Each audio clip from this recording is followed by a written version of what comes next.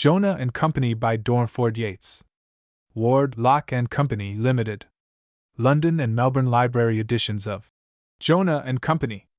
First published September 1922, reprinted 2000 October 1922, reprinted 2000 October 1923, reprinted 2000 September 1924, reprinted 2000 May 1925, reprinted 3000 February 1926, reprinted 12,000 June 1927, reprinted 8000 March 1928, reprinted 5,000 August 1929, reprinted 10,000 August 1930, reprinted 10,000 February 1933, reprinted 8,000 December 1935, reprinted 8,000 March 1939, reprinted 5,000 February 1942, reprinted 9,000 December 1943.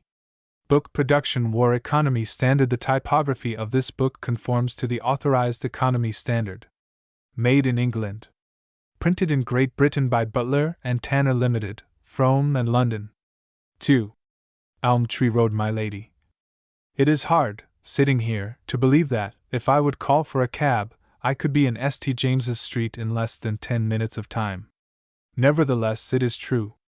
I have proved it so many times. Soon I shall prove it for the last time. Better men than I will sit in this study and pace the lawn in the garden with the high walls. The lilies and laburnums and all the gay fellowship of flowers will find a new waterman. The thrushes and blackbirds and wood pigeons will find a new victualler. The private forecourt, so richly hung with creeper, will give back my footfalls no more. Other eyes will dwell gratefully upon the sweet pretty house and look proudly out of its leaded window panes. The old order changeth, my lady. And so I am going, before I am driven out. 9 years ago there was a farm upon the opposite side of the road, a little old English farm. Going out of my door of a morning, I used to meet ducks and geese that were taking the air. And horses came home at even, and cows lowed. Now the farm is gone, and a garage has taken its room. And other changes have come, and others still are coming. So, you see, my lady, it is high time I was gone. This quiet study has seen the making of my books. This, the last it will see, I make bold to offer to you for many reasons, but mainly because, for one thing, this house belongs to you, and for another, no hostess was ever so charming to the stranger within her gates. I have the honor to be your ladyship's humble servant, Dornford YATES. Number 6. Chapter 1. How Barry stepped into the breach, and Jonah came first and was first served. 2. How 3 wagers were made, and Adele killed 2 birds with 1 stone. 3. How a golden calf was set up, and Nobby showed himself a true prophet. 4. How Barry made an engagement, Jill a picture, and Adele a slip of some importance. V. How love came to Jill, Herbert to the rescue, and a young man by his right. 6. How Barry ran contraband goods, and the Duke of Padua plighted Jill his troth. 7. How Daphne lost her bedfellow, and the line of least resistance proved irresistible. 8. How Adele bought a bottle of perfume which had no smell, and I cut Eulalie dead. 9. How Jonah took off his coat, and Barry flirted with fortune for all he was worth. X. How Barry sought comfort in vain, and Nobby slept upon a queen's bed. 11. How Barry put off his manhood, and Adele showed a fair pair of heels. 12. How a telegram came for Jill. Piers demanded his sweetheart, and I drove after my wife. All the characters in this story are imaginary, and have no reference to any living person. Jonah and Company. Chapter 1. How Barry stepped into the breach, and Jonah came first, and was first served. Shall I massage it? Said Barry. The suggestion was loudly condemned. Right, replied my brother-in-law. That reduces us to faith healing. On the command 1, make your mind a blank. That shouldn't be difficult. Realize that the agony you aren't suffering is imaginary, and close both legs. 1. On the command 2. You can go, I said wearily. You can go. I'll write to you when I want you. Don't bother to leave your address. But how vulgar, said Barry. How very vulgar. He paused to glance at his watch. Dear me. 10:30, and I haven't had my beer yet. He stepped to the door. Should the pain become excruciating, turn upon the stomach and repeat Kipling's if should. My sister and Jill fairly bundled him out of the doorway. Sitting by my side upon the bed, Adele laid her cheek against mine. Is it any better, old chap? The pain's practically stopped, said I. Thank heaven. Putting it up's done that. But I'm in for a stiff leg, dear. I know that. Not that that matters really, but it means I can't drive. It was unfortunate that, before I had been upon French soil for half an hour, I should be kicked by a testy cab horse of whose existence, much less proximity, thanks to the poor lighting of Boulogne, I had been totally unaware.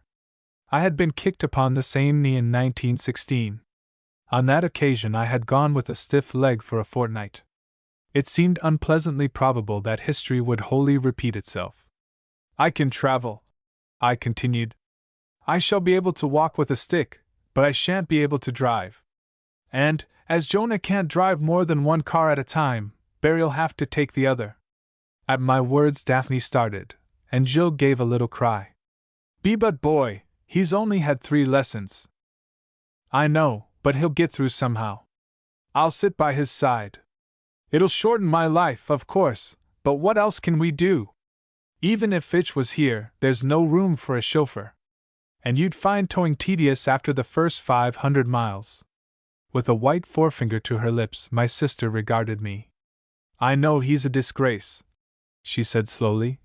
But he's the only husband I've got, boy, and he has his points. She concluded softly with the tenderest smile. I stretched out a hand and drew her towards me. Isn't he my only brother, darling? Isn't he, Barry? I'll see he comes to no harm. You really think it's safe? Perfectly. For one thing, I shall be able to reach the handbrake rather more easily than he will. My sister kissed me. I like the sound of that, she said cheerfully. It was the 5th day of November, and all 6 of us were for the Pyrenees. A month ago Adele and I, newlywed, had visited Pau. We had found the place good, conceived the idea of spending the winter there, and wired for instructions. Within 3 days we had received 4 letters. The first was from Jill. Adele, darling. How sweet of you both to think of it. We're all simply thrilled. Try and get one with a palm tree and some wisteria. We miss you awfully. Tell boy Nobby is splendid and sends his love. Oh, and he smells his coat every day. Isn't it pathetic? My hair won't go like yours, but I'm going to try again. All our love to you and your husband, Jill. Then came Jonah's. Dear boy. What about tobacco? You might examine the chances of smuggling. I'm sending you 100 cigarettes conspicuously labeled Banger's Food, to see what happens. I suppose the roads are pretty bad. What about fishing? Yours, Jonah. I subsequently received a curt communication to the effect that there was a package, addressed to me and purporting to contain farine, lying at the local custom house. Adele was horrified. I endeavored to reassure her, tore up the notice, and cursed my cousin savagely.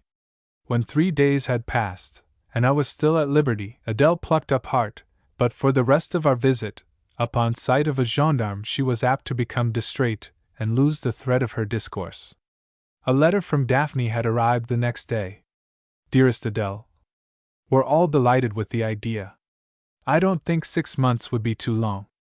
I agree that a villa would be much the best, and we're perfectly content to leave the selection to you. You know what room we must have. I suppose 2 bathrooms would be too much to expect. About servants, we can bring some, but I think we ought to have a French cook to do the marketing, and perhaps one other to keep her company and help in the kitchen and house. Will you see what you can do? Plate and linen, of course, we can bring. By the way, Madge Willoughby tells me that last year in France they had some difficulty about coal, so tell Boy to see if he can order some now. All this, of course, if you can get a villa. Your loving sister, Daphne. Barry's came last. Dear brother. So we shall ourselves winter this year at Pau. Eh bien. There are, perhaps, worse places. At least, the sun will shine. Ma foi, to think that upon you depend all the arrangements. Tant pis. My suite must face itself south and adjoin the bathroom. Otherwise I cannot answer for my health, or, for the matter of that, yours either. Kindly omit from your next letter any reference to the mountains. Impressions of the Pyrenees.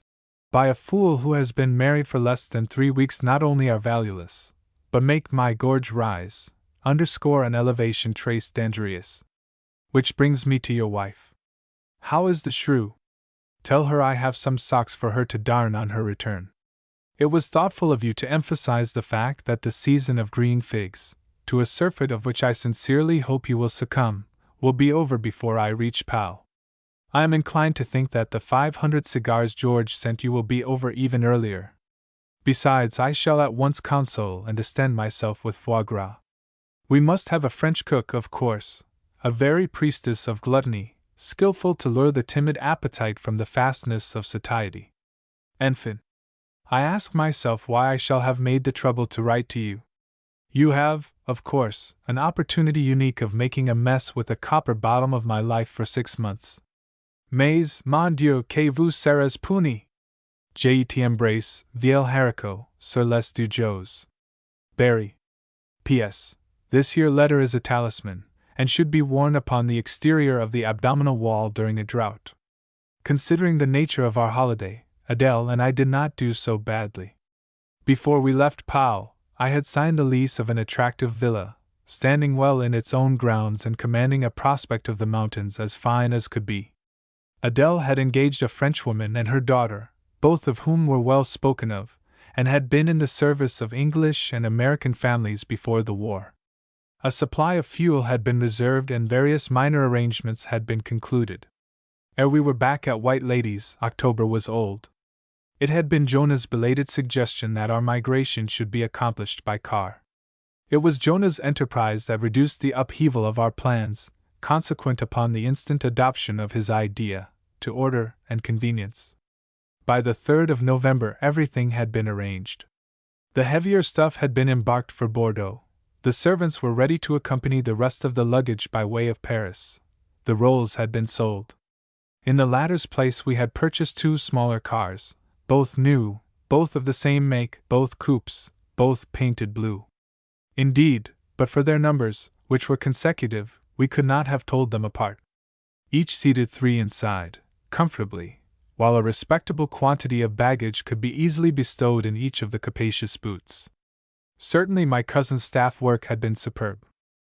In the circumstances it seemed hardly fair that upon this, the first night of our venture, he should be faced with the labor of shepherding both cars, single-handed, first clear of the customs, and then, one by one, through the cold, dark streets which led from the quay to the garage of the hotel. As if she had read my thought. "Poor Jonah!" said Adele suddenly. "I wonder." A knock upon the door interrupted her. This, being opened, admitted Nobby, 2 porters, our luggage, 2 waiters, a large dish of sandwiches, some beer, coffee and its accessories, Jonah, and finally Barry. "You must be tired," said the latter. "Let's sit down, shall I?" He sank into a chair. "And how's the comic patella?" "I well remember, when I was in Plumbago, a somewhat similar accident. A large cherry-colored gibus, on its wrong side. At the present moment," said I, wrestling with the Sealy ham's advances, "we're more concerned with your future than with your past. It's the Bank of England to a ha'porth of figs that tomorrow morning I shall have a stiff leg."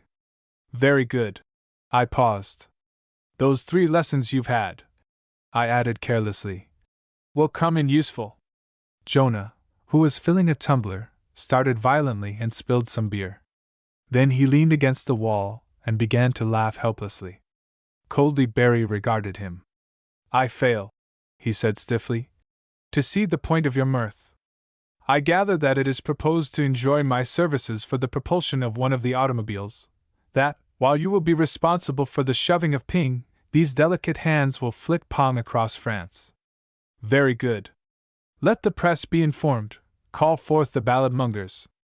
What would have been a somewhat sordid drive will become a winged flight, sublime and deathless." "I trust so," said Jonah. 600 miles with a fool at the wheel is a tall order, but if your companions survive the first 2 days, they ought to pull through. Try not to do more than 5 pounds worth of damage to the gallon, won't you?" "Sour grapes," said Barry. "The professional reviles the distinguished amateur." "Seriously," said I, "it's no laughing matter. I agree, said Daphne. You'll have to just crawl along all the way. After all, we've got 6 months to get there in. Promise me you won't try and pass anything. I promise, replied her husband. Should another vehicle approach, I'll stop the engine and go and hide in a wood till it's gone. Fool, said his wife. I meant overtake anything, of course. You know I did. Promise you won't try and rush past things just to get in front of them. I took up the cudgels. We've got to get along, darling, and he can't give a promise like that.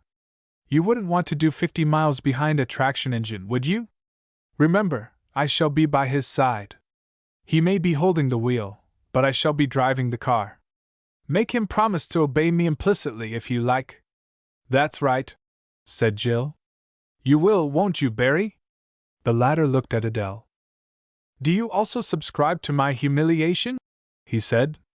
Adele smiled and nodded. Unquestionably, she said. By the time you get to Pau, you'll be an expert. And then you can teach me. The Pilgilder, said my brother-in-law. Well, well. So far as in me lies, I'll do as I'm told. But I insist upon plain English. I'm not going to be suddenly yelled at to double clutch, or feel the brake, or close the throttle, or something. It makes me want to burst into tears.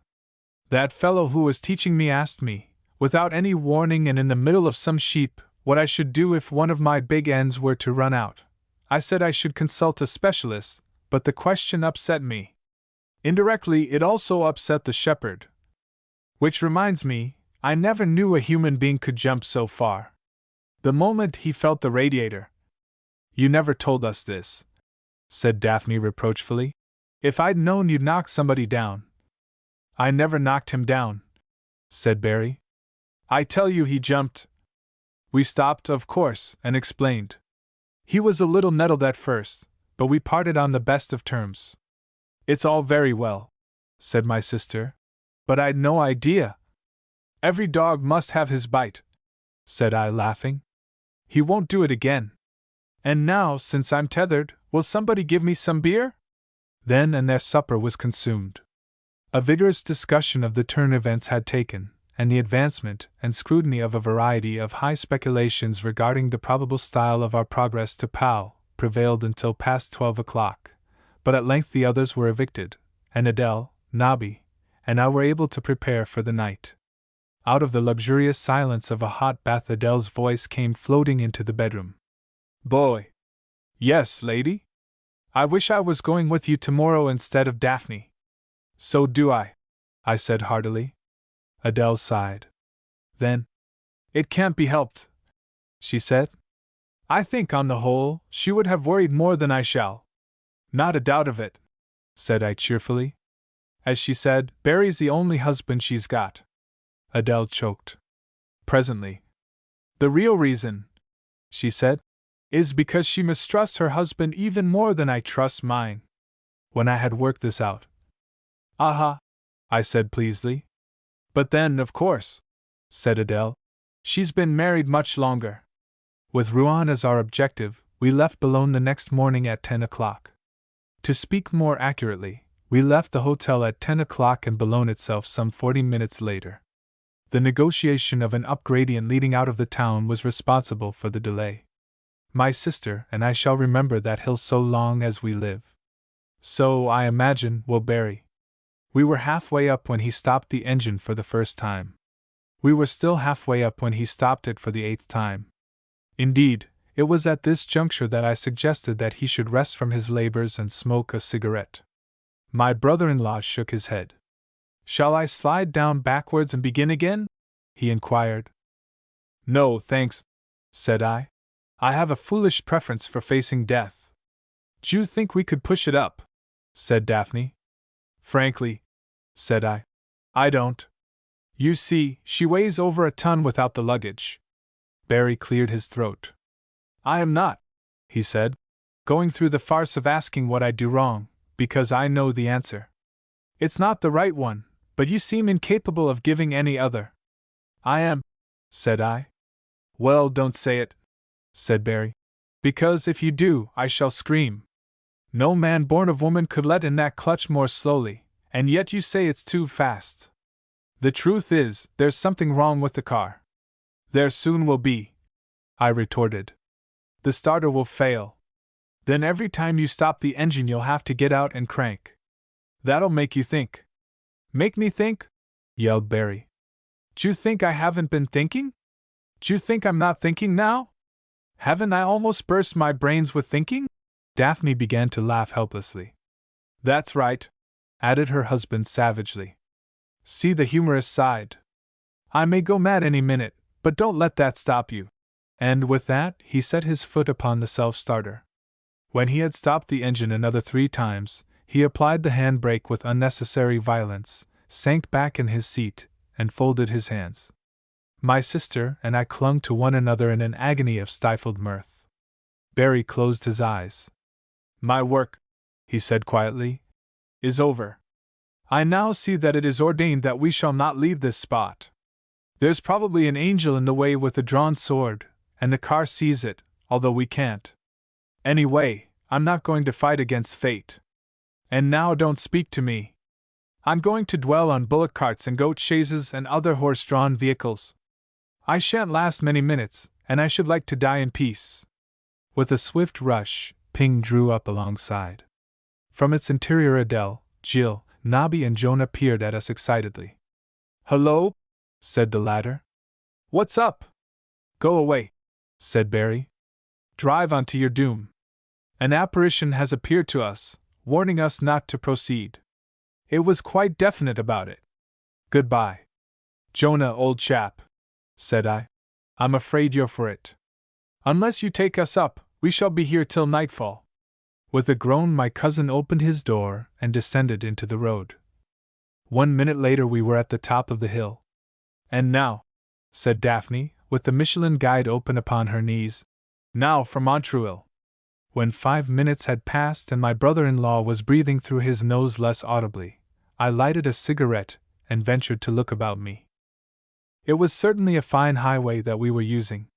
Broad, direct, smooth beyond all expectation, it lay like a clean-cut sash upon the countryside, rippling away into the distance as though it were indeed that long, long lane that hath no turning.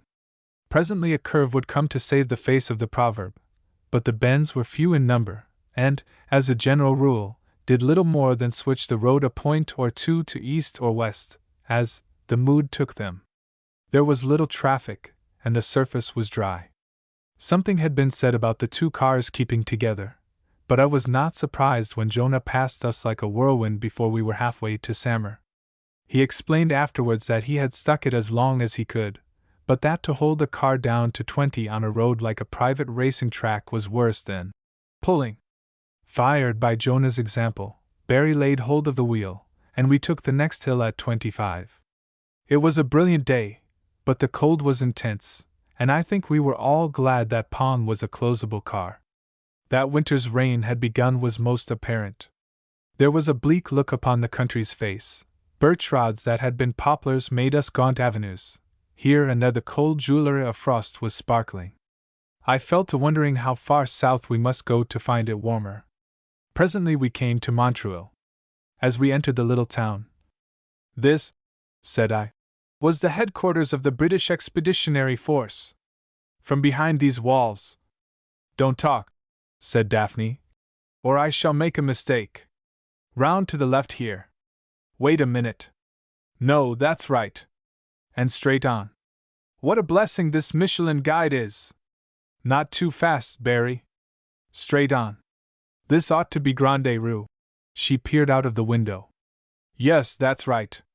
Now, in a minute you turn to the left. After all, I reflected, we had to get to Rouen, and it was past midday. We had sworn not to lunch before we had passed Abbeville, so, since we had breakfasted betimes, I furtively encouraged my brother-in-law to put her along.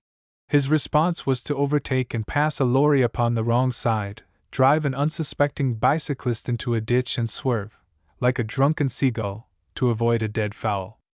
As we were going over 40 it was all over before we knew where we were, but the impression of impending death was vivid and lasting, and nearly a minute had elapsed before I could trust my voice. Are we still alive? Breathed Daphne. I'm afraid to open my eyes.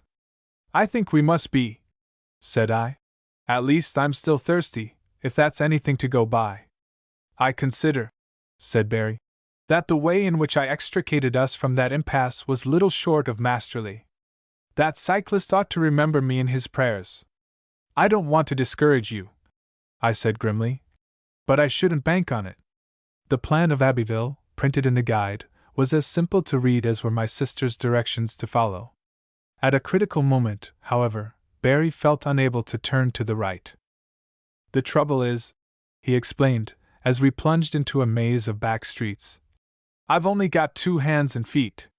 To have got round that corner, I should have had to take out the clutch, go into third, release the brake, put out a hand, accelerate, sound the clarion, and put the wheel over simultaneously. Now, with 7 limbs I could have done it. With 8 I could also have scratched myself, an operation, I may say, which can be no longer postponed. He drew up before a charcuterie and mopped his face. What a beautiful bunch of sausages, he added. Shall we get some? Or d'you think they'd be dead before we get to Rouen? In contemptuous silence, Daphne lowered her window, accosted the first passer-by, and asked the way. An admission that it was possible to reach the Neuchâtel road without actually retracing our steps was at length extracted, and, after a prolonged study of the plan, my sister gave the word to proceed. Save that we twice mounted the pavement, grazed a wagon, and literally brushed an urchin out of the way, our emergence from Abbeville was accomplished without further incident. With the knowledge that, barring accidents, we ought to reach Rouen by 5:30, we ventured to devour a wayside lunch some 10 minutes later. It was after Neuchâtel that the surface of the great grey road argued neglect in no uncertain terms. For mile after mile, fat bulls of Bazin, in the shape of gigantic potholes, gaped threateningly upon us. Barry, who was driving much better, did all that he could, but only a trick cyclist could have picked his way between them. The car hiccuped along piteously. With the approach of darkness, driving became a burden, being driven a weariness of the flesh, and we were all thankful when we slid down a paved hill into the cathedral city and presently, past the great church and on to the very bank of the river Seine. The others had been awaiting us for nearly 2 hours. With this sun, said Adele, they ought to be glorious. Impiously I reflected that Barry was almost certainly enjoying his breakfast in bed.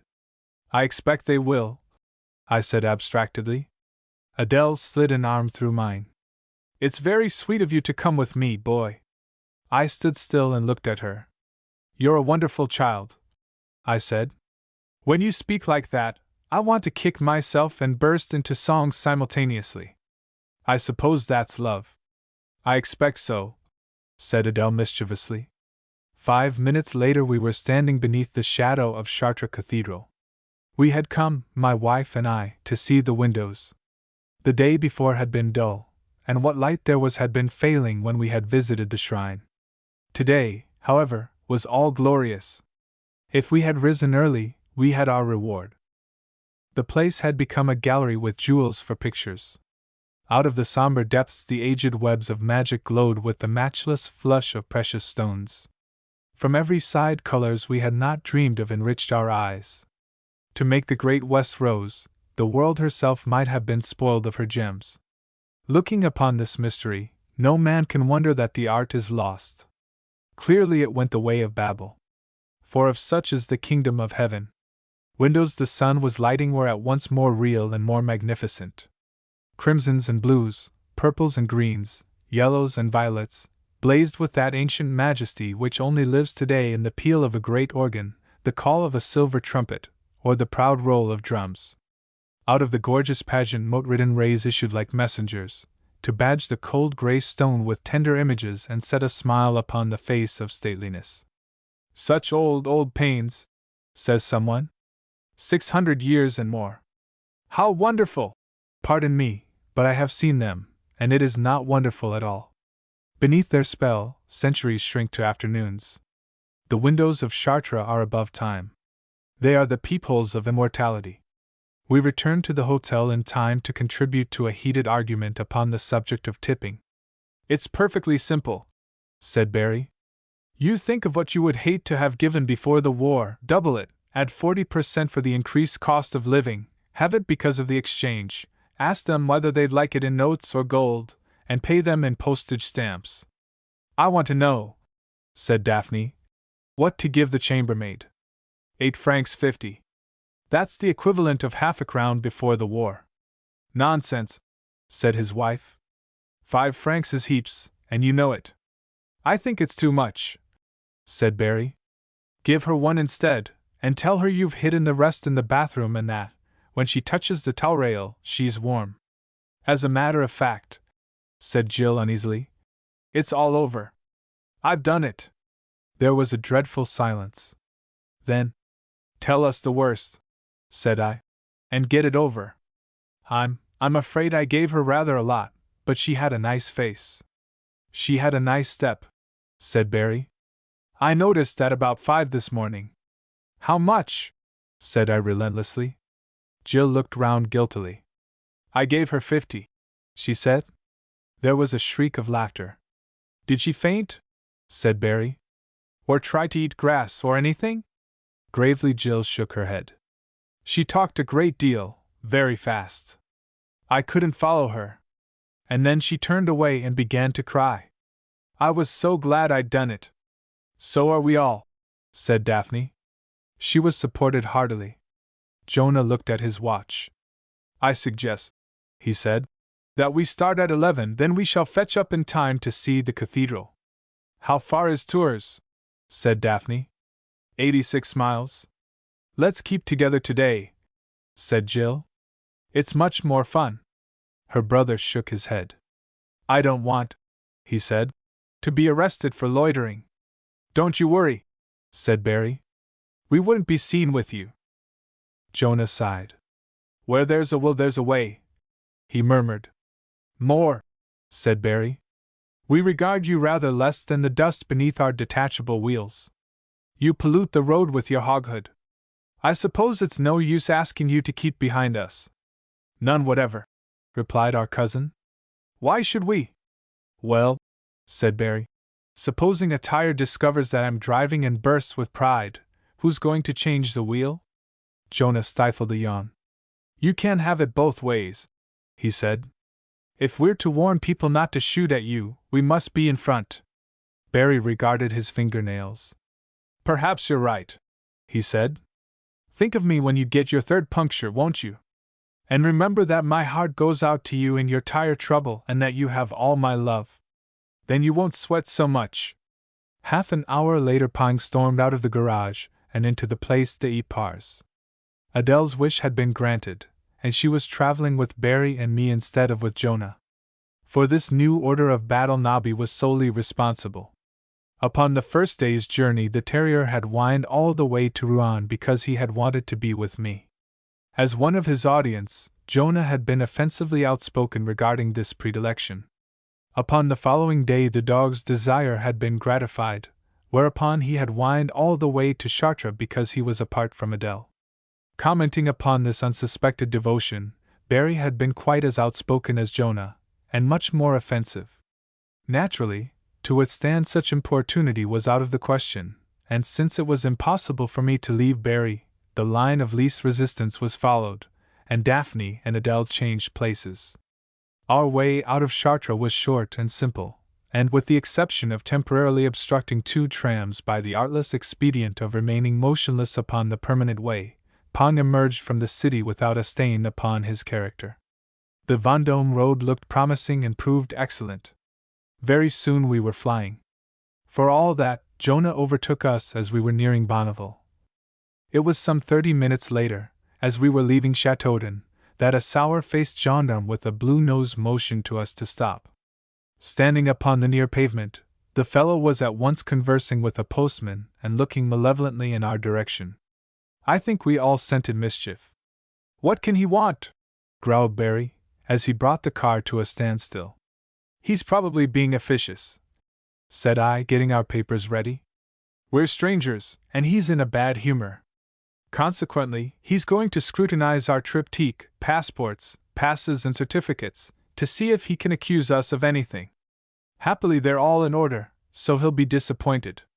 When he's thoroughly satisfied that he can bring no charge against us, he'll order us to proceed. He's taking his time about it," observed my brother-in-law. I looked up from the documents.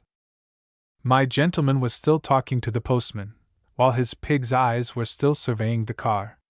From his companion's demeanor, he seemed to be whetting his wit at our expense. "This is intolerable," said I. "Ask him what he wants, lady." Adele leaned forward and put her head out of the window. "I think you wished us to stop, monsieur?" The gendarme waved his hand. "Wait," he said insolently. The postman sniggered shamefacedly. Adele sank back in her seat, her cheeks flaming. In a voice trembling with passion, I conjured Barry to proceed. The moment the car moved, the official sprang forward, gesticulating furiously. As we passed him, I put out my head. "Now it's our turn," I said warmly, "to make the postman laugh." From the hoarse yells which followed us, it was clear that we had left the fellow beside himself with rage. Looking back through the little window, I could see him dancing. Suddenly he stopped, peered after us, and then swung about and ran ridiculously up the street. "Blast him, he's going to telephone," said I. "Where's the map?" Together Adele and I pored over the sections. "If," said Barry, "you're going to direct me to turn off, for heaven's sake be quick about it. At the present moment I'm just blinding along into the blue and, for all I know, an oversized hornet's nest. Of course they mayn't sting when there's an R in the month, but then they mightn't know that. Or am I thinking of oysters? They'll stop us at Vendôme," said I. "Not before." "Right-o! We must turn to the right at Cloyes and make for St. Calais. We can get round to Tours that way. It'll take us about 20 miles out of our way, but—" "Yes, and when we don't show up at Vendôme, they'll wire to Calais. Seriously, as Shakespeare says, I'm all of a doodah." That we should be stopped at St. Calais was not likely, and I said as much. What did worry me, because it was far more probable, was that when they drew blank at Vendôme, the authorities would telephone to Tours.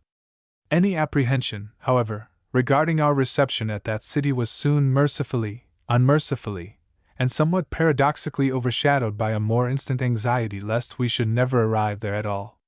From the moment we left the main road, the obstacles in the shape of uncharted roads and villages, pavements, cattle, goats, a horse fair, and finally a series of appalling gradients, opposed our passage. All things considered, my brother-in-law drove admirably. But it was a bad business, and while my wife and Barry were very staunch, I think we all regretted that I had been so high with Blue Nose. Night had fallen ere we slunk into Tours. Fully expecting to find that the others had well-nigh given us up, we were astounded to learn at the hotel that Ping had not yet arrived. Indeed, we had finished dinner, and were debating seriously whether we should take a hired car and go to seek them, when there was a flurry of steps in the corridor. Nobby rushed to the door, and the next moment Daphne and Jill burst into the room. "My darling," said Barry, advancing, "where on earth have you been?" My sister put her arms about his neck and looked into his eyes. "Kiss me goodbye," she said. "Jonah's just coming." Her husband stared at her. Then, "Is it as bad as all that?" he said. "Dear, dear. And how did he get the booze?" Somebody cleared his throat. I swung round, to see Jonah regarding us. "You three beauties," he said. "Four with Nobby." "But what do you mean?" said Adele. "What have we done?" "Done?" cried Jonah. "Done?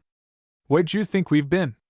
"It can't have been goats that stopped you," said Barry, "because I had all the goats. There was a great rally of goats at St. Calais this afternoon. It was a wonderful smell, I mean sight."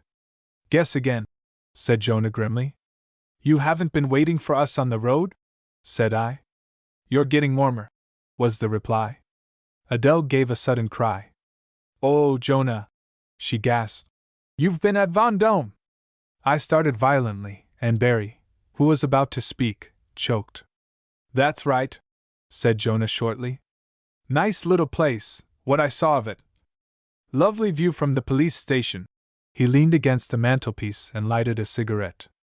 "It may amuse you to know," he added, That the expiation of your crime took us 6.5 hours and cost 500 francs.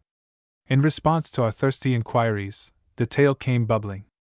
My surmise that the blue-nosed gendarme would telephone to Vendôme had been well-founded. He had forwarded an exact description of Pong, together with the letters and the first 3 figures of the 4 appearing upon the number plate. 6 minutes later Ping had sailed innocently into Vendôme, and up to her doom. The Vendôme police could hardly believe their eyes. Here was the offending car, corresponding in every particular to the one described to them, admittedly fresh from Châteaudun, yet having covered the 39 kilometers in 11 minutes. It was amazing, almost incredible, almost. Of outlaws, however, all things were credible, even a speed of 136 miles an hour. For it was without doubt that outlaw which had flouted authority at Châteaudun. Oh, indubitably. And having thus flouted authority, what was more natural than that it should endeavor to outstrip the consequences of its deed? But, mon Dieu, what wickedness! In vain had Jonah protested and Daphne declared their innocence. The telephone was again requisitioned, and the blue-nosed gendarme summoned and cross-examined. As luck would have it, he could not speak to the passengers, beyond affirming that they included 1 man and 1 woman. When he gratuitously added that the reason why he could not swear to the whole of the number was because of the terrible pace at which the car was moving, the game was up. Finding that the accusation of traveling at a horrifying speed was assuming a serious look, my sister and cousins at length decided that they had no alternative but to give us away. They had, of course, realized that Pong was implicated from the beginning. Consequently, with the flourish of one who has hit upon the solution of a problem, they divulged our existence. They were politely, but wholly disbelieved. In reply, they had politely, but confidently invited the police to wait and see. For over 4 hours they had anxiously awaited the arrival of Pong. When at last the humiliating truth began to dawn upon them, and it became evident that we had ruled Vendôme out of our itinerary, the shock of realizing, not only that they were to be denied an opportunity of refuting the charges preferred, but that they were destined to leave the town branded as 3 of the biggest and most unsuccessful liars ever encountered, had well-nigh reduced Daphne and Jill to tears. And when, upon the sickly resumption of negotiations, it appeared highly probable that they would not be permitted to proceed, Jill had wept openly. France is nothing if not emotional. Visibly affected by her distress, the police had immediately become less hostile. Observing this, Daphne had discreetly followed her cousin's example. Before the sledgehammer blows of their lamentation, 2 gendarmes began to sniff and a 3rd broke down. The girls redoubled their sobs. They were practically there. You never saw anything like it, concluded Jonah. Within 3 minutes 4 of the police were crying, and the head bottle washer was beating his breast and imploring me in broken accents to explain away my guilt. I threw 500 francs on his desk and covered my eyes. With tears rolling down his cheeks, he pushed the notes under a blotting pad and wrote laboriously upon a buff sheet. Then a woman was produced. Between explosions of distress she made us some tea. In common decency we couldn't push off for a while. Besides, I wasn't quite sure that it was all over. However, everybody seemed too overcome to say anything, so, after a bit, we chanced it and made a move for the car. To my relief, they actually helped us in, and 2 of them fought as to who should start us up. He looked round coldly. And now, perhaps, you'll be good enough to tell us what we've been punished for. I told what there was to tell. As I came to the end. Barry nodded at Jonah. Yes, he said unctuously. And let this be a lesson to you, brother. Speechless with indignation, our cousin regarded him. At length. What do you mean? He demanded. Barry raised his eyebrows. I hardly think, he said, the penalty for loitering would have been so vindictive. Chapter 2: How 3 wagers were made, and Adele killed 2 birds with 1 stone. We had slept, risen and breakfasted. We had visited Tours Cathedral. Finally, we had mustered in the lounge of the hotel. It was when we had there been insulting one another for nearly an hour, that Jonah looked at his watch. We have now, he said, wasted exactly 49 minutes in kicking against the pricks. Short of a European war, you can't alter the geography of France, and the laws of mathematics take a lot of upsetting. It's no good wishing that Bordeaux was Biarritz, or that Pau was half the distance it is from Angoulême. If you don't want to go right through, you must stay at Bordeaux. It's the only possible place. If you don't want to stay at Bordeaux, you must go right through. I don't care which we do, but I do want to see something of Poitiers, and if we don't get a move on, we shan't have time. All the way from Boulogne, France had made an excellent host. So far she had never failed to offer us a good night's lodging, with history as a bedfellow, at the end of a respectable run. Indeed, from the point of view of they that go down to the south in cars, her famous capitals could hardly have been more conveniently disposed. This very evening, by lodging us at Angoulême, she was to repeat such hospitality for the last time. Upon the morrow we should be faced with the choice of making a dash for the villa which was awaiting our arrival at Pau, or breaking the journey asunder, but by no means in half, by sleeping at Bordeaux. I must confess, said Daphne, that, for some reason or other, Bordeaux doesn't attract me. Incidentally, I'm getting rather tired of unpacking and packing up. So far, said her husband, as the bestowal and disinterment of my effects are concerned, I can confirm that statement. Indeed, if we had another week on the road, you'd both be exhausted. You left my sponge and bedroom slippers at Boulogne, my dressing gown at Rouen, and my pajamas at Chartres. I wish you'd tell me what you've left here. I'm simply dying to know. No, said Daphne. You must wait till Angoulême. I wouldn't spoil it for anything. Jade, said her husband. And now, stand back, please, everybody. I want to do a little stock-taking. With that, from every pocket he produced French notes of all denominations, in all stages of decay, and heaped them upon the table. Now this one, he added, gingerly extracting a filthy and dilapidated rag, is a particularly interesting specimen. Apparently, upon close inspection, merely a valuable security, worth, to be exact, a shade under twopence halfpenny. It is in reality a talisman. Whosoever touches it cannot fail to contract at least 2 contagious diseases within the week. In view of the temperature of my coffee this morning, I'm saving it for the head waiter. When, said I, do you expect to go down? The pure in heart, said Barry, are proof against its malignity. Don't you come too near. And look at this sere and yellow leaf. Now, that represents 1 franc. When I think that, upon offering that to a bartender, I shall not only not be assaulted, but shall actually receive a large bottle of beer and be lent a 2 and 6-penny glass from which to imbibe the same, I feel the deepest reverence for the French government. No other authority in the world could possibly put up such a bluff and get away with it. They are awful, said Jill, peering. They're perfectly beastly, said Barry, and wholly ridiculous. However, since they're also legal tender, I suppose I may as well try and sort them out. What I really need is some rubber gloves and a box respirator. Hello? Just catch that one, will you? He's seen that dog over there.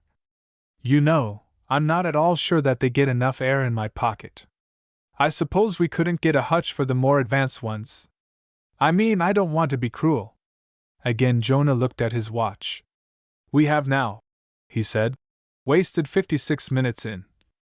Excuse me, said Barry, but isn't this touching? Here's affectionate Albert. With the words, he laid a 2-franc note tenderly upon my sleeve. Now, I bet you don't get him off without tearing him. Disgustedly, I managed to detach Albert, who instantly adhered to my fingers. There was a shriek of laughter. Stick to him, said Barry. I've lost the bet. The injunction was unnecessary. After Albert had clung once to Adele's, happily, gloved, fingers and twice to each of my hands, I trod upon him. Some of Albert was still upon my boot that evening at Angoulême. For the last time, said Jonah, I appeal to you all to let that dogged mountebank rake over his muck-heap, and attend to me. My brother-in-law addressed Adele. It is, he said, a discreditable but incontrovertible fact that saints have always been reviled. I suppose it's jealousy. He turned to his wife. By the way, did you pack my aureola? I left it hanging on the towel rail. If, said Daphne, you're referring to your body belt, it's with your bed socks. And why not between your flannel vests? Said her husband. The gray ones we found at Margate, I mean. With the imitation bone buttons. Ah, here we are. Now, if half a franc's no earthly, what'll you give me for 2/3 of 50 centimes?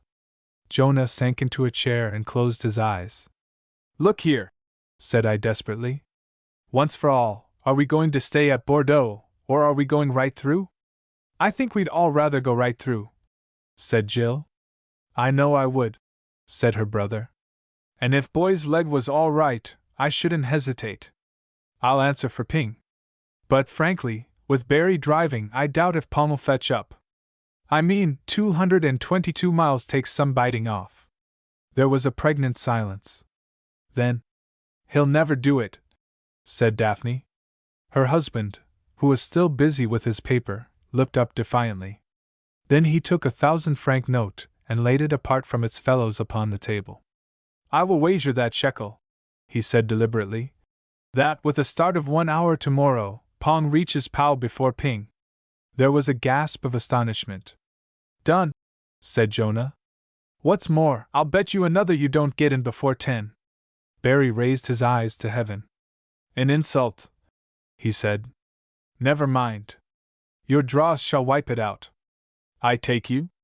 And I, said I, not to be outdone, will put another on Pong for the double. I felt that my honor was involved. After all, if I had not trained the mount, I was training the jockey. Right, said Jonah. Will you both pay me now, or wait till you're out of hospital? I think, said I, we'll have a run for our money. The bets were made, and there was an end of it. But when we were again in the car, and my brother-in-law was threading his way out of Tours, I began to repent my rashness. Considering that, when he took the wheel at Boulogne, Barry had had only 3 lessons in the management of a car, he had done most creditably. My brother-in-law was no fool. Moreover, on leaving Rouen, he and I had joined forces. Sitting beside him in the coupe, I had driven the car with his hands, after a little practice, with astonishing results. In 2 days we prided ourselves, raised such collaboration from the ranks of the mechanical to the society of the fine arts. My part was comparatively easy. Sinking his initiative, he had more nearly converted himself into an intelligent piece of mechanism than I would have believed possible. It would, of course, be vain to suggest that Pong would not have gone faster if I had been able to drive with my own hands, or Barry had had my experience. Still, we had come very well, and with a start of a whole hour and a little luck. Another point in our favor was that Adele, who with Nobby completed our crew, had a pronounced gift for map reading. She had an eye to country. She seemed to be able to scent the line we ought to take. The frequent treachery of signposts she laughed to scorn. Upon the morrow her confident assistance would be invaluable. What, when I made my bet, I had entirely forgotten, was that we were not always upon the open road. There was the rub. From Angoulême to Pau towns would have to be penetrated, among them Bordeaux itself, and in the towns our system had broken down. In a crowded street, though I could still administer, Barry could not execute. When I endeavored to allow for his inexperience of traffic, I found it impossible accurately to gauge his capabilities. After a failure or two, it had been agreed that he should negotiate such streets as we encountered without my interference. Of my haste to support Pong's honor, I had forgotten the towns. With years of practice behind us, Jonah and I could thrust through traffic, happy enough with an odd inch to spare. Naturally enough, Barry had no such confidence. An inch was of no use to him. He must have a good L, and more also, before he would enter a gap. In the trough of a narrow street he labored heavily. There was no doubt about it. The towns through which we should have to pass on Wednesday would settle our chances. My money was as good as gone. It seemed equally probable that Barry would save his stake. Barring accidents of the grosser sort, if we started betimes, we were bound to reach Pau before 10. Such a process robbed the bet of its savor. With 1,000 francs at stake, it would be foolish not to take reasonable care. and the taking of reasonable care would all but eliminate the element of uncertainty. There was no getting away from it. Of the two wagers, only the first was worth winning. To reach Pal before Jonah would be a veritable triumph. Moodily, I communicated my reflections to Adele. "I thought it was rather rash at the time," she replied. "But I think there's a sporting chance."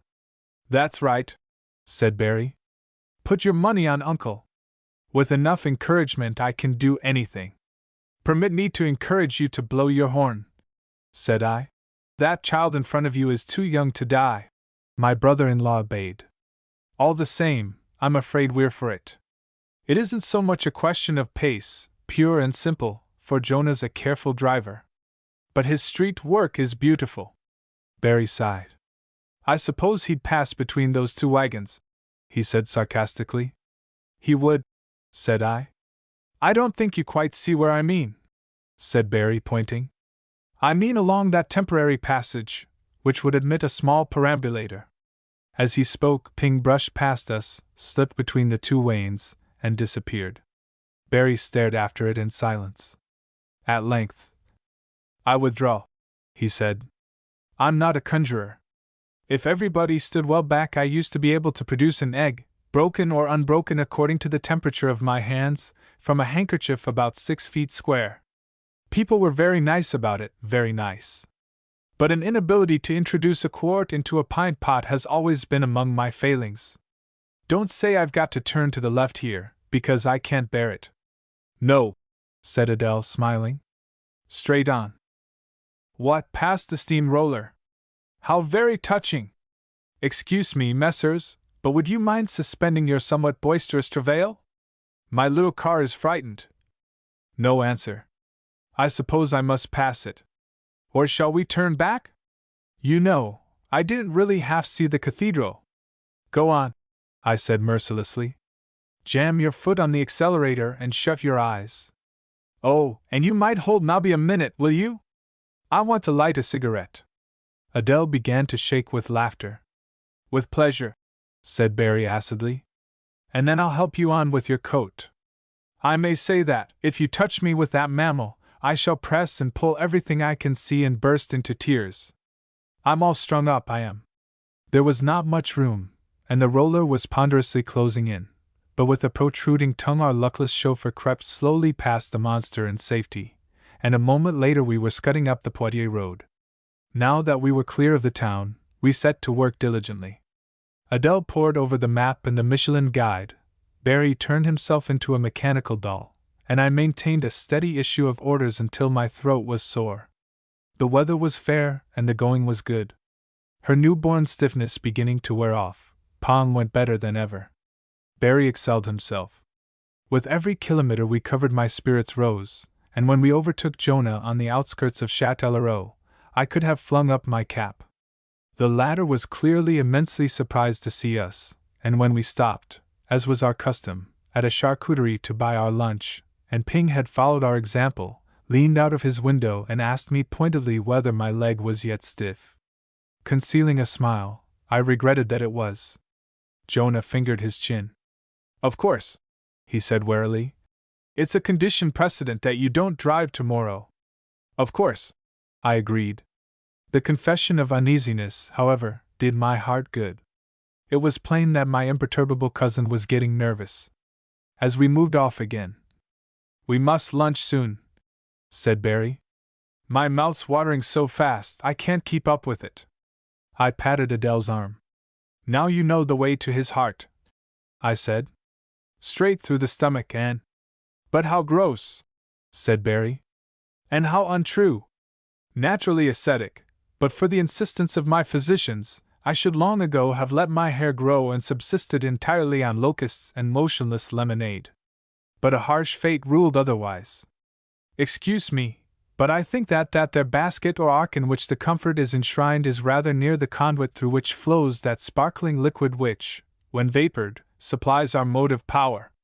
And foie gras is notoriously susceptible to the baneful influence of neighboring perfumes. Thank you. If those bits of heaven were to taste of petrol, it would shorten my life. And now, where was I?" I turned to Adele. "He's off," said I. The prospect of gluttony always loosens his tongue. There's really only one way to stop him. What about lunching at the top of this hill? Or can you bear it till we've passed Poitiers? A mischievous look came into Adele's brown eyes. It's not 12:30 yet, she said slowly.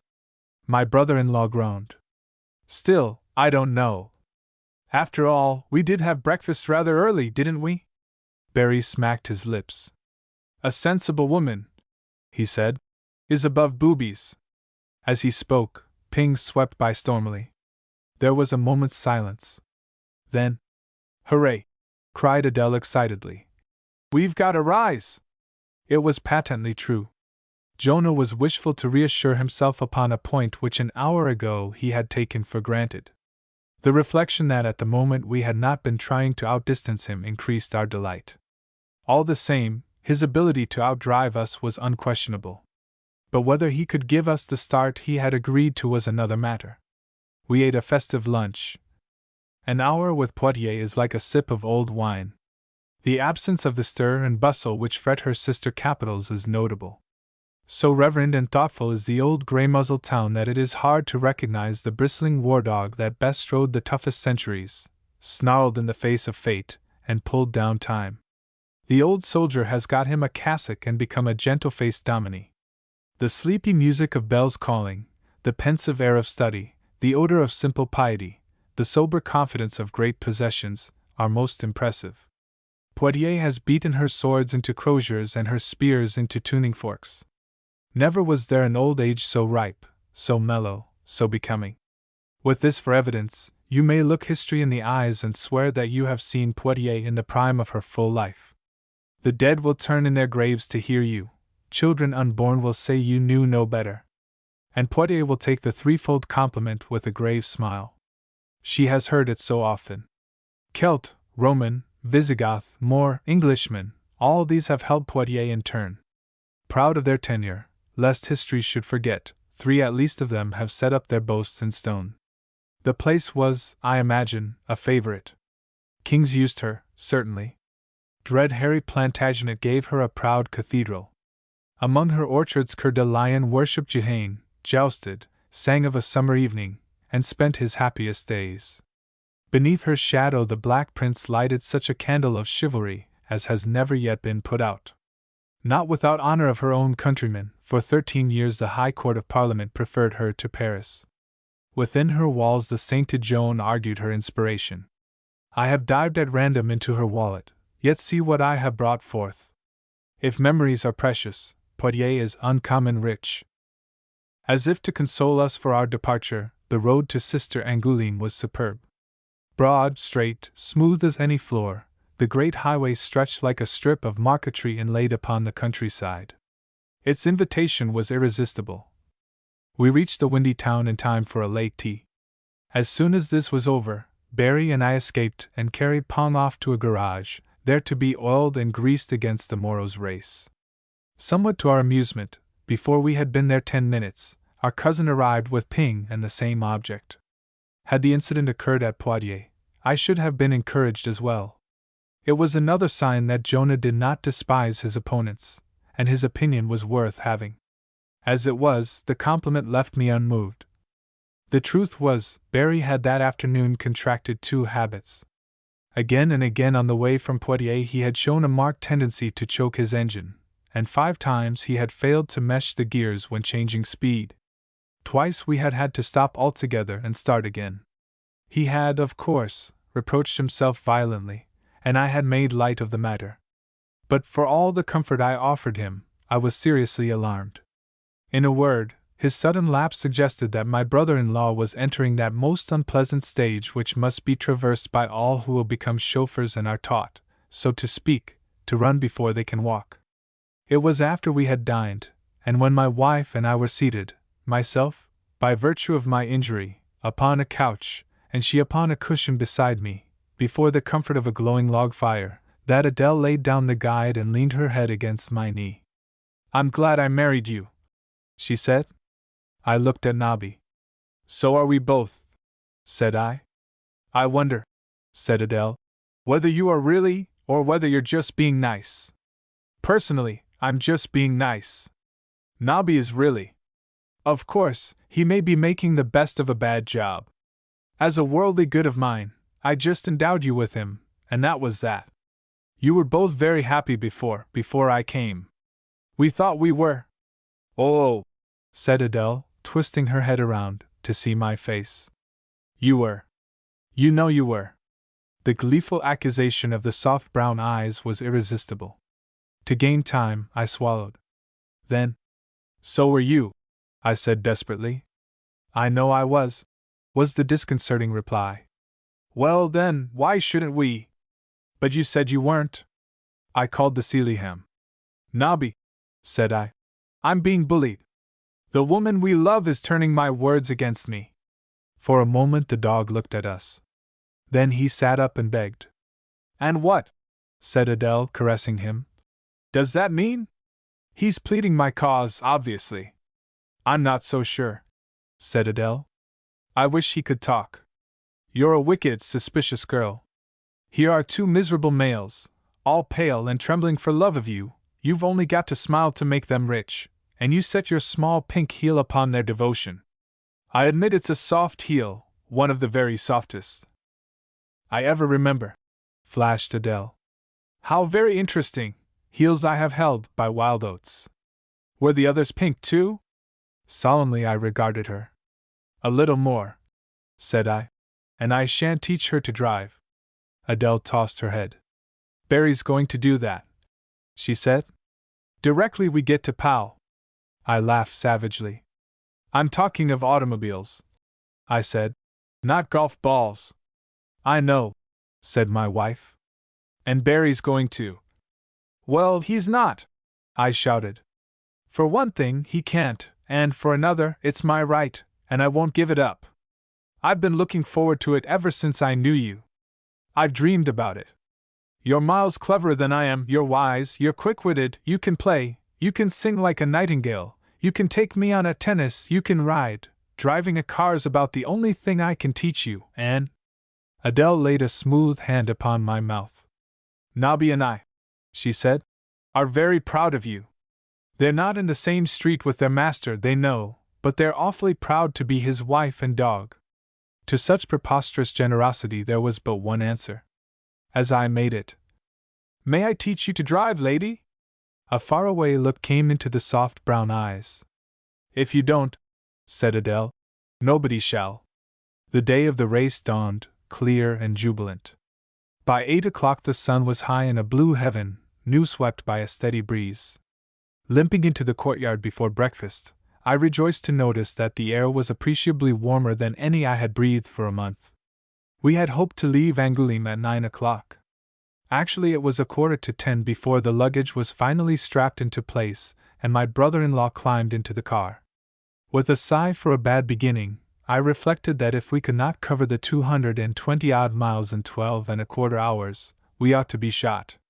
Jonah stood by, watch in hand. Are you ready? He said. I nodded. Right, said my cousin. I'm not sure we've picked the best route, but it's too late now. No divergence allowed. I agree. And you don't drive? It's out of the question. Right. Like to double the bets? No, said Adele. They wouldn't. I won't allow it. But I'll bet with you. I can't afford much, but I'll bet you 100 francs we're there before you. I'll give you 10s, said my cousin. And I start in 1 hour from now. When I say that, upon the word being given, Pon, whose manners had been hitherto above reproach, utterly refused to start or be started, it will be seen that fate was against us.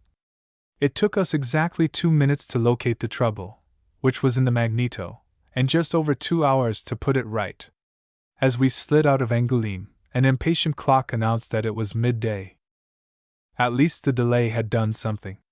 So far as the second wager was concerned, it had altered the whole complexion of the case. We were no longer betting upon anything approaching a certainty. Indeed, unless we could break the back of the distance before daylight failed, our chances of reaching Pau before 10 were worth little. If the road to Bordeaux were as fine as that from Poitiers, and Barry could find his form, we should probably run to time. We could not afford, however, to give a minute away. As luck would have it, the state of the road was, on the whole, rather worse than any we had used since we left Boulogne. Presumably untouched for over 6 years, the wear and tear to which, as one of the arteries springing from a great port, it had been subjected, had turned a sleek highway into a shadow of itself. There was no flesh, the skin was broken, the very bones were staring. For the first half-hour we told one another that we had struck a bad patch. For the second we expressed nervous hopes that the going would grow no worse. After that, Barry and I lost interest and suffered in silence. Indeed, but for Adele, I think we should have thrown up the sponge and spent the night at Bordeaux. My lady, however, kept us both going. She had studied our route until she knew it by heart, and was just burning to pilot us through Bordeaux and thence across Gascony. They're sure to make mistakes after Bordeaux. You know what the signposts are like. And the road's really tricky. But I spent 2 hours looking it up yesterday evening. I took you through Barbezieux all right, didn't I? Like a book, darling. Well, I can do that every time. And I dare say they'll have tire trouble. Besides, the road's no worse for us than it is for them, and after Bordeaux it'll probably be splendid. Of course we'll be there before 10, we can't help it. I want to be there before Jonah. I've got 100. My dear, I expostulated. I don't want to. We've got a jolly good chance, anyway. While you were getting her right, I got the lunch, and we can eat that without stopping. You can feed Barry. We'll gain half an hour like that. Before such optimism, I had not the face to point out that, if our opponents had any sense at all, they had lunched before leaving Angoulême. Here's a nice patch, added Adele. Put her along, you two. Spurred by her enthusiasm, we bent again to the oars. Contrary to my expectation, my brother-in-law, if unusually silent, was driving well. But the road was against him. He had not sufficient experience to be able to keep his foot steady upon the accelerator when a high speed and a rude surface conspired to dislodge it, a shortcoming which caused us all three much discomfort and lost a lot of mileage. Then, again, I dared not let him drive too close to the side of the road. Right at the edge the surface was well preserved, and I knew that Jonah's off wheels would make good use of it. Such finesse, however, was out of Barry's reach. We pelted along upon what remained of the crown painfully. 73 miles separate Bordeaux from Angoulême, and at the end of 2 hours 54 of them lay behind us. All things considered, this was extremely good, and when Adele suggested that we should eat our lunch, I agreed quite cheerfully. The suggestion, however, that I should feed Barry proved impracticable. After 4 endeavors to introduce one end of a petit pain into his mouth. Would it be asking too much, said my brother-in-law, if I suggested that you should suspend this assault? I don't know what part of your face you eat with, but I usually use my mouth. I admit it's a bit of a rosebud, but that's no excuse for all these outers. Yes, I know it's a scream, but I was once told never to put foie gras upon the nose or cheeks. They say it draws the skin. Oh, and don't let's have any comic nonsense about the beer, he added shortly. Pour it straight into my breast pocket, and have done with it. Then I can suck my handkerchief. As he spoke, Nobby leaned forward and took the disheveled sandwich out of my unready fingers. That's right, added Barry, with the laugh of a maniac. Cast my portion to the dogs. He dabbed his face with a handkerchief. Never mind. When his hour comes, you'll have to hold him out of the window. I'm not going to stop every time he wants to be sick. Eventually it was decided that, since we should have to stop for petrol, Barry must seize that opportunity to devour some food. Besides, I concluded, a rest of a quarter of an hour will do you good. As the words left my mouth, I noticed for the first time that my brother-in-law was tiring. For the moment I thought I was mistaken, for upon our previous runs he had never turned a hair. Now, however, he seemed to be driving with an effort. As if to confirm my suspicions, at the very next hill he missed his change. I think, I said quickly, you ought to have your lunch right away. It's no good getting done in for want of food. Barry shot me a pathetic glance. It isn't that, old chap, hang it all, it's my shoulder. That cursed muscular rheumatism cropped up again yesterday. The murder was out. After a little he admitted that, ever since we had left Poitiers, any quick movement of his left arm had caused him intense pain. Of course both Adele and I besought him to stop there, and let the race go to blazes. Of this he would not hear, declaring that, so long as Jonah was behind, victory was not out of sight, and that nothing short of paralysis would induce him to jilt the jade. After a little argument, we let him have his way. The road continued to offer an abominable passage, and when we stopped at a garage in Bordeaux, it was 5 minutes to 3 of a beautiful afternoon. The third bidon was discharging its contents into Pong's tank, and Barry was sitting wearily upon the running board, with his mouth full and a glass of beer in his hand, when, with an apologetic cough, Ping emerged from behind an approaching tram and slid past us over the cobbles with a smooth rush. The off-side window was open, and, as the car went by, Jonah waved to us. There was no doubt about it, my cousin was out to win. It was also transparently clear that Adele and I, at any rate, had lost our money. We could not compete with an average of 36 miles an hour. Boy! Yes, darling? Is that the last bidon? Yes. But Barry won't have finished for at least 10 minutes. Besides, couldn't I drive for a bit, just till he's finished his lunch? I stared at my wife. Then, I don't see why you shouldn't, dear, except that the streets of Bordeaux are rather rough on a beginner. I'll be very careful, pleaded Adele. And after all, we shall be moving. And it can't affect the bets. Nothing was said about Barry having to drive. I smiled ruefully. As far as the bets are concerned, we might as well stay here the night. We've got 150 miles in front of us, and 7 hours, 5 of them after dark, to do them in. Barry's shoulder has put the lid on. We shan't get in before midnight. You never know, said Adele. Barry suspended the process of mastication to put his oar in. Let her drive, he said huskily. One thing's certain. She can't do any worse than I have. You never know, said Adele. A minute later she was in the driver's seat, and I had folded the rug and placed it behind her back. As Barry took his seat, "That's right," I said. "Now let in the clutch gently. Well done. Change. Good girl. Now I shouldn't try to pass this lorry until—" "I think you would," said Adele, changing into third and darting in front of the monster. "Good heavens!" I cried. Then, "Look out for that tram, lady. You'd better." As the tram was left standing, I caught my brother-in-law by the arm. "She can drive," I said stupidly. "Nonsense," said Barry. "I'm willing her." "You fool!" I shouted, shaking him. "I tell you she can drive." We flashed between two wagons. "Look at that! She's a first-class driver, and she's going to save your steak. What's really worrying me," said Adele, "is how we're to pass Jonah without him seeing us." There was an electric silence. Then, "Forrard!" yelled Barry. "Forrard! Out of the way, fat face, or we'll take the coat off your back." A portly Frenchman leaped into safety with a scream.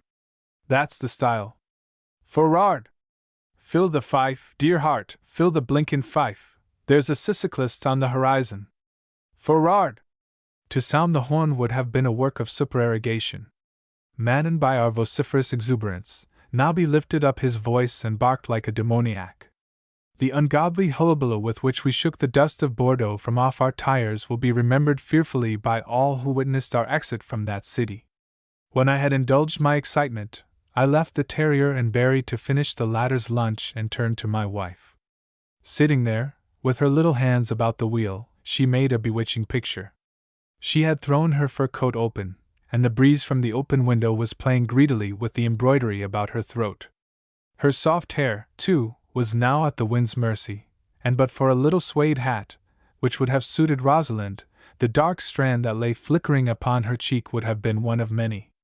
Chin in air, eyebrows raised, lids lowered, the faintest of smiles hovering about her small red mouth, my lady leaned back with an indescribable air of easy efficiency which was most attractive. Only the parted lips at all betrayed her eagerness. I felt very proud suddenly. The road was vile, but Pong flew over it without a tremor. Looking upon his driver, I found it difficult to appreciate that a small silk-stockinged foot I could not see was setting and maintaining his beautiful steady pace. As I stared at her, marveling, the smile deepened, and a little gloved hand left the wheel and stole into mine. I pulled the glove back and kissed the white wrist. "And I was going to teach you," I said humbly. "So was I," wailed Barry. "I'd arranged everything. I was going to be so patient. I was looking forward to it so much," I said wistfully. "Oh, and don't you think I was?" cried Adele. "It was so dear of you, lad. I was going to pretend." "It was much more dear of me," said Barry. "But then, I'm like that. Of course," he added, "you ought to have driven from Boulogne. Don't tell me why you held your peace, because I know. And I think it was just sweet of you, darling, and but for your husband's presence, I should kiss you by force." The car fled on. There was little traffic, but thrice we came upon cows and once upon a large flock of sheep. We could only pray that Jonah had endured the same trials. As we slid through Langon, 30 miles distant from Bordeaux, I looked at my watch. 2 minutes to 4. Adele noticed the movement and asked the time. When I told her, she frowned. "Not good enough," she said simply. The light was beginning to fail now, and I asked if she would have the lamps lit. She shook her head. "Not yet, boy." At last the road was presenting a better surface. As we flashed up a long incline, a glance at the speedometer showed me that we were doing 50. As I looked again, the needle swung slowly to 55. I began to peer into the distance for Jonah's dust. With a low snarl we swooped into La Réole, whipped unhesitatingly to right and left, coughed at cross streets, and then swept out of the town ere Barry had found its name in the Michelin guide. Again I asked my wife if she would have the headlights. "Not yet, boy." "Shall I raise the windscreen?" "Please." Together Barry and I observed her wish, while with her own right hand she closed the window. The rush of the cool air was more than freshening, and I turned up her coat collar and fastened the heavy fur about her throat. The car tore on. Lights began to appear, one by one, stabbing the dusk with their beams, steady, conspicuous. One only, far in the distance, seemed ill-defined, a faint smudge against the twilight. Then it went out altogether. "Jonah," said Adele quietly. She was right. Within a minute we could see the smear again, more clearly. It was Ping's tail lamp. I began to tremble with excitement. Beside me I could hear Barry breathing fast through his nose. Half a dozen times we lost the light, only to pick it up again a moment later.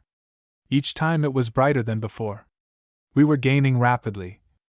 We could not have been more than a furlong behind, when the sudden appearance of a cluster of bright pinpricks immediately ahead showed that we were approaching Marmande. Instantly Ping's tail light began to grow bigger. Jonah was slowing up for the town. In a moment we should be in a position to pass. In silence Barry and I clasped one another. Somewhere between us Nobby began to pant. As we entered Marmande, there were not 30 paces between the two cars.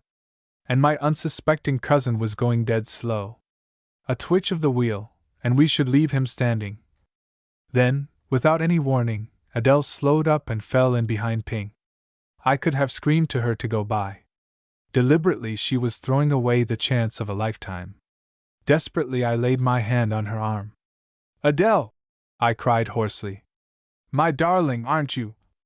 By way of answer, she gave a little crow of rejoicing and turned sharp round to the right. Jonah had passed straight on. As Pong leaped forward, the scales fell from my eyes. Adele was for the side streets. If she could only rejoin the main road at a point ahead of Jonah, the latter would never know that we had passed him.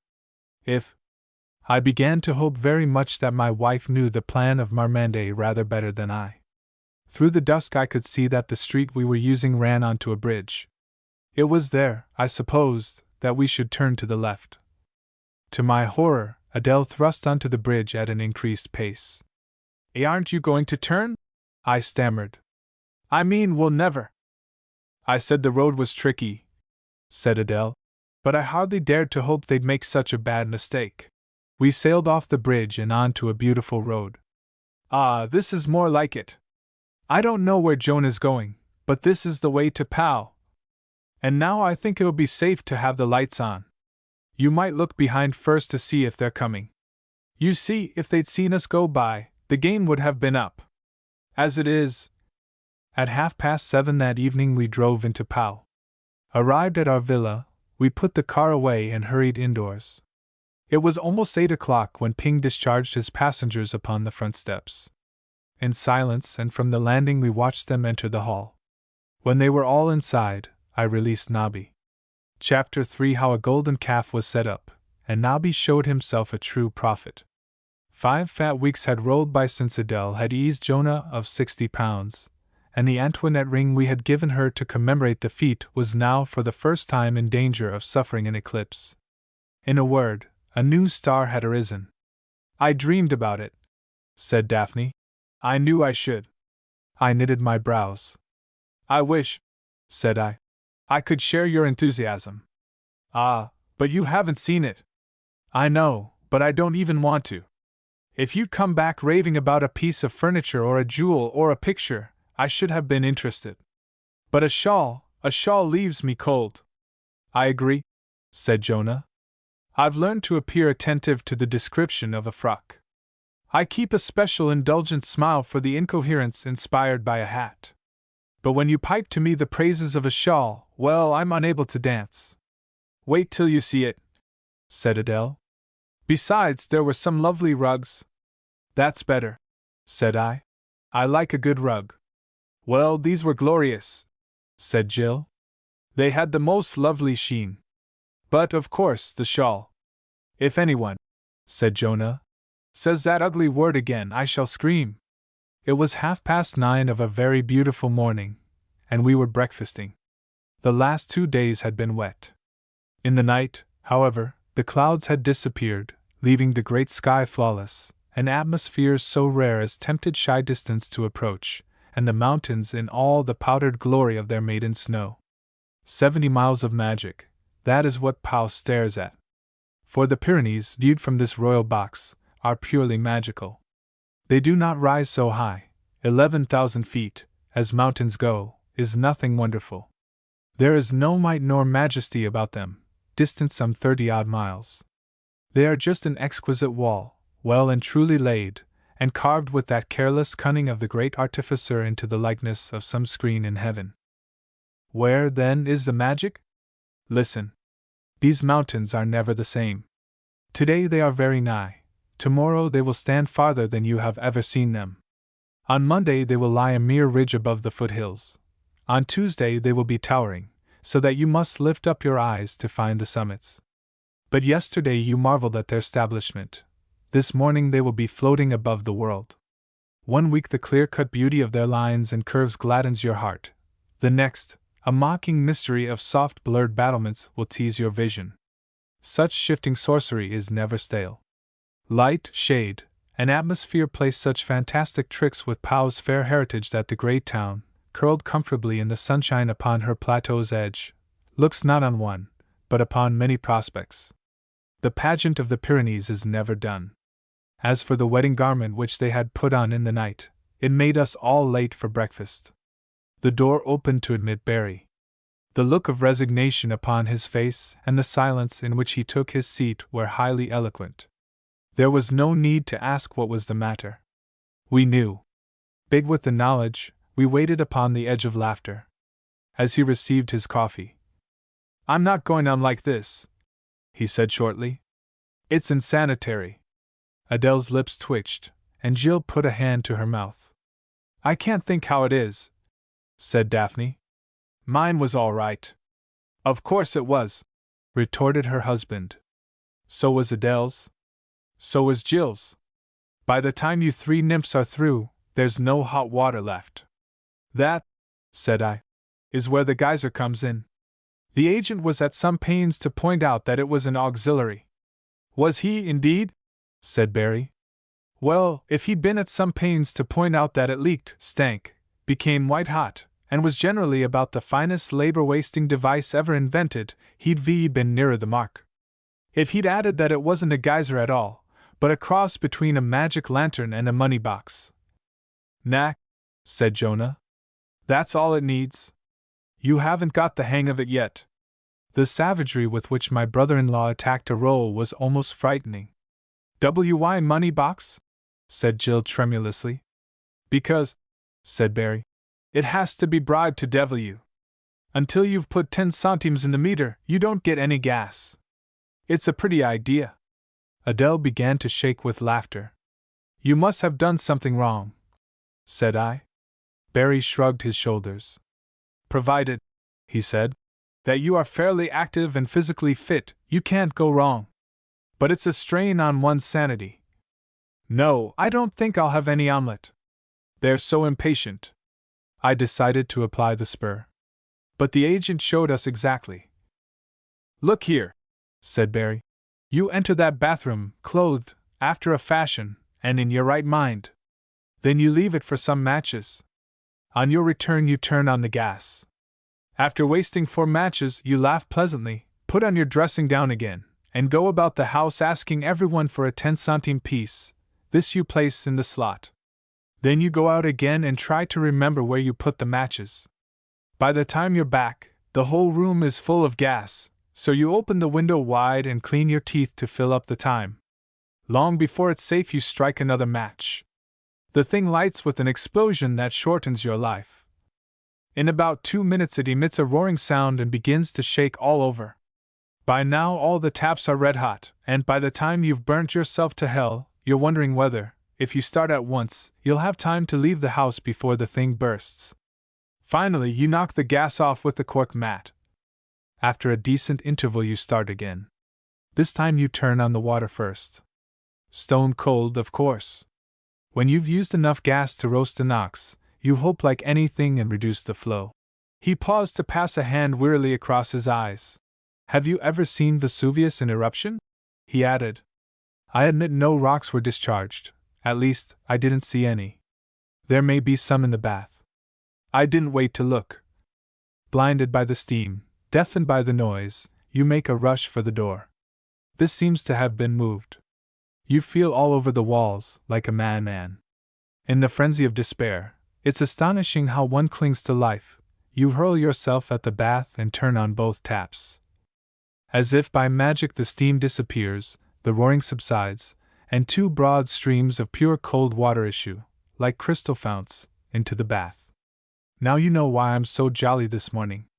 With tears running down her cheeks. "You must have a bath in the dressing room," wailed Daphne. "The others do." "I won't," said Barry. "It faces north." "Then you must have it at night." "Not tonight," I interposed. Nobby's bagged it. With the laugh of a maniac, my brother-in-law requested that the facts should be laid before the Sealyham, and the latter desired to waive his rights. "Of course," he concluded.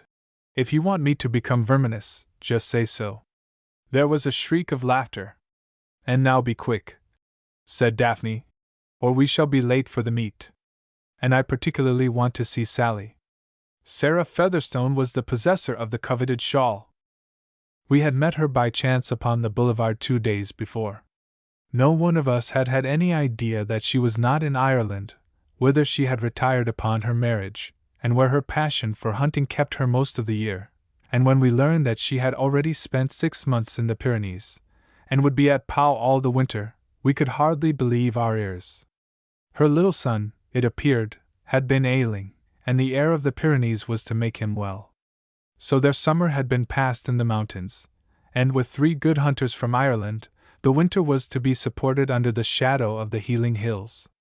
It hurts me to think of Ireland, but I'm getting to love this place. I want the rain on my face sometimes, and the earth doesn't smell so sweet, but the sun's a godsend. I've never seen it before, and the air makes me want to shout. Oh, I've got a lot to be thankful for. Peter's put on a stone and a half to date, George'll be out for Christmas, and now that you've come to stay. We were all glad of Sarah, till yesterday. Now, however, she had set up a golden calf, which our womenkind were worshipping out of all reason and convenience. At the mention of the false prophet's name, Jonah and I pushed back our chairs. "Don't leave me," said Barry. "I know what's coming. I had it last night until I fell asleep. Then that harpy," he nodded at Daphne, "dared to rouse me out of a most refreshing slumber to ask me whether I thought the Chinese did both sides at once or one after the other. With my mind running on baths, I said they probably began on their feet and washed upwards. By the time the misunderstanding had been cleared up, I was thoroughly awake and remained in a hideous and agonizing condition of sleepless lassitude for the space of 1 hour. The tea came sharp at 7:30, and the shawl rolled up 20 seconds later. I tell you I'm sick of the blasted comforter." A squall of indignation succeeded this blasphemy. When order had been restored. "Anyway," said Jill, "Sally says the sailor who sold it her'll be back with some more things next month, and she's going to send him here. He only comes twice a year, and—" "Isn't it curious," said Jonah, "how a sailor never dies at sea?" "Most strange," said Barry. "The best way will be to ask him to stay here. Then he can have a bath in the morning, and we can bury him behind the garage."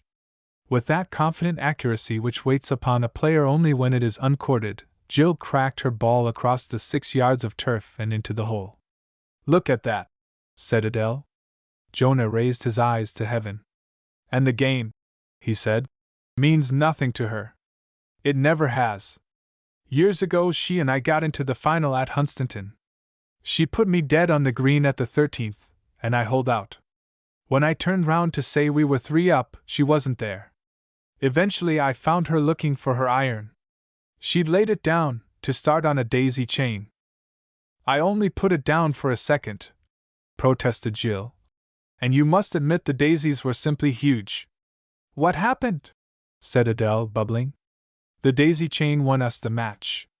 She was much more interested in the former, and actually continued its fabrication between her shots. We passed to the next tee.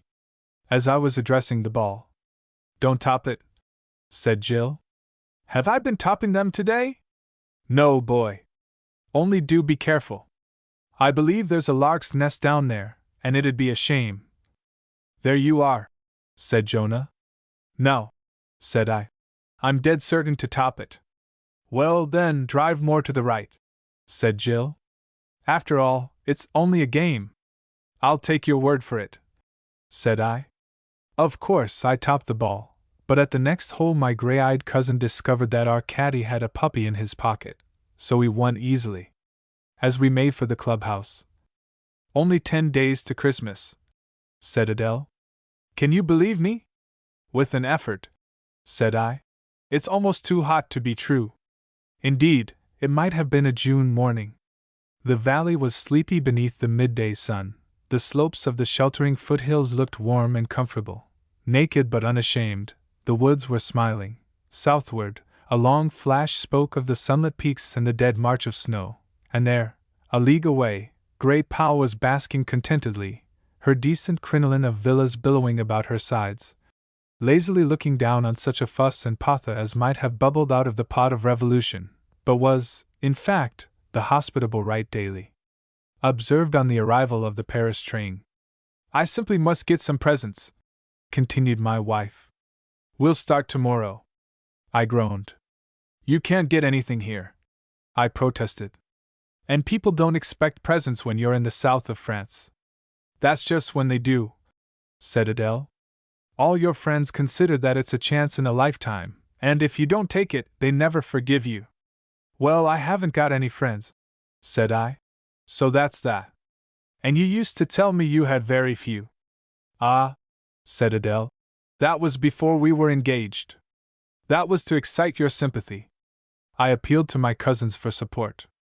"Nothing doing," said Jonah. "If you didn't want this sort of thing, what did you marry for? For longer than I can remember you've seen your brother-in-law led off like an ox to the shambles. He's there now, financially crippled, and then compelled to tie up and address innumerable parcels, for the simple reason that, when they're at the shops, Daphne's faculty of allotment invariably refuses to function." Jill slid an arm through her brother's, patted his hand affectionately, and looked at Adele. "If boy breaks down," she said sweetly, "I'll lend you my ox. He's simply splendid at parcels." "You've got to find something to do up first," said I. "This isn't Paris." A color was lent to my foreboding within the hour, as we sat down to luncheon. "Yes," said Barry. "My vixen and I have spent a delightful morning. We've been through 14 shops and bought 2 amethyst necklets and a pot of marmalade. I subsequently dropped the latter in the Place Royale, so we're actually 12 down." "Whereabouts in the Place Royale?" I inquired. "Just outside the club. Everybody I knew was either going in or coming out, so it went very well indeed." There was a gust of laughter. "And not on the pavement?" whimpered Jill. "On the pavement," said Daphne. "It was dreadful. I never was so ashamed. Of course I begged him to pick it up before it ran out." "D'you think he'd do it?" "Not he. Said it was written, and it was no good fighting against fate, and that he'd rather wash his hands of it than after it, and that sort of stuff. Then Nobby began to lick it up. But for Fitch, I think we should have been arrested. Mercifully, we told him to wait for us by the bandstand, and he saw the whole thing." "It's all very fine," said her husband. "It was I who furnished and suggested the use of the current issue of Le Temps, and without that, Fitch couldn't have moved. As it was, one sheet made a shroud, another a pall, and Nobby's beard and paws were appropriately wiped upon the ever-burning scandal of reparations." "I gather," said Jonah, "that the dissolution of the preserve turned an indifferent success into a howling failure." "Of course, I haven't seen the necklets, but—" "I can't pretend it's easy," said Daphne. "It isn't that there aren't any shops." "No," said Barry emphatically. "It isn't that. But somehow, still, if we go on long enough, we shall find something." "That's it," said her husband. "We're going to put our backs into it this afternoon. After we've done another 12 shops without buying anything, we're going to have police protection. Not that we need it, you know, but it'll improve my morale." "If only Sally was here," said Jill. "She could have told us where to go." "If only her sailor would turn up," said Adele. "We might be able to get all our presents from him." "That's an idea," said Jonah. "What was the merchant's name?" Amid a buzz of excitement, Daphne sent for the letter which had announced Sarah Featherstone's departure from Pau. When it arrived, she read the material portion aloud. "George can't get away, so Peter and I are going home for Christmas. We'll be back the first week in January. I've told the Marats that if Planchet, the sailor who sold me the shawl, etc., turns up before I get back, he's to be sent on to you. If he's got anything extra special that you're not keen on, you might get it for me." "Well, I never thought I should live to say it," said Barry. "But after what I've gone through this morning, if Planchet were to totter in this afternoon, laden with at once cheap and pretentious goods, I should fall upon his bull neck." "Who," said I, "are the Marats?" "They're the married couple who run the flat. I believe they're wonderful. Sally says she never knew what service was before." "I do hope," said Jill, twittering, "they don't make any mistake." "I've no fear of that," said Adele. "I can't answer for the man, because we didn't see him, but Madame Marat's no fool. Incidentally," said I, "it's one thing giving Planchet our address, but it's quite another persuading him to fetch up. He may have other sheep to shear." "We can only pray that he hasn't," said Daphne. "It's too much to expect him to have another shawl, but I should like the first pick of what he has." Barry regarded his wife. "If," he said, "you will swear to select from his wares all the blinkin' presents with which you propose to signalize this Yuletide, I'll tie them all up without a word." "Same here," said I. "Our gifts will cost us more, but we shall live the longer." "Ditto," said Jonah. The girls agreed cheerfully, and before luncheon was over, it had been decided to give Planchet 3 days in which to make his appearance, and that, if he had not arrived by that time, then and then only should we resort to the shops. Less than an hour had elapsed, and we were just about to make ready to take the air by the simple expedient of proceeding at a high speed in the direction of Biarritz, when Falcon entered the room. There's an individual, madam, as come to the door. Planchet? Is it Planchet? I'm afraid I can hardly say, madam, but he has this address upon a piece of note paper, madam, and— All right, Falcon, I'll come. The butler's valiant endeavors to cope with the heritage of Babel were better known to us than he imagined.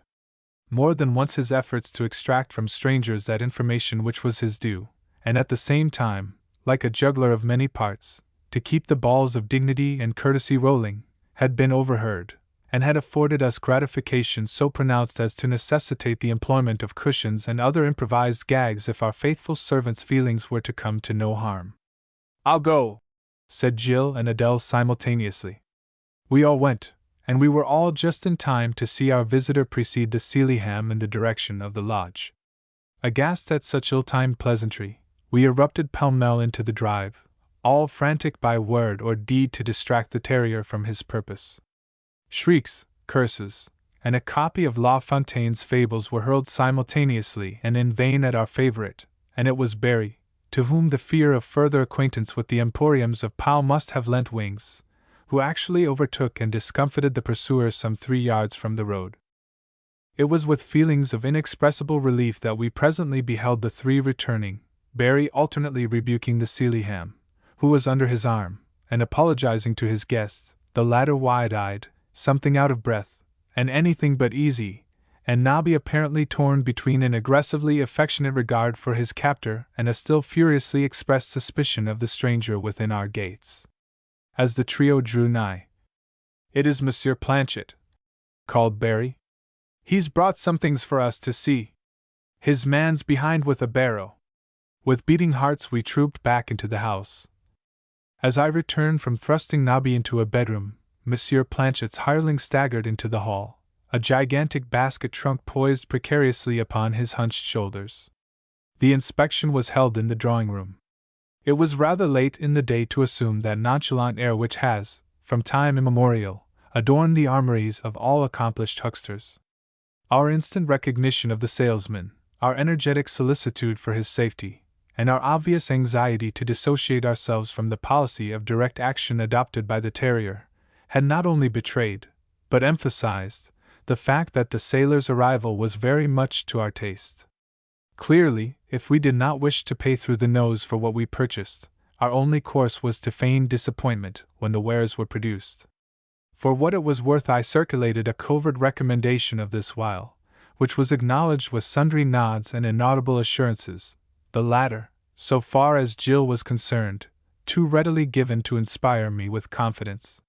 Sure enough, when the lid of the trunk was lifted, and Planchet plucked forth a truly exquisite rug and flung it dexterously across a chair, my gray-eyed cousin let out a gasp which an infant in arms could not have misinterpreted. There was only one thing to be done, and Daphne did it. With a heroic disregard for her reputation, she shook her head. "Too bright," she said shortly. "Don't you think so?" she added, turning to Barry. The latter swallowed before replying. "It's positively gaudy," he said gloomily. Planchet shrugged his shoulders and began to unfasten a bale.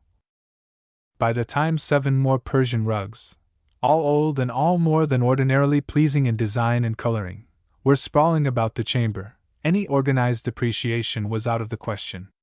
Where all were so beautiful, it required a larger output of moral courage than any one of us could essay to decry the whole pack. By way of doing his or her bit, everybody decided to praise 1 or 2 to the implied condemnation of the remainder. In the absence of collusion, it was inevitable that those rugs which somebody had thus branded as goats should invariably include somebody else's sheep. The result was that every single rug had its following. A glance at their owner, who was standing aside, making no offer to commend his carpets, but fingering his chin and watching us narrowly with quick-moving eyes, showed that he was solely engaged in considering how much he dared ask. I moved across to him. "You only come here twice a year?" I inquired. "That is so, monsieur." "And how do you get these things?" "By barter." "Yes, monsieur." After a little encouragement, he explained that before each voyage he laid in a stock of knives, gramophones, mirrors, trinkets, and the like, these to exchange with the natives in the bazaars of the smaller eastern ports at which his ship touched. From Bordeaux he used to set out, and to Bordeaux he as regularly returned. An aunt dwelling at Pau was responsible for his selection of the town as a market for his goods. I should not have taken him for a sailor, and said as much. With a shy smile, he confessed that he was a steward, adding that he was a landsman at heart, and that, but for the opportunities of trading which his occupation presented, he should go to sea no more. Suddenly, "What else have you got?" said Daphne. 6 panels of Chinese embroidery, all powder blue and gold, laborious orient ivories, a gorgeous hanging that had been the coat of a proud mandarin, 3 Chinese mats, aged and flawless, a set of silken doilies, each one displaying a miniature landscape limned with a subtlety that baffled every eye. One by one these treasures were laid before us. Even Jonah went down before the ivories.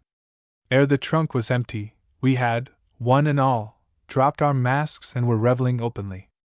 "Now, isn't that beautiful? Sally's got a ball like that, but it isn't so big. It's just as well she's in Ireland, or we shouldn't have had those mats. You know, that rug on the chair's a devilish fine one. They all are. Yes, but that, my dear fellow, it's the sort of rug they put in the window and refuse to sell, because it's such an advertisement. I'll tell you what, if we had those panels made into curtains, they'd look simply priceless in the drawing room. Give me the ivories." It was Adele who pulled the check string. "What's the price of this rug?" she said quietly. There was an expectant and guilty hush. With a careless flourish we had called the tune, clamored for it. If the piper's fee was exorbitant, we had only ourselves to thank. Planchet hesitated.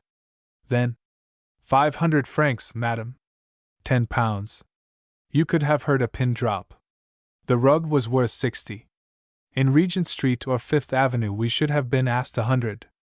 If this was typical of Planchet's prices, no wonder Sally had plunged. I took out a pencil and picked up a pad of notepaper. "And the other rugs?" I inquired. "The same price, monsieur." The rugs went down. Slowly, and without a shadow of argument, the prices of the other valuables were asked, received, and entered.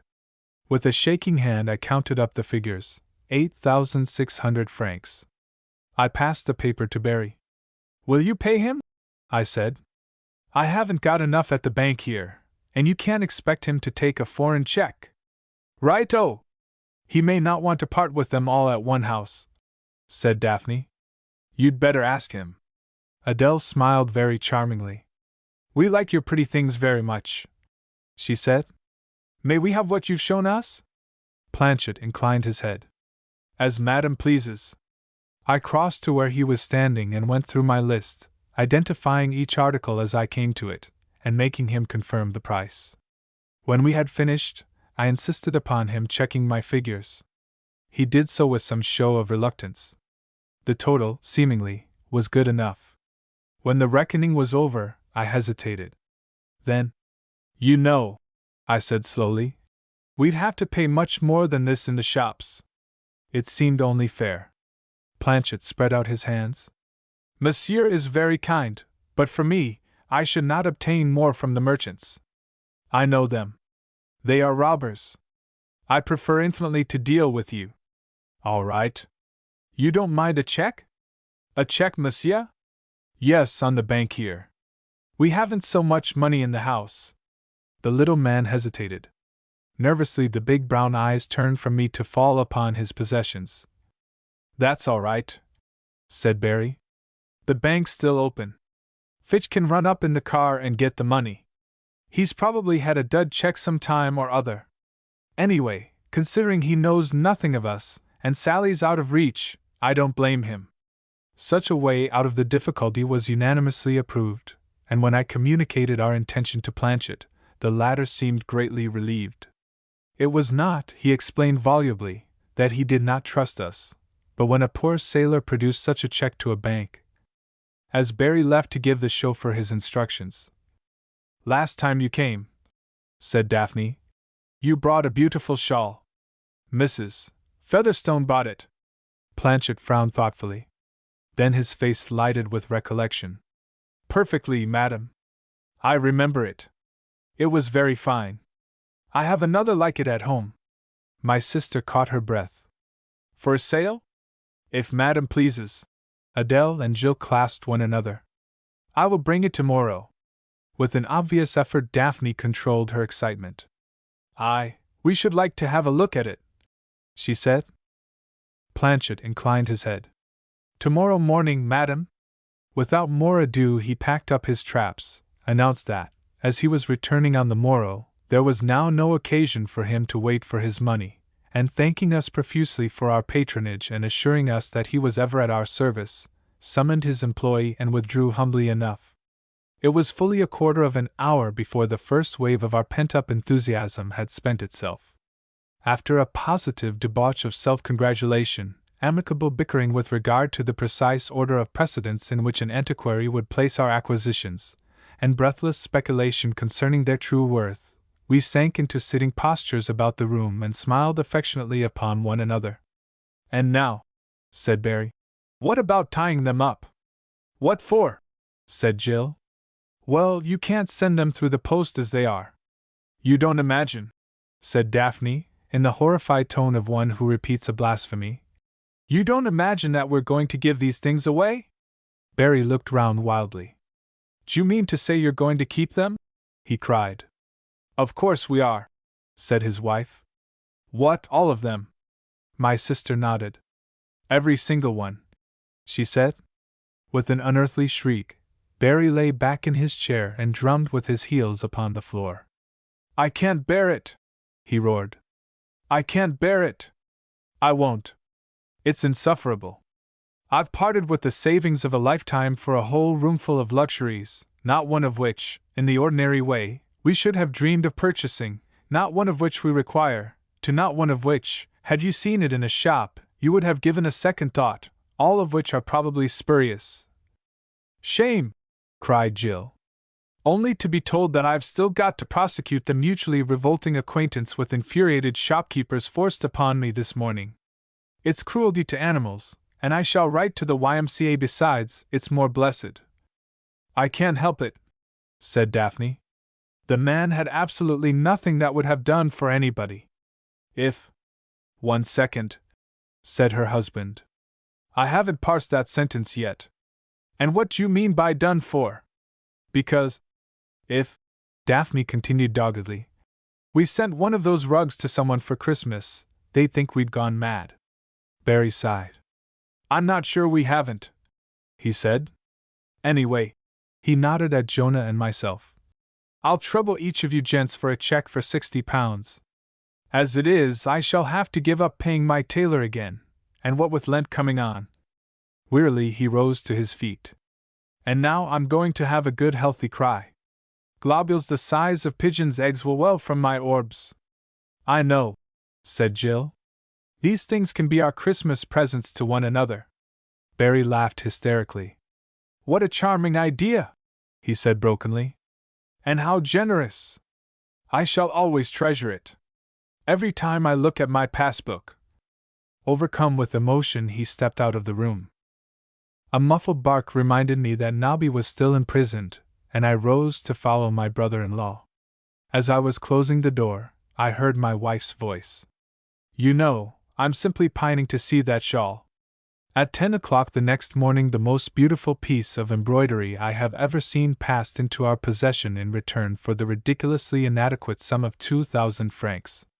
Obviously very old, the pale yellow silk of which the shawl was made was literally strewn with blossoms, each tender one of them a work of art.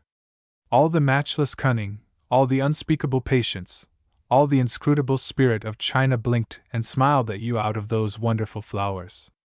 There never was such a show. Daring walked delicately. Daintiness was become bold. Those that wrought the marvel, for so magnificent an artifice was never the work of one man, were painters born, painters whose paints were threads of silk, whose brushes, needles. Year after year they had toiled upon these 25 square feet of faded silk, and always perfectly. The thing was a miracle, the blazing achievement of a reachless ideal. Upon both lovely sides the work was identical. The knotted fringe, itself bewildering evidence of faultless labor, was 3 feet deep, and while the whole shawl could have been passed through a bracelet, it scaled the remarkable weight of nearly 6 pounds. Daphne, Adele, and Jill with one voice declared that it was finer than Sally's. As for Barry, Jonah, and myself, we humbly withdrew such adverse criticism as we had leveled at the latter, and derived an almost childish glee from the possession of its fellow. It was, indeed, our joy over this latest requisition that stiffened into resolution an uneasy feeling that we ought to give Sally a slice of our luck. After considerable discussion, we decided to make her a present of the 3 Chinese mats.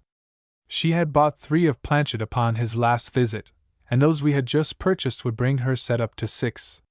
Lest we should repent our impulse, we did them up there and then and sent them off by Fitch the same afternoon.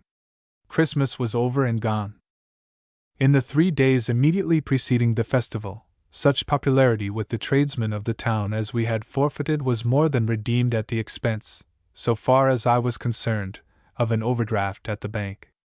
Absurdly handsome presents were purchased right and left. Adele's acquaintance was extremely wide.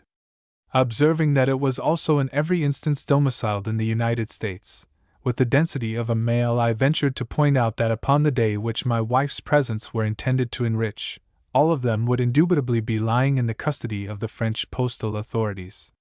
Thereupon it was gently explained to me that, so long as a parcel had been obviously posted before Christmas, its contents were always considered to have arrived in time, a conceit which I had hitherto imagined to be the property of bookmakers alone. In short, from first to last, my wife was inexorable. But for the spectacle of Barry and Jonah being relentlessly driven along the same track, life would have lost its savor. Indeed, as far as we 3 were concerned, most of the working hours of Christmas Eve were spent at the post office. The registration of a postal packet in France is no laughing matter. When a colored form has to be obtained, completed, and deliberately scrutinized before a parcel can be accepted, when there is only one pen, where there are 27 people in front of you, each with 2 or more packages to be registered, when there is only one registration clerk, when mental arithmetic is not that clerk's forte, when it is the local custom invariably to question the accuracy first of the postage demanded, and then of the change received, when the atmosphere of the post office is germane to poison gas, and when you are bearing 12 parcels and leading a Sealyham, the act of registration and its preliminaries are conducive to heart failure. The miniature of herself, however, with which my wife presented me on Christmas Day atoned for everything. And now, Christmas was over and gone. The New Year, too, had come in with a truly French explosion of merriment and goodwill. It was, in fact, the 4th day of January, and with the exception of my cousins, who were upon the links, we were proceeding gingerly down the Rue du Lycée, en route for Lourdes, when my sister gave a cry and called upon me to stop. As I did so, I saw Mrs.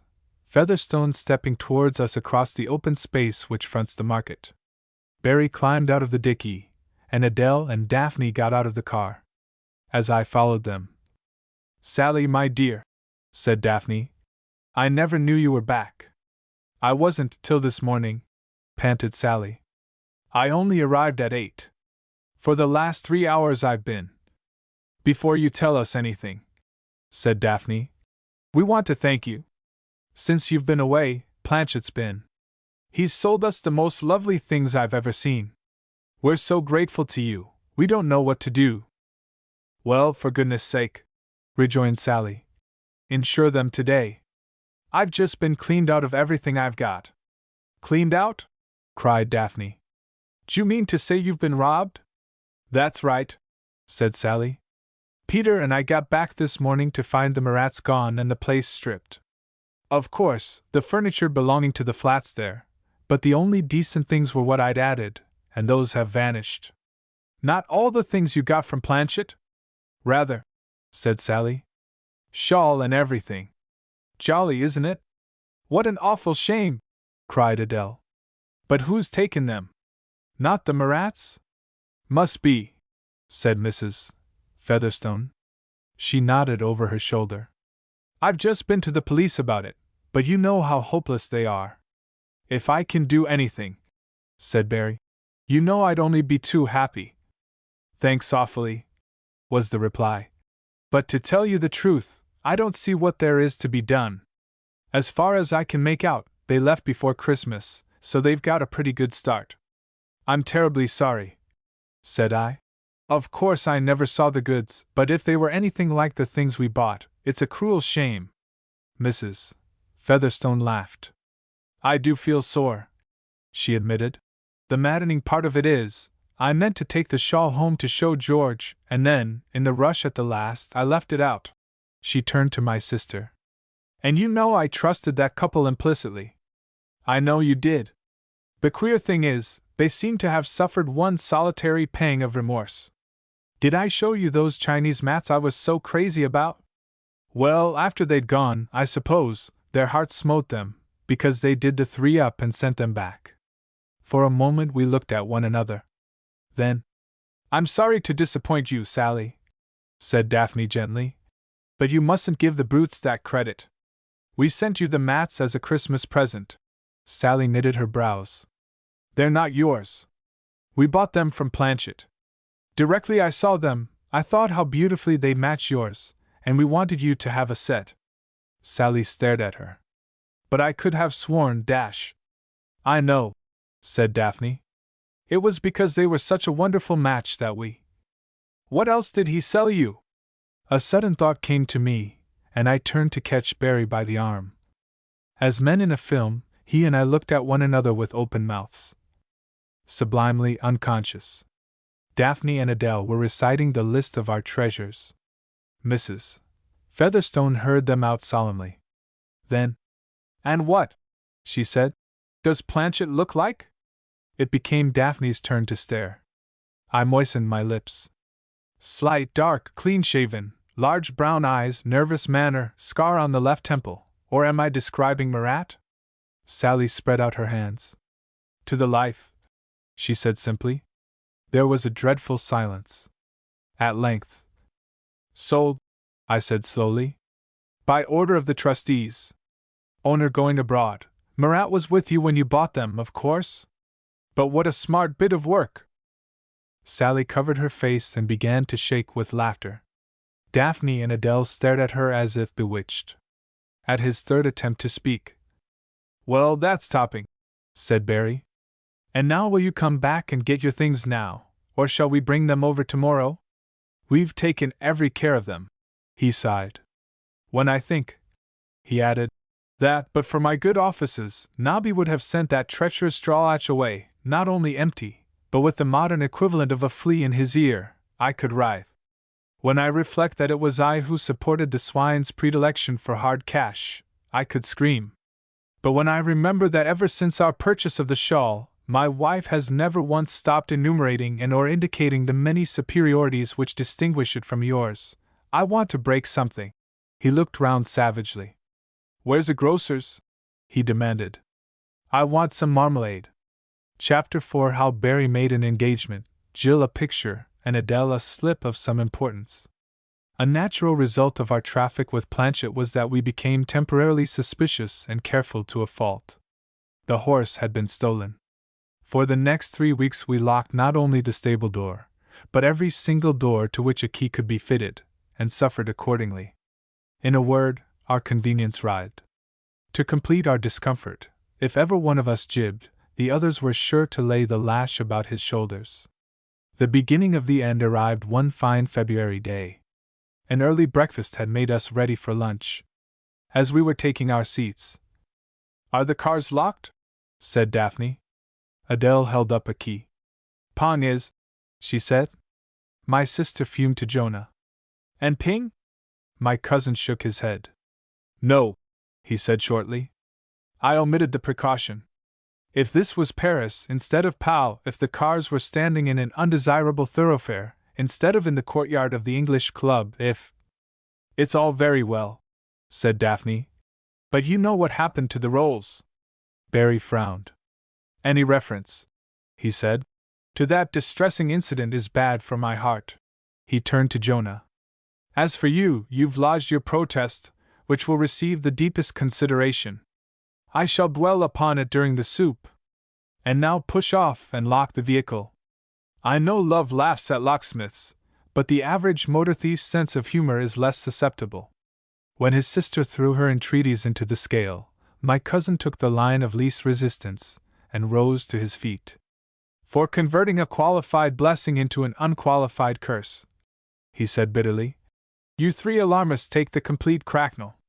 Since the locks were fitted, I've done nothing but turn the key from morning till night. Before the beastly things were thought of, the idea of larceny never entered your heads." The indignation with which his words were received would have been more pronounced if we had had the room to ourselves. As it was, Jonah made his way to the door amid an enraged murmur of expostulation, whose temper was aggravated by suppression almost to bursting point. There was much to be said for both points of view. It was a fact that since the theft of the rolls we had never felt easy about leaving a car unattended. Yet, though we had often discussed the matter, nothing had been done. Now, however, that we were in a strange country, where the tracing of a stolen car would, for a variety of reasons, be an extremely difficult undertaking, and staying withal only a handful of miles from the Spanish frontier, we all felt that action of some sort must be taken without delay. An attempt to enlist the services of the Sealyham as a custodian had failed ignominiously. In the first place, unless fastened, he had flatly declined to stay with either of the cars. The expedient of closing one of these altogether, and leaving Nobby within had proved quite as unsatisfactory and more humiliating. Had we been able to eradicate from the dog's mind the conviction that he was being wrongfully imprisoned, the result might have been different. As it was, after barking furiously for 5 minutes, he had recourse to reprisal and, hardly waiting to remove the paper in which it was wrapped, devoured half a kilogram of ripe brie with a revengeful voracity to which the condition of the interior of the car bore hideous witness. Finally, when the urchin who was in our confidence, and had engaged for the sum of 5 francs to endeavor to enter the car, opened its door, the captive leaped out joyously and, after capering with delight at his delivery, wiped his mouth enthusiastically upon a tire and started on a reconnaissance of the neighborhood in the hope of encountering his jailers. As for the car, our employee might have driven it into the blue. In the end, it was decided that a lock attached to the steering column would offer the best security. Accordingly, a device was sent for, fitted to each of the cars, and proved. So far as we could see, there was no fault in it. Once the key was withdrawn, the car concerned was useless. It could be driven, certainly, but it could not be steered. Indeed, short of getting it upon a trolley or taking the steering down, its asportation could not be compassed. New brooms sweep clean. Delighted with the realization that theft could now be erased from the list of terrors of motoring, the girls insisted upon the observance of the new rite upon every possible occasion. As drivers of long standing, Jonah and I found this eagerness hard to indulge. Use holds, and try as we would, it was absurdly difficult to remember to do as we had never done before, whenever we evacuated a car. Often enough, as now, it was a work of supererogation. Barry turned to me. "I observe," he said, "that for once you have not advanced your opinion. Is this because you realize that it's valueless? Or won't your mouth work?" "Jonah was right," said I. "Insurance has its advantages, but you don't register every letter you post. The truth is, what little sense of proportion you have is failing. Of course you're not as young as you were, and then, again, you eat too much. In other words," said my brother-in-law, "you attribute caution to the advance of old age and gluttony. I see. To which of your physical infirmities do you ascribe a superabundance of treachery and bile?" "That," said I, "is due to external influence. The sewer gas of your temperament." "I refuse," said Barry, "to sit still and hear my soul compared to a drain at the very outset of what promises to be a toothsome repast. It might affect my appetite." I raised my eyebrows. "Needless anxiety again," I sighed. "I don't know what's the matter with you today. By the way," said Daphne, "I quite forgot. Did you cash your check?" "I did," said her husband. "What did they give you?" said Jill. 53 francs to the pound." 53? cried Daphne and Adele in horror-stricken tones. 53 francs dead. If I'd cashed it yesterday, as, but for your entreaties, I should have done, I should have got 56. But when you found it was down, why didn't you wait? In the first place, retorted my brother-in-law, it isn't down, it's up. In the second place, I was down to 4 francs 25. In the third place, tomorrow it may be up to 50. It's much more likely to go back to 55. My dear girl, said Barry, with the question of likelihood the movements of the comic exchange have nothing to do.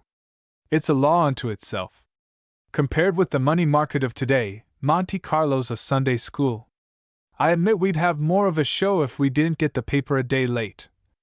Still, that makes it more sporting. I don't see any sport in losing 600 francs, said his wife. It's throwing away money. Here my cousin reappeared. Jonah, why did you let him do it? Do what? Said Jonah. Cash such a check when the francs dropped. It hasn't, said Jonah. It's risen. How? Piped Jill. Can it have risen when it's gone down? It hasn't gone down, said I. But 53's less than 56. Let me explain, said Barry, taking an olive from a dish. You see that salt cellar? Yes, said Jill, staring. Well, that represents $1. The olive is a franc, and this here roll is £1. He cleared his throat. When the imports exceed the exports, the roll rises. Up went his hand. As good bread should. But when the exports exceed the imports, or the president backs a winner, or something, then the olive begins to soar. In a word, the higher the fewer. Jill passed a hand across her sweet pretty brow. But what's the salt cellar got to do with it? Nothing whatever, said Barry. That was to distract your attention. Jill choked with indignation. I'll never ask you anything again, she said severely. After all, if you can't help yourself, it isn't likely you can help me. And anyway, I wouldn't have been so silly as to go and cash a check when the franc had gone down. Up, said I relentlessly. But how can it? Look here, said I. Imagine that all the francs in the world have turned into herrings. What a joy shopping would be, said Barry. Yes, said Jill faithfully. Well, on Monday you go and buy £1's worth of herrings. Fish is plentiful, so you get 56. Yes. During the night herrings rise. Get quite high, said Barry. You have to get out of bed and put your purse on the landing. Adele began to shake with laughter. Yes, said Jill earnestly. So that the next morning, I continued desperately, when you come to buy another £1's worth of herrings, you only get 53. That's right, said Barry. And while you're trying to decide whether to have 1 or 2 pounds, they turn into bananas. Then you are done. Jonah took up the cudgels. It's perfectly simple, he said. Think of a thermometer. Jill took a deep breath. Then, yes, she said. Well, on Monday you find it's 56. On Tuesday you look at it again, and find it's 53. That means it's gone down, doesn't it? Yes, said his sister hopefully. Well, with the franc it's just the opposite. It means it's gone up. Yes. That's all, said Jonah brutally.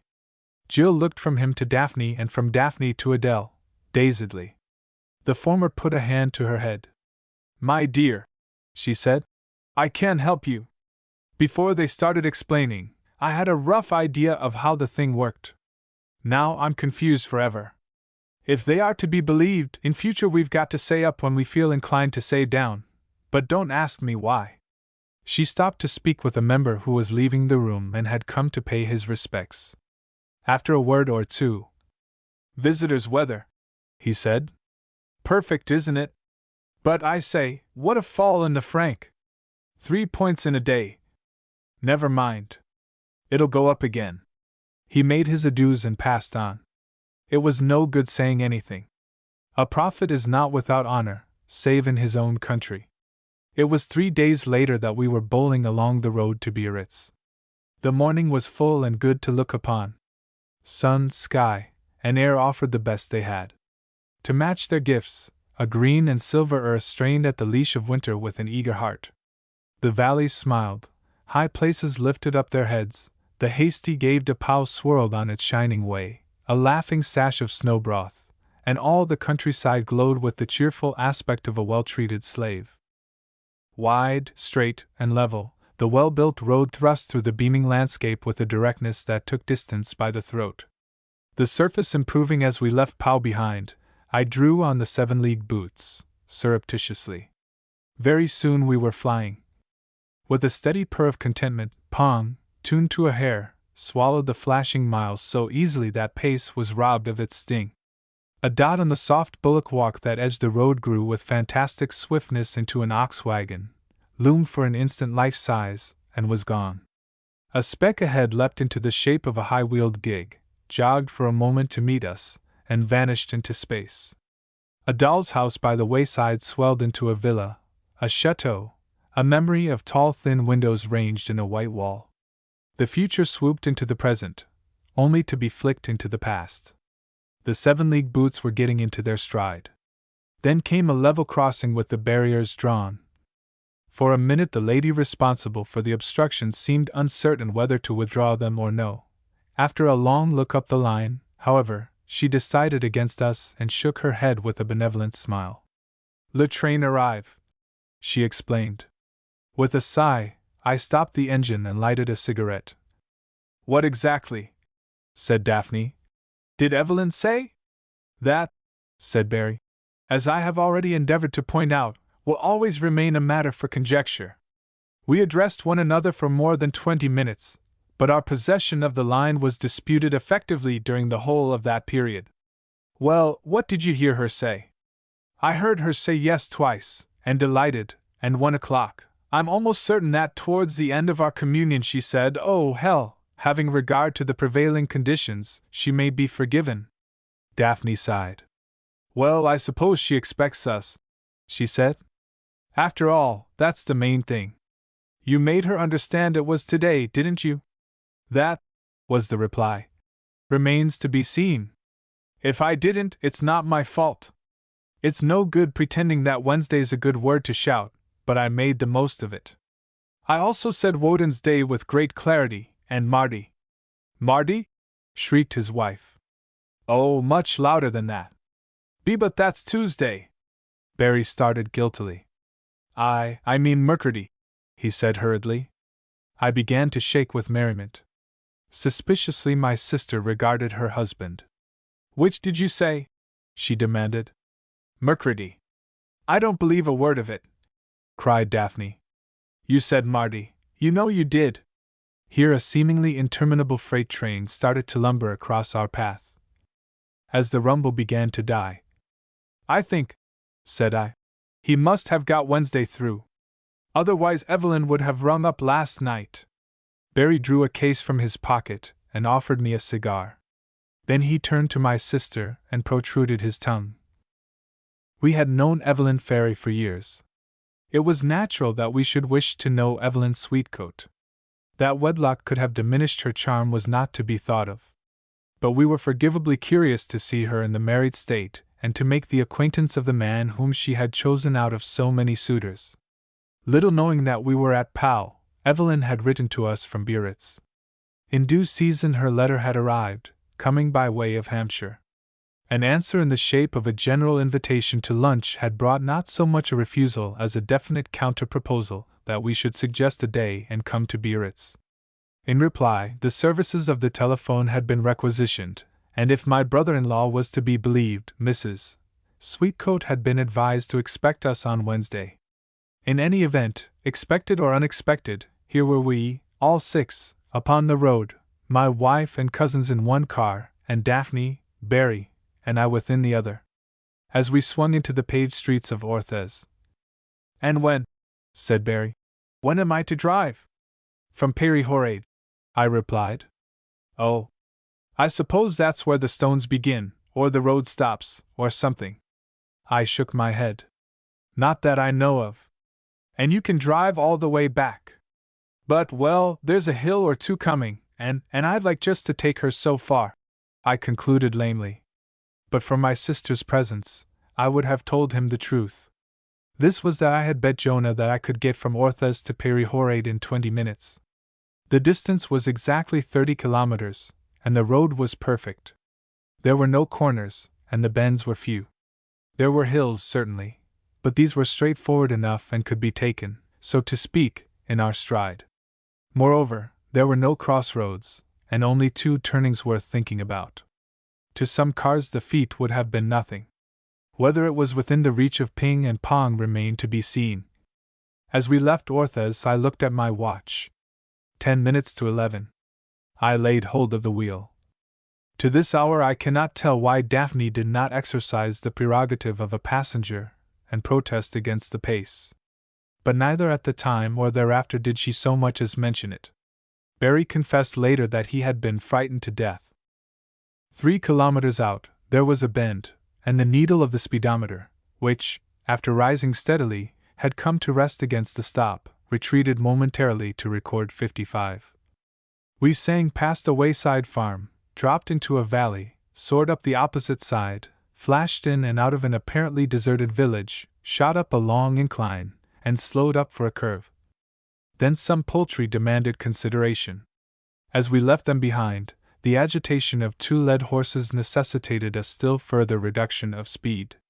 We lost such time as I had made, and more also. Still, we were going downhill, and, as if impatient of the check, the car sprang forward. We rose from the bottom with the smooth rush of a non-stop elevator. As we breasted the rise, I saw another and steeper dale before us. The road was becoming a switchback. At the top of the opposite hill was a big gray cabriolet coming towards us.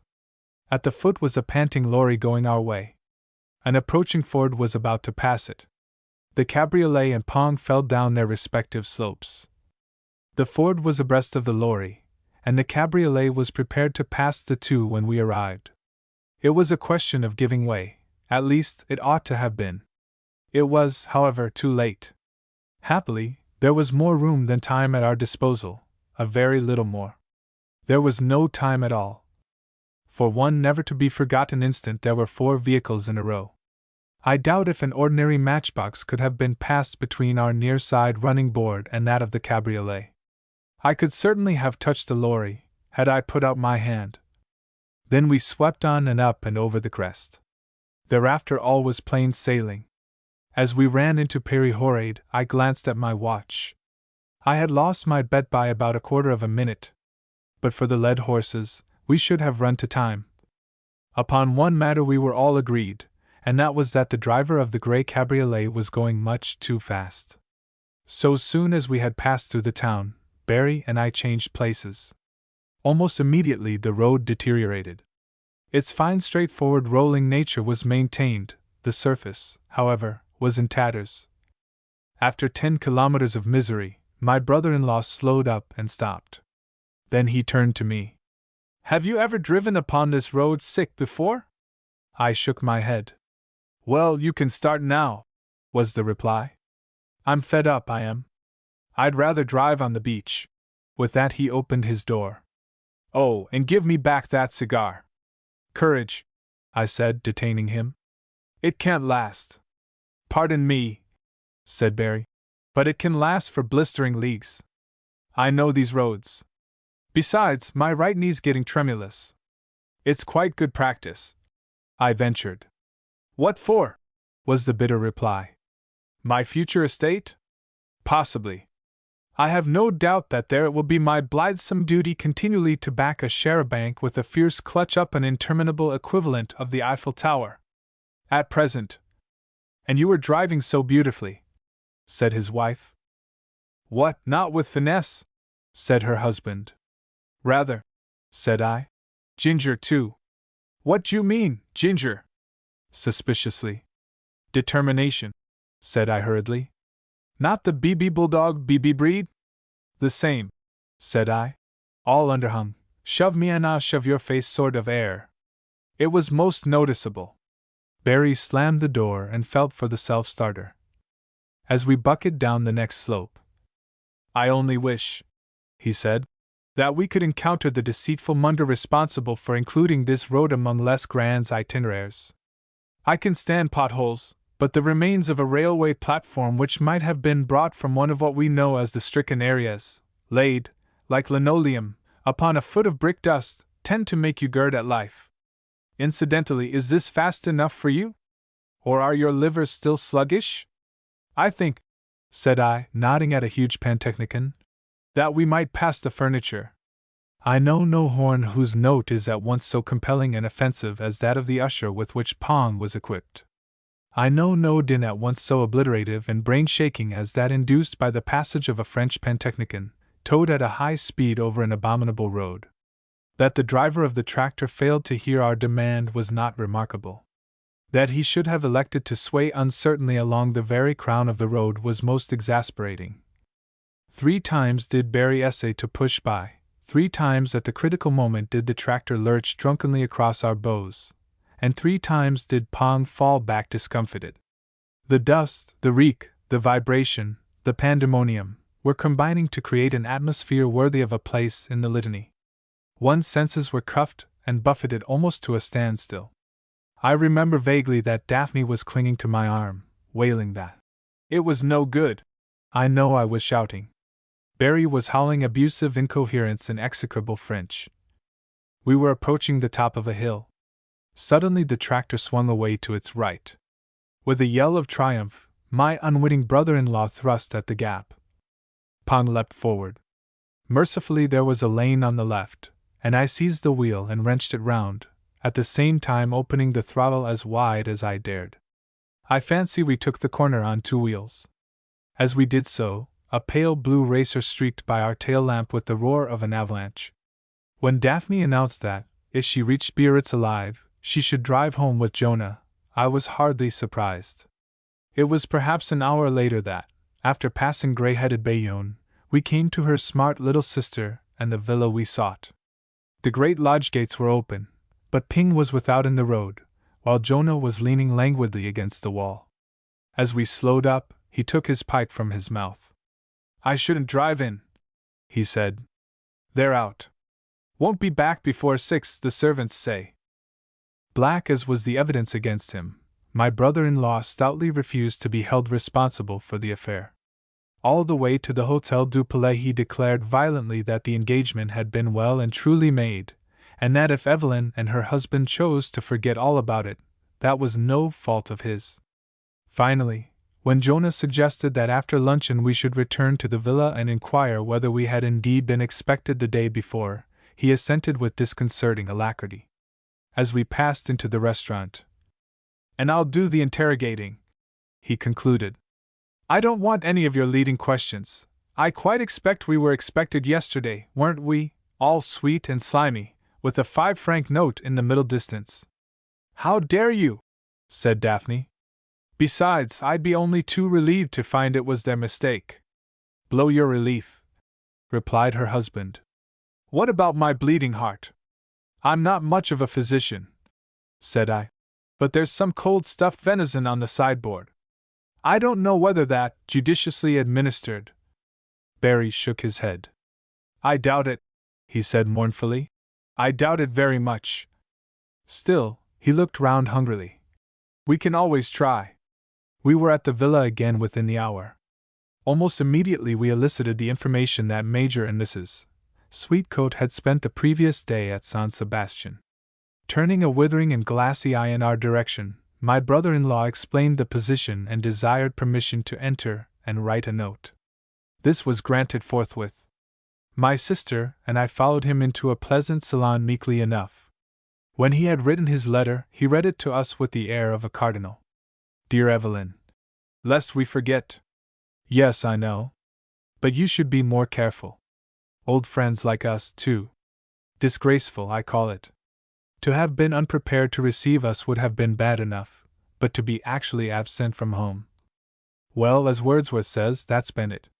When I tell you that, in the belief that she was to enjoy a free lunch, my beloved yokefellow, who is just now very hot upon economy, forewent her breakfast and arrived upon your threshold faint and ravening, you will conceive the emotion with which she hailed the realization that that same hunger which she had encouraged could only be appeased at an expensive hotel. But that is nothing. To bless your married life, I have hustled a valuable internal combustion engine over one of the vilest roads in Europe, twice risked a life, the loss of which would, as you know, lower half the flags in Bethnal Green, and postponed many urgent and far more deserving calls upon my electric personality. I was, for instance, to have had my hair cut.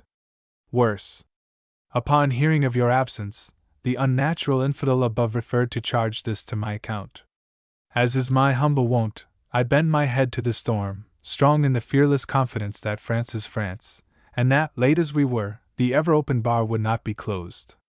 Tell me more of yourself, I hear you say. That may not be, child.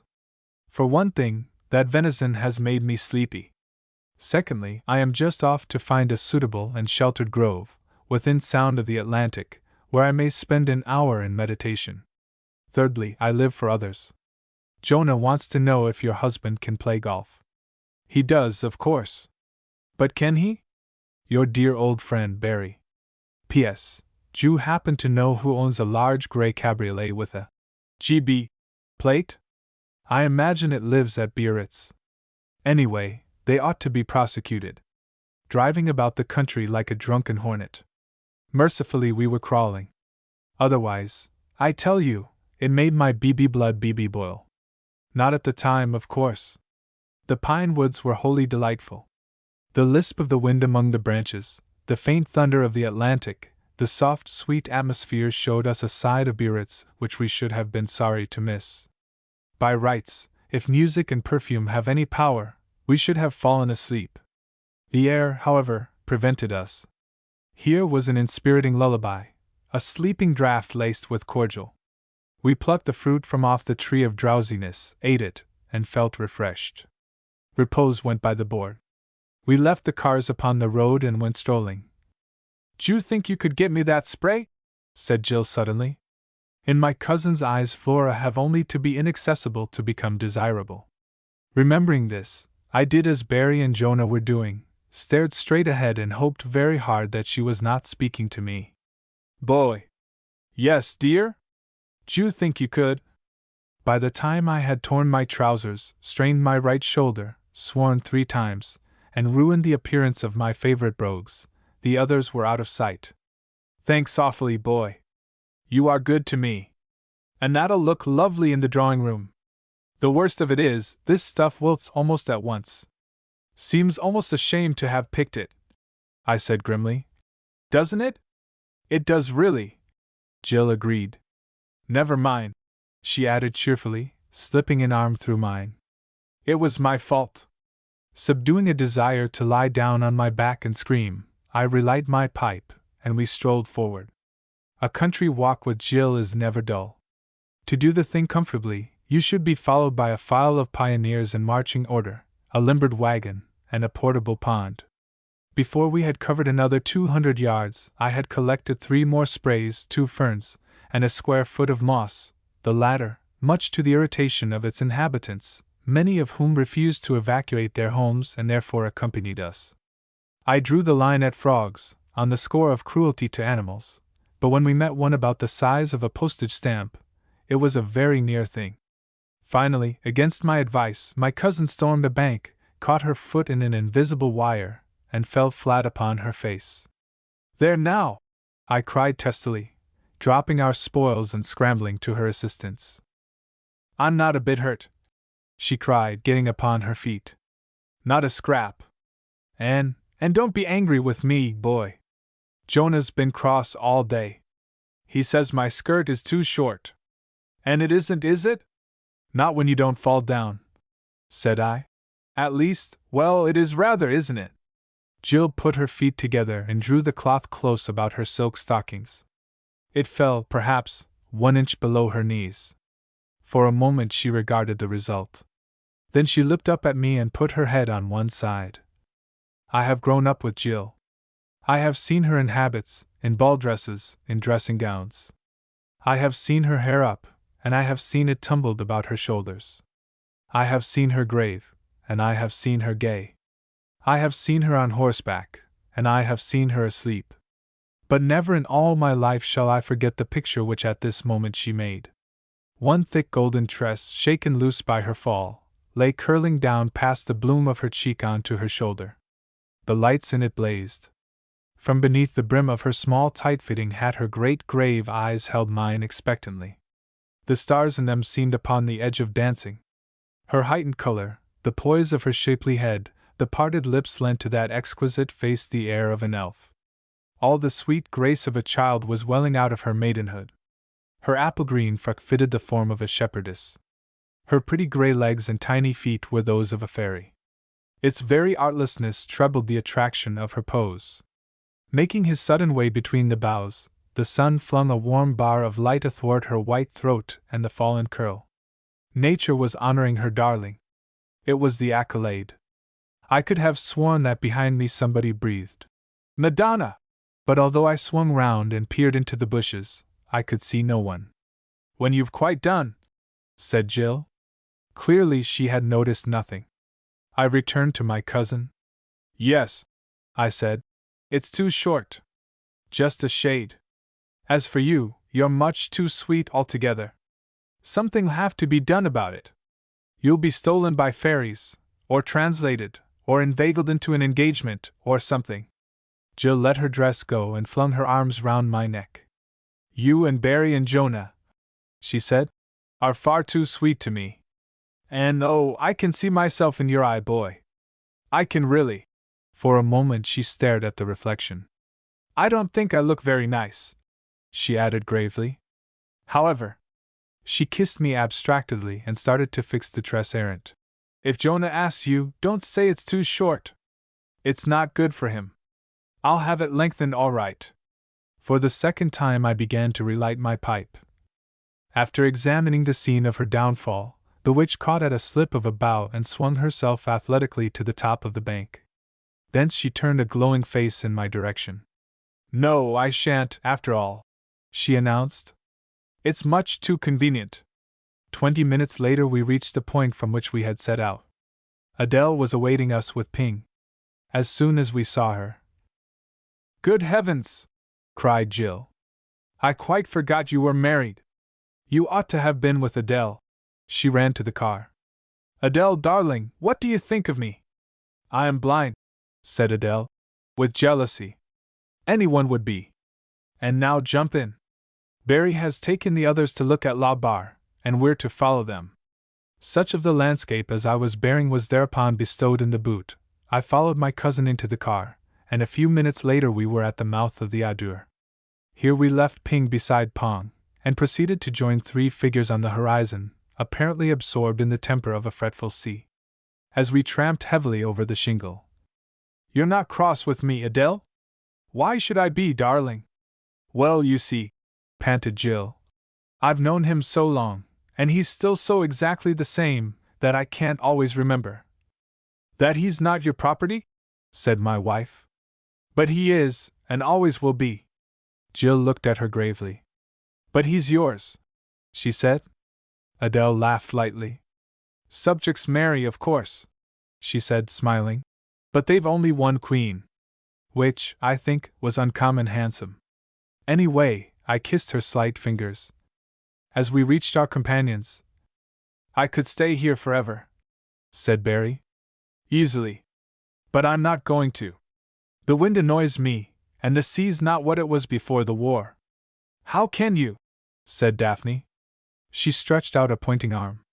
"Just look at that one, that great big fellow. It must be the 9th wave. Nothing to the York ham, I mean the Welsh harp, on a dirty night," replied her husband. "Why, I remember once." In the confusion of a precipitate retreat before the menace of the roller, the reminiscence was lost. It was certainly a magnificent spectacle. There was a heavy sea running, and the everlasting battle between the river and the Atlantic was being fought with long, swift spasms of unearthly fury. Continually recurring, shock, melee, and rally overlapped, attack and repulse were inextricably mingled, the very lulls between the paroxysms were big with wrath. There was a point, too, where the river's bank became coastline, a blunt corner of land, which seemed to exasperate the sea out of all reason. A stiff breeze abetting them, the gigantic waves crashed upon it with a concussion that shook the air. All the royal rage of ocean seemed to be concentrated on this little prominence.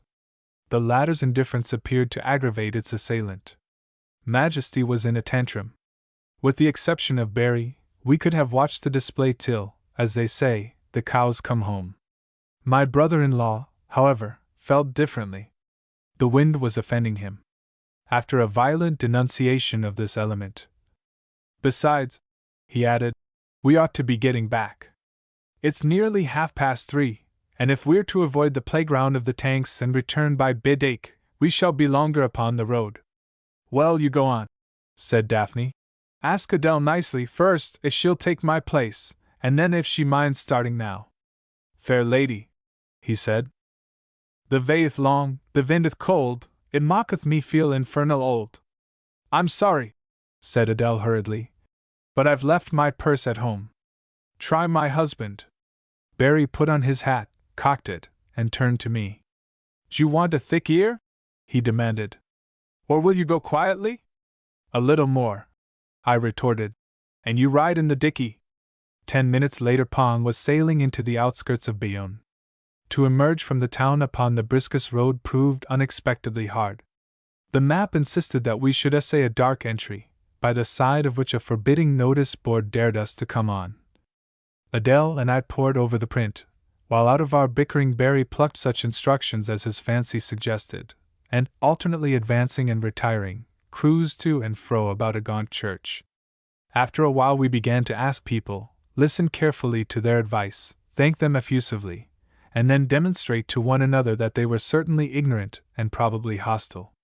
At length, how many times, inquired Barry, did they walk round Jericho before the walls went?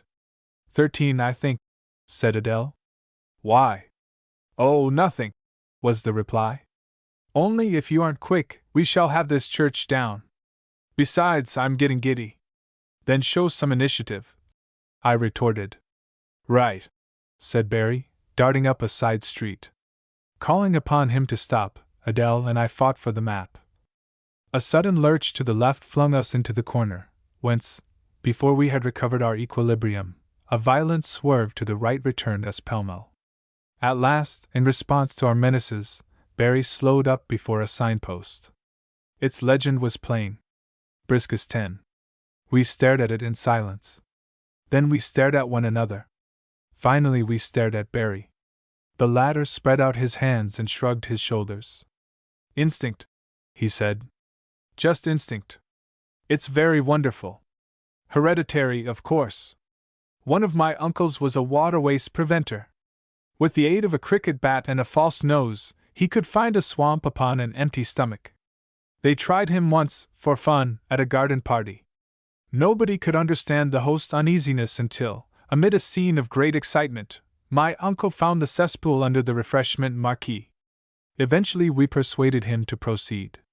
For a while the going was poor, but after we had passed Briscus all cause for complaint vanished. Not only was the surface of the road as good as new, but the way itself was winsome. The main road to Péry-Horade could not compare with it. At every twist and turn, and there were many, some fresh attraction confronted us.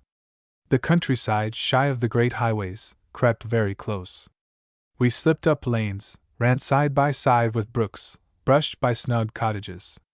Dingles made bold to share with us their shelter, hilltops their sweet prospects, hamlets their quiet content. An amazing sundown set our cup brimming. That this might run over, Bidake itself gave us a chateau, ruined, desolate, and superb. There is a stateliness of which death holds the patent, and then, again, time can be kind to the dead. What death had given, time had magnified. Years had added to the grey walls a peace, a dignity, a charm, such as they never knew while they were kept. The grave beauty of the place was haunting. We passed on reluctantly. A quarter of an hour later we ran into Péry-Horade. Here Adele relieved my brother-in-law and, encouraged by the promise of a late tea, made the most of the daylight. 80 minutes later we slid into Pau. As we swept up the drive of our villa. Well, said Barry, I must confess it's been a successful day. If we'd lunched with Evelyn, we should have missed that venison, and if the main road hadn't been vile, we should have missed Bidake. Indeed, provided no anticlimax is furnished by the temperature of the bath water, I think we may congratulate ourselves. Adele and I agreed enthusiastically. Falcon met us in the hall with a note and a telephone message. The first was from Mrs. Sweetcoat. Dearest Daphne. How awful of you! Never mind. I know how terribly easy it is to forget. And now you must come over to us instead. Falcon insisted that you would wish us to have lunch, so we did, a jolly good one, too. And Jack smoked one of Barry's cigars, and of course, we both lost our hearts to Nobby. In fact, we made ourselves thoroughly at home. Your loving Evelyn. P.S. Try and find out who's staying at Pal with the blue all-weather coupe. They went by us today like a flash of lightning. Fortunately, we were going dead slow, so it was all right. But they ought to be stopped. The second was from Jonah. As rendered by Falcon, it ran: Captain Mansell's compliments, sir, and as Mrs. Adele Playdell was the last to drive Ping, he thinks she must have his key. And as loves the homely thing as laughs at locksmiths, sir, will you kindly return this forthwith? I asked Captain Mansell where he'd like you to meet him, sir, but he said you'd know. From Pau to La Barre is 70 miles, as near as damn it. I covered the distance alone. All the way a memory kept whispering above the rush of the tires. Madonna! Madonna! Chapter 5: How Love Came to Jill, Herbert to the Rescue, and a Young Man by His Right. A week of fine days had slipped by. Most of these we had spent upon the open road. For 50 miles about Pau we had proved the countryside and found it lovely. This day we had determined to fare farther afield. Perhaps because of this decision, trouble had peered out of the bushes before we had gone 20 miles. Had we, however, been advised to expect a puncture and requested to select the venue, we could not have chosen a more delightful spot. Immediately upon our right there was a garden, trim and pleasing as the farmhouse it served. Stretched in the gateway lay a large white hound, regarding us sleepily.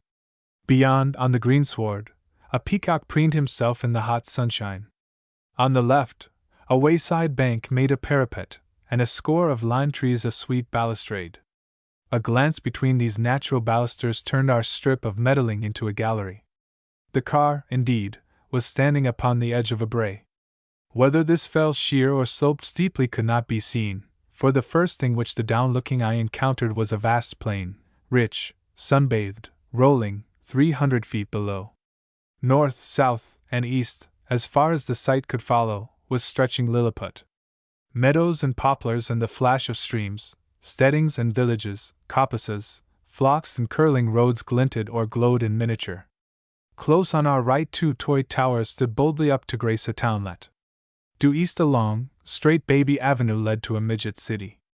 Northward a tiny train stole like a snail into the haze of distance. Far to the south the mountains, blurred, snowy, ethereal, rose like a beckoning dream to point the fairy tale. It was only when we had gloated upon the prospect for several minutes, identified the townlet as Ibis and the city as Tarbes, and taking out powerful binoculars, subjected the panorama to a curious scrutiny, which might have shattered the illusion, but only turned Lilliput into utopia, that we pulled ourselves together and started to consider our plight. This was not serious. A tire was flat, certainly, but we had 2 spare wheels. I drew a sou from my pocket and spun it into the air. I maintain, said Barry, that the obverse will bite the dust. The coin tinkled to a settlement, and we both stooped to read our respective fates. A moment later, with a self-satisfied grin, I climbed back into the car, whilst Barry removed his coat with awful deliberation. Jill was in possession of the paper, so I lighted a cigarette and turned up Tarbes in the guidebook. Just listen to this, said my cousin suddenly. Of the 4 properties, the Villa Rickley is the most notable. A well-known traveler once styled it the fairest jewel in Como's diadem, occupying one of the choicest situations on the famous lake, surrounded by extensive gardens, the varied beauty of which beggars description. The palace, for it is nothing less, has probably excited more envy than any dwelling in Europe. Then it speaks about the house. Wait a minute. Here we are. The heavily shaded lawns, stretching to the very edge of the lake, the magnificent cedars, the sunlit terraces, the cascades, the chestnut groves, the orange and lemon trellises, the exquisite prospects, go to the making of a veritable paradise. Doesn't that sound maddening? It does, indeed, I agreed. Whose is it?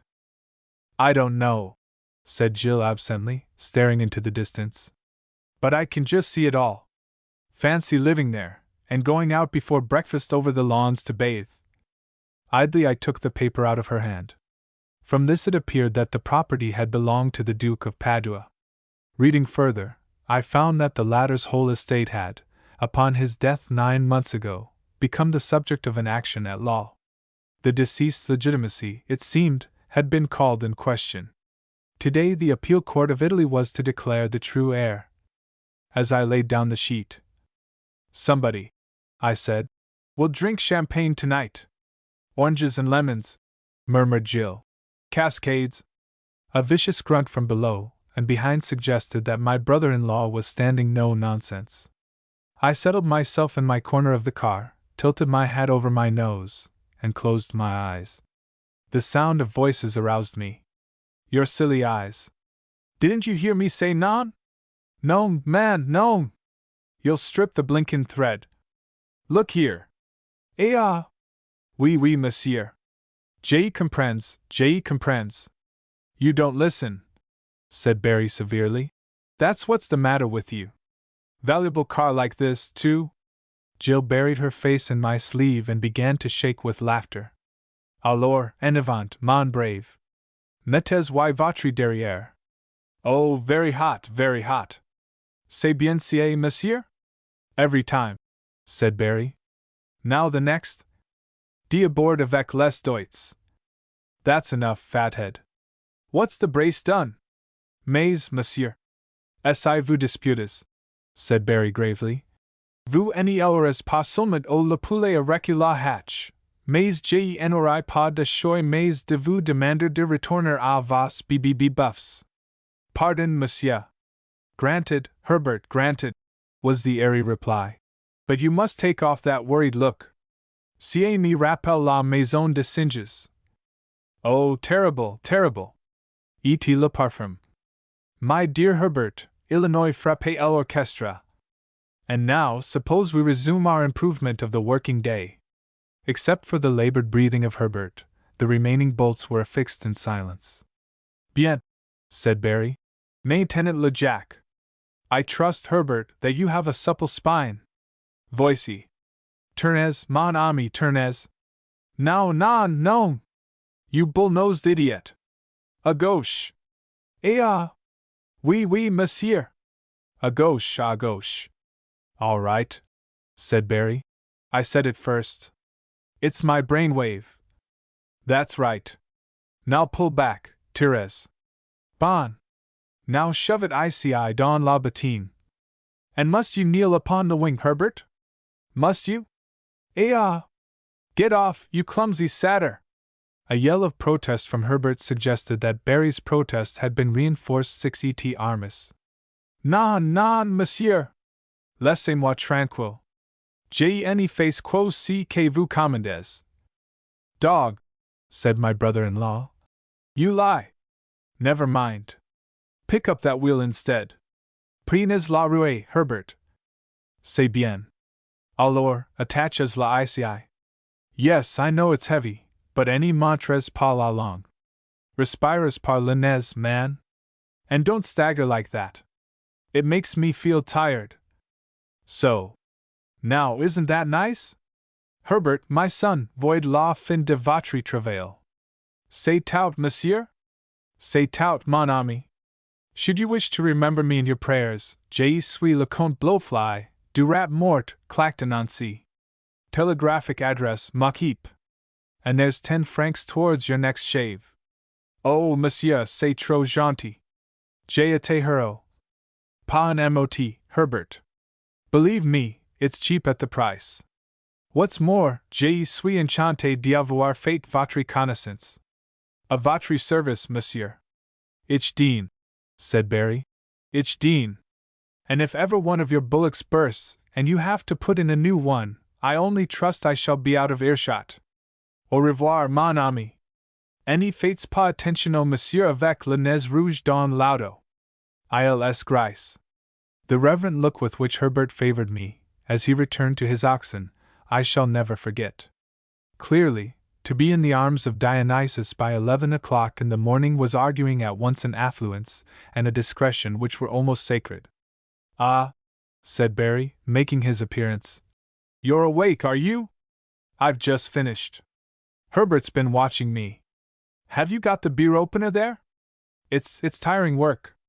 "What is?" said I grimly. "Instructing?" "That's it," said my brother-in-law. I explained as I went along. Herbert was most interested. A little dense, you know, but such a nice fellow. He thinks the world of you. Now, I think the beer opener's in the left hand. "In you get," said I, starting the engine. "Philanthropy and beer don't go together." With his foot upon the step, Barry regarded me. "I should like Herbert's ruling on that," he said. "Besides, I've got a thirst which is above rubies. Think what it'll be like by lunchtime," said Jill. "Besides," she added, searching for her bag, "I've got some acid drops somewhere." With an unearthly shriek, Barry clawed at his temples.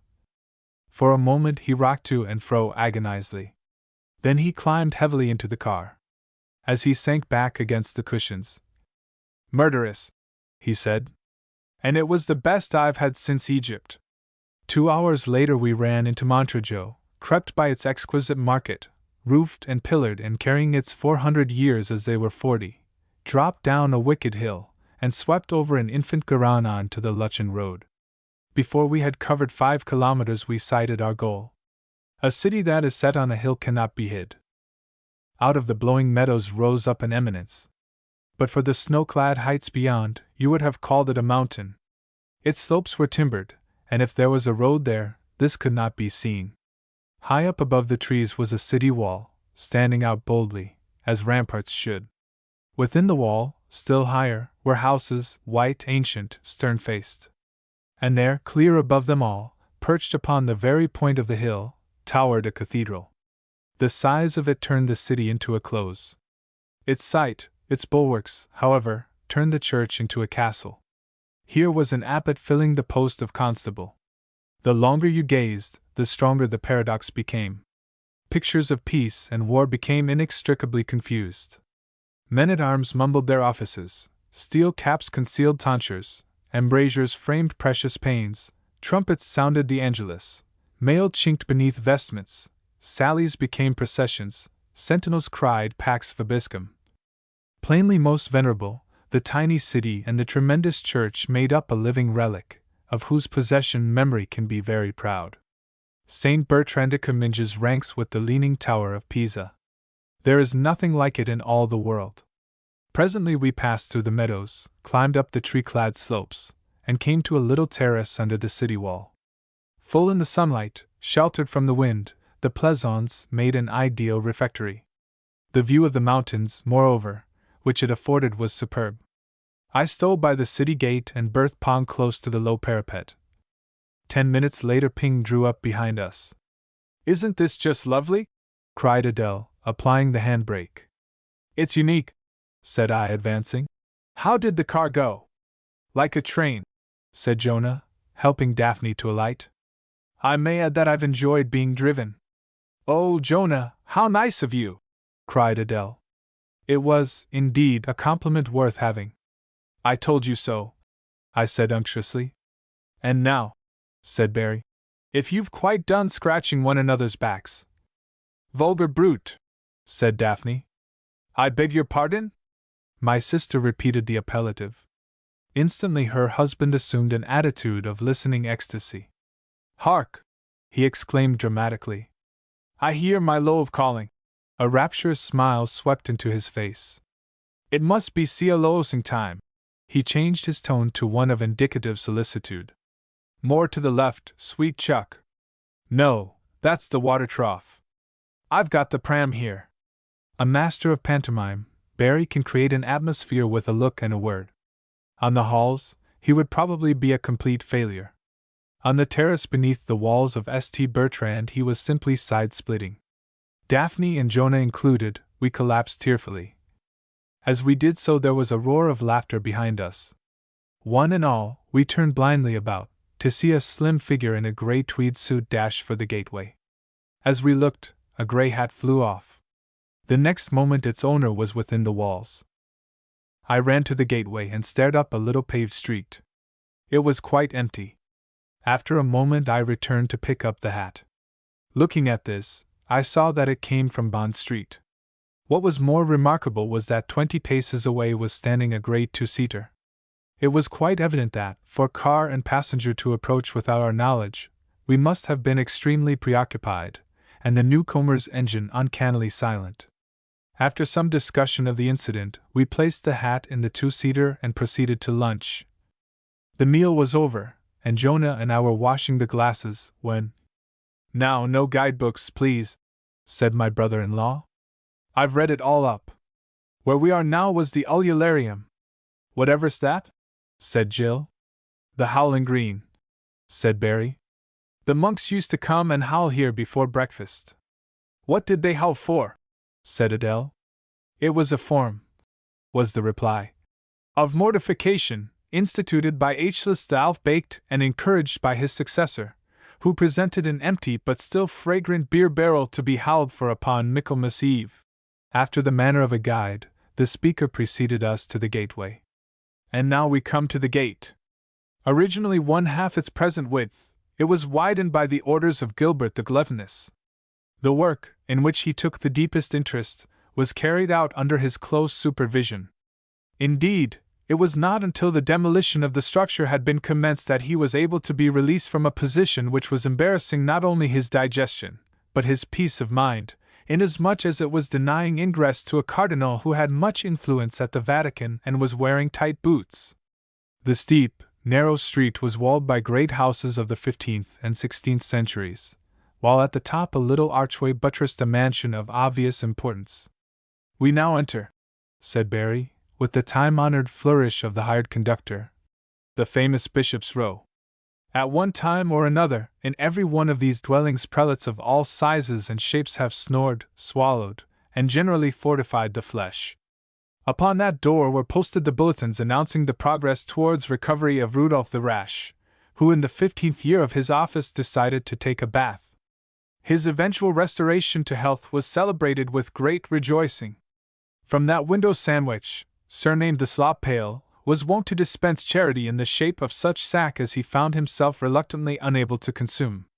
Such self-denial surprised even his most devoted adherents, until it was discovered that the bishop had no idea that he was pouring libations into the street, but, with some hazy intention of conserving the remains of his liquor, invariably mistook the window for the door of a cupboard. The house on the left is of peculiar interest. Behind those walls— "I wouldn't interrupt you for worlds," said Daphne, "and I'm sure the cathedral won't be half so interesting, but perhaps, if we saw that first—" "That's right," said her husband. "Twist the sage's tail. Now I've lost my place. I shall have to begin all over again." He paused to pass his hand across his eyes. Then he flung out an arm. "We now enter the famous Bishop's Row. At one time or another, in every one of these dwellings prelates of all." We fairly fled up the street. We had visited the shrine, we had wondered at the silver eloquence of architects, we had examined one by one 66 of the most exquisite stalls that ever graced a choir, we had stared at thrones, pulpit, organ case, and a great frieze, all of them carved with a cunning which money could never buy, and today great love and piety are too poor to purchase. We had walked in the cloisters, we had been shown the relics. And whilst the others were picking over some picture postcards, I was looking at an old fountain in the cathedral square. "I say," said a pleasant voice. Upon the other side of the basin was a slim figure in a grey tweed suit, a nice-looking boy of about 20 summers. His thick, dark hair was uncovered, and there was a grave look in the big brown eyes. "Hello," said I. "You're the runaway." "That's right," he said quickly. "I only want to apologize.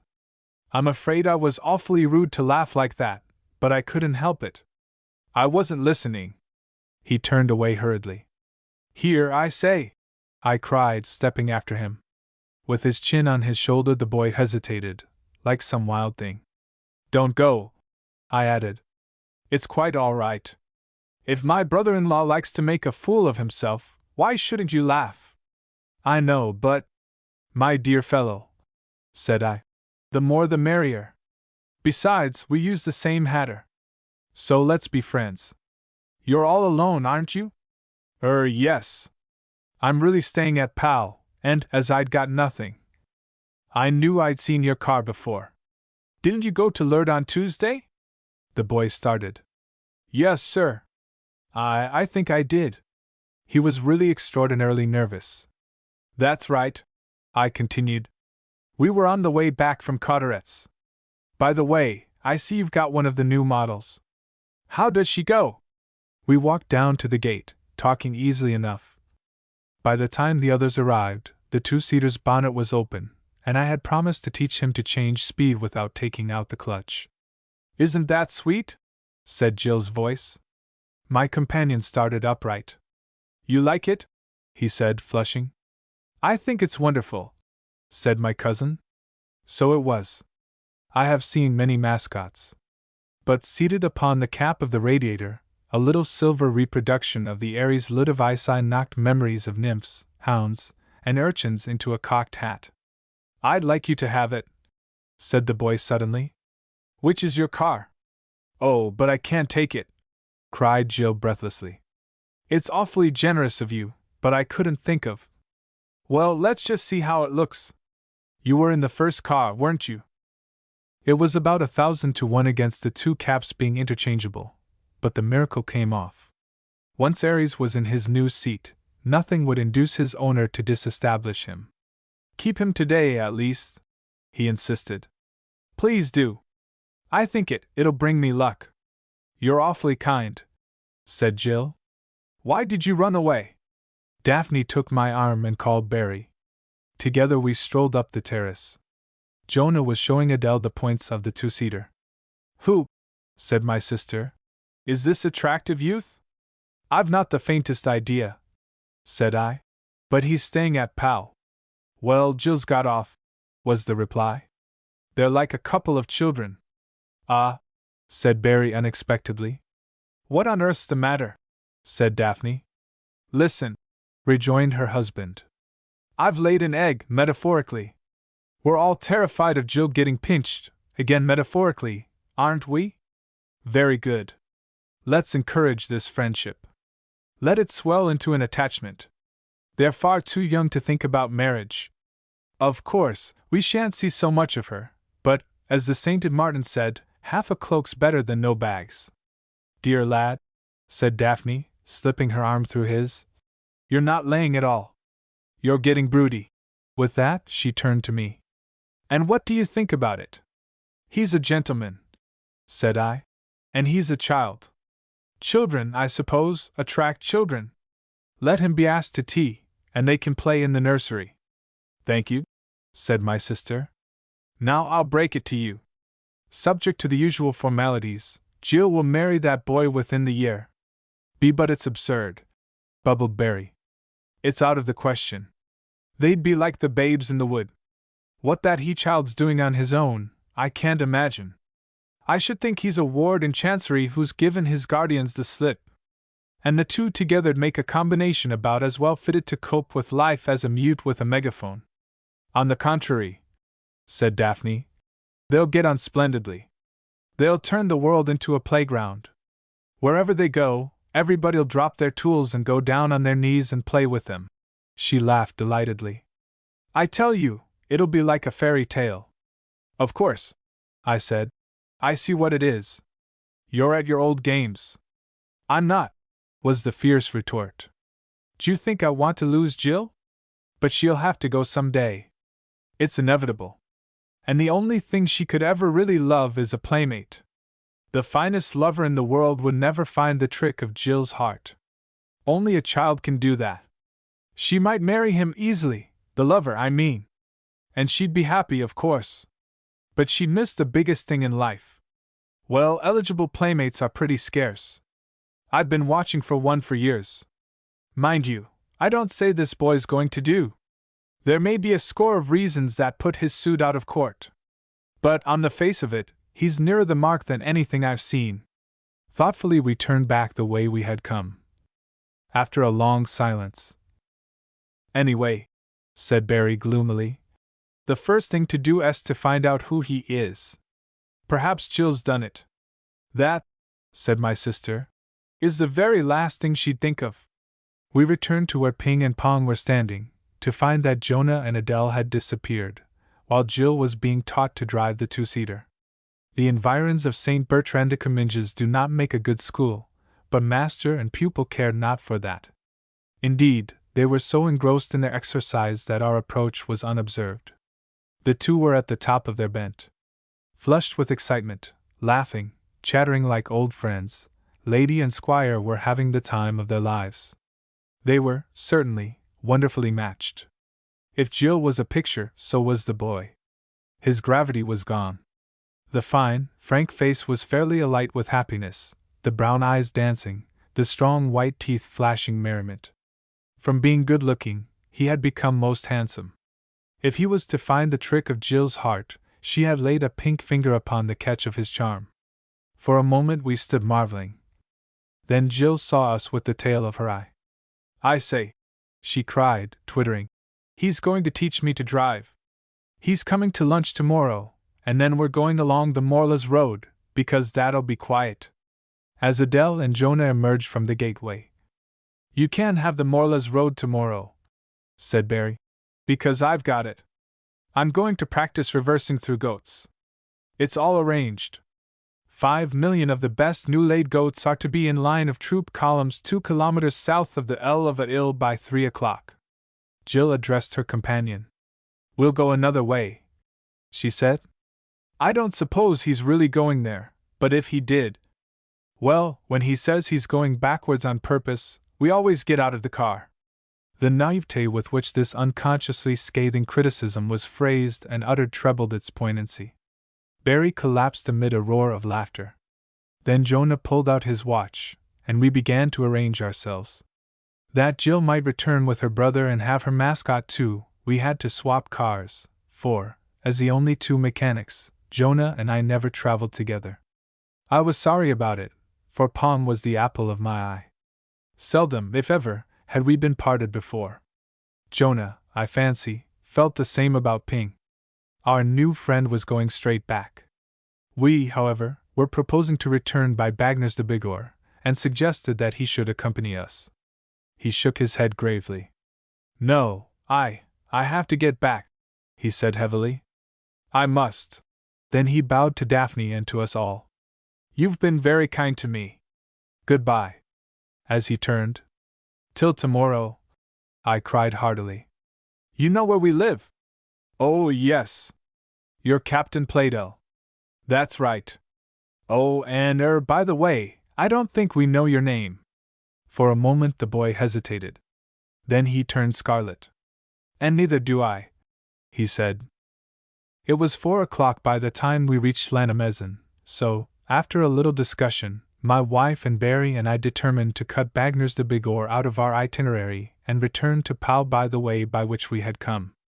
Whether the others, who were ahead of us, had come to the same decision, we could not tell. Barry was driving like a professional. The fact, however, that between Lannemezan and Tarbes the pleasant road was littered with more dog carts and bullock wagons than one would have expected any 3 departments of France to be able to furnish, tended to cramp his style.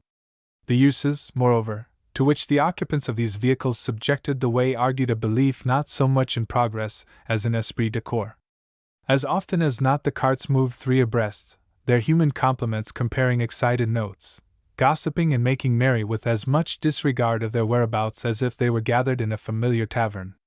As for the wagons, these were frequently unattended, their custodians trudging disinterestedly in rear, absorbed in good-natured argument, and leaving their bullocks to place their own interpretation upon the rule of the road.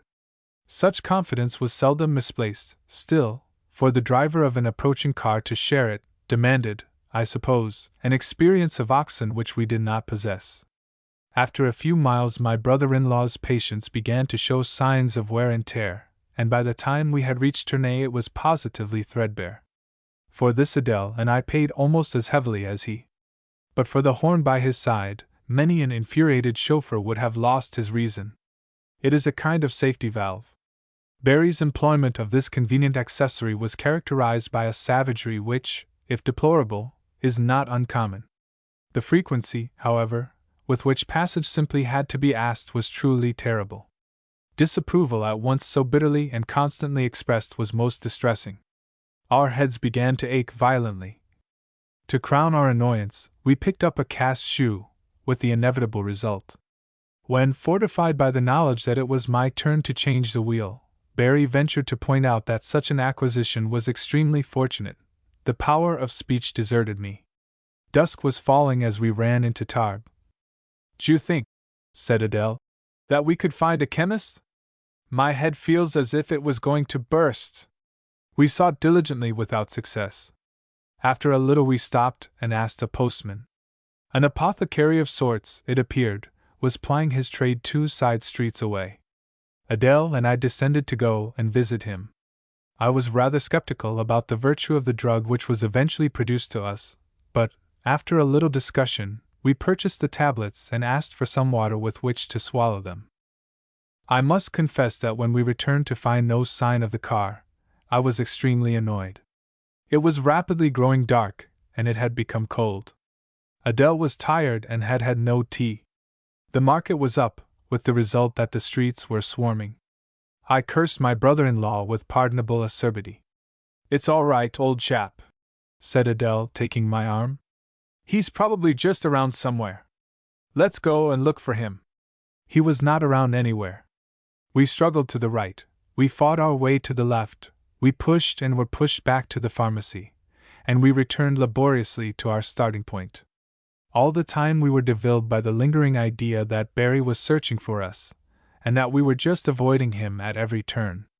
After another 2 minutes, I took my protesting wife back to the chemist's shop, requested his hospitality on her behalf, and, after seeing her received by a glowing Frenchwoman into an inner room, turned up my collar and advanced blasphemously into the street. Almost immediately Barry stumbled into my arms. "The car!" he gasped. "A plant! Quick! Or they'll do us down!" I stared at him stupidly. His coat was torn and he was streaming with sweat.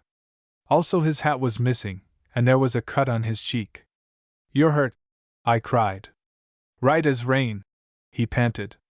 "Tell us we go." He started to pelt up the street. I ran by his side. "'Bout 2 minutes after you'd gone, fellow ran up to the car in hell of a state. First couldn't make out what matter was, talked too fast, then gathered you'd sent him. Adele had been taken ill. Lie, of course, see now, never occurred to me at time, told him get on step and guide me, burst off up street, left free left stunt, for knew where I was, cul-de-sac, pulled up, next second. Both doors open and toughest cove ever seen told me to hop it, in bad American, round to T left here, course I tumbled at. Once, dirty work, tried to hit him, nothing doing, tried to lock car, couldn't, hauled out anyhow, no good yelling, ran find you, one ray hope, out of petrol, I never stopped engine, petered out on its own, can on step I know, but they'll have to locate trouble, and then decant, left again here, no, wait. He looked from side to side anxiously. Then he swung round and glanced back. "Gad, I think we're wrong." He started back frantically. "No, that's right. I remember that cafe." We swung round again. Arrived once more at the corner, again he hesitated, twitching his lips nervously and sobbing for want of breath. "These blasted streets," he jerked out. "I tried to memorize them, but there they are, boy. There they are." It was true. Turning away from us into a street on our left, about 40 paces away, was our own blue coupe. But for the fact that a cart was presenting a momentary obstruction, our quarry would have been gone. As it was, I flung myself onto the running board as she was gathering speed. Without a word, I thrust my arm in at the window and switched off the engine. As she slowed up, I leapt for the bonnet, whipped it open, and felt for the high-tension wire.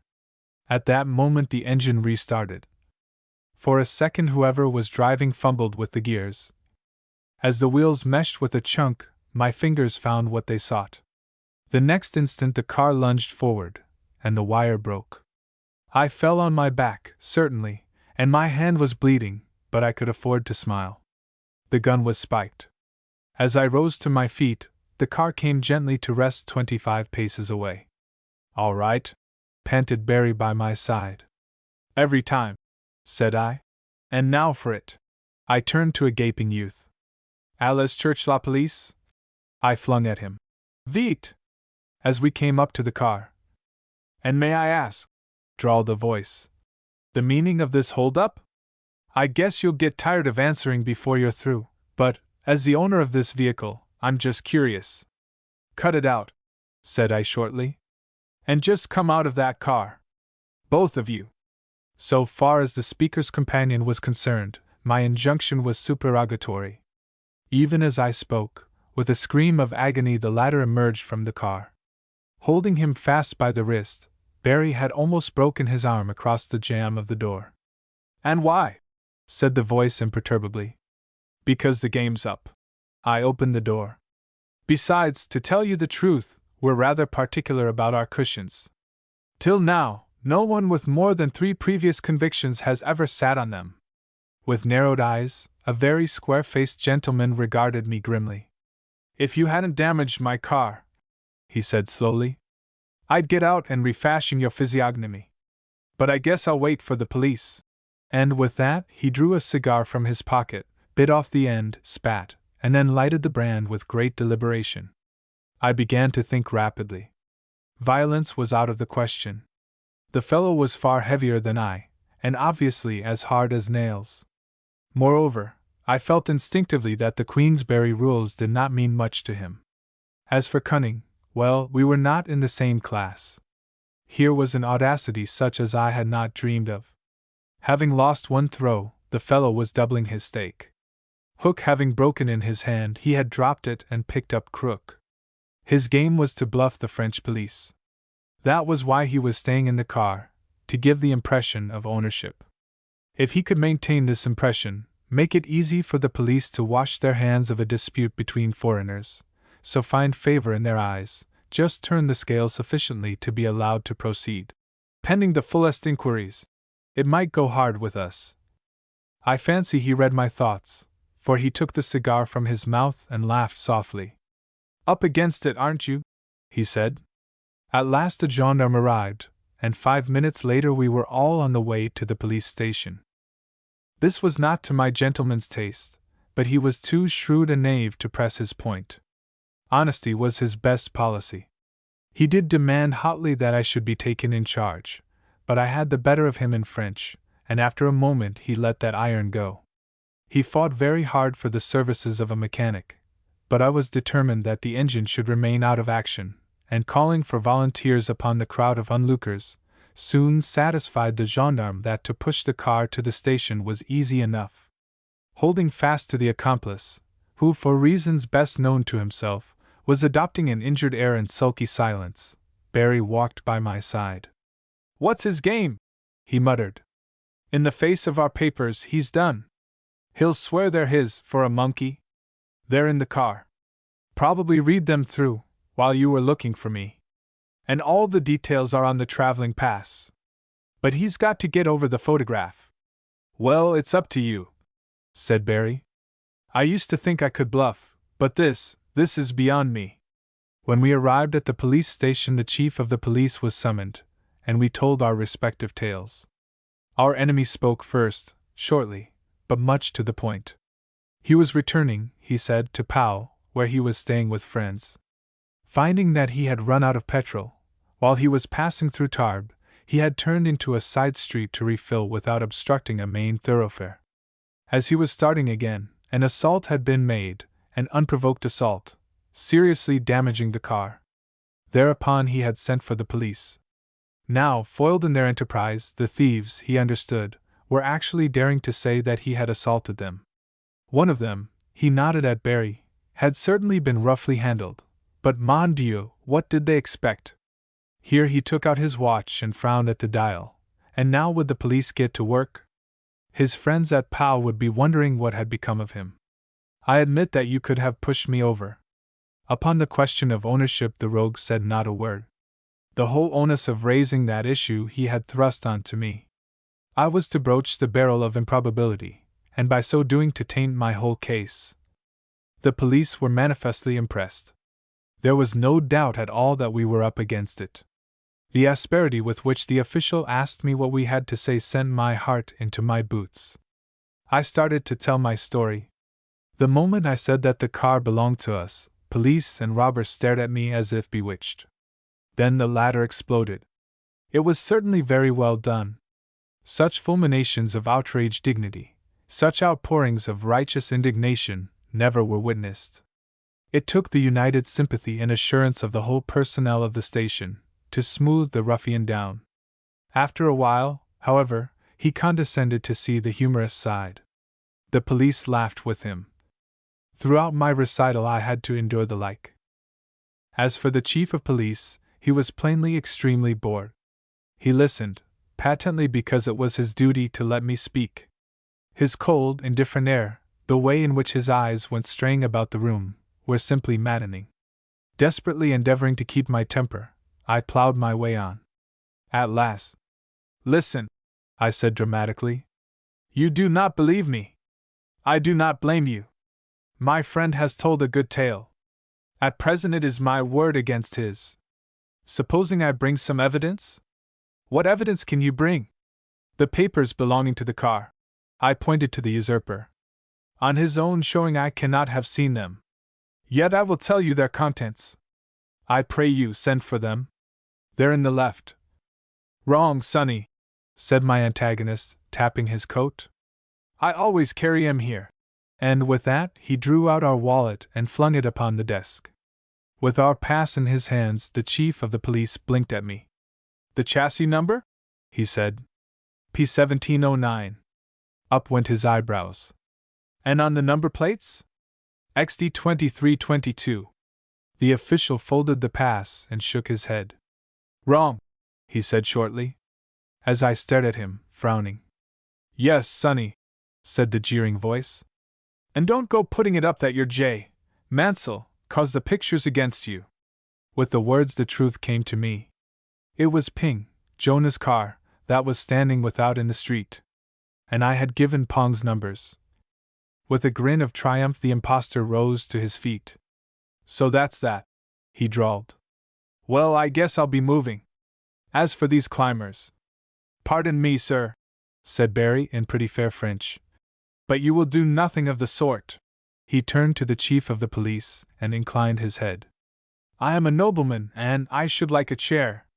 For a moment the other stared at him, then he sent for a seat. Had I stood in his shoes, I should have done the same. My brother-in-law's air was irresistible. Barry sat down carefully. "I shall not," he said, "keep you long.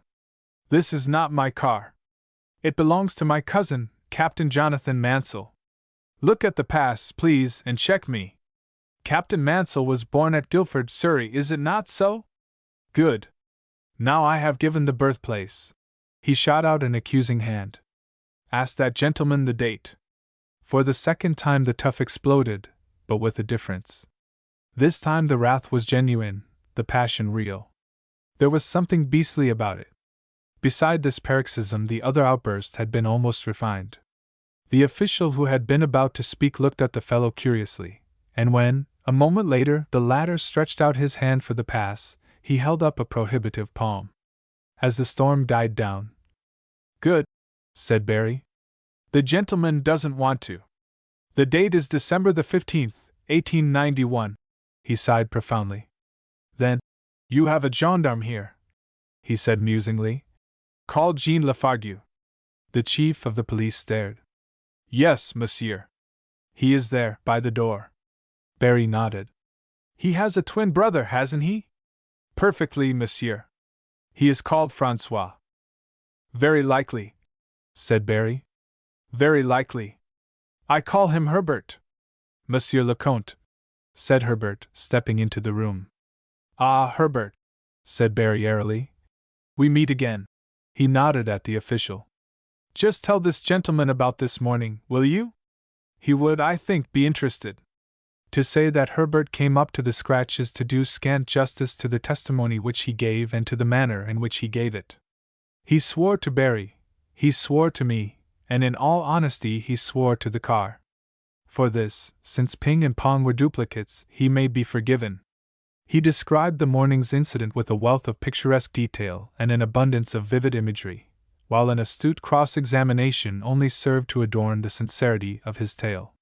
Finally, in response to his entreaties, police and all, we followed him into the street, where, displaying a histrionic ability which was truly French, he proceeded to reconstruct and rehearse his great adventure with the enthusiasm of a zealot. Watch in hand, Barry touched the chief of the police upon the shoulder. "By now," he said, "I think my cousin may have reached Pau. If you would like to telephone." He stopped suddenly to peer right and left into the darkness. The gentry had disappeared. 10 minutes later, with a gendarme on either step, we picked up an anxious Adele. Then we filled up with petrol, had my makeshift connection replaced by a new wire, and started for home. As we passed the scene of our meeting with Herbert, "Which goes to prove," said my brother-in-law, "the wisdom of catching at straws." I noticed his likeness to Herbert the moment we entered the room, and for what it was worth, I kept my eye on him. Then a gendarme came in and whispered. I caught the words "Votre frère." Lafargue shrugged his shoulders and glanced at the clock. It looked as if his brother was waiting for him to come off duty. I began to wonder whether the two were going to blow my 10 francs. During one of the arguments I shot my bolt. I asked him to tell his twin brother that the Count Blowfly was here and would be glad if he'd wait. He stared rather, but, after a little hesitation, he slipped out of the room. I think my heart stopped beating until he returned. When he looked at me and nodded, I could have screamed with delight. For a kilometer or so we sat in silence. Then, "It reminds me of poker on board ship," said I. "Our friend of the square jaw cuts in and, with the luck of an outsider, picks up 4 kings. "That's it," said Barry. "And we hold 3 aces." "Exactly," said I. "But 4 kings beat 3 aces," said Adele. "You're forgetting Herbert," said I. "No, I'm not," said my wife. "Herbert's the ace of spades." "No, sweetheart," said Barry. "He's the joker." It was early upon the following morning that a letter was brought by hand to our door. "Dear Mrs. Playdell, I'm afraid you must have thought all sorts of things about me after I'd gone yesterday, but I've just this moment had a telegram, and I'm so excited I can hardly write. I know my name now. You see, I used to be the Marquis Letco. Then, when Father died, they said he'd never been the Duke at all, and so I had no name. But now it's all settled, and they've lost their case. And I can sign myself always. Yours very sincerely, Padua. Chapter 6: How Barry ran contraband goods, and the Duke of Padua plighted Jill his troth. That Jill was in love with the Duke of Padua was only less manifest than that the Duke of Padua was in love with Jill. Something, however, was wrong. So much our instinct reported. Our reason refused to believe it, and with one consent, we pretended that all was well. For all that, there lay a shadow athwart the baby's path. Yet the sky was cloudless. The thing was too hard for us. With a sigh, I opened my case and took out a cigarette. Then I handed the case to Barry. The latter waved it aside and wrinkled his nose. "I'm through," he said shortly. "Offal's all very well in an incinerator, if the wind's the right way, but, as a substitute for tobacco, well, it soon palls." I closed the case and slid it into my pocket. "I must confess," I said, "that I'm nearing the breaking point." "Well, I wish you'd be quick and reach it," said Adele. "How you can go on at all, after finding that fly, I can't imagine." She shuddered at the memory. Less than a week ago, a suspicious protuberance in the line of a local cigarette had attracted my attention. Investigation had revealed the presence of a perfect, if somewhat withered, specimen of the Musca domestica embedded in the vegetation which I had been proposing to smoke. This was too much for the girls, none of whom had since touched a cigarette, and when my brother-in-law suggested that the fly had probably desired cremation, and urged that, however obnoxious, the wishes of the dead should be respected, Daphne had reviled her husband and requested Jonah to open the door, so that she could sit in a draught. We were in a bad way. Now that we were in France, the difficulty of obtaining cigars, cigarettes, or tobacco, such as we were used to enjoy, seemed to be insuperable. The prohibitive duty, the uncertainty and by no means infrequent failure of the French mails, brought the cost of procuring supplies from England to a figure we could not stomach. Attempts at postal smuggling had ended in humiliating failure. The wares which France herself was offering were not at all to our taste. We were getting desperate. Jonah, who had smoked the same mixture for 13 years, was miserable. Barry's affection for a certain brand of cigars became daily more importunate. My liver was suffering. "We'd better try getting a license to import," I said heavily. "It may do something." "Ah," said my brother-in-law, drawing a letter from his pocket. "I knew I had some news for you. I heard from George this morning. I admit I don't often take advice, but this little missive sounds an unusually compelling call. Above all, do not be inveigled into obtaining or, worse still, acting upon, a so-called license to import. It is a copper-bottomed have. I got one, when I was in Paris, gleefully ordered 5,000 cigarettes from Bond Street, and started to count the days. I soon got tired of that. 3 months later I got a dirty form from the customs, advising me that there was a case of cigarettes, addressed to me, lying on the wharf at Toulon. Yes, Toulon. They added that the charges to be paid before collection amounted to 900 francs by way of duty, 1,165 by way of freight, and another 3 francs 40 for every day they remained in the custom house. In this connection, they begged to point out that they had already lain there for 6 weeks. Friend, can you beat it? But what, then, did I do? Why, I took appropriate action. I wrote at once, saying that, as I was shortly leaving for New York, I should be obliged if they would forward them via Liverpool to the Piraeus. I inquired whether they had any objection to being paid in roubles, and I advised them that I was shortly expecting a pantechnicon, purporting to contain furniture, but, in reality, full of mines. These I begged them to handle with great care and to keep in a temperature never higher than 37 degrees Fahrenheit, as they were notoriously sensitive, and I particularly wished to receive them intact. I added that the pantechnicon would be consigned to me under another name. A fair knowledge of the French temperament suggests to me that the next 2 or 3 furniture vans which arrive at Toulon will be very stickily welcomed. I threw away my cigarette and stared at the mountains. Though every prospect pleases, I murmured, and only fags are vile. The only thing to do, said Adele, is to have a little sent out from England from time to time, and ration yourselves accordingly. Barry shook his head. Easier to stop altogether, he said. Tobacco's not like food. I'm not speaking of the stuff you get here. Some of that is extremely like food, of a sort. I should think it would, as they say, eat lovely, neither is it like liquor. You don't carry a flask or a bottle of beer in your hip pocket, more's the pity. But nobody's equipment is complete without a case or a pouch. Why? So that the moment this particular appetite asserts itself, it can be gratified. No, smoking's a vice, and as soon as you clap a vice in a straitjacket, it loses its charm. A cigar 3 times a day after meals doesn't cut any ice with me. He tilted his hat over his eyes and sank his chin upon his chest. And now don't talk for a bit. I want to concentrate. Adele laid a hand upon his arm. One moment, she said. If the car arrives before you've finished, are we to interrupt you? Certainly not, darling. Signal to the driver to stop in the middle distance. Oh, and ask approaching pedestrians to keep on the grass. Should any children draw near, advise their nurse that I have the mumps. We were sitting upon a seat in the Parc Beaumont, reveling in the temper of the sunshine and the perfection of the air. A furlong away, Daphne, Jill, and Jonah were playing tennis, with Piers, Duke of Padua, to make a fourth. Nobby and a fox terrier were gambling upon an adjacent lawn. Pow has many virtues, all but one of which may, I suppose, be severally encountered elsewhere upon the earth. The one, however, is her peculiar. The place is airy, yet windless. High though she stands, and clear by 30 miles of such shelter as the mountains can give, by some queer trick of nature's, upon the map of Aeolus Pow and her pleasant precincts are shown as forbidden ground.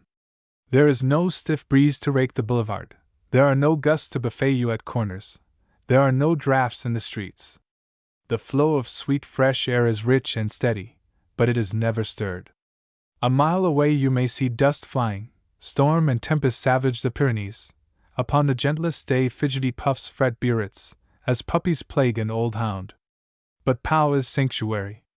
Once in a long while some errant blast blunders into the town. Then, for a second of time, the place is bedlam. The uncaught shutters are slammed, the unpaid laundry is sent whirling, and if the time is evening, the naked flames of lamps are blown out. But before a match can be lighted, the air is still again.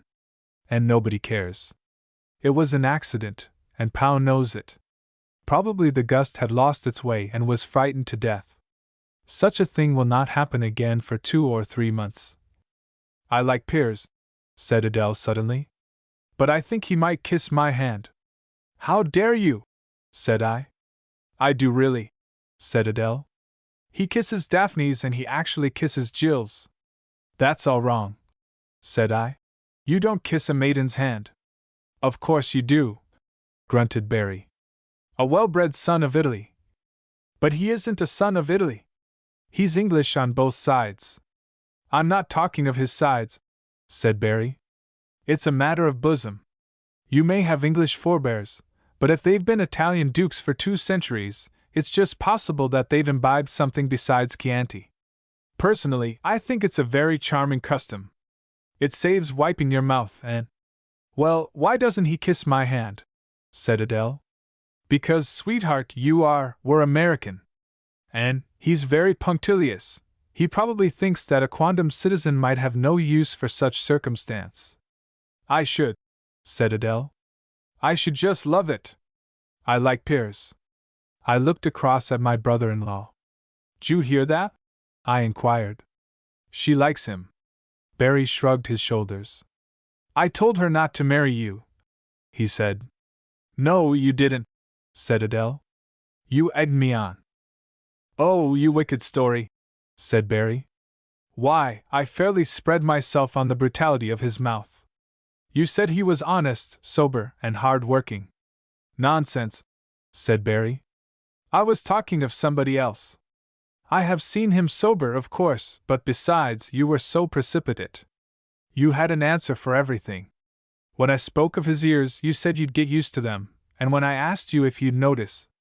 I shan't, said Adele. I mean, I didn't. However, it's done now. And after all, he's very convenient. If we hadn't got married, I shouldn't have wintered at Pau. And if I hadn't wintered at Pau, I shouldn't have met Piers. True, said Barry. True. There's something in that. He nodded in my direction. D'you find he snores much? Nothing to speak of, said Adele. Used he to? Like the devil, said Barry. The vibration was fearful. We had to have his room underpinned. Oh, he's quite all right now, said my wife. Indeed, as husbands go, he's very charming. You don't mean to say you still love him? I believe I do. Oh, the girl's ill, said Barry. Put your head between your knees, dear, and think of a bullock trying to pass through a turnstile. And why as husbands go? As a distinguished consort, I must protest against that irreverent expression. Listen, said Adele, laughing. All women adore ceremonious attention, even Americans. The ceremonious attentions of the man they love are the sweetest of all. It's the tragedy of every happy marriage that, when comradeship comes in at the door, ceremony flies out of the window. Now, my husband's my king. Once he was my courtier. I wouldn't go back for 20 million worlds, but I've got a smile for the old days. I know, said Barry softly. I know. Years ago Daphne told me the same. And I tried and tried. But it wouldn't work somehow.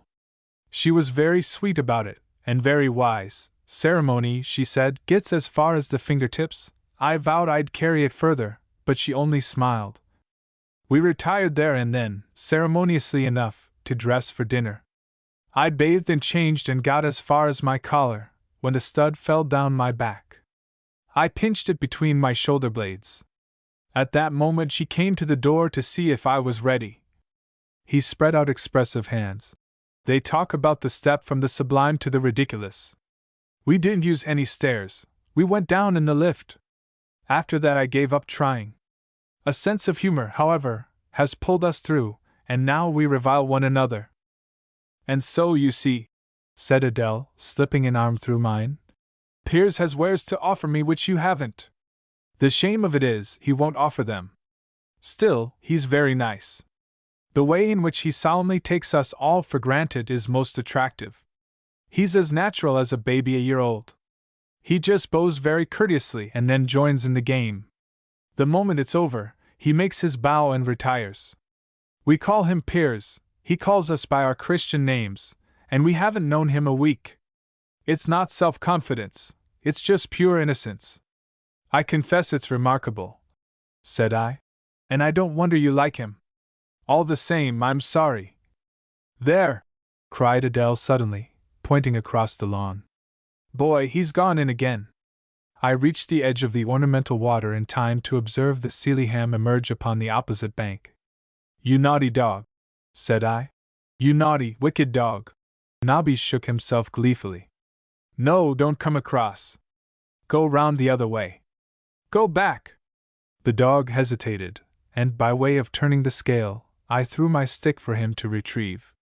As this left my hand, the hook caught in my cuff, and the cane fell into midstream. As Nobby climbed out with the stick, the park keeper arrived, a crabbed gentleman, in a long blue cloak and the deuce of a stew. The swans, he said, would be frightened. There was one swan, 300 yards away. Always they were being pursued by bulldogs. Mon Dieu, but it was shameful. That hounds should march unled in the Parc Beaumont was forbidden, absolutely. Not for them to uproot where the trees and flowers planted. Where, then, was my attachment? And I had encouraged my dog. Actually, I had made sport for him. He had seen the deed with his eyes. One paw raised, ears pricked, his little head on one side, his small frame quivering with excitement, his bright brown eyes alight with expectation, a dripping Nobby regarded us. I took a note from my pocket. He is a wicked dog, I said. There. He pays his fine. As for me, I shall be punished enough. My home is distant, and I was to have driven. Now he is wet and must grow dry, so I must walk. I will think out his punishment as I go. And with that I hooked my cane to the delinquent's collar and turned away. Pardon, monsieur. The old fellow came shambling after us. Pardon, but do not punish him, I pray you. Nobby screwed round his head and looked at him. Oh, but how handsome he is! Perhaps he did not understand. And I should be sorry to think. Nobby started towards him and moved his tail. See how he understands. He has the eyes of a dove. He stooped to caress his protégé. Ah, but you are cold, my beauty. Unleash him, monsieur, I pray you, that he may warm himself. I shall not notice him. As I did his bidding, and Nobby capered away. Bon, he said pleasedly. Bon. Au revoir, mon beau. He straightened his bowed shoulders and touched his hat. A votre service, monsieur. I returned thoughtfully to where Adele and Barry were sitting, watching us closely and pretending that we did not belong to them. So far as personal magnetism was concerned, between Nobby and the Duke of Padua there seemed to be little to choose. To judge by results, the two were equally irresistible. In the race for the popularity stakes the rest of the males of our party were simply nowhere. With a sigh, a blue coupe slid past me and then slowed down. The great two-seater behind it did the same. When I say that Daphne, who loathes mechanics, was seated in the latter conveyance, submitting zealously to an oral examination by Piers regarding the particular functions of the various controls, it will be seen that my recent conclusions were well-founded. Letters, said Jill, getting out of the coupe. 1 for Barry and 2 for Adele. She distributed them accordingly. Fitch brought them up on his bicycle. And Piers' aunt is coming, the one whose villa he's at. I forgot her name, but he says she's awfully nice. Splendid, said I. And now congratulate me. Having tramped the town all the morning, I've got to walk home. Why? I pointed to Nobby. That he may warm himself, I said. My cousin gave a horrified cry. Oh boy! And we only washed him last night. I'll take him, cried Piers. I'd like to. And you can drive Daphne back. I shook my head, laughing. It's his master's privilege, I said. Besides, he's had his scolding, and if I deserted him he'd be hurt. And he's really a good little chap. But, my dear Piers, said Daphne, laying a hand on his arm, rather than risk hurting that white scrap's feelings, my brother would walk to Lyons. You will all, said Barry, be diverted to learn that I am faced with the positively filthy prospect of repairing to London forthwith. After spending a quarter of an hour in an overheated office in New Square, Lincoln's Inn, in the course of which I shall make 2 affidavits which nobody will ever read, I shall be at liberty to return. Give me the laws of England. Never mind, old chap, said Daphne. We'll soon be back again. I shall go with you, of course. Ought we to start tonight? Considering that there was snow in London, that the visit would entail almost continuous traveling for nearly 30 hours each way, and that my sister cannot sleep in a train, it seemed as if Barry, at any rate, was pulling out of the ruck. My sweet, replied my brother-in-law, I won't hear of it. However, we'll argue it out in private. Yes, I must start tonight. You must go? Said Jonah softly. Can't get out of it. Right. My cousin leaned out of the car. I'll give you my tobacconist's address. The best way will be to have the stuff decanted and sewn in your coat. There was a pregnant silence. Then, saved! I cried exultantly. Saved! What do you mean, saved? Said Barry. Hush, said I, looking round. Not an H-mute. This summons of yours is a godsend. With a little ingenuity, you can bring enough contraband in to last us till May. If our efforts to induce my brother-in-law to see reason were eventually successful, this was no more than we deserved. We made light of the risk of detection, we explained how the stuff could be concealed, we told him the demeanor to assume, we said we wished we were going, we declared it was done every day, we indemnified him against fines, we entreated, we flattered, we cajoled, we appealed to him. As a sportsman, we said it was only right. We looked unutterable things, and at last, half an hour before it was time for him to start for the station, he promised, with many misgivings and expressions of self-reproach, to see what he could do. Instantly, from being his suppliants, we became his governors, and the next 20 minutes were employed in pouring into his ears the most explicit directions regarding his purchase and disposal of our particular fancies. Finally we made out a list. He had absolutely refused to allow my sister to accompany him, but we all went down to the station to see him off. As we were pacing the platform, "Have you got the list?" said Jonah. The same question had been asked before, several times. "Yes," said Barry. "I have. And if anybody asks me again, I shall produce it and tear it into shreds before their eyes." "Well, for heaven's sake, don't lose it," said I. "Because, to hear you," said Barry, "anybody would think that I was mentally deficient.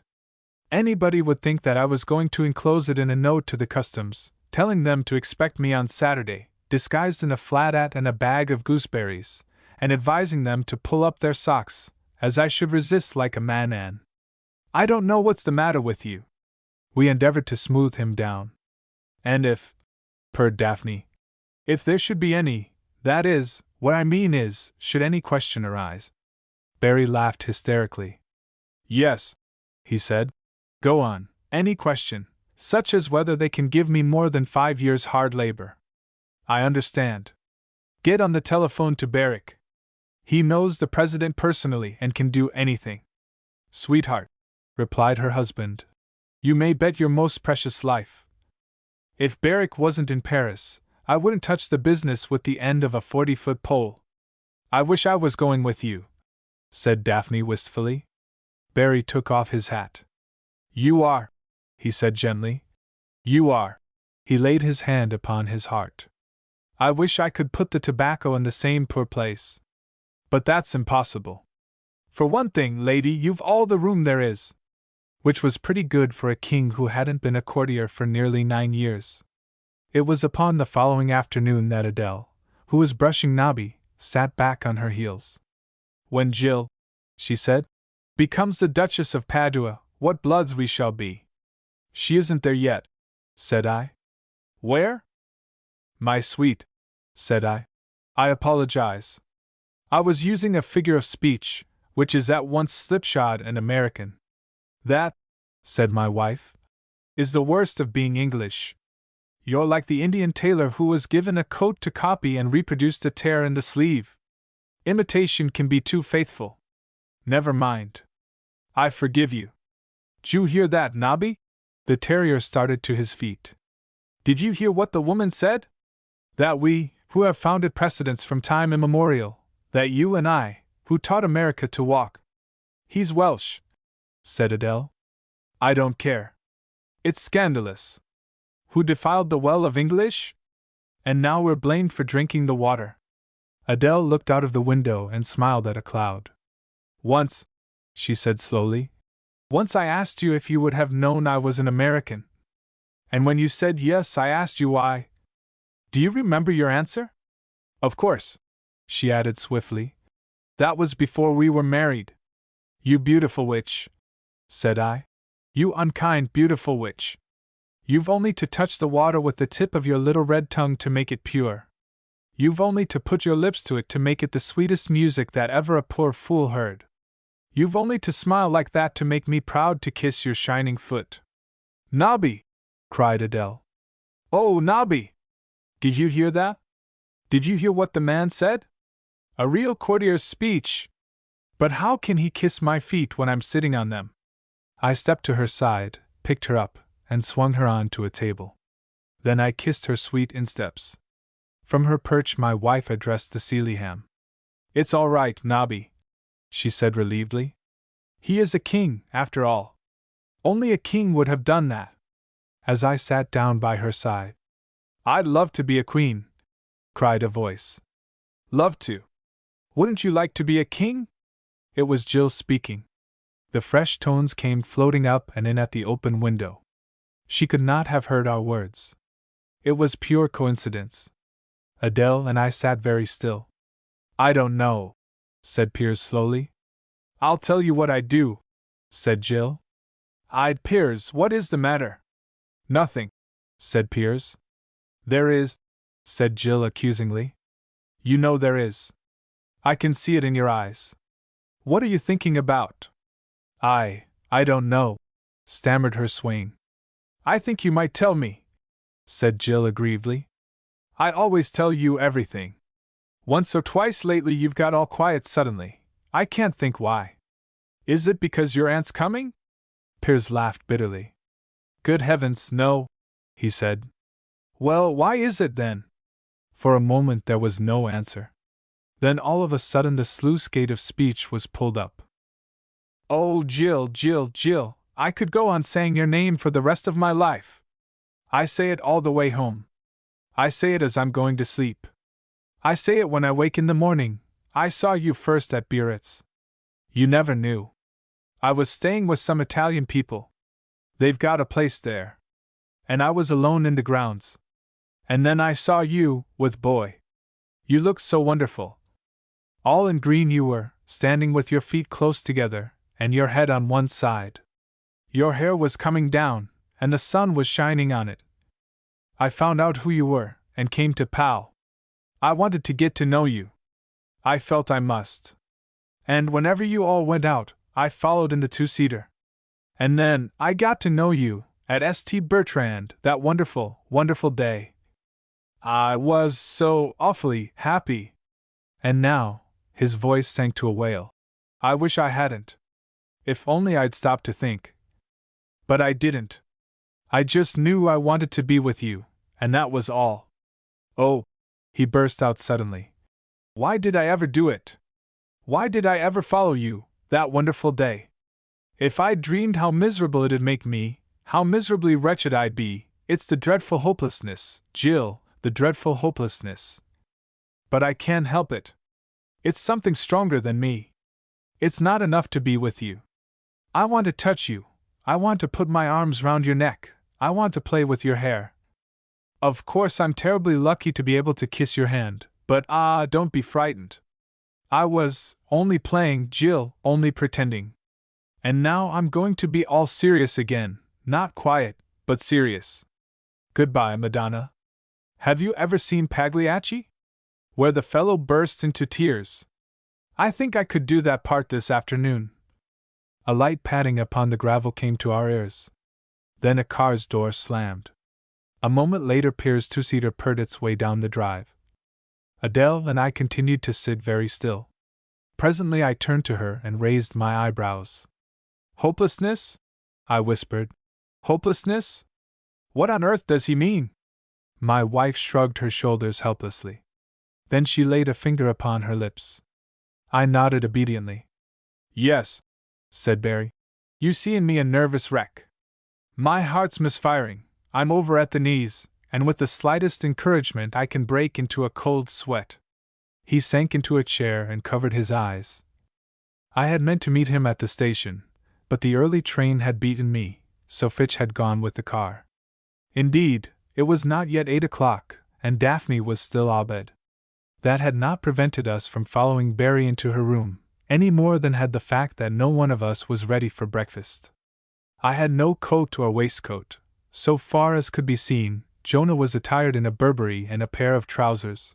A glance at Adele suggested that she was wearing a fur coat, silk stockings, and a tortoise-shell comb, while Jill was wrapped in a kimono, with her fresh fair hair tumbled about her shoulders. Jonah voiced our anxiety. You've got the goods? They're downstairs, said Barry. But don't question me. I can't bear it. I'll tell you all in a minute, but you must let me alone. Above all, don't thwart me. I warn you, my condition is critical. He sighed heavily. Apparently impressed by his demeanor, Nobby approached, set his paws upon his knee, and licked his face. There you are, said Barry, lifting the dog to his lap. The very fowls of the air pity me. No, it's not a sore, old chap, it's where I cut myself yesterday. But I'm just as grateful. And now lie still, my beauty, and poor old Sit-Tight the smuggler will tell you such a tale as will thicken your blood. Upon Friday morning last I purchased a uniform case. Not a new one, the oldest and most weather-beaten relic I could procure. On Friday evening I packed it. 1,000 cigars, 5,000 cigarettes, and 6 pounds of tobacco looked very well in it. My sword, a pair of field boots, breeches, coat, carefully folded to display the staff badges, and my red hat looked even better. I filled up with socks, shirts, puttees, slacks, spurs, and all the old emblems of Mars that I could lay my hands on. Finally I leavened the lot with a pound of the best white pepper, to discourage the moths, my fellow, to discourage the moths. His tone suggesting the discomfiture of the wicked, the Sealyham barked his applause. Quite so. Well, I locked the case up and corded it, and precisely at 10 o'clock I retired to bed. I never remember feeling so full of beans as I did the next morning. I could have bluffed my way across Europe with a barrel of whiskey on a lead. I felt ready for anything. Sharp at 11:15 I was at the station, and 1 minute later a porter, with the physique of a blacksmith, had the box on his shoulder and my dressing case in his hand. It was as he was preparing to lay his spoils at the feet of the registration monger that my bearer trod upon a banana skin. To say that he took a toss conveys nothing at all. It was the sort of fall you dream of, almost too good to be true. And my uniform case, of which he never let go, described a very beautiful parabola, and then came down upon the weighbridge, as the swipple of an uplifted flail comes down upon grain. Both hinges went, of course. It says much for the box that the whole thing didn't melt then and there. If I hadn't corded it, most of the stuff would have been all over the Vauxhall Bridge Road. Well, I was so rattled that I could hardly think. I joined mechanically in the laughter. I assured complete strangers that it didn't matter at all. I carried through the registration like a man in a dream, and I tipped everybody I could see. It was as I was thrusting blindly towards the gates that I first realized that half the people in the place were sneezing to glory. I was still digesting this phenomenon when I sneezed myself. Still, it never occurred to me.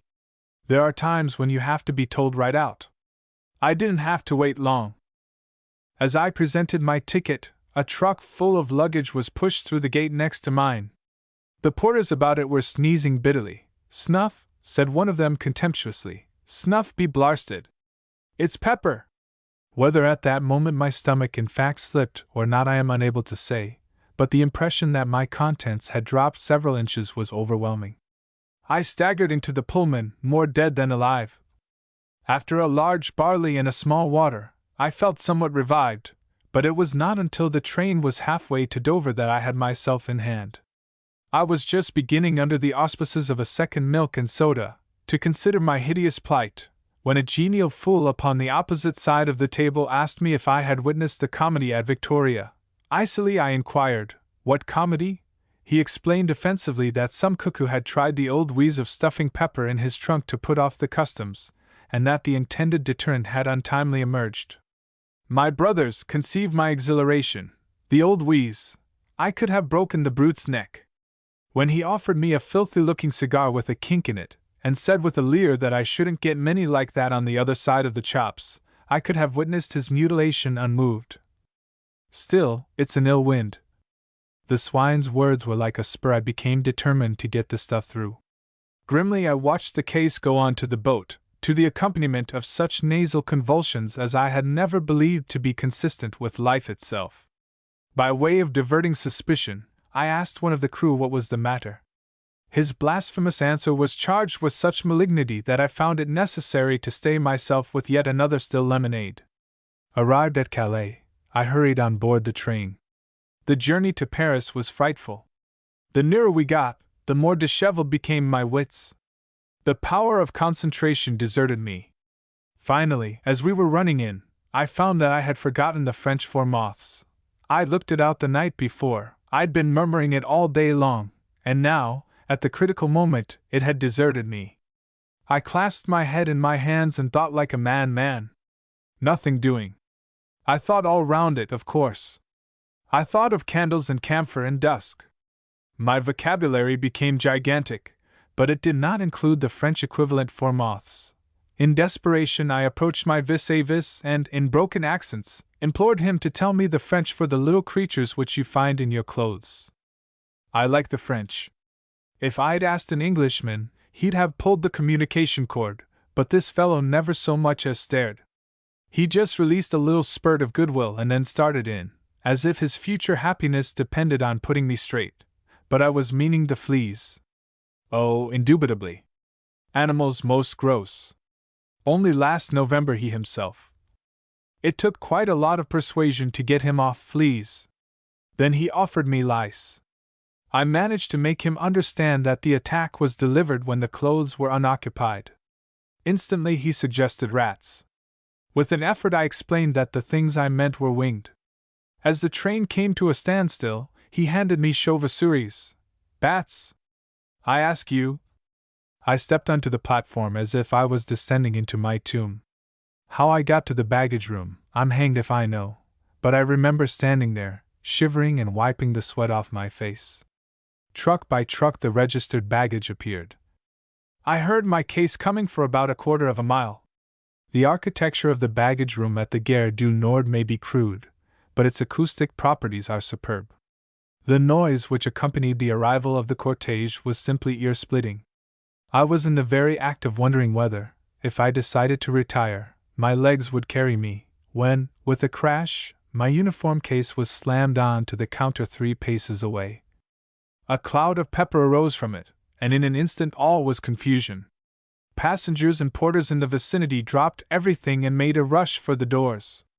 A customs official, who was plumbing the depths of a basket trunk, turned innocently enough to see the case smoking at his elbow, dropped his cigar into some blouses, let out the screech of a maniac and threw himself face downward upon the floor. Somebody cried, "Women and children first," and the supreme moment having arrived, I had the brain-wave.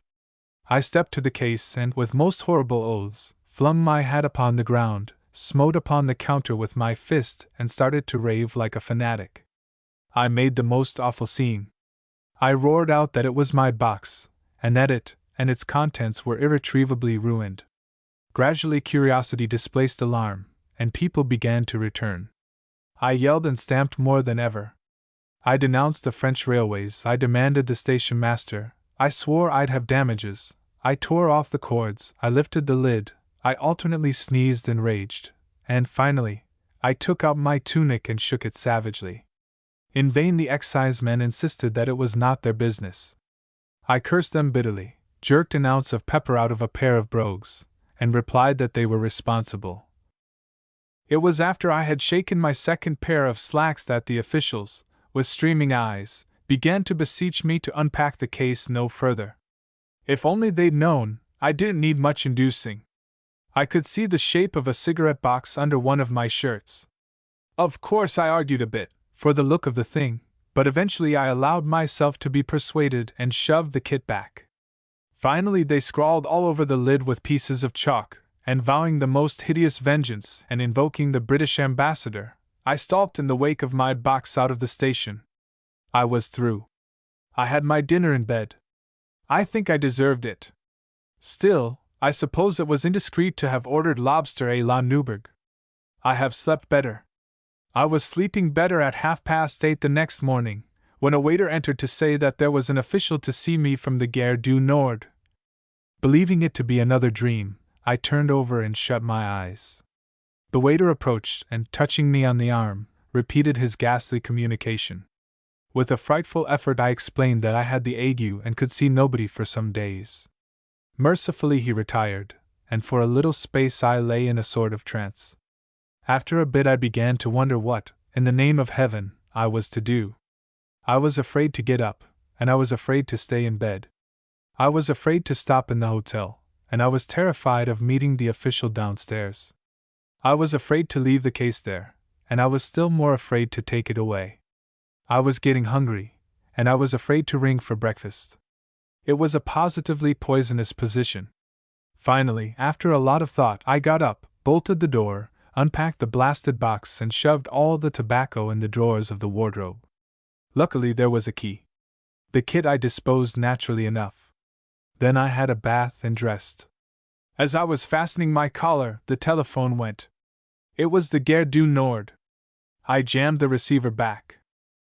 As I passed through the hall, a clerk dashed after me. The Gare du Nord, he said, were insisting upon seeing me about a case of mine. I replied that I was busy all day, and could see nobody before 6 o'clock. I didn't mention that my train went at 5.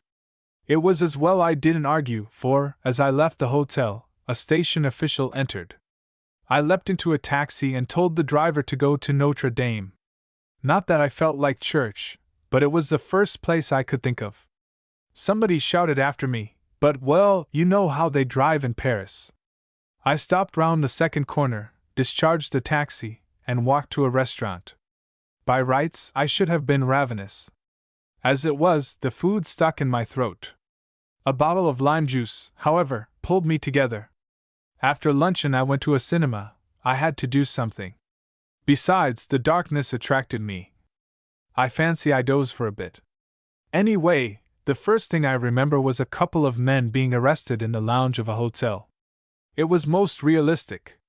What was more, the clerk who had run after me in the morning and the clerk on the screen might have been twins. I imagine that my hair rose upon my head, and for the second time it seemed certain that I had mislaid my paunch. I got out of the place somehow, to find that it was snowing. For the next hour I drove up and down the Champs-Élysées. I only hoped the driver enjoyed it more than I did. At last, when pneumonia seemed very near, I told him to drive to the hotel.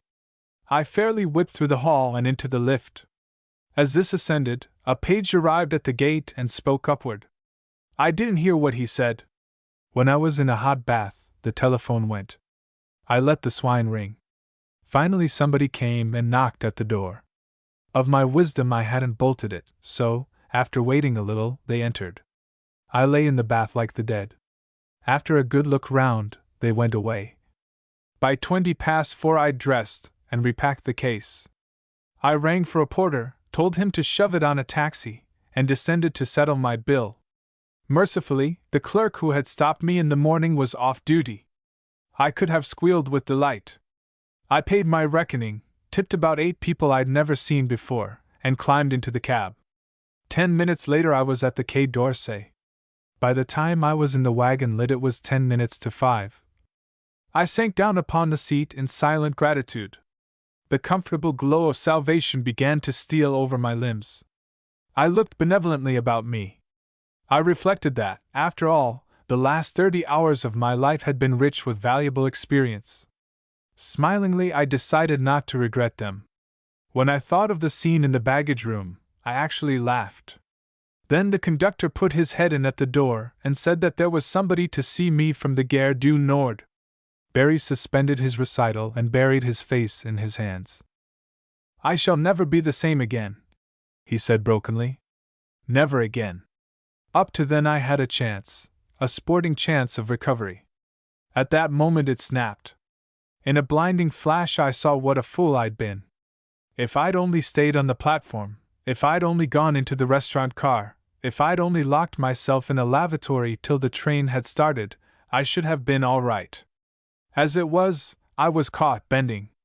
It was the official I'd seen in the morning all right. After a preliminary flurry of ejaculation, he locked the door behind him and began to talk. Don't ask me what he said, because I didn't hear. When the rope's round your neck, you're apt to miss the subtleties of the hangman's charge. After a time I realized that he was asking me a question. I stared at him dully and shook my head. With a gesture of despair, he glanced at his watch. Monsieur, he said, the train departs. I have sought you all day. The superintendent has told me to speak with you at all costs, to beg that you will lodge no complaint. He is desolated that your baggage was injured. It is a misfortune frightful. He cannot think how it has occurred. But to complain, no, I will tell monsieur the truth. Twice in the last half-year an English officer's baggage has gone astray. But one more complaint from your embassy, and the superintendent will be replaced. And in 10 short days, monsieur, he will have won his pension. Ah, monsieur, be merciful. I was merciful. I waved the fellow away and swore haltingly that I would say nothing. We mingled a few tears, and he got out as the train was moving. And there you are. I'd got my reprieve. Everything in the garden was lovely. But I couldn't enjoy it. My spirits failed to respond. He took the Sealyham's head between his hands and gazed into his eyes. Oh, Nobwell, Nobwell! Had I but seen the fool at 8:30 as he desired, he would not in the train have put the wind up me so hellishly. There was a moment's silence. Then Jonah stepped to my brother-in-law and clapped him on the back. Brother, he said, I take my hat off. I tell you frankly I couldn't have done it. I wouldn't have claimed that case at Paris for £1,000. Clamorously we endorsed his approval. By way of acknowledgement the hero groaned. What you want, said I, is a good night's rest. By midday tomorrow you'll be touching the ground in spots. I shan't be touching it at all, said Barry. If it's nice and warm, I shall have a bath chair, which you and Jonah will propel at a convenient pace. Nobby will sit at my feet as a hostage against your careless negotiation of gradients. He drew a key from his pocket and pitched it onto a table. I fancy, he added, I heard them put the case on the landing, and as I propose, decorative though it is, to remove my beard, perhaps one of you wasters will fetch me a cigarette. There was a rush for the door. True enough, the uniform case was outside. Jonah and I had its cords off in 20 seconds. One hinge was broken and some khaki was protruding. Adele thrust the key into the lock. This was too stiff for her fingers, so after a desperate struggle, she let me have at the wards. After an exhausting 2 minutes we sent for a cold chisel. As the lock yielded, Barry appeared upon the scene.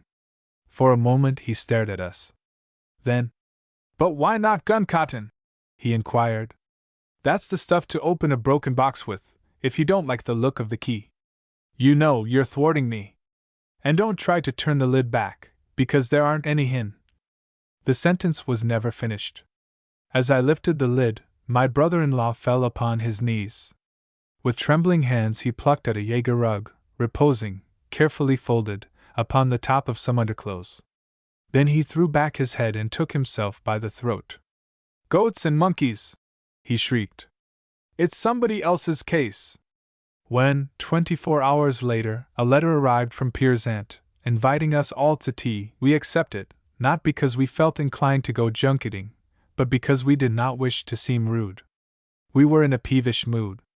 For this the loss of our forbidden fruit was indirectly responsible. The immediate cause of our ill humor was the exasperating reflection that we were debarred from taking even those simple steps which lead to the restoration of lost luggage. We stood in the shoes of a burglar who has been robbed of his spoils. As like as not, our precious uniform case was lying at the station, waiting to be claimed. Yet we dared not inquire, because of what our inquiries might bring forth. Of course, the authorities might be totally ignorant of its contents.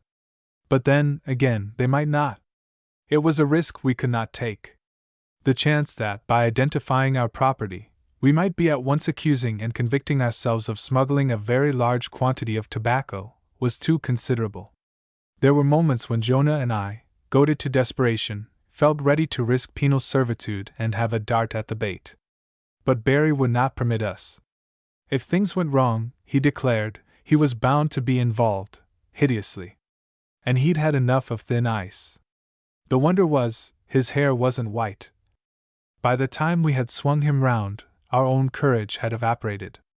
As for Piers, no one of us had seen or heard from him for 5 whole days. Ever since his extraordinary outburst upon the veranda, the boy had made himself scarce. While we were all perplexed, Jill took his absence to heart.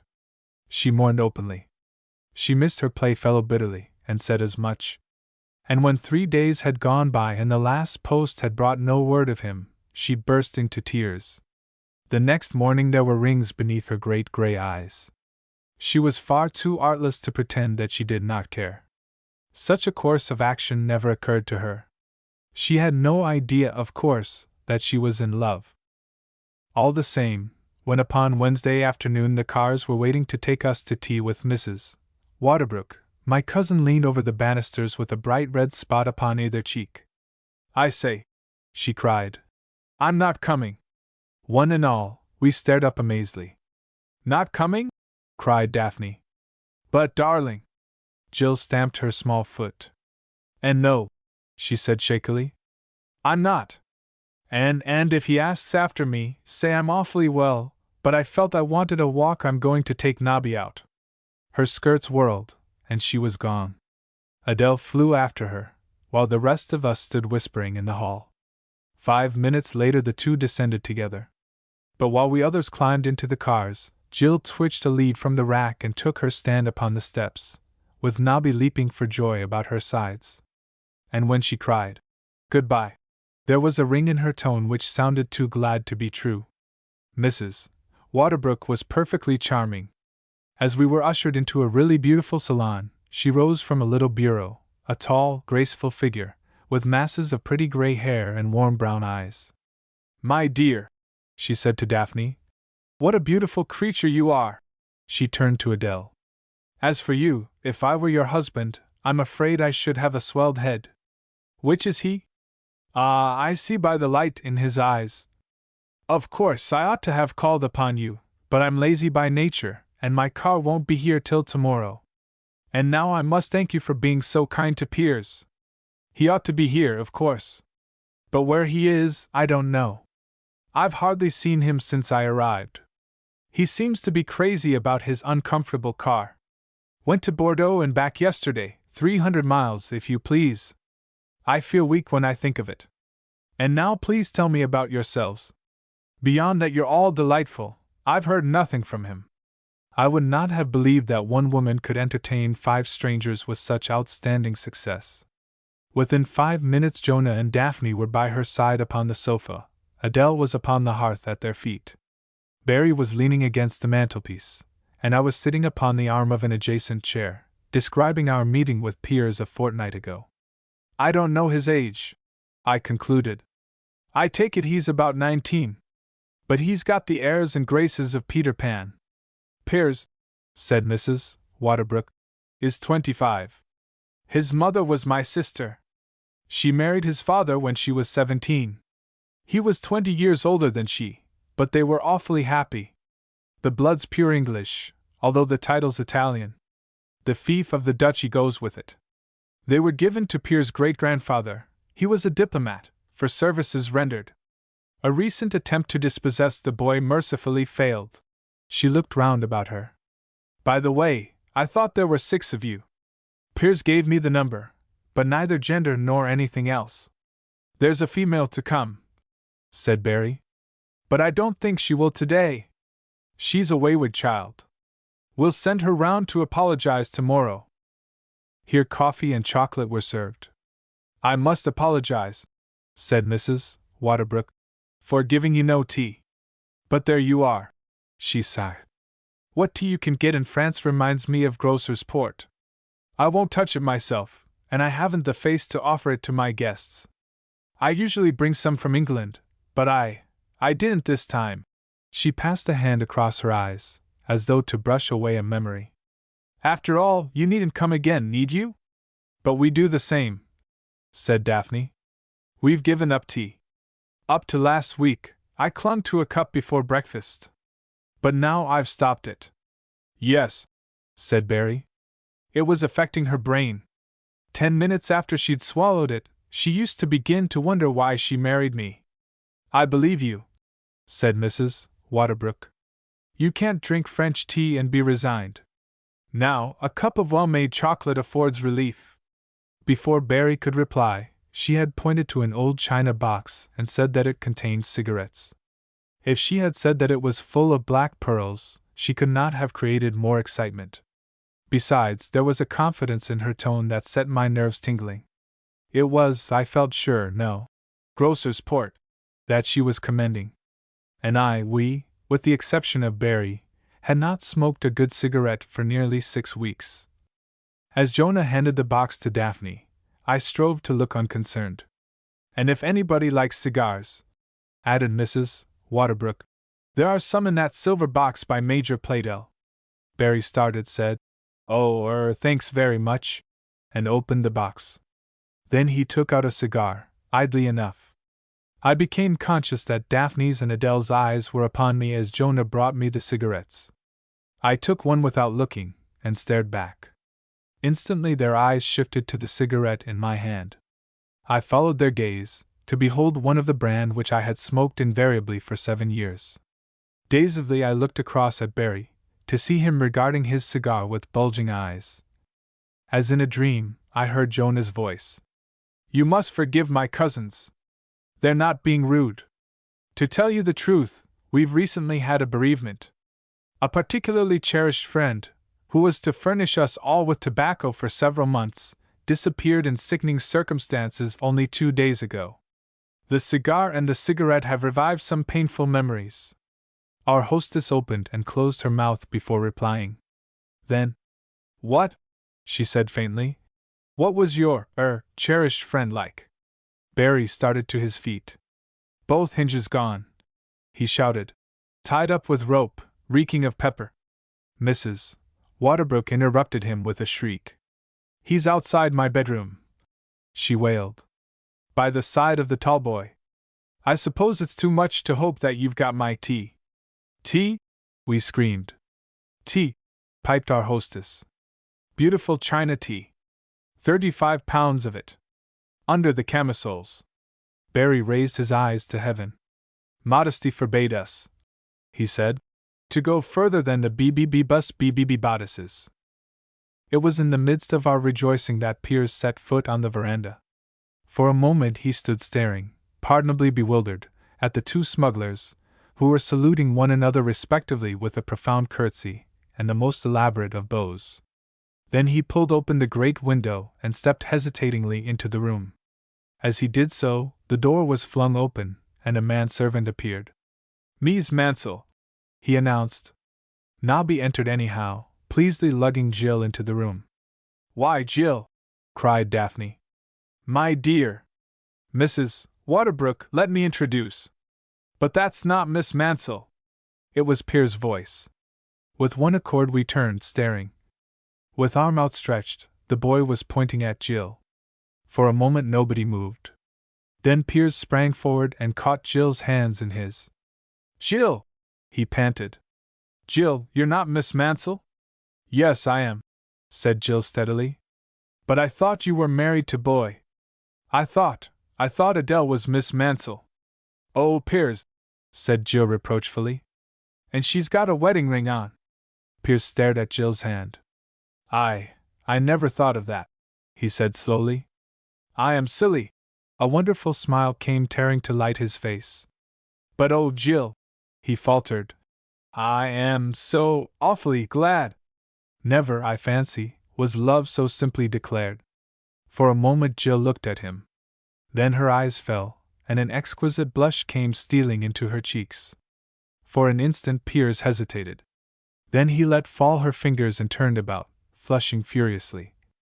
Before he had found his tongue, my cousin advanced to her hostess and put out her hand. I'm afraid I'm awfully late, she said quietly. Mrs. Waterbrook stooped and kissed her. My darling, she said softly. It was worth waiting for. Chapter 7 How Daphne Lost Her Bedfellow, and the line of least resistance proved irresistible.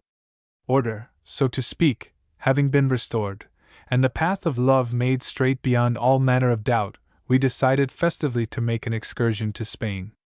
The fact that Piers could speak Spanish suggested that all the arrangements should be left in his hands. We embraced the suggestion cordially. Then, at the 11th hour, a courteously imperative wire from his solicitors had deprived us of our courier. The Duke of Padua had left Pau that evening, and all 6 of us had gone to the station to speed him to Paris and Rome. My cousin's farewell to her future husband had been ridiculously affecting. Polonius' advice to his son was above rubies, but Jill's charge came pelting out of an eager heart. Oh, and Piers, darling, you will take care, won't you? And do wear warm things. I'm sure it's still most awfully cold up there, and I don't know what men wear extra, but couldn't you put on a body belt? Binder, dear, binder, corrected Barry. Well, binder then. I remember Jonah saying. Never, said her brother. Yes, you did. You said the great thing was to keep warm round the hips. Barry looked round. All women and children, he said, will leave the court. Piers, you will, won't you? For my sake. Oh, and don't forget you've got to get some sock suspenders, because your left one comes down. And be very careful crossing the streets. Wait till there's a gap, always. And don't drink the water, will you? Don't even use it for your teeth. Daphne won't. That's right, said Barry. Do as she does. Combine business with pleasure, and clean them in a small Worthington. Oh, and lock your door at night. Just in case. And Piers, darling, I love you very much, and God bless you, dear, and I shall just wait and wait for you to come back again. Hat in hand, Piers put her fingers to his lips. Goodbye, Madonna. They kissed one another passionately. The next moment the train was moving, and the Duke swung himself onto the step of the wagon lit. Jill began to trot by his side. When she could run no faster, my cousin gave up the attempt, and stood waving her tiny handkerchief and then staring after the train. As we came up, she turned to us bravely. I hope, she said shakily, I hope he'll get on all right. He's such a child, she added, knitting her pretty brow. I wish to goodness we were married. Then I could have gone with him. She stumbled, and I caught her. She looked up at me with her gray eyes swimming. I've often seen you off, boy, but I wasn't silly like this.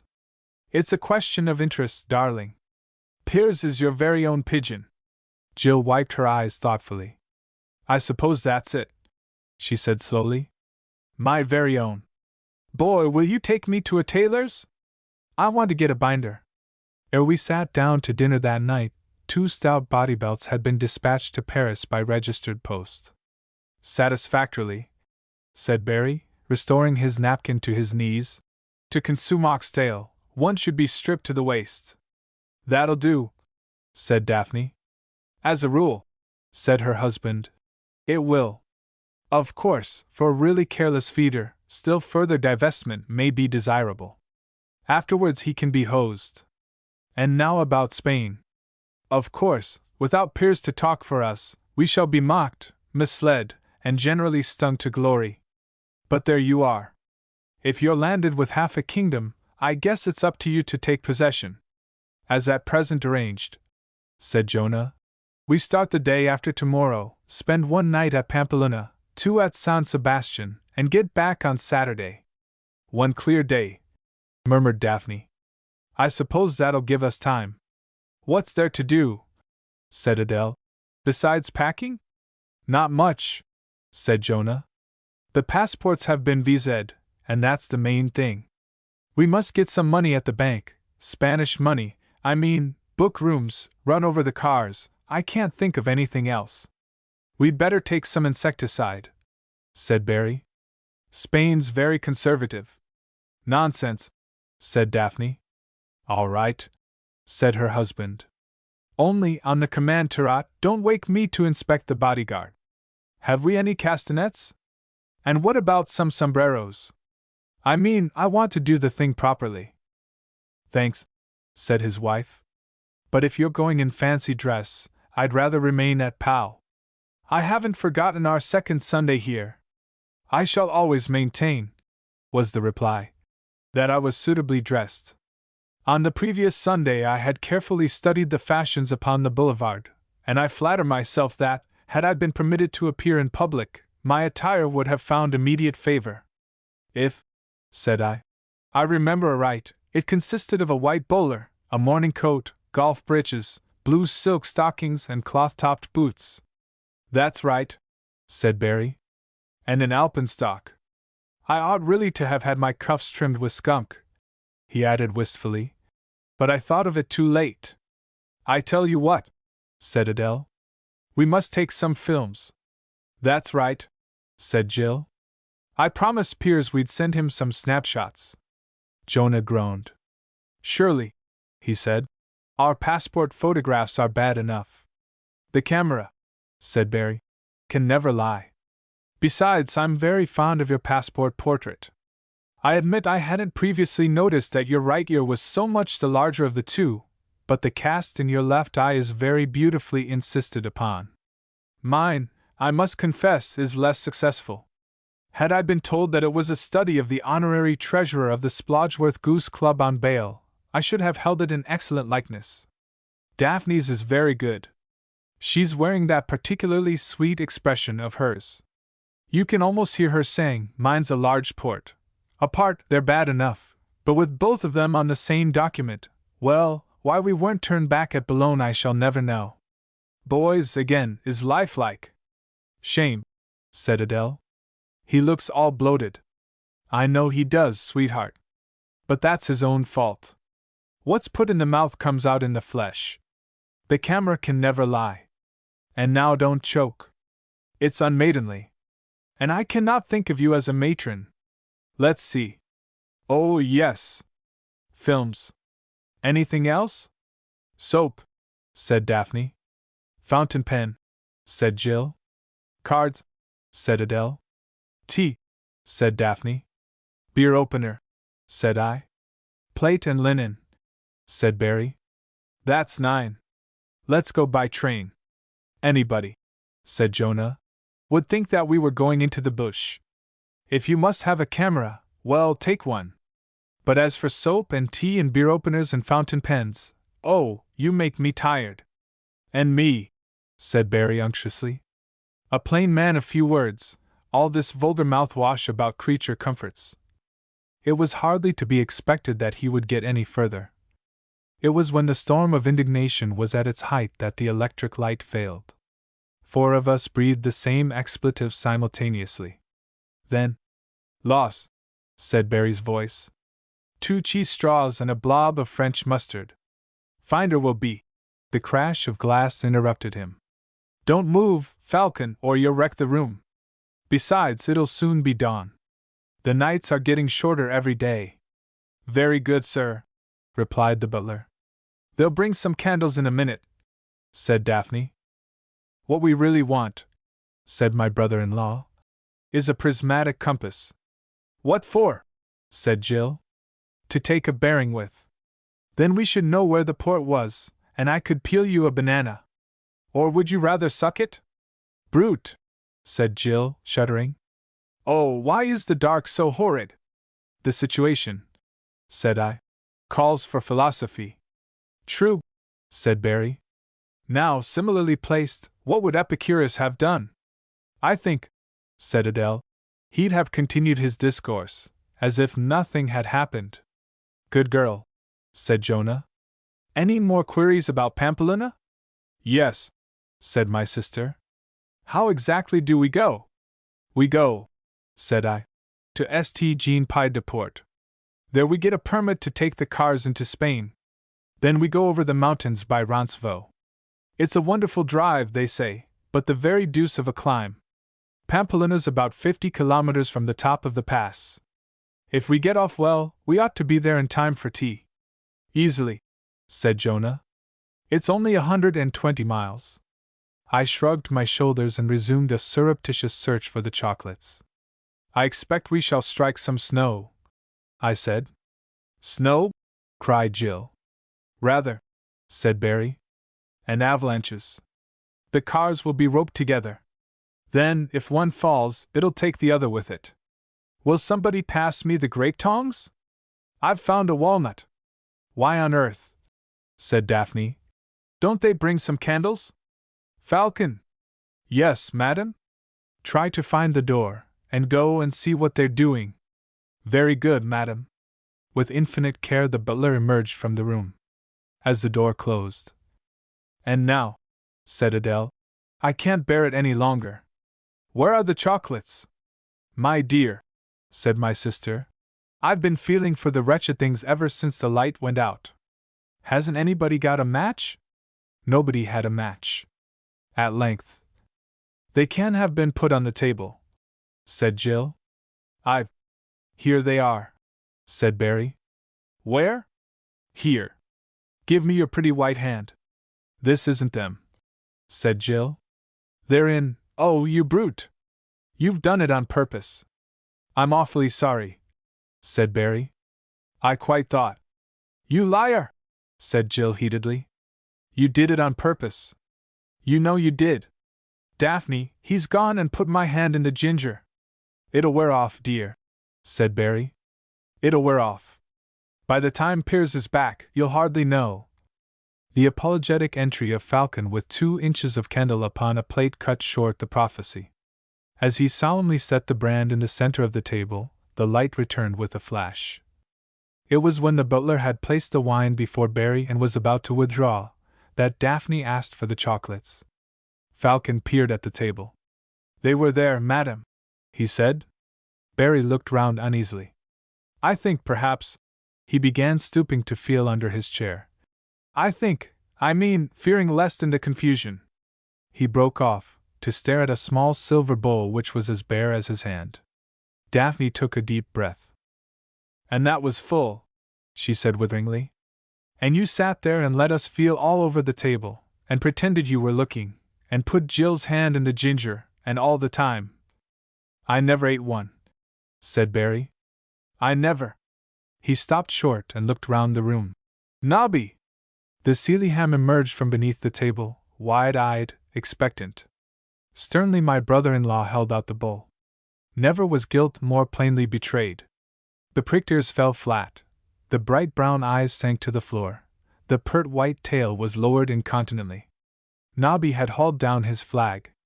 Oh, Nobby! The terrier squirmed, laid his head upon the ground, and then rolled over upon his back. You can't blame the dog, said I. Besides, he'll pay for it. £1/4 pound of chocolate so fairly. I've just remembered, said Daphne, that they weren't chocolates at all. They were Marron's glacés, the last of the bunch. They won't make any more this year. Barry wiped his forehead. Are you saying this, he demanded, to torment me? Or is it true? It's a CB fact. But what about tea? Screamed her husband. Tea without a marron glacé will be like hell without the Prince of Darkness. I can't help it. France has a close season for them. Barry hid his face in his hands. Under my chair, he wailed. The last of the bunch, sick. And I never ate one. Come, said I. Similarly placed, what would Epicurus have done? I know, said Adele. What? said Barry. My wife smiled. He'd made tracks for Spain, she said. The French sergeant saluted. Daphne nodded. Barry said, "Down with everything." I touched my hat, and we rolled slowly over the little bridge out of one country into another. Our reception was very serious. So far as our papers were concerned, the Spanish NCO knew his job and did it with a soldierly, if somewhat trying, precision. Pong was diligently compared with the tail of his triptych. Our faces were respectively compared with the unflattering vignettes pasted upon our passports. The visas were deliberately inspected. Our certificates were unfolded and scrutinized. Our traveling pass was digested. To our great relief, however, he let the luggage go. We had no contraband, but we were 2 hours late, and to displace and replace securely a trunk and a dressing case upon the back of a coupe takes several minutes and necessitates considerable exertion of a very unpleasant kind. Finally, having purchased a local permit for 5 pesetas, we were suffered to proceed. We were now at the mouth of a gorge, and the pass was before us. Had the gorge been a rift in the range, a road had been cut by the side of the torrent, and our way, if tortuous, had been as flat as your hand. But the gorge was a cul-de-sac, a beautiful blind alley, with mountains flanks for walls. So the road had been made to scale one side of the alley, to make its winding way as best it could, turning and twisting and doubling upon itself, up to a windy saddle which we could hardly see. I gave the car its head, and we went at a wicked hill as a bull at a gate. Almost immediately the scenery became superb. With every yard the walls of the gorge were drawing further apart, slowly revealing themselves in all their glory. Forests and waterfalls, precipices and greenswards, grey lichened crags and sun-bathed terraces, up, above all, an exquisite vesture of snow, flawless and dazzling, these stood for beauty. All the wonder of height, the towering proportions of the place, the bewildering pitch of the sky, these stood for grandeur. An infinite serenity, an imperturbable peace, a silence which the faint gush of springs served to enrich, these stood for majesty. Nature has throne rooms about the world, and this was one of them. I started the engine again, for we had instinctively stopped, and Pong thrust on. Up we toiled, through the hanging village of Val Carlos, past a long string of jingling needles, under stupendous porches of the living rock, round hairpin bends, by woods and coppices, over grey bridges, wet and shining and all stuck with ferns, now looking forward to the snow-bound ridge, now facing back to find the frontier village shrunk to a white huddle of dots, the torrent to a winking thread of silver, and our late road to a slender straggling ribbon, absurdly foreign, ridiculously remote. On we stormed, higher and higher, past boulders and poor trees wrung with the wind, and presently up and into and over the snow, while slowly, foot by foot, depth dragged height down to nothing. For the third time it occurred to me that the engine was unwarrantably hot, and, after a moment's consideration, I took out the clutch and brought the car to a standstill. "What is it?" said Daphne. "She's hot," said I. "Hotter than she should be. At least I think so. Of course it's a deuce of a pull." And with that I opened the door. "You're not going to get out in this snow?" "Only a second, dear." Upon observing that the fanbelt was broken, it was natural that I should regret very much that I had not looked for the trouble when first I suspected its presence. Had I done so, I should have spared the engine, I should have been able to correct the disorder without burning myself to hell, and I should not have been standing, while I worked, in 4 inches of snow. Gloomily I made my report. "I'm sorry," I concluded, "but I shall have to have Barry. I've got a new strap in the boot, but I can't shift the luggage alone." Barry closed his eyes and sank his chin upon his breast. "Go on, old chap," said Daphne. "I'm very sorry for you, but—" I don't feel well," said Barry. "Besides, I haven't got my gumboots." "Will you get out?" said his wife. At last, between us, we got him as far as the running board. "Come on," I said impatiently. "Don't rush me," said Barry, staring at the snow as if it were molten lead. "Don't rush me. How fresh and beautiful it looks, does not it?" He took a deep breath and let himself down upon his toes. "Eh-ah!" If you can do 60 kilometers with a pound of snow in each shoe, how many miles is that to the gallon?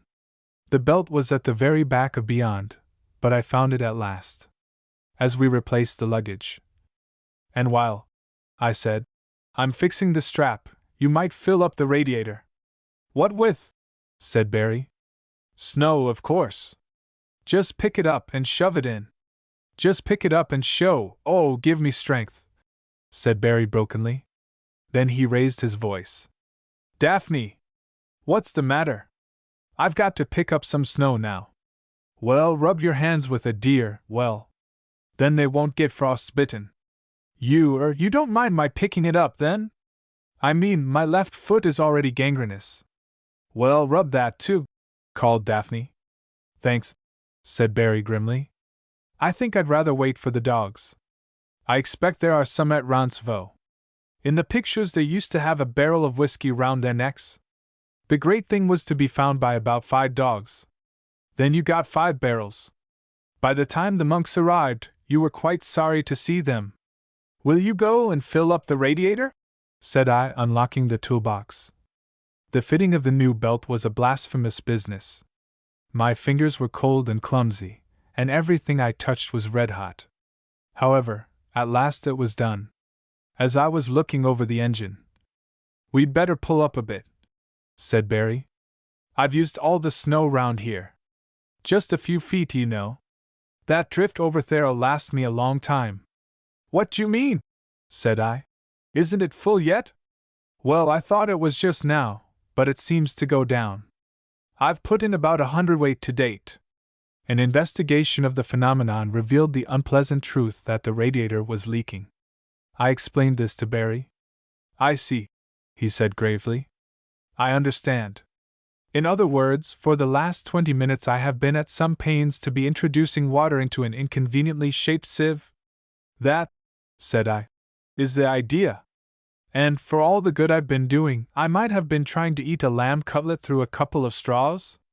Oh no, you've cooled her down. In fact, it took 5 minutes and all the cajolery at my command to induce my brother-in-law to continue his Danaidean task, until I had started the engine and we were ready to move. Then he whipped its cap onto the radiator and clambered into the car. I was extremely uneasy and said as much. It was now 5:15. Pampeluna was some 30 miles away, and heaven only knew what sort of country lay before us. We were nearly at the top of the pass, and presumably, once we were over we should strike a lot of downhill. But if the leak became worse, and there was much more collar work. Desperately I put Pong along. The snow was deeper now and was affecting the steering. The wheels, too, were slipping constantly. I had to go very gingerly. 2 deep furrows ahead told of Ping's passage. I began to wonder how Adele, Jill, and Jonah were getting on. It was when the snow was perhaps a foot deep that we snarled past the ruined cabin and, stumbling over the very top of the world, began to descend. 10 minutes later we came to Roncevaux. Where Abbey began or village ended, it was impossible to say, and there was no one to be seen. The place looked like a toy some baby giant had carried into the mountains, played with a while, and then forgotten. Here was the last of the snow, so I crammed some more into the radiator, tried very hard to think I could see the water, and hoped for the best. While I was doing this, Barry had closed the car, a wise measure, for, though we should lose a lot of scenery, the sun was sinking and evening was laying her fingers upon the fine fresh air. Navarre seemed very handsome. It was, indeed, all mountains, bleaker, less intimate than France, but very, very grand. And the road was splendidly laid, its long clean sweeps, its graceful curves, the way in which its line befitted the bold landscape, yet was presenting a style of its own, argued a certain poetry in the hearts of its engineers. We swept through a village that might have been plucked out of Macedonia, so rude and stricken it looked. There was no glass in the windows, filth littered the naked street, pigs and poultry rushed for the crazy doorways at our approach.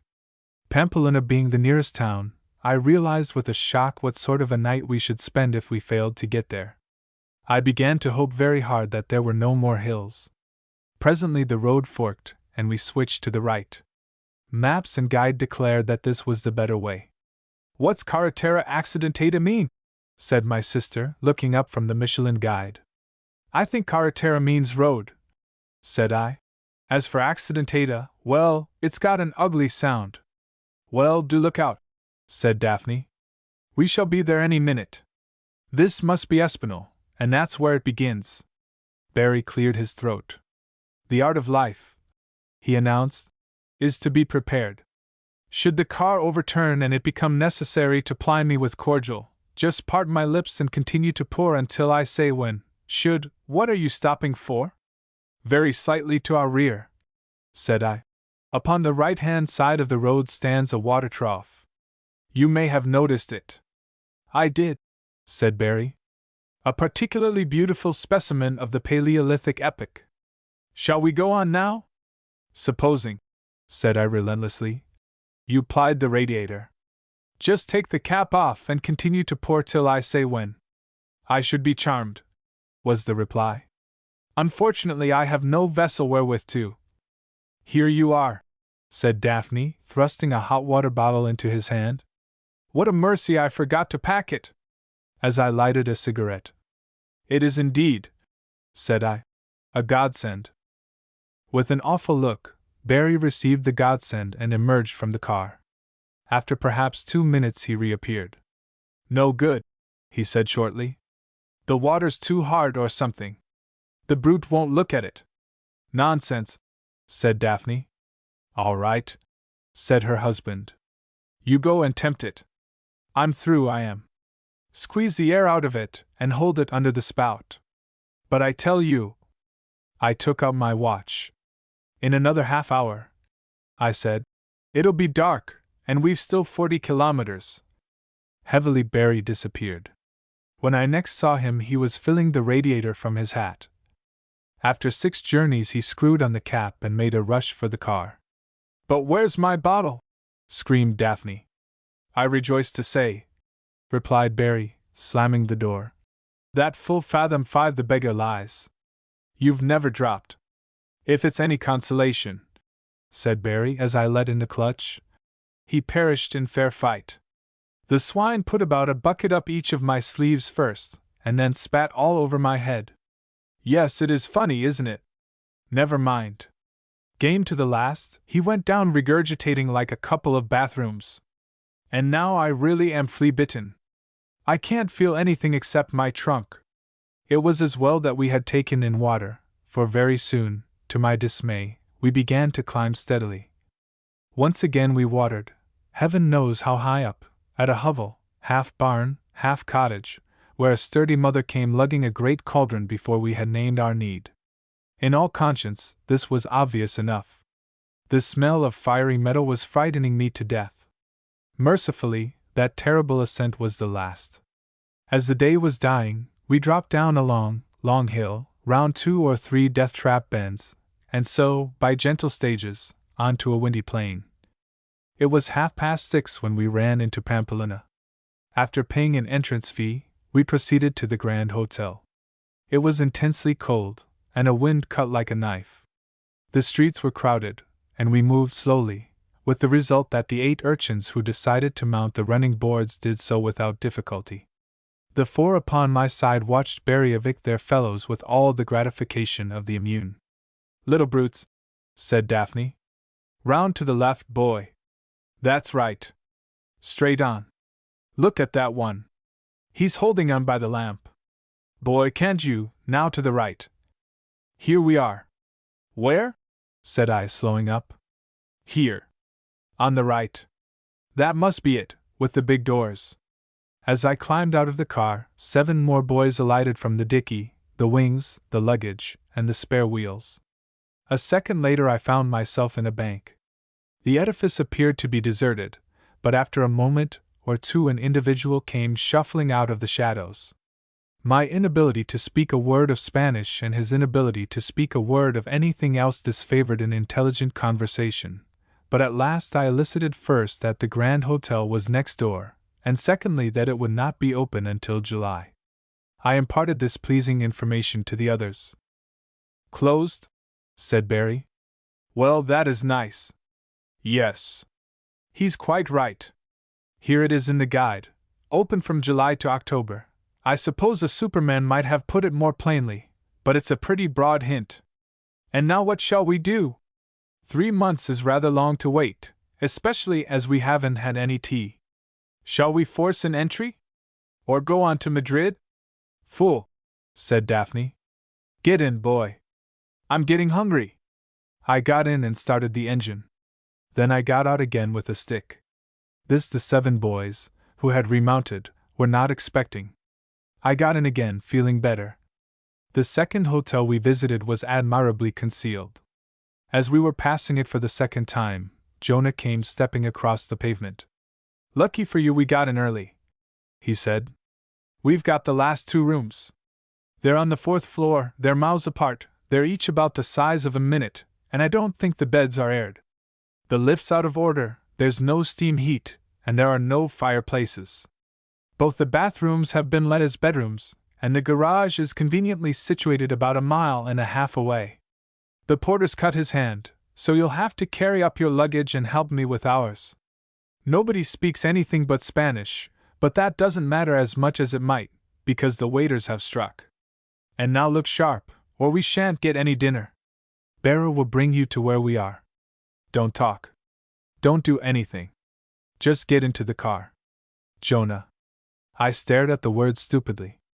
Then I looked at the chauffeur standing, hat in hand, and stepped into the depths of a luxurious limousine. A moment later we were whipping over the cobbles. It was nearly 7:30, and I had just walked back from the garage where I had deposited Pong.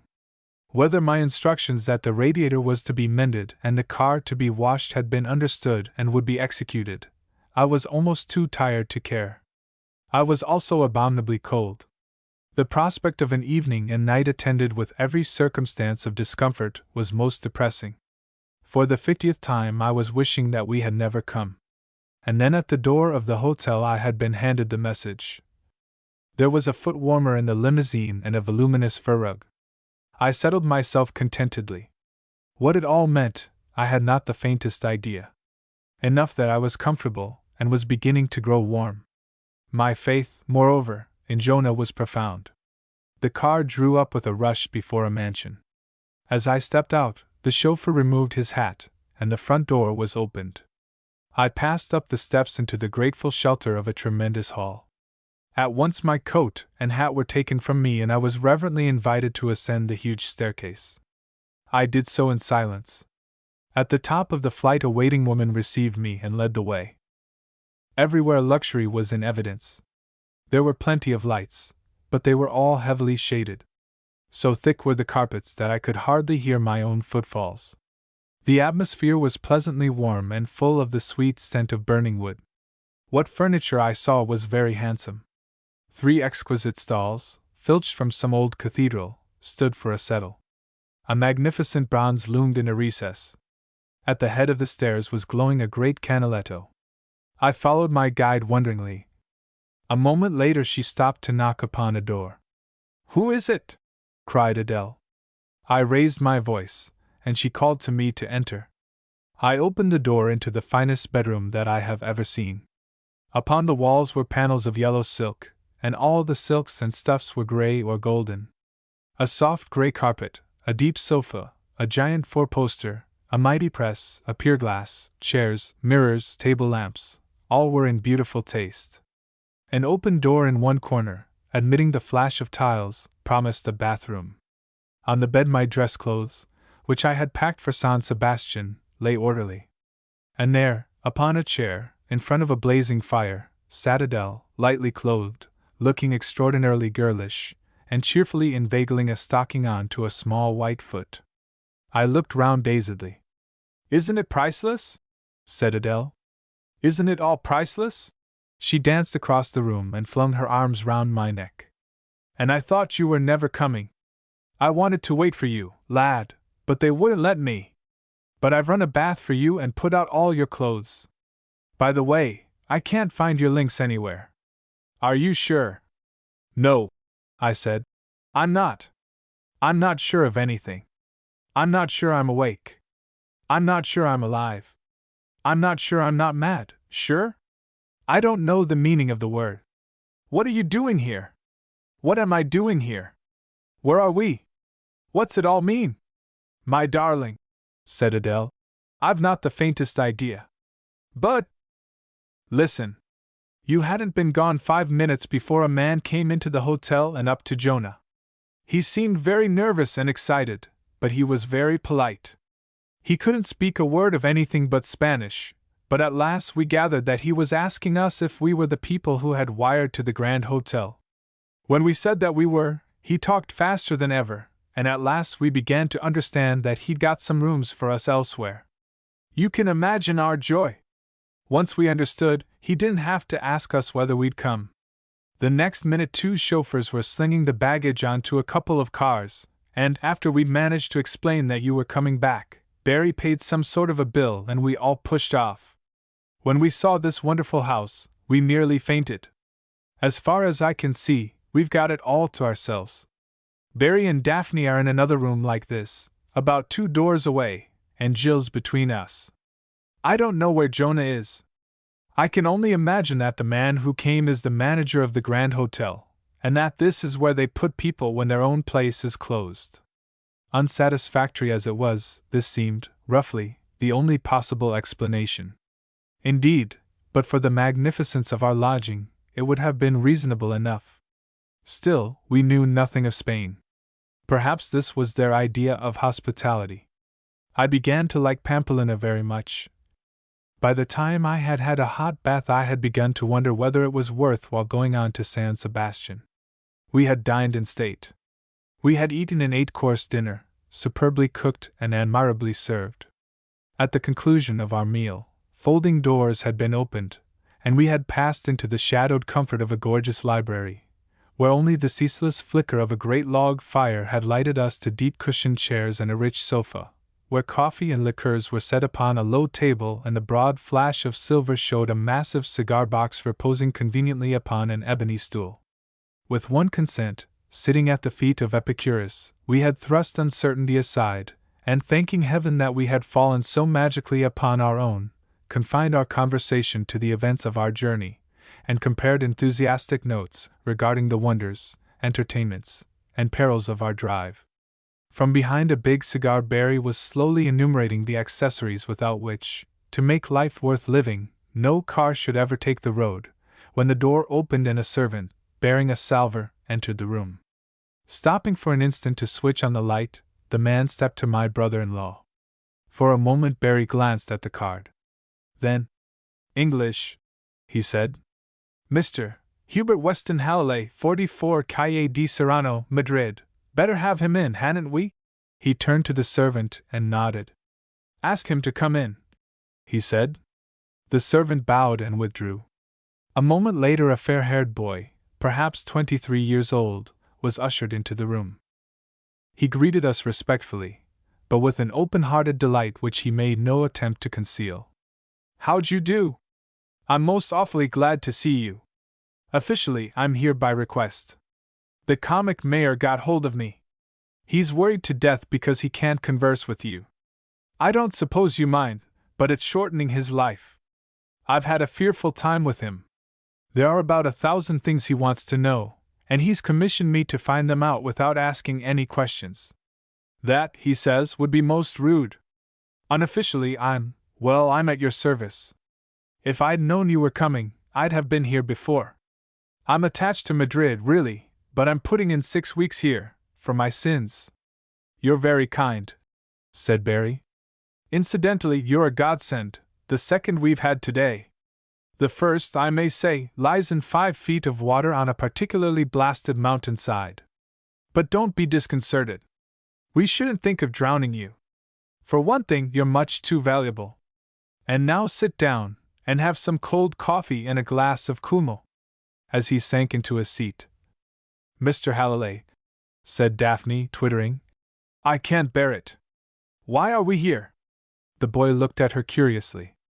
Then, well, he said, there was no other place.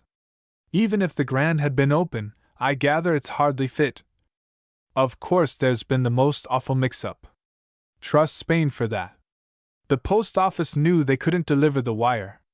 Instead of telling somebody, or communicating with Pal, they let it lie in the office till this afternoon. Then they took it to the mayor. Of course, he nearly died. But being a man of action, he got a move on. He flew round here and laid the facts before the steward, the owner happens to be away, and arranged to put this house at your disposal. Then he rushed round, borrowed a couple of cars, and spent what time he had left splitting his brain over your wire and hovering between the station and the various approaches to Pampeluna. As an inevitable result, he missed you, and when he finally had the brainwave of inquiring at the Grand and found you'd already arrived, he nearly shot himself. But why, I stammered. It's devilish good of the mayor and you and everyone, but why, in the first place, why did the post office take the wire to the mayor? Hallilay raised his eyebrows. Well, he said slowly, when they saw the telegram, they realized. Who sent the wire? Said Barry. I did, said Jonah. I said, Retinas lundi soir, du grandes du petites chambers avec salle de bain en suite, arrive en auto. Mansell. For a moment I thought the boy was going to faint. Then he covered his face and began to shake with laughter. Presently he plucked a form from his pocket, unfolded it, and handed it to me. That may have been what you sent, he said jerkily. But here's how the wire arrived. Retinas lundi soir, du grandes du petites chambers avec salle de bain, suite arrive en auto. Manuel. After I had read it aloud there was a long, long silence. At length. I see, said Barry. I knew our journey would be eventful, because my wife put her teeth in upside down this morning, but I little dreamed it was to be a royal progress. However, I take it one of the things the mayor would like to know is, what has become of. Hallilay nodded tearfully. That, sir, he said, is the first and foremost question upon an unanswerable list. We left Pampeluna upon the following afternoon, in response to a wire from San Sebastian peremptorily desiring us immediately to repair to that resort. Hallilay, as good as his word, was of inestimable service. He had, indeed, dealt with the delicate situation with admirable judgment. Finally he covered our retreat in a masterly manner. From the first he had insisted that the role we had unconsciously assumed must be deliberately maintained. Our scruples he had brushed to one side. Whatever happens, Pampeluna must never know the truth. It'd be most unpleasant for you, obviously. For the mayor, well, Spaniards are very proud, and I think it'd kill him. Very well then. Your course, plainly, is the line of least resistance. Oh, friends, Romans, countrymen, it's too easy. He broke off and glanced meaningly about him. I'm not much of a diplomat, but well, the best is good enough for me. Talk about Epicurus. Chapter 8. How Adele bought a bottle of perfume which had no smell, and I cut Eulalie dead. I must have a paper, said Barry. I haven't read the news for 55 hours, and anything may have happened. Supposing the ruble and the shilling have changed over. The tie I'm wearing LD be worth about £600. I set down my cup and picked up the receiver. So you're really off tomorrow, are you? Said an attractive voice. Well, don't miss if you enter Arabia.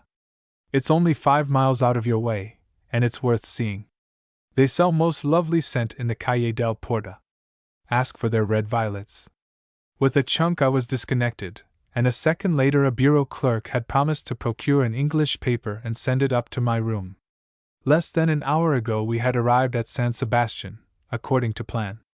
A very handsome run had ended becomingly enough in the drive of a palatial hotel, and though it was growing dusk as we had slipped into the town, we had seen quite enough of our surroundings to appreciate that, when nature had succeeded so admirably, man had by no means failed. And now we were taking tea in my sister's bedroom and discussing what Barry called the order of going in. We'd better decide right away, said my brother-in-law. To stay here a week. It's perfectly obvious that 2 nights are going to be no earthly. All you're thinking of, said Daphne, is the casino. I knew it would be like this. All right, replied her husband. Look at the guidebook. We haven't seen this place yet, and there are 12 excursions, all highly recommended. We can cut out Tolosa, Because I see we did that this afternoon. That was where the child lobbed the jam tin into the car. I fancy I passed the cathedral when I was chasing him. Anyway, I shall say so. I am told, said I, that Fuenterabia's worth seeing. It's the show place about here, said Jonah. Old as the hills. That'll take a morning alone. I yawned. There's a shop there, I said, in the Calle del Porta, where they sell some wonderful scent. I believe it's all good, but their red violets is simply ravishing. The girls pricked up their ears. Who told you all this? Said Adele. I can't imagine, said I truthfully. But she had a nice voice. You know, one of those soft mellifluous ones, suggesting that she's bored to distraction with everything except you. I took out a cigarette and looked about me. Anyone got a match? I added. Blow the matches, said my sister. When did all this happen? This afternoon, said I. I'd always heard that San Sebastian. Is she staying here? Said Adele. In the hotel? She didn't say. But how did you come to speak to her? Demanded my wife. I didn't, I said. She spoke to me. I tell you I've always heard that San. And you communed with her? Said Barry. With your lawful wife working herself to death on the first floor unpacking your sponge bag, you exchanged secrets of the toilet with a honey-toned vamp? Oh, you vicious libertine. Will she be at the casino tonight? I didn't ask her. Barry raised his eyes to heaven.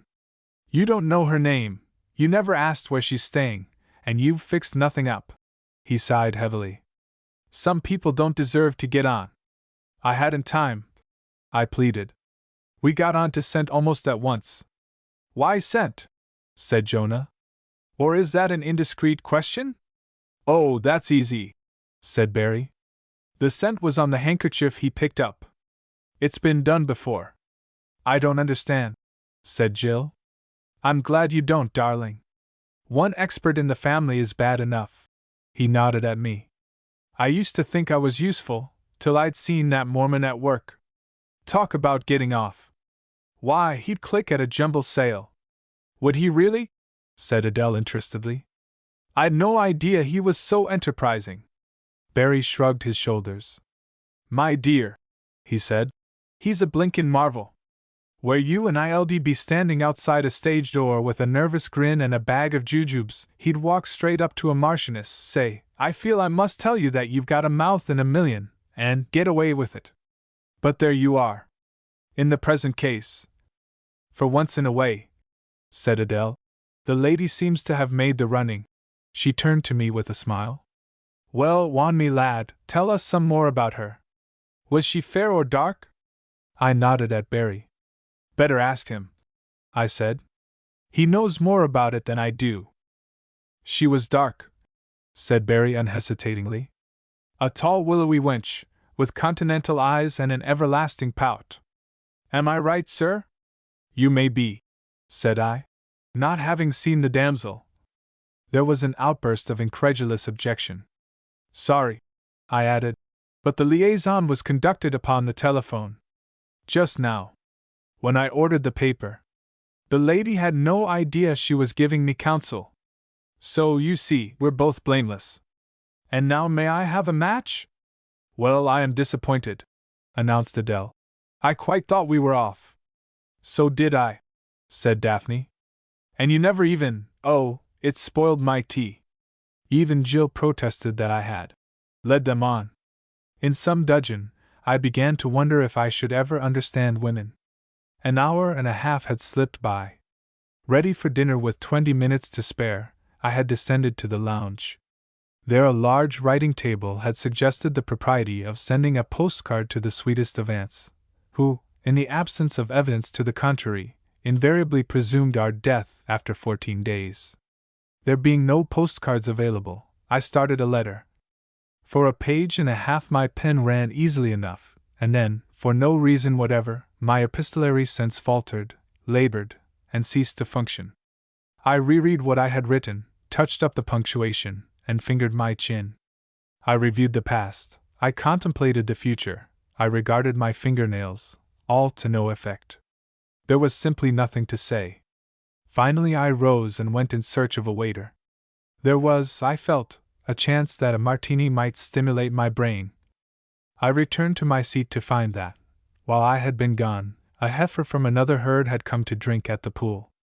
Immediately upon the opposite side of the writing table sat one of the prettiest women that I have ever seen.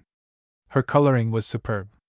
Beneath a snow-white skin all the wild beauty of a mountain rose glowed in her cheeks. Each time she moved, a flashing mystery of red and golden lights blazed from the auburn crown piled on her head. Stars danced an invitation in the great gray eyes. Her small straight nose, the exquisite line of her face, her fairy mouth alone would have redeemed the meanest countenance. A plain black velvet dress, cut rather high at the throat, but leaving her lovely arms bare from the shoulder, and a complete absence of jewelry, showed that my lady knew how pictures should be framed. With an effort I bent to my letter. From being difficult, however, the composition of another 2 pages of coherent prose had become formidable. Turning to the past, I could remember nothing. Looking into the future, I found myself blind. As for the present, I felt instinctively that a description of the curve of my vis-a-vis mouth would be out of place and might be misunderstood. I observed suddenly that my lady had stopped writing. After a moment she read over what she had written and put in 2 commas. Then she put a dash at the end of her last sentence. Such an addition had not occurred to me. For what it was worth, I adopted it surreptitiously. When I looked up, the tips of 4 pointed fingers were being regarded with some severity. Finally the girl laid down her pen, and propping her chin on 2 ridiculous fists, stared dismally upon the neutral zone between our respective blotting pads. "Have you dealt with the weather?" said I. The stars, which had stopped dancing, leaped again into life. "Fully," she said. "And the place?" She nodded. "And the people staying in the hotel?" "I've just said they're all very dull." I wrote rapidly.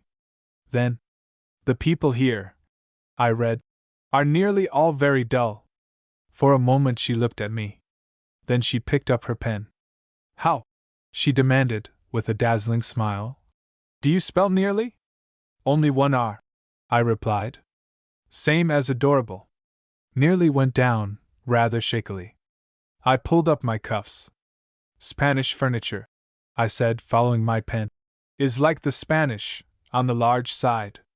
Everything is too big." "Too big," said my lady, with her head on one side. "You see, my confidence in you is supreme." "One moment," said I. "There's only 1 W in suite, isn't there?" "Yes," she said, bubbling. "Same as awful." I cleared my throat. "The table, for instance," I continued, "at which I am writing, is simply huge. If it were only half as wide, it would be much more, convenient." The 2 white shoulders began to shake with laughter. I thought very swiftly. Then, "New paragraph," I said. "Half a page more," breathed my companion. I frowned. "They have," I announced, "quite a good casino here." Our 2 pens recorded the statement. "The great thing to do is to go there after dinner." The custom was reported in duplicate. "But I'm not going tonight," said the girl. "Because—" "But I've got to do my packing," I groaned. Then, "But I shan't go tonight," I declared, "because I'm going to help a friend pack." I looked up cheerfully. "Yes? I shall look forward," she said, smiling, "to seeing you again, sometime soon." The pretty head went to one side. "With my love," she said quietly. "Your devoted servant," said I. For a second my lady hesitated. Then she signed a name, crammed her letter into an envelope, and rose to her feet. The stars in the wonderful eyes had become misty, and there was a strange wistful curve to the exquisite lips. For an instant we looked at one another. Then, "Just Eulalie," she said.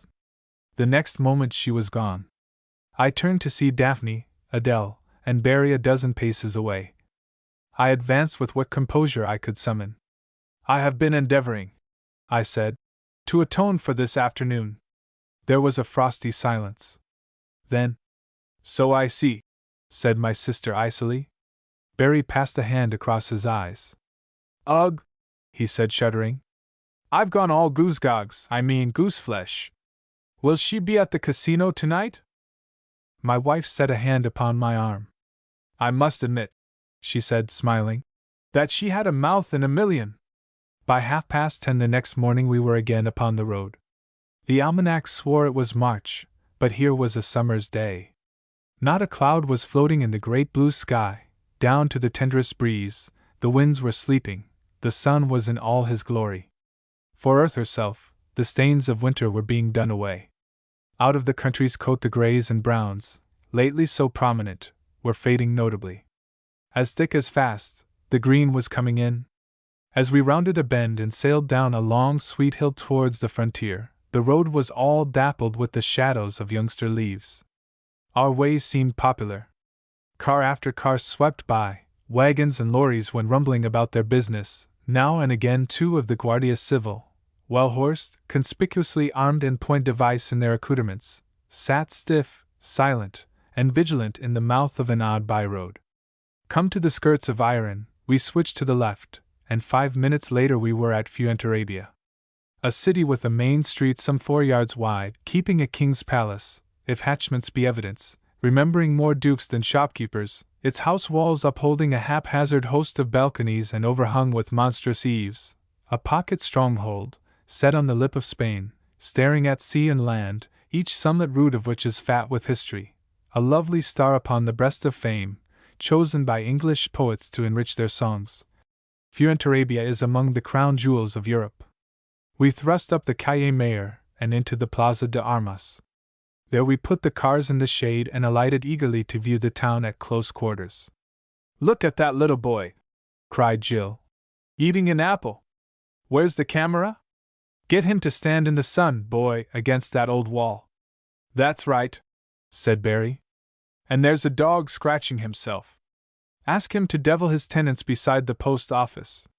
If we get a good picture, we can call it local affection, or the old story and send it to the field. To humor my cousin's whim, I approached a dirty-looking child. Despite my assurances of goodwill, however, the urchin retired as I advanced, all the time consuming his apple with a nervous energy, which suggested at once a conviction that I had my eye upon his fruit and a determination to confound my strategy. The apple was dwindling fast, and redoubling my protests, I quickened my pace. For a second the boy hesitated. Then he took 2 last devastating bites, flung the core in my face, and took to his heels. Pursuit being out of the question, I returned furiously to the others, to find them, as was to be expected, quite weak with laughter. It was good of you, boy, declared Jill, tearfully. And I got such a precious picture, just as he threw it. I suppose you know, I said stiffly, that he hit me upon the nose. There must, said Barry, have been some misunderstanding. The Spaniard's courtesy is proverbial.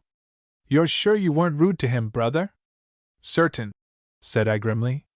Dear, dear, said my brother-in-law, opening a guidebook. It's most mysterious. Just listen to this. The stranger is at first apt to be carried away by the obliging tone of society, by the charming spontaneity of manner, and by the somewhat exaggerated politeness of the people he meets. There now. Were you carried away at all? I mean, if you were. I was not, said I. Barry returned to the book. He should return these civilities in kind, but he should avoid turning the conversation on serious matters, and should, above all, refrain from expressing an opinion on religious or political questions. I do hope you didn't. I shook my head. Then, said Barry, should we meet the child again, I shall cut him dead. And that's that. And now let's go and find a dairy. You'll be wanting a pick-me-up.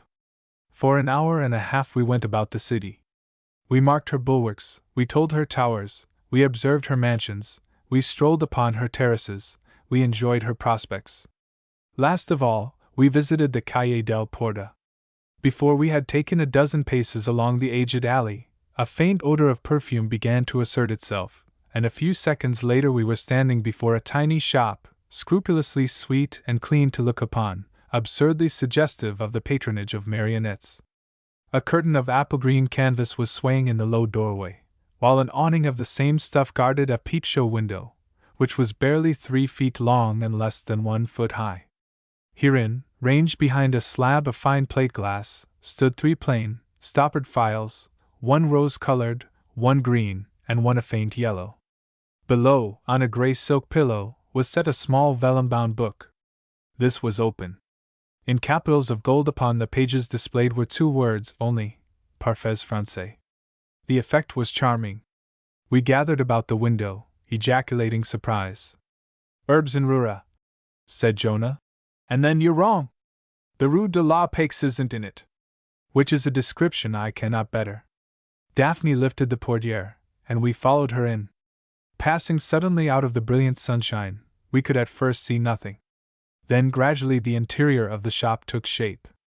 There was no counter, but an oblong mahogany glass-top table, standing in the center of the polished floor, evidently was discharging that office. Upon this stood 3 other files, similar to those displayed in the window, but fitted with sprays instead of stoppers. In front of each a gray gold-lettered slip of silk, laid between the glass and the mahogany, declared its contents: rose bluey, lys noir, jasmine gris. The room was very low, and the walls were paneled. Upon these, except for that framing the door and window, were rows of shelves. On these, at decent intervals, stood files of 4 different sizes. To judge from the color of their glass, each wall was devoted to one of the 3 scents. That facing us was green, that on our left rose-colored, that upon our right a faint yellow. A black curtain in a corner suggested a doorway leading to another part of the house. The air, naturally enough, was full of perfume. We stared about us in silence. After waiting perhaps 5 minutes, peering unsuccessfully behind the curtain, raising our voices in talk, and finally rapping upon the table without attracting attendance, we decided to return to where we had left the cars and visit the shop again on our way out of the town. As we came to the plaza, the clock of the great church announced the hour. 1:15. "Good heavens!" cried Daphne, checking the time by her wristwatch. "I'd no idea it was so late. And I left word for Evelyn to ring me up at the hotel at 1 o'clock. We made a rush for the cars. "Can it be done, Jonah?" "Only by air," said my cousin. "Outside a track, 13 miles in 14 minutes is just a shade too thick. Still, there's nothing the matter with the road after iron, and Evelyn may be delayed getting through." He swung himself into Ping and started her up. My sister and Jill scrambled aboard while he was turning her round. As he headed for the Calle Mayor. "Stop!" shrieked his sister. "The scent, Jonah, the scent. We've got to go back." Jonah threw out the clutch. "We'll get that!" cried Adele. "You go on, and we'll follow." "Right." The next moment Ping had dropped out of sight. It was perhaps 5 minutes later that, after conjuring Barry to stay where he was and move the car for nobody, I assisted my wife onto the pavement. When Fuenterrabia was planned, an 11 feet 6 wheelbase was not considered. To wheedle Pong to the mouth of the Calle del Porta had been a ticklish business, and I had berthed her deliberately with an eye to our departure for the city gate, rather than to the convenience of such other vehicles as might appear. Besides, for my brother-in-law to have essayed maneuvers in such surroundings would have been asking for trouble. As Adele and I hastened along the street, "We must look sharp," I insisted. "She's half across the fairway. If anybody with anything broader than a mule feels they can't wait, there'll be murder done." We came to the shop, panting.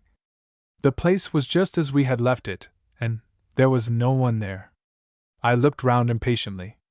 "What on earth," I began, "is the good of a—" As I spoke, the curtain in the corner was pushed to one side, and a French girl entered the room. Her manner was most curious. For a moment she hesitated, as though she would turn and fly. Then, with her eyes upon Adele, she moved slowly forward. She seemed to be making an effort to come and serve us. That she was most apprehensive was perfectly plain. Halfway between curtain and table she stopped. Then she put a hand to her throat. "Madam desires something?" "Some scent, please," said Adele reassuringly. Her cheerful tone appeared to encourage the girl. And when my wife pointed to the green phial and asked to be sprayed with its contents, I could have sworn her attitude was that of relief. In a flash she had produced a small square of linen. This she handed to Adele. "Smell, madam. See, it is scentless." "Pardon." She sprayed it with scent. "Voila! That is the black lily." Adele passed it to me. The scent was exquisite. "It's delicious," said Adele. "Yes, madam, it is good. Will madam sample the others?" "If you please." Fresh squares of linen were produced, offered for inspection, and sprayed. Each perfume seemed more ravishing than its predecessor. To test the worth of this impression, we reverted to the black lily. One breath of this satisfied us that it was the best of the lot.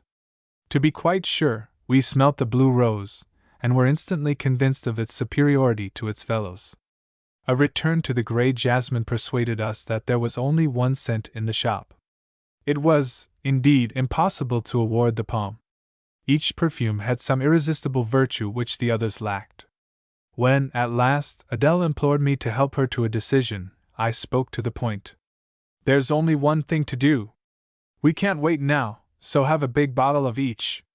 Then you and Jill and Daphne can fight it out at home." Adele asked the price of the scents. "They are all the same price, madam. The large bottle, 100 pesetas, the others, 70, 50, and 30, according to size." "Very well. I'll take a large bottle of each." "Thank you, madam." A prolonged and vicious croak from the end of the street argued that Barry's patience was wearing thin, but to have asked the girl to make haste would have been supererogatory. In a trice 3 phials had been taken down from their shelves, and 3 stout silk-lined cases, of the pattern of safety-match boxes, had been produced. The phial went into its tray, the tray into its sheath, the case complete into a sheet of rough gray paper, and the whole was girt with cord in next to no time. As the last knot was being tied, Adele touched me upon the arm. "I almost forgot," she said. Then she turned to the girl. "I have been told to ask for your red violets." The scissors the girl was using fell to the floor. As she recovered them, "Certainly, madam," she whispered, laying a trembling hand upon the curtain behind. She disappeared, to reappear almost immediately with a package precisely similar to those she had just made up. She placed it with the others. "Oh," said Adele, "but you haven't." A perfect hurricane of croaks, mingled with cries of anger, interrupted her. "Never mind," I cried, gathering up the parcels. "How much is it now?" "400, I suppose." As I was counting the notes, a yell of anguish in Barry's unmistakable accents fell upon my ears. I threw the money upon the table and bolted out of the shop with Adele at my heels. As we came to the corner, I ran full tilt into Eulalie. For an instant our eyes met, but she looked away pointedly, slipped to one side, and passed on. Then, "Obstaculos to you, sir!" roared Barry. "Look at my wing!" "Yes, I see the cabriolet. But what of that? It's perfectly happy." "No, it didn't want to get by. And if it had, oh, go and push yourself off somewhere." Here he caught sight of me. "See what this greasy pantaloon's done. I told him he hadn't room, but he wouldn't wait. And now he's shoving it on to that cabriolet. Oh, why can't I speak Spanish? I'd give him earache." I thrust our packages into the fold of the hood and ran to examine the wing. Happily the damage was slight. I announced this relievedly. "I dare say it is," raged Barry, as we resumed our seats. "What I object to is the poisonous hostility of the brute. He blinkin' well meant to do it." "Dear, dear," said Adele, bubbling. "There must have been some misunderstanding. The Spaniard's courtesy is proverbial." "Exactly," said I. "The stranger is at first apt to be carried away by the exaggerated politeness of the—" "You may be," said Barry, "as blasphemous as you like, but for the love of the home for little children, let's get out of this town." I let in the clutch. We were passing out of the beautiful armoried gateway, when an approaching peasant signaled to us to stop, and pointed excitedly back the way we had come. The fellow's manner suggested that we had dropped something. I pulled up the car, opened my door, and jumped out. As I did so, a breathless Eulalie appeared upon the other side of the car. I never thought I should catch you, she said uncertainly. My car got mixed up with that wagon, so I chanced it and ran. And now I'm here, I hardly know how to tell you. She addressed herself to Adele. But I fancy you've got my scent, red violets. It's rather special. They only make it by request. And a friend of mine had ordered a bottle for me. It was put ready for me to call for, and, as far as I can make out, they've given it to you by mistake. I'm afraid I'm asking an awful lot, but might I have it? I'm leaving Spain altogether in half an hour, so I shan't have another chance. I never remember feeling so utterly disillusioned. Recalling the telephone conversation of the day before, I was frankly disgusted. Such sharp practice as this smacked of a bargain sale. The scent was ours. We had bought it fairly. Besides, it had not been reserved. If either Adele or Eulalie had to go empty away, law and equity alike were pronouncing in favor of my wife. Adele was speaking. Oh, certainly. Boy, will you. I stepped into the car and thrust a hand into the fold of the hood. I shall know which it is. The paper it's wrapped in is different. There's a line running through it, and the others were plain. I plucked out a case and gave it to her to examine. That's right. Gravely, she handed it to Eulalie. I'm sorry you had to run so, she added gently. The other shrugged her shoulders. I caught you, she said simply. And that's the great thing. She glanced over her shoulder. And here comes my car. I'm really most awfully grateful. With a swish, the cabriolet swept alongside, skidded with locked wheels upon the pavement, and fetched up anyhow with its bonnet across our bows. It was a piece of driving for which the chauffeur ought to have been flogged. Most awfully grateful, repeated Eulalie, swinging the case by its cord. You might have made it much harder. The next moment she was in the cabriolet. Dazedly I watched the latter float out of sight. But she hasn't paid, I stammered. She's never given us the money. £4 that bottle cost. We stared at one another in dismay. At length. Stump, said Barry. But what a beautiful bit of work! £4 worth of scent for the asking. No unpleasantness, no sleight of hand, no nothing. Just a glad eye last night and a 2-minute run this morning. I don't wonder she was grateful. We had spent the afternoon traversing San Sebastian, and had found the place good, so good, in fact, that it was past 6 before we returned to the hotel. I followed Adele upstairs rather wearily. I shall never get over this morning, I said. Never. Arrived at our door, I fitted the key to the lock. To think that I stood there and let you hand, oh blast! We've left the scent in the car. So we have, said Adele. What an awful nuisance! I knew we should. It's fatal to put anything in that hood. You don't see it. I pushed open the door. As soon as I've changed, I said, switching on the light. I'll go and. The sentence was never finished. Had I been told that a cyclone had struck our bedroom, I should not have been surprised. Adele and I stood staring at such a state of disorder as I had never dreamed of. The bed had been dragged from the wall, and its clothes distributed about the room. The wardrobe and cupboard stood open. Every drawer in the room was on the floor. Our clothing had been flung, like soiled linen, into corners. My wife's dressing case had been forced, and now lay open, face downward, upon the carpet, while its contents sprawled upon a mattress. A chair had fallen backwards into the empty cabin trunk, and the edge of a sheet had caught on one of its upturned legs. Adele! Boy! The swish of a skirt, and there was my sister behind us. Our room's been, good heavens, yours is the same! Whatever's the meaning of it? Within 3 minutes 2 managers and 3 clerks were on the scene. To do them justice, they were genuinely perturbed. Fresh rooms, a magnificent suite, were put at our disposal. Under our own eyes our belongings were gathered into sheets and carried to our new quarters. Maids were summoned and placed at the girls' service, valets were sent for, the dressing case was sent to be repaired. we were begged at our convenience to report whether there were any valuables we could not find.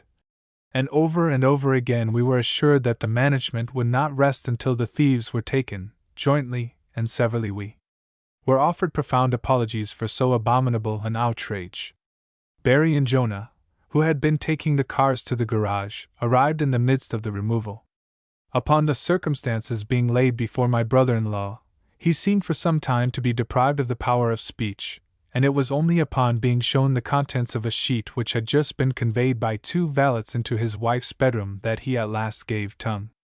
Drawing a pair of dress trousers from beneath a bath towel, a pair of brogues, and a box of chocolates, he sobbed aloud. "You all," he said brokenly, "do know these trousers. I remember the first time ever I did put them on. 'Twas on a summer's evening in the park." With one accord and some asperity my sister and I requested him to desist. "All right," he said. "But why worry? I know there's nothing valuable gone, because in that case I should have been told long ago. We've been shocked and inconvenienced, of course, but to balance it, we've got a topping suite, a private sitting room thrown in, and a whole fleet of bottle washers in attendance, all stamping to wash and iron and brush our clothes as they've never been brushed before." "Jonah's and Jill's rooms all right?" "Yes." "Well, let them move along anyway. Then we shall all be together. And now, if we've got any sense, we shall let this sympathetic crowd straighten up everything. They're simply bursting for the word go. And gather round the fire, which I see they've lighted, and talk about something else." This was sound advice. A close acquaintance with crime, the feeling that a robber has handled her personal effects, mauled her apparel, trodden her own sanctuary, is bound to jangle a sensitive woman's nerves. The less the girls thought upon the matter, the better for them. Orders were given, a sofa was drawn towards the hearth, Jonah went to seek some champagne, and I slipped on a coat and left the hotel for the garage. When I returned some 20 minutes later, Adele had discovered a piano and was playing, whispering, while the others were dancing with as much freedom from care as they might have displayed at a nightclub. When I laid the cent on the table, the dance died, and Daphne, Adele, and Jill crowded about me. "One for each of you," I said. "With my love. But wait one moment." I turned to Adele. "How did you tell the red violets from the others?" "Its paper had a line." I pointed to the 3 parcels. "So have they all," I said. "It depends on the way the light strikes it. One moment you see it, and the next you can't." My wife examined the packages in turn. "You're perfectly right," she said. Then, "Good heavens!" she cried. "Perhaps I gave that woman the wrong one, after all." I shrugged my shoulders. "I don't suppose she cared. What's in a name? They're each of them worth £4. "That's true," said Adele musingly. "Still, we opened them one by one. The first was the black lily. Then came the grey jasmine. I ripped the paper off the 3rd case and laid it upon the table. With my fingers about the cardboard, I paused. "And what," said I, "is the bedding?" "Blue rose," cried Jill. "Red violets," said Adele. I opened the case. They were both wrong. The tray contained no perfume at all. Crammed into the form of a scent bottle was a dirty huddle of wash leather. I lifted it out between my finger and thumb. The diamond and emerald necklace which lay beneath must have been worth $250,000. "Yes," said the British vice-consul, some 2 hours later. "This little seaside town is a sort of thieves' parlor. 4/5 of the stuff that's stolen in Spain goes out of the country this way. As in the present case, the actual thief daren't try to cross the frontier, but he's always got an accomplice waiting at San Sebastian. We know the thieves all right, at least the police do, but the accomplices are the devil. Often enough, they go no further than Biarritz, and there are so many of the smart set constantly floating between the 2 towns that they're frightfully hard to spot. In fact, about the only chance is to trace their connection with the thief. What I mean is this. A's got the jewels and he's got to pass them to B. That necessitates some kind of common denominator. Either they've got to meet or they've got to visit, at different times, of course, the same bureau. Well, there you are. By the merest accident you stumbled upon the actual communication of the password by A to B. The voice you heard upon the telephone was that of the original thief, or of his representative. This morning you visited the actual bureau. I know the place well. My wife's bought sent there. It's always been a bit of a mystery, but I never suspected this. I've not the slightest doubt it's been used as a bureau for years. Well, in all innocence you gave the password, and in all innocence received the gems. B arrives too late, finds that you have them, and starts in pursuit. I've no doubt she really ran on to see which way you'd gone. She couldn't have hoped to catch you on foot. Of course, she couldn't understand how you'd come by the password, but the few words you'd had with her the night before made her suspect your innocence. Still, she wasn't sure, and that's why her chauffeur fetched up across your bows. You don't mean? I do indeed. If you hadn't handed them over, they'd have been taken by force. Well, finding that either by accident or design she's been sold a pup, B communicates with the gang, and while you're out, your rooms are ransacked. And I walked, I said, after dark from the Calle de Miracruz to this hotel with the baubles under my arm. The vice-consul laughed. The armor of ignorance, he said, will sometimes turn the keenest wits. The confidence it gives its wearer is proverbial. But why? Said Adele.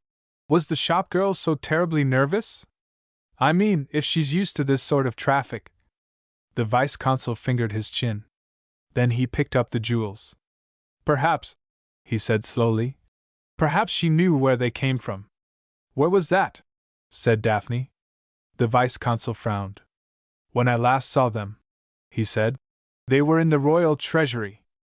At 10:30 the next morning I was walking upon the golf links of St. Jean de Luz.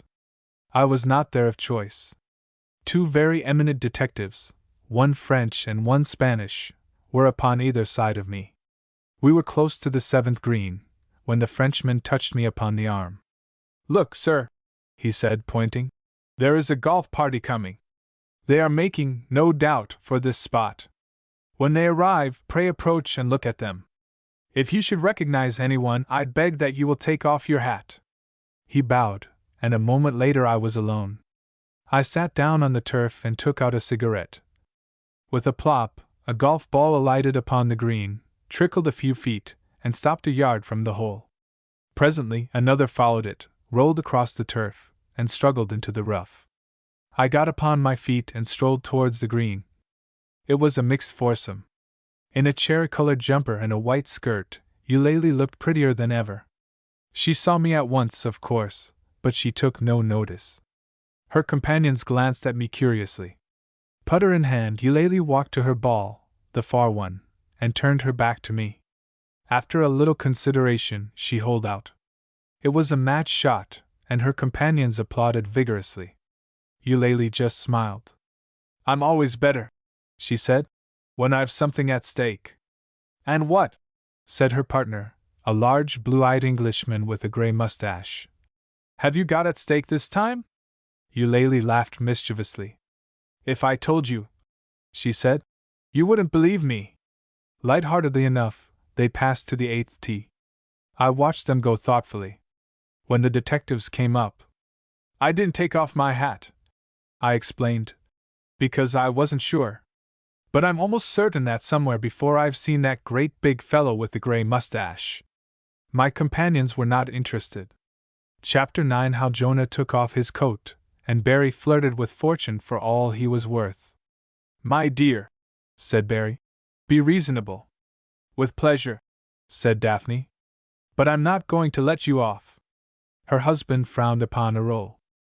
When I say, he said, that I have a feeling today that my luck is in, I'm not being funny. Only once before have I had that conviction. I was at Cannes at the time, on the point of leaving for Paris. I went to Monte Carlo instead. That night I picked up over £600. I know, said his wife. You've often told me. But I can't help it. I made you give me your word before we came here, and I'm not going to let you off. I gave it without thinking, declared her husband. Besides, I never dreamed I should have this feeling. I did, said Daphne shortly. That's why I made you promise. Have some more coffee? Pointedly ignoring the invitation, Barry returned to his role and, after eyeing it with disgust which the bread in no way deserved, proceeded to disrupt and eviscerate it with every circumstance of barbarity. Covertly, Jonah and I exchanged smiles. 48 hours had elapsed since I had cut ukulele, and this was the morning of our last day at San Sebastian. During our short stay the weather had been superb, and we had been out and about the whole day long. Of an evening, save for one memorable exception, we had been to the casino. For as long as I could remember, Barry had had a weakness for roulette. For baccarat, petit chevaux, and the rest he cared nothing. £50 a year would have covered his racing bets. If he played bridge, it was by request. My brother-in-law was no gambler. There was something, however, about the shining wheel, sunk in its board of green cloth, which he found irresistible. Remembering this fascination, my sister had broached the matter so soon as we had decided to visit San Sebastian, with the happy result that, ere we left Pau, her husband had promised her 3 things. The first was to leave his checkbooks at home, the second, to take with him no more than £200, the third, to send for no more money. And now the inevitable had happened. The £200 were gone, every penny. We were not due to leave until the morrow, and Barry was perfectly satisfied that his luck had changed. As for the promises his wife had extracted, he was repenting his rashness as heartily as she was commending her prevision. Nothing, said Barry, turning again to the charge, was said about borrowing, was it? No. Very well then.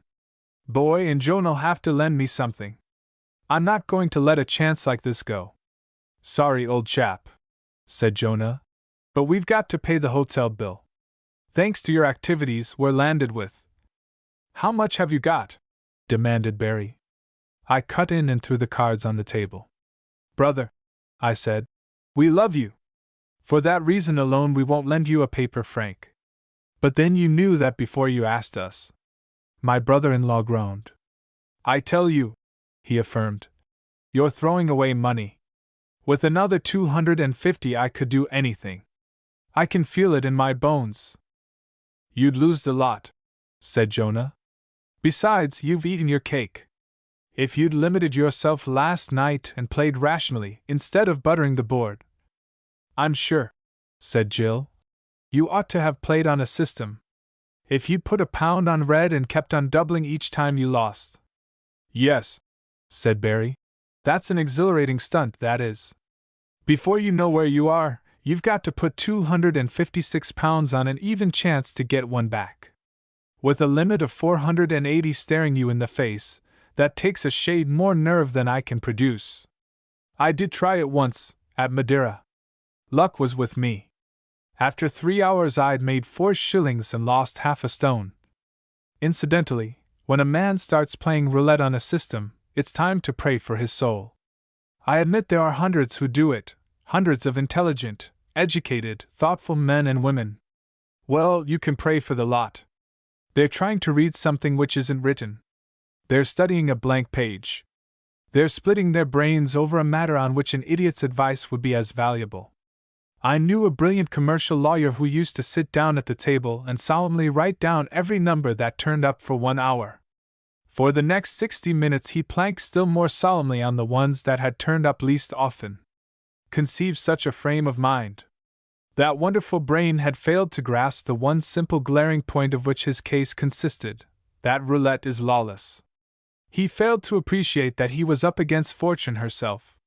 He couldn't realize that because 7 had turned up 7 times running at 9:15, that was no earthly reason why 7 shouldn't turn up 8 times running at 10:15. Heaven knows what fun he got out of it. For me, the whole joy of the thing is that you're flirting with fate. He closed his eyes suddenly and flung back his head. Oh, he breathed. I tell you she's going to smile tonight. I can see the light in her eyes. I have a feeling that she's going to be very kind, somehow. We let him linger over the fond reflection, eyeing one another uneasily. It was, we felt, but the prelude to a more formidable attack. We were right. I demand, barked Barry. That I'd be allowed the wherewithal to prosecute my suit. Not a farthing, said Daphne. To think that £200 is gone makes me feel ill. That's exactly why I want to win it back, and more also. He looked round desperately. Anybody want a birthright? For 250 quid, I'd change my name. It sounds idiotic, I know, said I. But supposing you lost. I shan't tonight, said Barry. Sure? Positive. I tell you I feel. And you, said Jonah scornfully. You have the temerity to talk about praying for other souls. You sit there and… I tell you, insisted Barry, that I have a premonition. Look here. If I don't have a dart tonight, I shall never be the same man again. Boy, I implore you. I shook my head. Nothing doing, I said. You'll thank us one day. You don't understand, wailed Barry. You've never known the feeling that you were bound to win. Yes, I have, often. And it's invariably proved a most expensive sensation. There was a moment's silence. Then, right, said my brother-in-law. You're one and all determined to see me go down. You've watched me drop 200, and not one of you's going to give me a hand to help me pick it up. It may be high-minded, but it's hardly cordial. Some people might call it churlish. Upon my soul, you are a cold-blooded crowd. Have you ever known a deal I wouldn't come in on? And now, because you are virtuous, I'm to lose my fun. Ugh! Hymn number 477, the cakes and ale are over. Struggling with laughter, Adele left her seat and, coming quickly behind him, set her white hands upon his shoulders. Dear old chap, she said, laying her cheek against his. Look at it this way. You're begging and praying us to let you down. Yes, you are. And if we helped you to break your word, either you nor we would ever, at the bottom of our hearts, think quite so much of us again. And that's not good enough. Even if you won £5,000, it wouldn't compensate. Respect and self-respect aren't things you can buy. But, sweetheart, objected Barry, nothing was said about borrowing. Daphne admits it. If I can raise some money without reference to my bankers, I'm at liberty to do so. Certainly, said Adele. But we mustn't help. If that was allowed, it'd knock the bottom out of your promise. You and Daphne and we are all in the same stable, and that, to mix metaphors, puts us out of court. If you ran into a fellow you knew, and he would lend you some money, or you found 100 in the street, or a letter for you arrived, or one of the lift boys died, leaving me sole legatee. I see. Then I should be within my rights. In fact, if anything which can happen came to pass, no one would raise any objection to my taking advantage of it. You know, you're getting too generous. That's better, said Adele. A moment ago we were cold-blooded. Barry winced.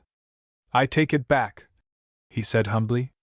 Your central heating arrangements, at any rate, are in perfect order. Unless your heart was glowing, your soft little cheek wouldn't be half so warm.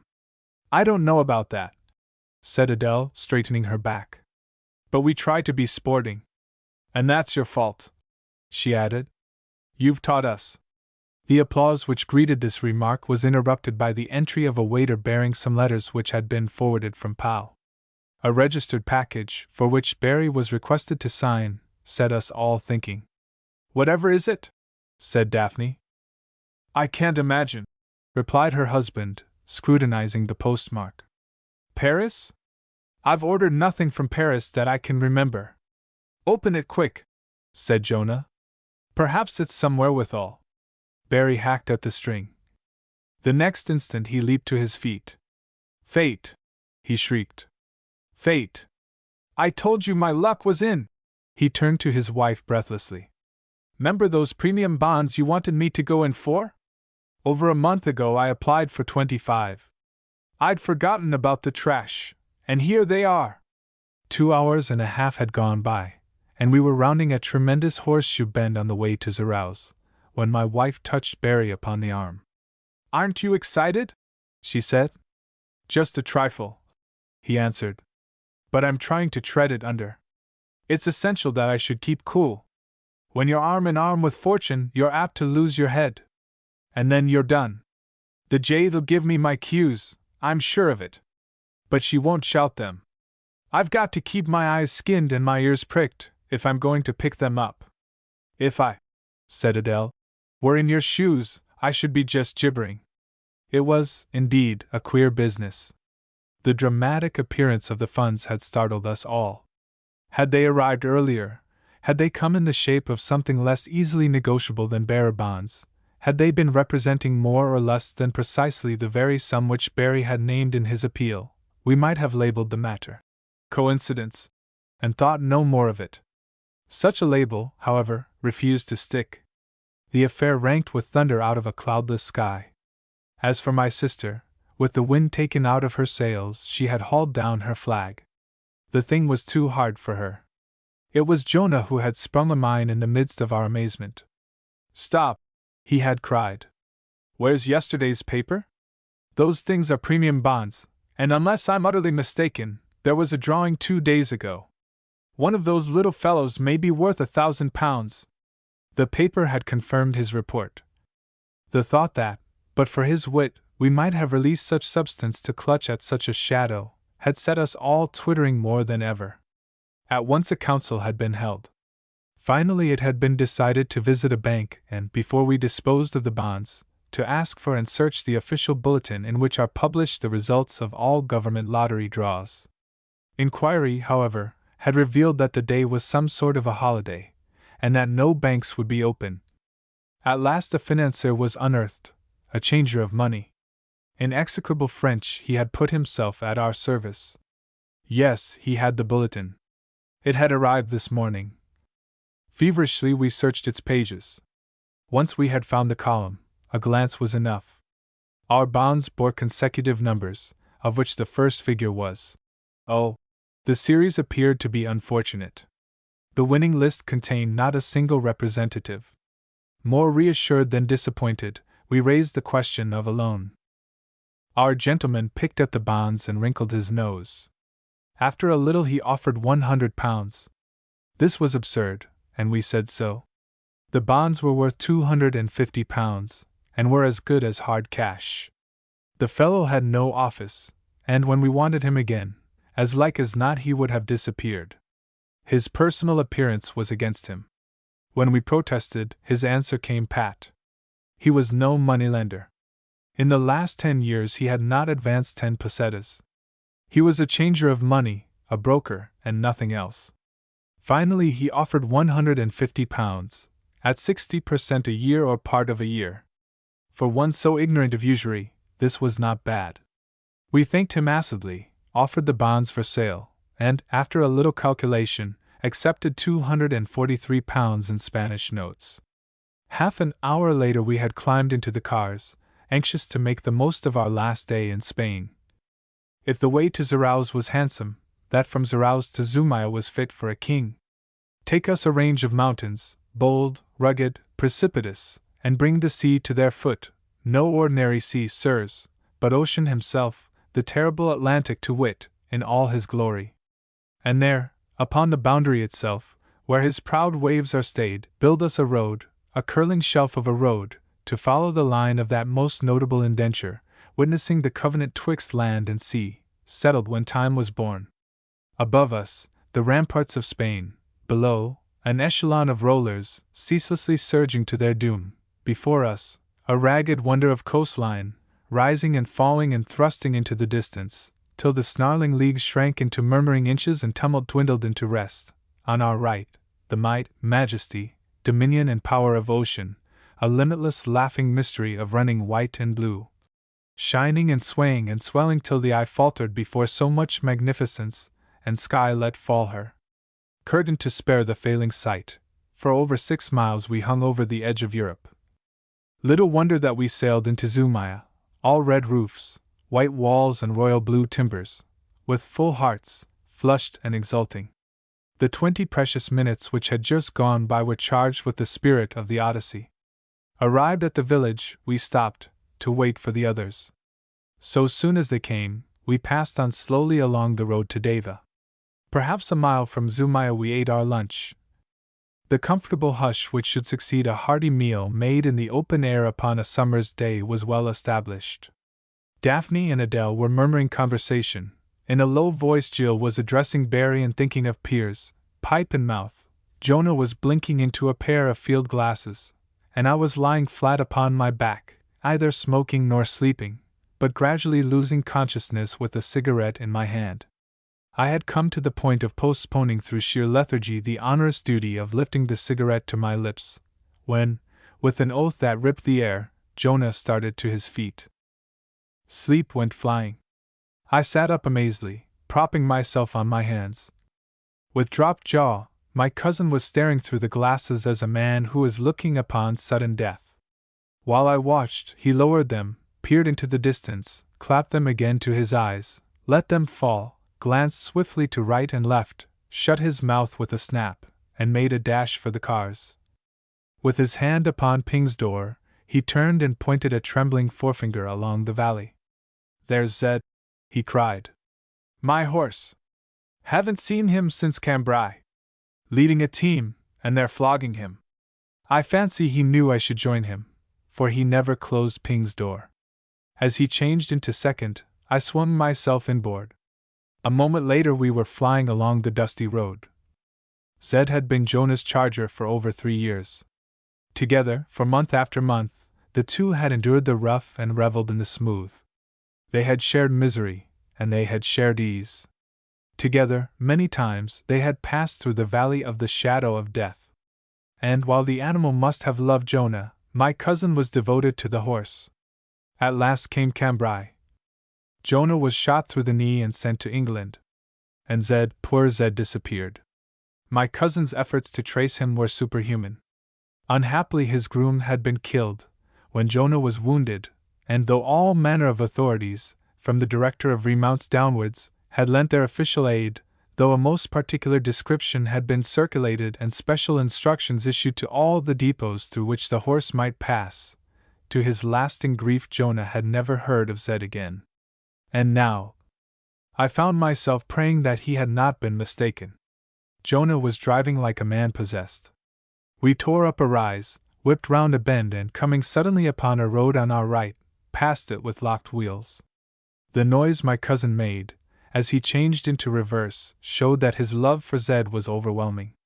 We shot backward, stopped, stormed to the right, and streaked up a shocking road at 45. We flashed into a hamlet, turned at right angles, missed a wagon by an inch, and flung up a frightful track towards a farm. Then, before I knew what had happened, we had stopped dead, and Jonah's door was open and he was limping across the road. In the jaws of a rude gateway stood a wagon of stones. Harnessed to this were 3 sorry-looking mules, and leading them, the piteous wreck of what had been a blue roan. The latter was down and out. For this the immediate reason was plain. The teamster, better qualified for the treadmill, had so steered his wagon that the hub of its off forewheel had met the gatepost. This he had not observed, but, a firm believer in the omnipotency of the lash, had determined to reduce the check, whatever might be its cause, by methods of blood and iron. Either because he was the most convenient, or by virtue of his status, the leader had received the brunt of the attack. That is, of course, one way of driving. The blue roan was down, and his master had just kicked him in the belly when Jonah arrived. The Spaniard was a big fellow, but my cousin has wrists of steel. He took the whip from its owner as one takes a toy from a baby. Then with the butt he hit him across the mouth. The Spaniard reeled, caught his foot on a stone, and fell heavily. Jonah threw down the whip and took off his coat. "I don't want to kill him," he said quietly. When the other rose, he looked extremely ugly. This was largely due to the fact that most of his front teeth were missing, and that it was difficult, because of the blood, to see exactly where his face ended and his mouth began. The look in his eyes, however, was suggesting the intent to kill. He had no idea, of course, that he was facing perhaps the one man living who could have thrashed a champion. It is not often that you will see half a dozen of the most illustrious members of the National Sporting Club attending an assault at arms held at a public school. 3 years running I had that honor. The gentlemen came to see Jonah. And though no applause was allowed during the boxing, they always broke the rule. In due season, my cousin went to Oxford. In his second year, in the inter-university contest, he knocked his opponent out in 7 seconds. The latter remained unconscious for more than 6 hours, each crawling, one of which took a year off Jonah's life. From that day my cousin never put on the gloves again. All, however, that the Spaniard saw was a tall, lazy-looking man with a game leg, who by his gross interference had taken him by surprise. He lowered his head and actually ran upon his fate. I have never seen punishment at once so frightful and so punctiliously administered. Jonah worked with the swift precision of the surgeon about the operating table. He confessed afterwards that his chief concern was to keep his opponent too blind with rage to see the wisdom of capitulation. He need not have worried. When it had become obvious that the blessed gifts of sight, smell, and hearing had been almost wholly withdrawn from the gentleman, when, in fact, he had practically ceased attempting to defend himself, and merely bellowed with mortification at every stinging blow, Jonah knocked him sprawling on to the midden, and drew off his wash-leather gloves. The next moment he was down on his knees beside the roan, plucking at the rough harness with trembling fingers. Once the horse sought to rise, but at Jonah's word he stopped and laid down his head. Between us we got him clear. Then we stood back, and Jonah called him. With a piteous effort the roan got upon his legs. That there was back trouble and at least one hock was sprung I saw at a glance. The horse had been broken down. He was still blowing badly, and I ran for the flask in the car. When I came back, Jonah was caressing his charger with tears running down his cheeks. There is a listlessness, born of harsh treatment, suckled on dying hopes, reared on the bitter memory of happier days, which is more eloquent than tears. There is an air of frozen misery, of a despair so deep that a kind word has come to lose its meaning, which none but horses wear. Looking upon Zed, I felt ashamed to be a man. Gaunt, filthy, and tottering, the flies mercilessly busy about 3 shocking sores, the roan was presenting a terrible indictment to be filed against the day of judgment. And not one of them is forgotten before God. But there was worse than pain of body here. The dull, see-nothing eyes, the heavy-laden head, the awful stricken mien, told of a tragedy to make the angels weep, an English thoroughbred, not dead, but with a broken heart. We had administered the brandy, Jonah was bathing a sore, and I had made a wisp and was rubbing Zed down, when— "Good day," said a voice. With his arms folded upon the sill, a little gray-headed man was watching us from a window. I looked up and nodded. "Good day," I said. "I like boxing," said the man. "I've been 12 years in the States, and I'd rather see boxing than a bullfight. You like baseball?" I shook my head. "I've never seen it," I said. "Haven't missed much," was the reply. "But I like boxing. You visiting Spain?" "For a few days." "A fine country. Been to Sevilla?"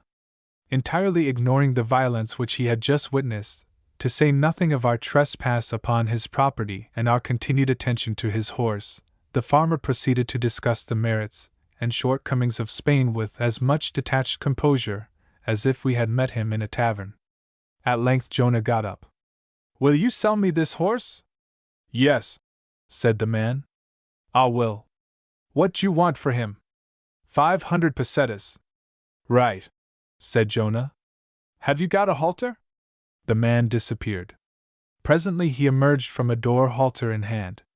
The 20 pounds passed, and Zed was ours. Tenderly my cousin fitted the halter about the drooping head. "One more effort, old chap," he said gently, turning towards the gate. Out of compassion for the mules, I drew the farmer's attention to the hub which was nursing the gatepost. He just nodded. "Pedro could never drive," he said. "I should get a new carter," I said. He shrugged his shoulders. Then he jerked his head in the direction of the carcass upon the midden. "He is my stepfather. We do not speak," he said simply. We found the others in the hamlet through which we had passed. There I handed over Ping to Adele, and thence Jonah and Zed and I walked to Zumaya. To find a box at the station was more than we had dared hope for, but there it was, empty and waiting to be returned to San Sebastian. Beneath the influence of 25 pesetas, the station master saw no good reason why it should not be returned by the evening train. We left Jonah to accompany his horse and hurried home by car to seek a stable. When we sat down to dinner that night at 8 o'clock, Jonah called for the wine list and ordered a magnum of champagne. When the wine was poured, he raised his glass and looked at me. "Thank you for helping me," he said. He glanced round with his eyes glowing. "And all of you for being so glad." He drank and touched Adele upon the shoulder. "In a loose box, up to his knees in straw, with an armful of hay to pick over, and no congestion. Have you ever felt you wanted to get up and dance?" He turned to Barry. "Brother, your best. May you spot the winner tonight, as I did this afternoon." "Thank you," said Barry. "Thank you. I must confess I'd been hoping for some sort of intuition as to what to do. But I've not had a hint so far. Perhaps, when I get to the table. It's silly, of course. One mustn't expect too much, but I had the feeling that I was going to be given a tip. You know. Like striking a dud egg, and then putting your shirt on a horse called Attar of Roses. Never mind. Let's talk about something else. Why did you call him Zed? Short for Zero, said Jonah. I think my groom started it and I. Zero, said Barry quietly.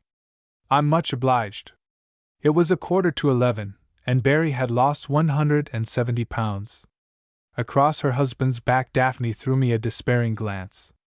Upon the opposite side of the table, Adele and Jill, one upon either side of Jonah, stared miserably before them. I lighted my 10th cigarette, and wondered what Barry had done. The table was crowded.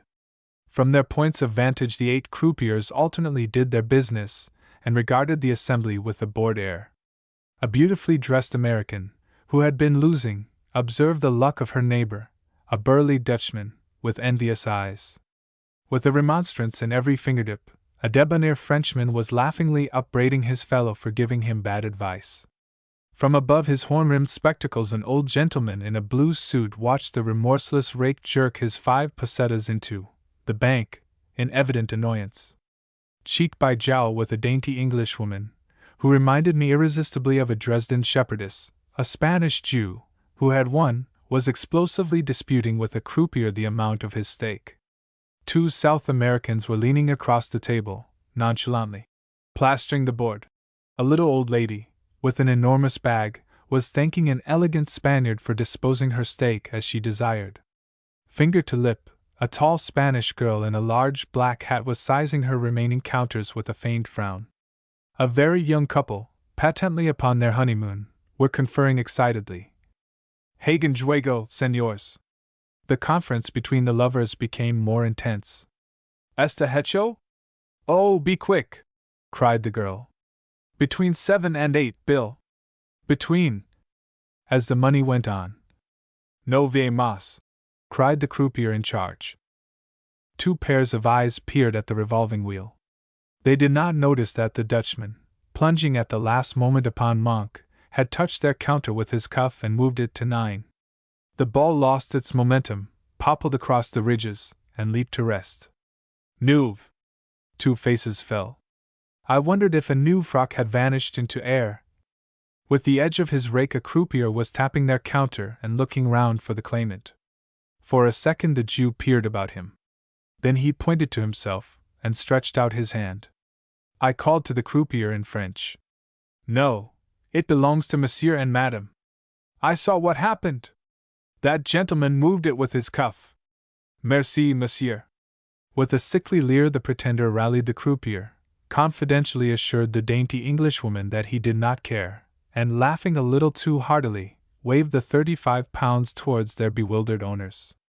But it isn't mine, stammered the boy.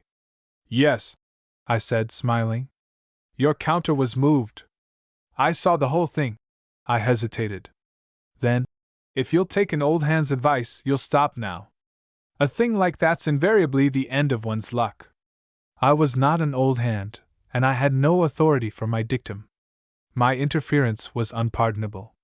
When the 2 stopped to thank me, as they passed from the room, I felt like a criminal. Still, they looked very charming, and, after all, A frock on the back is worth a score at the dressmaker's. I am going, said Barry, to suspend my courtship and smoke a cigarette. Possibly I'm going too strong. If I give the lady a rest, she may think more of me. I suppose, said Daphne, you're bent on losing it all. Her husband frowned. Fortune favors the bold, he said shortly. You see, she's just proving me. If I were to falter, she'd turn me down. It was impossible not to admire such confidence. I bade my sister take heart. Much, I concluded, may be done with £40. 50, corrected Barry. And now let's change the subject. How'd you pronounce woe? Or would you rather tell me a fairy tale? I shook my head. My power, I said, of concentration is limited. Then I must, said Barry. It's fatal to brood over your fortune. He sat back in his chair and let the smoke make its own way out of his mouth. There was once a large king. It wasn't his fault. The girth went with the crown. All the Copperbottombergs were enormous. Besides, it went very well with his subjects. Looking upon him, they felt they were getting their money's worth. A man of simple tastes, his favorite hobby was fowls. One day, just as he'd finished cleaning out the fowl house, he found that he'd run out of maize. So he slipped on his invisible cloak and ran round to the grocer's. He always wore his invisible cloak when shopping. He found it cheaper. Well, the grocer was just recovering from the spectacle of 2 pounds of the best maize shoving themselves into a brown paper bag and pushing off down the high street, when a witch came in. The grocer's heart sank into his boots. He hated witches. If you weren't civil, before you knew where you were a 3-legged toad or a dupond or something. So you had to be civil. As for their custom, well, it wasn't worth having. They wouldn't look at bacon, unless you'd guarantee that the pig had been killed on a moonless Friday with the wind in the north. And as for pulled figs, if you couldn't swear that the box had been crossed by a one-eyed man whose father had committed arson in a pair of brown boots, you could go and bury them under the lilacs. This time, however, the grocer was pleasantly surprised. I didn't know, said the witch, that you were under the patronage of royalty. Oh, didn't you? Said the grocer. Why, the master of the horse has got his hoof oil here for nearly 2 days now. Master of the horse be snookered, said the witch. I'm talking about the king.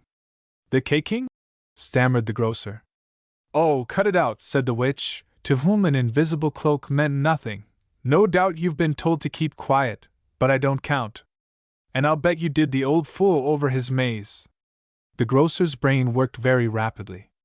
The memory of a tin of mixed biscuits and half a Dutch cheese, which had floated out of his shop only the day before, and numerous other recollections of mysteriously animated provisions came swarming into his mind. At length, "We never charge royalty," he said loftily. "Oh, don't you?" snapped the witch. "Well, supposing you change this broomstick. You swore blue it was cut on a rainless Tuesday from an ash that had supported a murderer with a false nose. The very first time I used it, it broke at 6,000 feet. I was over the sea at the time, and had to glide nearly 4 miles to make a landing. Can you beat it?" When the grocer put up his shutters 2 hectic hours later, he was a weary man. In the interval he had been respectively a toad, a picture postcard, and a tin of baked beans. And somebody had knocked him off the counter during his 3rd metamorphosis, so he felt like death. All the same, before going to bed, he sat down and wrote to the Lord Chamberlain, asking for permission to display the royal arms. Just to make it quite clear that he wasn't relying on hoof oil, he added that he was shortly expecting a fine consignment of maize and other commodities. The postscript settled it. The permission was granted, the king dealt elsewhere in future, and the witch was given 3 hours to leave the kingdom. So the grocer lost his 2 worst customers and got the advertisement of his life. Which goes to show, my children, that if only, hello! Here's a news shift. It was true. The 8 croupiers were going off duty. As they vacated their seats, 8 other gentlemen in black immediately replaced them. Barry extinguished his cigarette and handed me his last bunch of notes. In exchange for these, with the peculiar delicacy of his kind, the croupier upon my right selected, arrayed, and offered me counters of the value of 40 English pounds. He might have been spared his pains. As I was piling the money by Barry's side, 0, announced a nasal voice. We're off, said my brother-in-law. Will you see that they pay me right? 175 pounds. Ere I had completed my calculation. 0, repeated the nasal voice. I said so, said Barry, raising his eyebrows. I had the maximum that time. Will you be so good? Thank you. Trembling with excitement, I started to count the equivalent of 490 pounds. Barry was addressing the croupier. No, don't touch the stake. She's not finished yet. Esta hecho? Don't leave it all, begged Daphne. Take. No vas mas. Desperately I started to check the money again. 0. There was a long gasp of wonderment, immediately followed by a buzz of exclamation. The croupiers were smiling. Jill was jumping up and down in her seat. Adele was shaking Jonah by the arm. My sister was clinging to Barry, imploring him to stop now. The two Frenchmen were laughing and nodding their congratulations. The little old lady was bowing and beaming goodwill. Excepting, perhaps, the croupiers. Barry seemed less concerned than anyone present. No, I'm not going to stop, he said gently, because that would be foolish. But I'll give it a miss this time, because it's not coming up. It's no longer a question of guessing, dear. I tell you I know. The ball went flying. After a moment's interval. 8, announced the croupier. You see, said Barry. I should have lost my money. Now this time my old friend 0 will come along. On to the white-edged rectangle went 14 pounds. A few seconds later I was receiving 490. I began to feel dazed. As for counting the money, it was out of the question. Idiotically I began to arrange the counters in little piles. 35 foot turned up. That's right, said Barry quietly. And now, it's really very monotonous, but… With a shrug of his shoulders, he set the limit on 0. I held my breath. The ball ceased to rattle, began to fall, ricocheted from stud to stud, tumbled into the wheel, nose 32 foot, and fell with a click into 0. Barry spread out his hands. I tell you, he said, it's too easy. And now again. Don't, cried Daphne. Don't. I beg you. My darling, said Barry. After tonight, no, leave the stake, please, I'll never play again. This evening, well, the money's there, and we may as well have it, mayn't we? I mean, it isn't as if I hadn't been given the tip. From the moment I woke this morning, listen, dear. Don't bother about the wheel, the lady's been hammering away. You must admit she's done the job thoroughly. First the intuition, then the wherewithal, then what to back. I should be a bottlenose mug if I didn't. 0. Upon the explosion of excitement which greeted the astounding event, patrons of the baccarat table and of the other roulette wheel left their seats, and came crowding open-mouthed to see what was toward.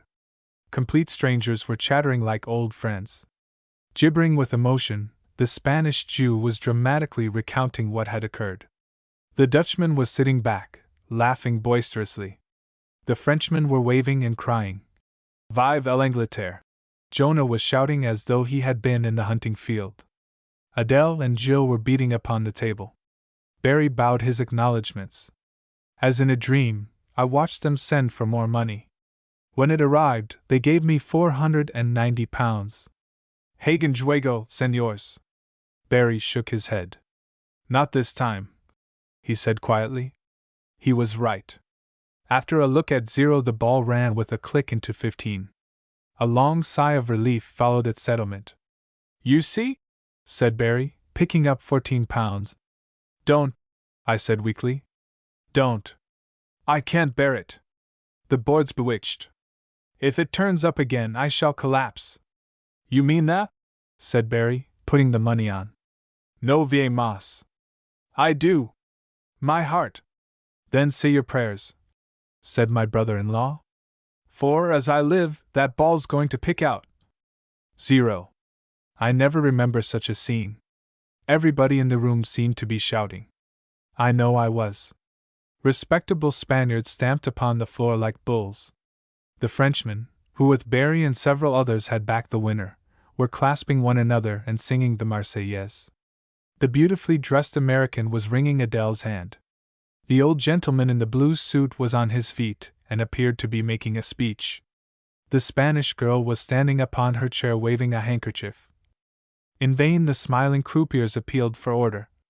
As the tumult subsided, 7 times in 10 spins, said Barry. Well, I think that'll do. We'll just run up the board on the even chances. There was no holding him. Before I knew where I was, he had set 12,000 pesetas apiece on red, odd, and under 19. Some 1,400 pounds on a single spin. I covered my eyes. As the ball began to lose way, the hush was awful. 7, announced the spokesman. With my brain whirling, I sought to garner the harvest. My brother-in-law rose to his feet. One last throw, he said. Passe for the poor. He leaned forward and put the maximum on over 18. A moment later, counter by counter, 470 pounds went into the poor box. As I pushed back my chair, I glanced at my watch. In exactly 16 minutes, Barry had stung the bank to the tune of, as near as I could make it, 4,995 pounds. Some 10 hours later, we slipped out of San Sebastian and on to the famous road which leads to Biarritz. Barry, Daphne, and Jill were in one car, and Adele and I were in the other. Jonah and Zed were to travel together by train. It was improbable that they would leave for Pau before the morrow. As we climbed out of Bihobi, we took our last look at Spain, that realm of majestic distances and superb backgrounds. You may peer into the face of France and find it lovely. The more you magnify an English landscape, the richer it will become. But to find the whole beauty of Spain, a man must stand back and lift up his eyes. Now that we had left it behind, the pride and grandeur of the scenery beggared description. It was as though for days we had been looking upon a mighty canvas, and while we had caught something of its splendor, now for the first time had we focused it aright. The memory we took away was that of a masterpiece. Anxious to be home in time for luncheon, I laid hold of the wheel. We whipped through St. Jean de Luz, sang through Bidart, and hobbled over a fearful stretch of medaling into Bayonne. As we were nearing Bidache, "How much," said Adele suddenly, "is Barry actually up?" "Allowing for everything," said I. "That is, his losses, what he gave to the poor, and the various rates of exchange, about 240,000 francs. Not so dusty," said Adele thoughtfully. "All the same." A report like that of a gun blew the sentence to blazes. Heavily I took the car into the side of the road. A second tire went upon the outskirts of Pau. Happily we had 2 spare wheels. As I was wearily resuming my seat, Barry, Daphne, and Jill went by with a cheer. Slowly we followed them into the town. It was not until we were stealing up our own villa's drive that at length I remembered the question which for over an hour I had been meaning to put to my wife. As I brought the car to a standstill. "What was it," I demanded, "that you had begun to say when we had the first burst near Bidache? We were talking about how much Barry was up, and you said—" The most blood-curdling yell that I have ever heard fell upon our ears. For a moment we stared at one another. Then we fell out of the car by opposite doors and flew up the steps. Extended upon a chair in the hall, Barry was bellowing, clawing at his temples and drumming with his heels upon the floor. Huddled together, Daphne and Jill were poring over a letter with starting eyes.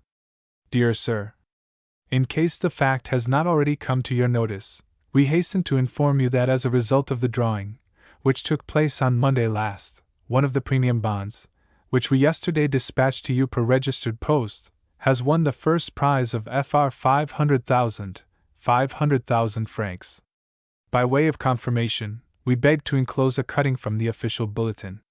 We should, perhaps, point out that, in all announcements of the results of drawings, the 0 or 0, which for some reason invariably precedes the number of a premium bond, is disregarded. Awaiting the pleasure of your instructions. We beg to remain, dear Sir, your obedient servants. It was perhaps 5 hours later that my memory again responded, and I turned to Adele. The dam burst, said I, at the very moment when you were going to tell me what you had been about to say when the first tire went outside Bidake. Sounds like the house that Jack built, doesn't it? Oh, I know, said Adele, laughing. But it's no good now. I was going to say.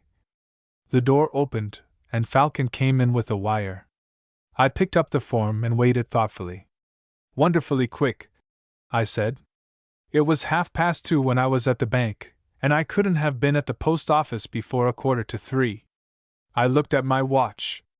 Just under 4 hours. The bank? Said Adele, staring. But you said you were going to the club. I nodded. I know. I was anxious to raise no false hopes. All the same, I couldn't help feeling that 500,000 francs were worth a 10-penny wire. Therefore I telegraphed to Jonah. His answer will show whether that 10-penny wire was worth 500,000 francs. My wife snatched the form from my hand and tore it open. It was very short. Bonds repurchased Jonah. But my memory never recovered from the twofold slight. To this day I cannot remember to ask Adele what it was that she had been about to say when the first tire burst outside Bidake. Chapter 10. How Barry sought comfort in vain, and Nobby slept upon a queen's bed. Time was getting on. The season at Pau was approaching the end of its course. Already villas and flats and servants were being engaged for the winter to come. We had been asked definitely whether we proposed to return, and if so, whether we wished again to occupy the excellent villa we had. Not knowing what answer to make to the first question, we had passed to the second, somewhat illogically. The second had proved more heatedly disputable than the first. Finally Jill had looked up from a letter to Piers and put in her oar with a splash. The villa's all right, she announced. Everyone says it's the best, and so should we, if we didn't live in it. It's what's inside that's so awful. Even one decent sofa would make all the difference. In silence we pondered her words. At length, I confess, said Barry, that the idea of having a few chairs about in which you can sit continuously for 10 minutes, not so much in comfort as without fear of contracting a bed sore or necrosis of the coccyx, appeals to me. Compared with most of the sitzplats in this here villa, an ordinary church pew is almost voluptuous. The beastly things seem designed to promote myalgia. Yet they do know, said I. The French, I mean. Look at their beds. Exactly, replied my brother-in-law. That's the maddening part of it. Every French bed is an idyll, a poem of repose. The upholsterer puts his soul into its creation. A born genius, he expresses himself in beds. The rest of the junk he turns out. He broke off and glanced about the room. His eye lighted upon a couch, lozenge-shaped, hog-backed, featuring the Greek key pattern in brown upon a brick-red ground and surrounded on 3 sides by a white balustrade some 3 inches high. Just consider that throne. Does it or does it not suggest collusion between a private school workshop, a bricklayer's laborer, and the Berlin branch of the YWCA? If, said Daphne, it was only the chairs, I wouldn't mind. But it's everything. The sideboard, for instance. Ah, said her husband, my favorite piece. The idea of a double cabin washstand is very beautifully carried out. I'm always expecting Falcon to press something and a couple of basins to appear. Then we can wash directly after the asparagus. The truth is, said Adele, these villas are furnished to be let. And when you've said that, you've said everything. I agree, said I. And if we liked Pau enough to come back next autumn, the best thing to do is to have a villa of our own. I'm quite ready to face another 3 winters here, and if everyone else is, it'll be worthwhile. As for furniture, we can easily pick out enough from Calmanley Street and White Ladies. There was a moment's silence. Then, I'm on, said Jonah, who had caught 3 splendid salmon in the last 2 days. This place suits me. And me, said Adele warmly. My sister turned to her husband. What you think, old chap? Barry smiled beatifically. A faraway look came into his eyes. I shall personally superintend, he announced. The removal and destruction of the geyser. Amid some excitement, the matter was then and there decided. The more we thought upon it, the sounder seemed the idea. The place suited us all. To have our things about us would be wholly delightful. Provided we meant for the future to winter abroad, we should save money. Pleasedly we proceeded to lunch. Throughout the meal we discussed what manner of house ours must be, situation, dimensions, aspect. We argued amiably about its garden and curtilage. We determined to insist upon 2 bathrooms. By the time the cheese was served, we had selected most of the furniture and were bickering good-temperedly about the style of the wallpapers. Then we rang up a house agent to learn that he had no unfurnished villa to let upon his books. He added gratuitously that, except for a ruined chateau upon the other side of Tarbes, he had nothing for sale either. So soon as we had recovered, we returned to the charge. The third agent we addressed was not quite certain. There was, he said, a house in the town, très solides, très sérieux, dans un quartier chic. It would, he thought, be to our liking. It had, for instance, une salle de fête superbe. He was not sure, however, that it was still available. A French gentleman was much attracted, and had visited it 3 times. We were greatly disgusted and said so. We did not want a house in the town. We wanted. Finally we succumbed to his entreaties and promised to view the villa, if it was still in the market. He was to ring us up in 10 minutes' time. So it happened that half an hour later we were standing curiously before the great iron gates of a broad-shuttered mansion in the Rue Mazagran, Pau, while the agent was alternately pealing the bell for the caretaker and making encouraging gestures in our direction. Viewed from without, the villa was not unpleasing. It looked extremely well built, it stood back from the pavement, it had plenty of elbow room. The street itself was as silent as the tomb. Perhaps, if we could find nothing else. We began to wonder whether you could see the mountains from the 2nd floor. At last the caretaker appeared, I whistled to Nobby, and we passed up a short, well-kept drive. A moment later we had left the sunlight behind and had entered a huge dim hall. Damp, said Barry instantly, sniffing the air. Damp for a monkey. I can smell the good red earth.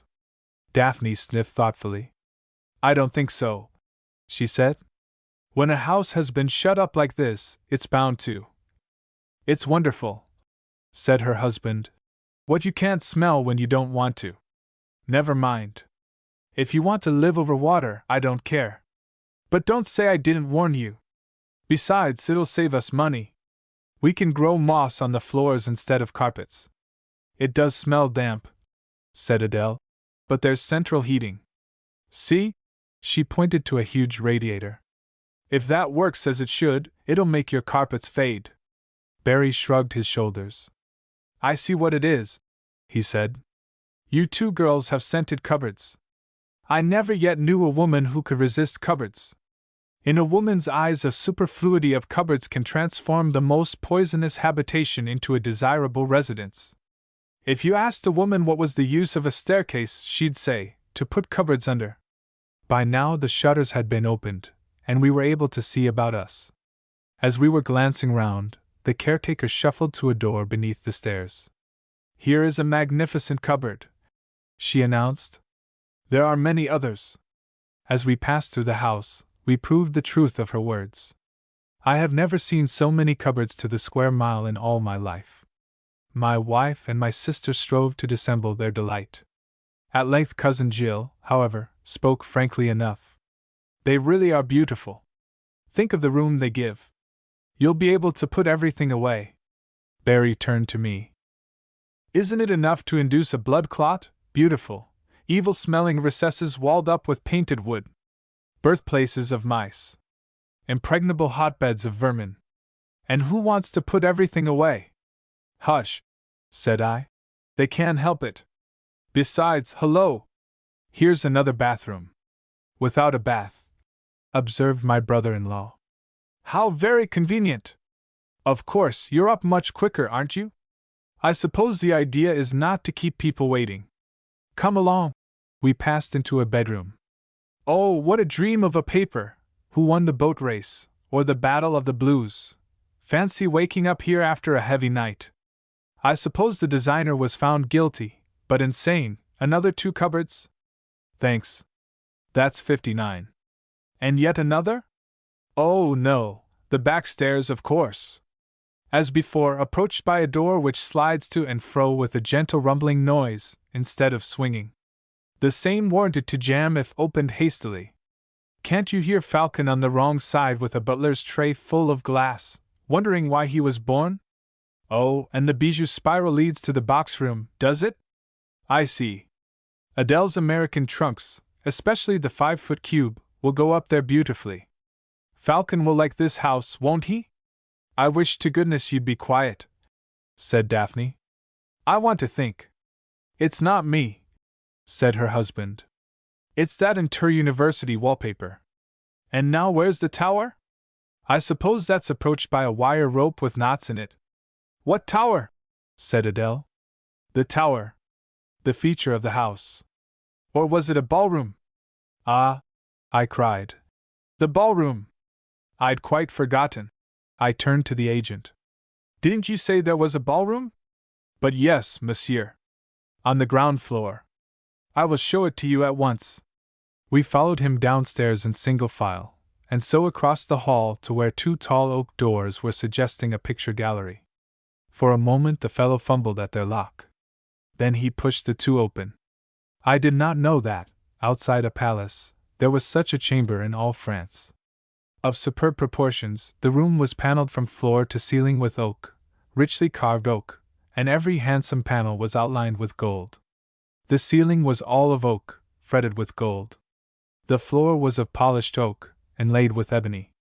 At the end of the room 3 lovely pillars upheld a minstrel's gallery, while opposite a stately oriel yawned a tremendous fireplace, with 2 stone seraphim for jambs. In answer to our bewildered inquiries, the agent explained excitedly that the villa had been built upon the remains of a much older house, and that, while the other portions of the original mansion had disappeared, this great chamber and the basement were still surviving. But that was all. Beyond that it was once a residence of note, he could tell us nothing. Rather naturally, we devoted more time to the ballroom than to all the rest of the house. Against our saner judgment, the possession of the apartment attracted us greatly. It was too vast to be used with comfort as a sitting room. The occasions upon which we should enjoy it as unsalved the fate would be comparatively few. For ordinary salons would require less service and fuel. Yet, in spite of everything, we wanted it very much. The rest of the house was convenient. The parlors were fine and airy, there were 2 bathrooms, the bedrooms were good, the offices were admirable. As for the basement, we lost our way there. It was profound. It was also indubitably damp. There the dank smell upon which Barry had remarked was most compelling. In the garden stood a garage which would take both the cars. After a final inspection of the ballroom, we tipped the caretaker, promised to let the agent know our decision, and to the great inconvenience of other pedestrians, strolled talkatively through the streets towards the boulevard. I suppose, said Adele, those were the other people. Who were the other people? I demanded. The 2 men standing in the hall as we came downstairs. I never saw them, said I. But if you mean that one of them was the fellow who's after the house, I fancy you're wrong, because the agent told me he'd gone to Bordeaux. Well, I don't know who they were then, replied my wife. They were talking to the caretaker. I saw them through the banisters. By the time we got down, they'd disappeared. Anyway, it doesn't matter. Only if it was them, it looks as if they were thinking pretty seriously about it. You don't go to see a house 4 times out of curiosity. You mean, said Barry, that if we're fools enough to take it, we better get a move on. Exactly.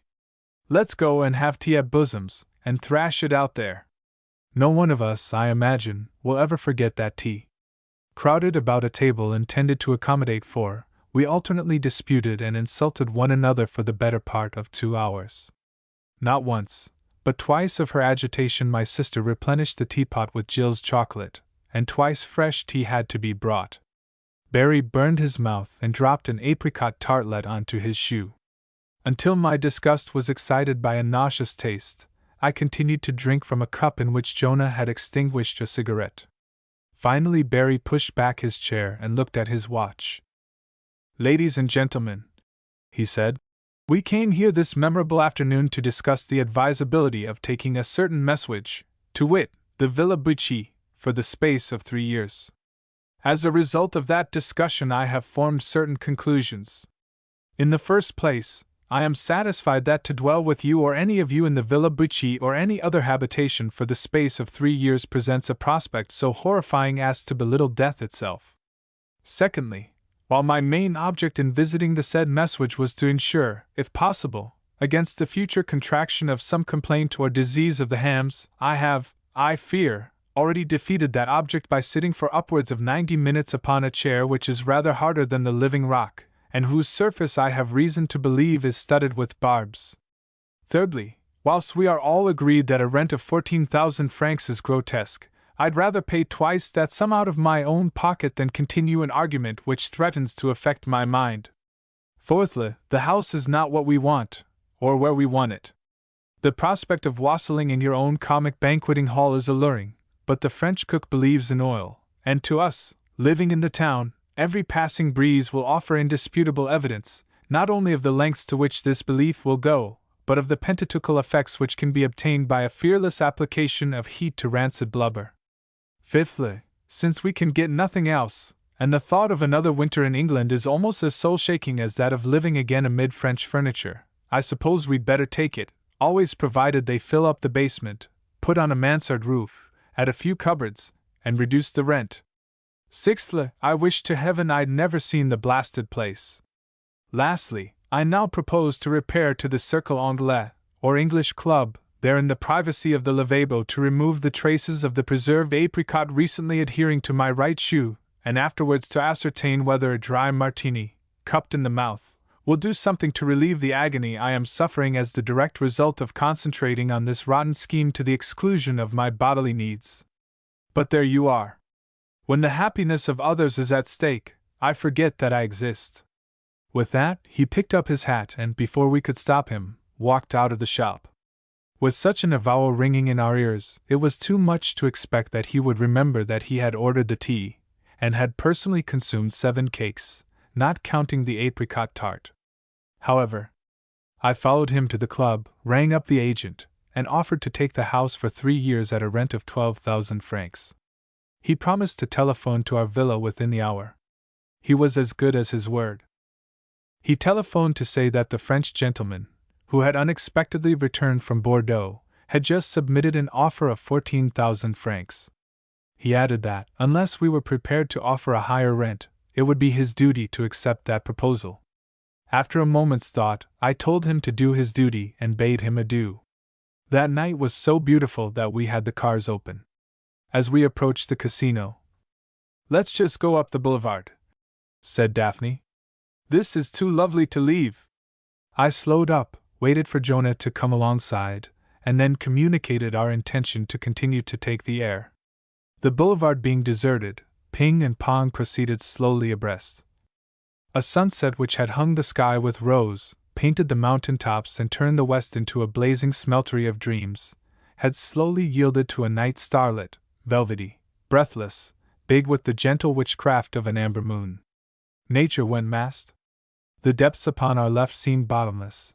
A grey flash spoke of the Gave de Pau. Beyond, the random rise and fall of a high ridge argued the summit of a gigantic screen.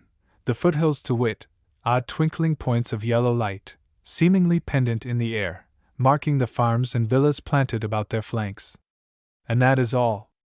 A row of poplars, certainly, very correct, very slight, very elegant, by the way that we take for lured. The row of poplars should be recorded.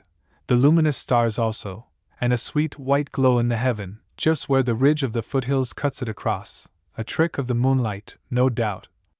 Sirs, it is no such trick. That misty radiance is the driven snow resting upon the peaks of the Pyrenees. The moon is shining full on them, and 40 miles distant though they are, you see them rendering her light, as will a looking-glass, and by that humble office clothing themselves with unimaginable splendor. As we stole into the Place Royale. "Every minute," announced Adele, "I'm more and more thankful that we're quit of the Villa Bucci. We should have been simply mad to have taken a house in the town. There you are, said Barry. My very words. Over and over again I insisted. If you mean, said Jonah, that throughout the argument you confined yourself to destructive criticism, deliberate confusion of the issues, and the recommendation of solutions which you knew to be impracticable, I entirely agree. The trouble with you, said Barry, is that you don't appreciate the value of controversy. I don't blame you. Considering the backlash in your spinal cord, I think you talk very well. It's only when. What exactly, said Adele, bubbling, is the value of controversy? Its unique ability, said Barry, to produce the truth. The hotter the furnace of argument, the harder the facts which eventually emerge. That's why I never spare myself. I don't pretend it's easy, but then I'm like that. Somebody offers you a drink. The easiest way is to refuse. But I don't. I always ask myself whether my health demands it. There was an outraged silence. Then, I have noticed, I observed, that upon such occasions your brain works very fast. Also that you invariably choose the harder path. Nothing is easier, said Barry, than to deride infirmity. Having compassed the Place Royale, we returned to the boulevard. And now, if you've quite finished maundering over the beauties of a landscape which you can't see, supposing we focused on the object with which we set out. I've thought out a new step I want to show you. It's called the slip stitch. Every third beat you stagger and cross your legs above the knee. That shows you've been twice to the Crusades. Then you purl 2 and cast 4 off. If you're still together, you get up and repeat to the end of the Ronneways, decreasing once at every turn. Then you cast off very loosely. Happily the speaker was in the other car, so we broke away and fled up the Rue du Lycée. The dancing room was crowded. Every English visitor seemed to be there, but they were not all dancing, and the floor was just pleasantly full. As we came in, I touched Adele on the arm. Will you dance with me, lass? I was not one moment too soon. As I spoke, 2 gallants arrived to lodge their claims. I've accepted my husband, said Adele, smiling. She had to promise the next and the one after. Whilst we were dancing, she promised the 4th and the 5th. I can see, said I, that I'm in for my usual evening. Of course, we're too highly civilized. I feed you, I lodge you, I clothe you. I held her off and looked at her. Yes, with outstanding success.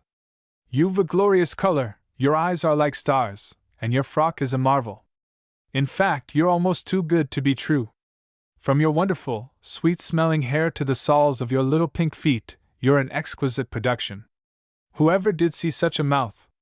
I suppose you know I married you for your mouth? And your throat? But I digress. As I was saying, all this is due to me.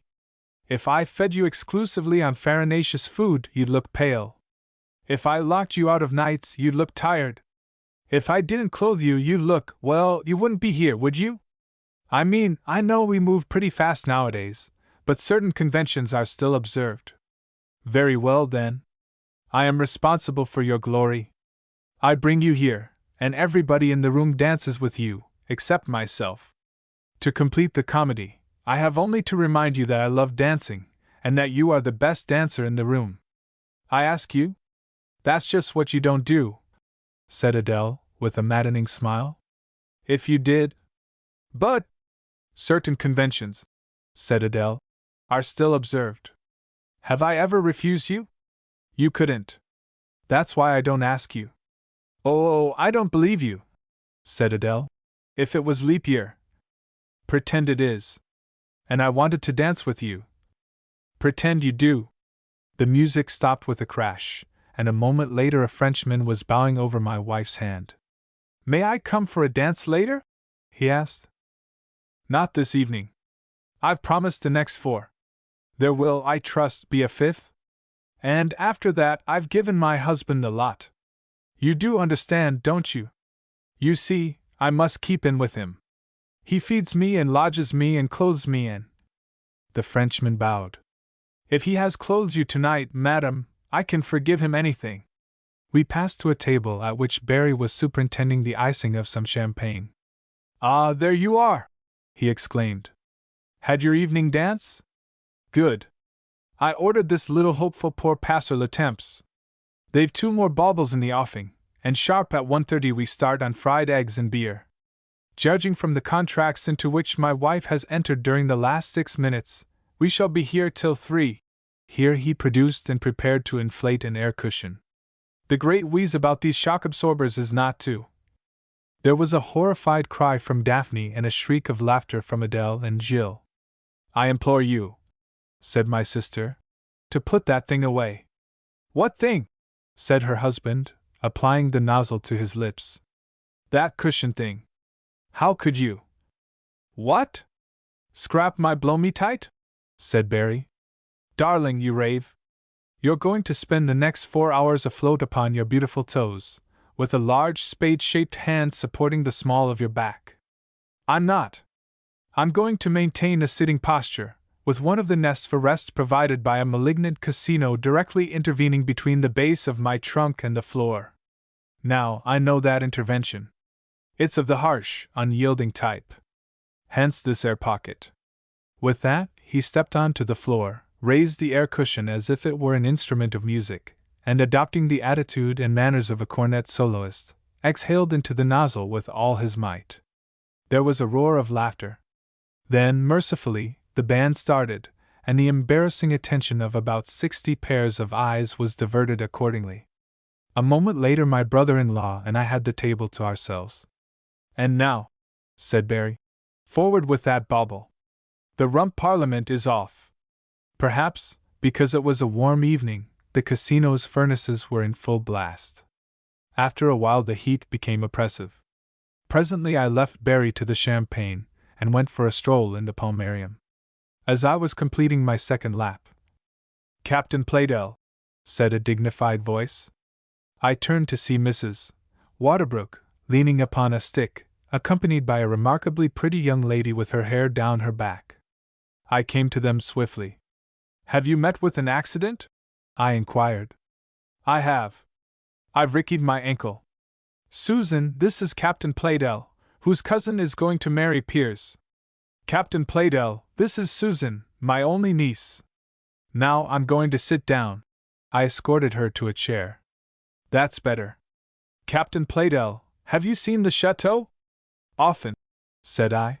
A large grey building with a red keep close to the scent shop. One to you, said Mrs. Waterbrook. Now I'll begin again. Captain Playdell, have you seen the inside of the chateau? I have not. Then you ought, said Mrs. Waterbrook, to be ashamed of yourself. You've been 6 months in Pau, and you've never taken the trouble to go and look at one of the finest collections of tapestries in the world. What are you doing tomorrow morning? Going to see the inside of the chateau, I said. Good. So's Susan. She'll meet you at the gate on the boulevard at 10:30. She only arrived yesterday, and now her mother wants her, and she's got to go back. She's wild to see the chateau before she goes, and I can't take her because of this silly foot. I'm awfully sorry, said I, but it's an ill wind, etc. Susan, said Mrs. Waterbrook, that's a compliment. Is it your first? No, said Susan, but it's the slickest. The what? Cried her aunt. I mean, I didn't see it coming. I began to like Susan. Slickest, snorted Mrs. Waterbrook. Nasty vulgar slang. If you were going to be here longer, Captain Playdell's wife should give you lessons in English. She isn't a teacher, you know. She's an American, with a silver tongue. And there's that wretched Belle. She rose to her feet. If I'd remembered that Manon had more than 3 acts, I wouldn't have come. She turned to me. Is Jill here tonight? She is. Will you tell her to come and find us in the next interval? I will. Good. 10:30 tomorrow. Good night. On the way to the doors of the theater she stopped to speak with someone, and Susan came running back. Captain Playdell, is your wife here? I nodded. Well then, when Jill's with Aunt Eleanor, d'you think I could, if you wouldn't mind, I'd love a lesson in English. I began to like Susan more than ever. I'll see if she's got a spare hour tomorrow, I said. At 10:30. Susan knitted her brows. No, don't upset that, she said quickly. It doesn't matter. I want to be able to tell them I had you alone. But if I could say I'd met your wife, too, it'd be simply golden. As soon as I could speak. You wicked, forward child, I said. You. Toodaloo, said Susan. Don't be late.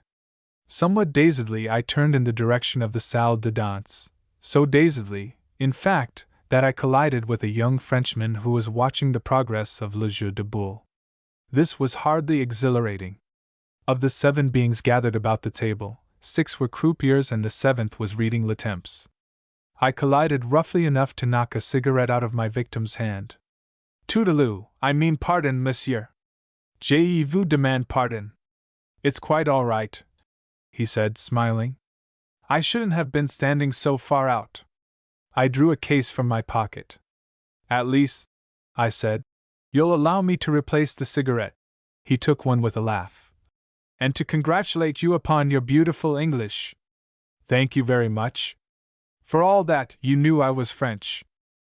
In another minute, said I shall be uncertain. And I'm sure you'd deceive a Frenchman every time. I do frequently. It amuses me to death. Only the other day I had to produce my passport to a merchant at Lyons before he'd believe I was a foreigner. A foreigner? I cried, with bulging eyes. Then you are English. I'm a purebred Spaniard, was the reply. I tell you, it's most diverting. Talk about ringing the changes. I had a great time during the war. I was a perfect mine of information. It wasn't strictly accurate, but Germany didn't know that. As a double-dyed trader, they found me extremely useful. As a desirable neutral, I cut a great deal of ice. And now I'm loafing. I used to take an interest in the prevention of crime, but I've grown lazy. For a moment or two we stood talking. Then I asked him to come to our table in the dancing room. He declined gracefully. I'm Spanish enough to dislike jazz music, he said. We agreed to meet at the club on the following day, and I rejoined Barry to tell him what he had missed. I found the 5th dance in full swing and my brother-in-law in high dudgeon. As I sat down, he exploded. This blasted breath bag is a fraud. If you blow it up tight, it's like trying to sit on a barrel. If you fill it half full, you mustn't move a muscle, or the imprisoned air keeps shifting all over the place till one feels sick of one's stomach. In either case it's as hard as petrified bog oak. If you only leave an imperial pint in the vessel, it all goes and gathers in one corner, thus conveying to one the impression that one is sitting oneself upon a naked chair with a tennis ball in one's hip pocket. If one puts the swine behind one, it shoves one off the seat altogether. It was during the second phase that one dropped or let fall one's cigar into one's champagne. One hadn't thought that anything could have spoiled either, but one was wrong. I did what I could to soothe him, but without avail. I warn you, he continued, there's worse to come. Misfortunes hunt in threes. First we fool and are fooled over that rotten villa. Now this balloon lets me down. You wait.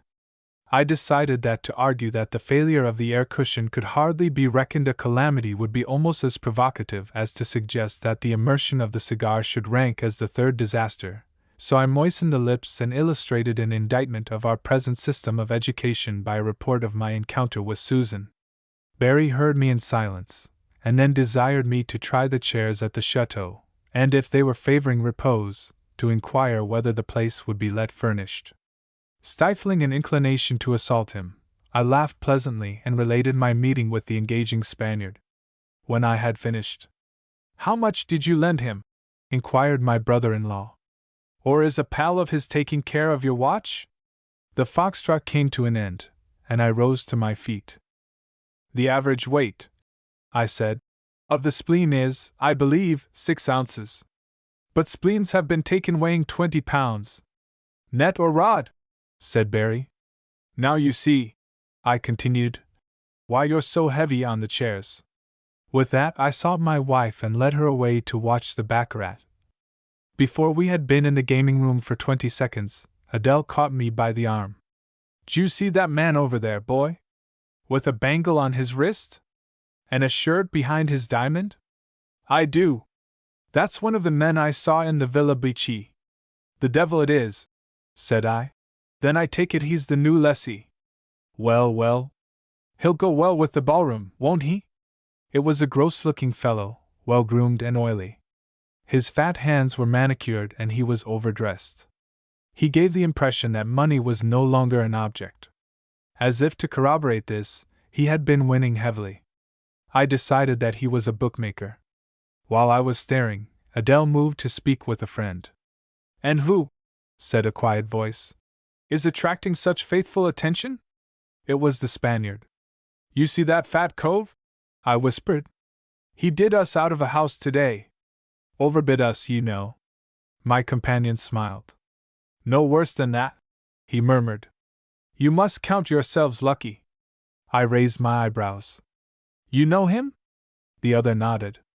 "Not personally, of course," he said. "Then, I think he's retired now." "What was he?" said I. "The biggest receiver in France."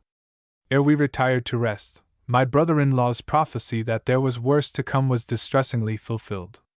As the evening advanced, it improved out of all knowledge. The later the hour, the hotter became the fun. Barry's ill humor fell away. Adele and I danced furiously together. Vain things were imagined and found diverting. Hospitality was dispensed. The 2 spare baubles were reinforced. Not until 2:30 was the tambourine of gaiety suffered to tumble in its tracks. We climbed into the cars flushed and hilarious. Late though we were, whenever we had been dancing there was one member of the household who always looked for our return and met us upon our threshold. Nobby. However silently the cars stole up the drive, by the time the door was opened, always the Sealyham was on parade, his small feet together, his tail up, his rough little head upon one side, waiting to greet us with an explosion of delight. In his bright eyes the rite was never stale, never laborious. It was the way of his heart. Naturally enough, we came to look for his welcome. Had we looked in vain some night, we should have been concerned. We were concerned this night. We opened the door to find the hall empty. Nobby was not upon parade. Tired as we were, we searched the whole house. Presently I found a note upon my pajamas. "Sir, must tell you we cannot find Nobby, the chauffeur and me looking everywhere and Fitch has been out in Pau all evening in quest. Hoping his whereabouts is perhaps known to you. Yours respectfully, J. Falcon." I was at the Villa Bici the following morning by 9:45. It seemed just possible that the terrier was there a captive. That he was with us before we visited the house we well remembered. Whether he had entered with us and, if so, left when we did, we could not be sure. We had had much to think about. The caretaker took an unconscionable time to answer the bell, and when I had stated my business, stoutly refused to let me search the villa without an order. My offer of money was offensively refused. I had to content myself with standing within the hall and whistling as loud as I could. No bark replied, but I was not satisfied, and determined to seek the agent and obtain a permit, the moment that Susan and I had done the chateau. It was in some irritation that I made my way to the boulevard. I had no desire to see the inside of the chateau then or at any time. I particularly wished to prosecute my search for the Sealyham without delay. I had had less than 4 hours' sleep, and was feeling rotten. In a smart white coat and skirt and a white felt hat over one eye, Susan looked most attractive. Her fresh, pretty face was glowing, her wonderful golden hair was full of lights, and the line of her slim figure, as, hands thrust deep into her coat pockets, she leaned her small back against the balustrade, was more than dainty. Her little feet and ankles were those of a thoroughbred. As I descended from the car, "I say," said Susan, "I've got a stone in my shoe. Where can I get it out?" I eyed her severely. "You will have a lot to tell them," I said. "Won't you? Go on. Get into the car." She climbed in, sat down and leaned back luxuriously. Then she thrust out a foot with the air of a queen. When I had replaced her shoe, she thanked me with a shy smile.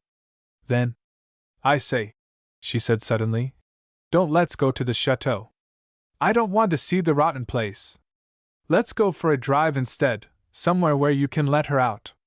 And on the way back you can take me to get some gloves. Susan, said I, there's nothing doing.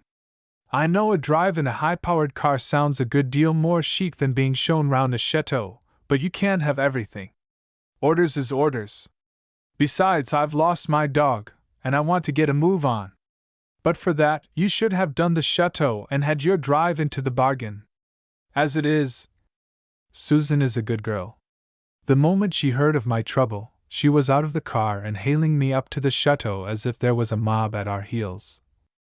I was not in the mood for sightseeing, but my annoyance went down before the tapestries as wheat before the storm. Standing before those aged exquisites, those glorious embodiments of patience infinite, imagination high, and matchless craftsmanship, I forgot everything. The style of them was superb. They had quality. About them was nothing mean. They were so rich, so mellow, so delicate. There was a softness to the lovely tones no brush could ever compass. Miracles of detail, marvels of stately effect, the panels were breathing the spirit of their age. Looking upon them, I stepped into another world. I heard the shouts of the huntsmen and the laughter of the handmaidens. I smelled the sweat of the chargers and the sweet scent of the grapes. I felt the cool touch of the shade upon my cheeks. Always the shouts were distant, the scent faint, the laughter low. I wandered up fairy glades, loitered in lazy markets, listened to the music of fountains, sat before ample boards, bowed over lily-white hands. Here, then, was magic. Things other than silk went to the weaving of so potent a spell. The laborious needle put in the dainty threads, the hearts of those that plied it put in most precious memories, treasures of love and laughter, the swift brush of lips, the echo of a call in the forest, a patch of sunlight upon the slope of a hill, such stuff, indeed, as dreams are made on. And there is the bare truth, gentlemen, just as I have stumbled upon it. The tapestries of Pau are dreams, which you may go and share any day except Sundays. We had almost finished our tour of the apartments, and were standing in the bedroom of Jean d'Albret, staring at a beautiful gobelin, when I heard the flop of something alighting upon the floor. With one consent, the keeper, Susan, and I swung on our heels. Advancing stiffly towards us and wagging his scrap of a tail was a small gray-brown dog. His coat was plastered with filth, upon one of his ears was a blotch of dried blood, his muzzle and paws might have been steeped in liquid soot. He stank abominably. I put up a hand to my head. "Nobby?" I cried, peering. And then again. "Nobby?" The urchin crept to my feet, put his small dirty head on one side, lowered it to the ground, and then rolled over upon his back. With his legs in the air, he regarded me fixedly, tentatively wagging his tail.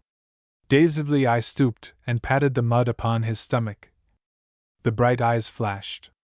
Then, with a squirm, the Sealyham was on his feet and leaping to lick my face. "Beebe Butt!" shrieked Susan, shaking me by the arm. "Is this the dog you'd lost?" "Yes," I shouted. "It is." Not until then did the custodian of the apartments find his tongue. "It is your dog, then!" he raved. "He has marched with us all the time, and I have not seen him. Without an attachment in all these noble rooms. Mon Dieu! Dogs may not enter even the grounds, but he must junket in the chateau, all vile as he is and smelling like 20 goats. Listen," said I. "It's my dog all right, but I never brought him. I've been looking all over Pau. What on earth? But you must have brought him. It is evident. Myself, I have shut all the doors. No one has the keys except me. It is impossible." I pointed to the carved bedstead. "See for yourself," said I. "He's just jumped down." The keeper ran to the bed and peered behind the gorgeous parapet. Then he let out a scream of agony. "Ah, it is true. 10,000 devils! That so beastly a dog should have soiled Jean d'Albret's bed. Observe the nest he has made in her counterpane. Mon Dieu! It is scandalous. Monsieur, you will answer for this."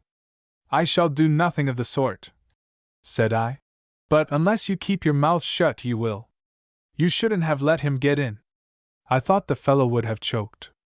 But it was not I that, he screamed. See how he approaches the Queen's screen, to destroy it as he has destroyed her bed. Nonsense, I said shortly. He's very struck with the furniture. That's all. Anybody would be. But how the deuce? With tears in his eyes, the keeper besought me to remove my dog forthwith. In the circumstances, it seemed best to comply, so, wishing very much that Nobby could speak for himself, I tied my handkerchief to his collar and, with Susan chattering excitedly and clinging to my arm, followed our gibbering guide to the foot of the great staircase. He must have followed him in, cried Susan. He simply must. I looked at the chimney, but it stopped up, and the man says there's no other door. And you know he unlocked each one as we came to it this morning. But why's he so filthy? I said. And how did he fetch up here? Let's see.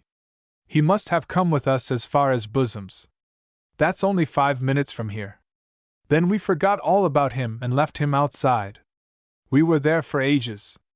I suppose he got fed up with waiting or found a pal or something, and drifted down here. All the same. I turned to the custodian and took out a 50-franc note. He doesn't usually pay so much for a room, but, as this isn't a hotel and he had Jean d'Albret's bed. The money passed in silence. I fancy the keeper dared not trust himself to speak. After all, I was very thankful that Nobby was found. As we passed out of the gate, a sudden thought came to me, and I turned back. I say, I cried. When last did you visit that room? The Queen's room, monsieur? I nodded. Yesterday morning, monsieur. At 9 o'clock. You could have knocked me down. I walked towards the car like a man in a dream. The business smacked of a conjuring trick. Having lost the terrier in the town, I had been sent to view the chateau against my will, there to discover my missing chattel in a locked chamber upon the 2nd floor. To add to the confusion of my wits, Susan was talking furiously. I've read of such things. You know. In case of a revolution, for the king to escape. They say there's one at Buckingham Palace. One what? Said I abstractedly. Underground passage, said Susan. Leading out into the open. The one from Buckingham Palace goes into a house. I suppose it was country once, and then the ground was built over, or, of course, it might always have led into the house, and they just had loyal people living there or someone from the court, so that… Heaven and earth! I roared. The Villa Bucci. Susan recoiled with a cry. I caught her white arm. Susan, I yelled, you've got it in one! The last time we saw him was there. It's a house we saw yesterday. We thought of taking it, but as soon as he saw us coming, another chap got in quick. What a shame, said Susan. If only you'd had it, you'd been able to go and look at the tapestries whenever whatever's the matter? I suppose my eyes were blazing. I know my brain was. The murder was out. I must see my friend, the Spaniard, I said. He's made a mistake. The biggest receiver in France has not retired. Susan stared at me with big eyes. With a smile, I flung open its door and waved her into the car. I followed her in. Then I put my arm round her waist and kissed her pink cheek. No, said I. You will have something to tell them. Susan gurgled delightedly. The French are nothing if not artistic. They are also good showmen.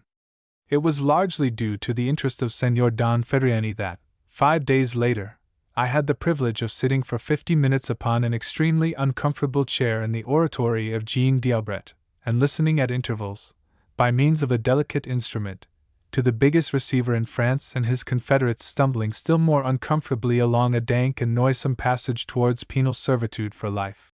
Had he known that the Villa Bucci was surrounded, that the caretaker was already in custody, that a file of soldiers was following a quarter of a mile in his rear, and that the van which was to take him to prison was waiting in the chateau's courtyard, my gentleman, who had lived soft, could not have been more outspoken about the condition of his path. Not until he had quite finished and had inquired in a blasphemous whisper if all were present, was the strip of magnesium ignited and the photograph made. I have a copy before me. The knaves are not looking their best, but the grouping is superb. The toilet of Venus makes a most exquisite background. Chapter 11: How Barry Put Off His Manhood, and Adele Showed a Fair Pair of Heels. But for Susan, I should not have seen the chateau, and, but for the merest accident, we should not have revisited Gavarnie. And that would have been a great shame. It was the day before we were spared this lasting reproach that my brother-in-law stood stiffly before a pier-glass in his wife's bedchamber. Deliberately Barry surveyed himself. We stood about him with twitching lips, not daring to trust our tones. At length, "But what a dream!" said my brother-in-law. "What an exquisite, perfect dream!" Jill shut her eyes and began to shake with laughter. "I suppose it was made to be worn, or d'you think someone did it for a bet, a gentleman of the court of Louis XIV? Well, I suppose a French firm ought to know. Only, if they're right, I don't wonder there was a revolution. No self-respecting nation could hold up its head with a lot of wasters shuffling about Versailles with the seats of their breeches beginning under their hocks. That one sleeve is 3 inches shorter than the other, and that the coat would comfortably fit a Boy Scout, I pass over. Those features might be attributed to the dictates of fashion. But I find it hard to believe that even in that fantastic age a waistcoat like a loose cover ever really obtained." Adele sank into a chair and covered her eyes. With an effort I mastered my voice. "I think perhaps," I ventured, "if you wore them for an hour or two they might shake down.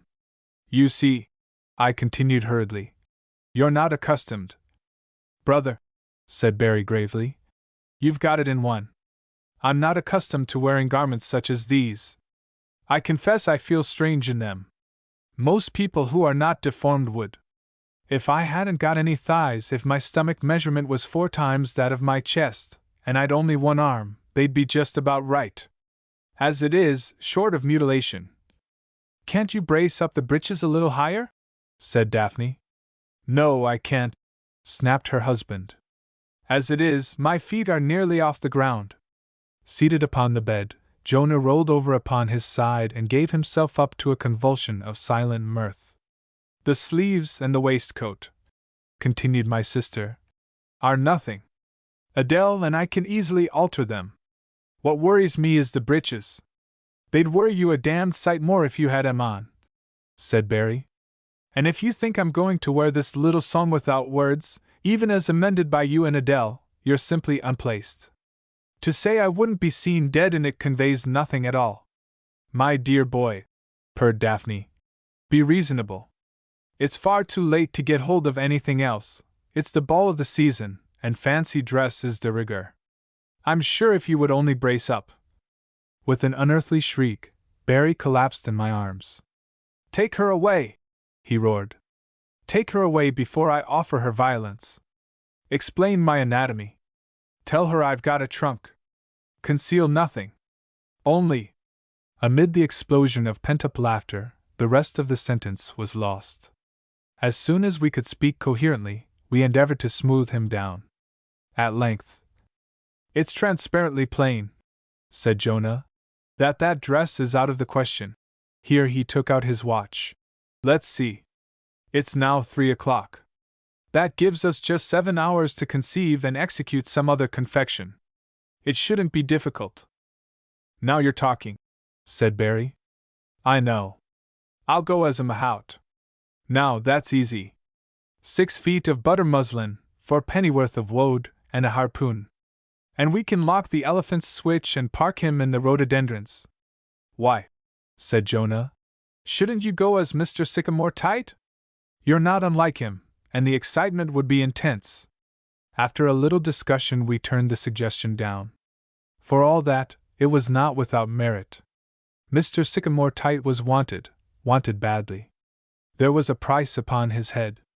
2 days after he had landed in France, a large American bank had discovered good reason to believe that Mr. Tight had personally depleted its funds to the tune of over $1 million. Daily, for the last 4 days, the gentleman's photograph had appeared in every French paper, illustrating a succinct and compelling advertisement, which included a short summary of his characteristics and announced the offer of a reward of 50,000 francs for such information as should lead to his arrest. The French know the value of money. If the interest excited at Pau was any criterion, every French soul in France went about his business with bulging eyes.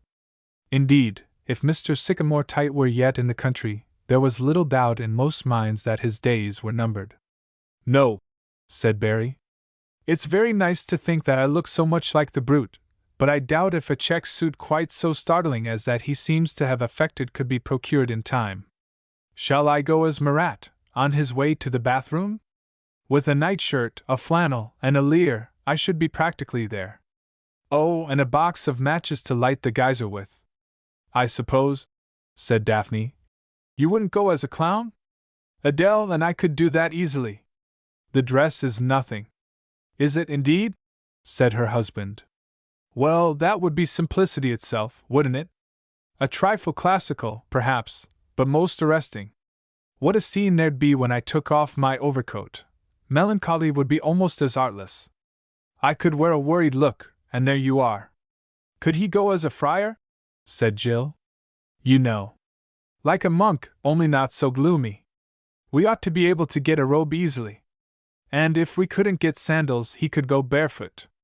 "That's right," said Barry. "Don't mind me. You just fix everything up, and tell me in time to change. Oh, and you might write down a few crisp blessings. I shall get tired of saying Pax Vobiscum when anyone kicks my feet." "I tell you what," said Adele. "Would you go as a flapper?" "A what?" said my brother-in-law. "A 20th century miss," said Adele. "The golf girl, if you like. Daphne and I can fit you out, and you can wear your own shoes. As for a wig, any coiffeur LL do. A nice fluffy bobbed one would be best, the same shade as your mustache." Instinctively none of us spoke. The idea was so admirable, the result would be so triumphant, that we hardly dared to breathe lest Barry should stamp upon our hopes. For one full slow-dreading minute he fingered his chin. Then he wrinkled his nose.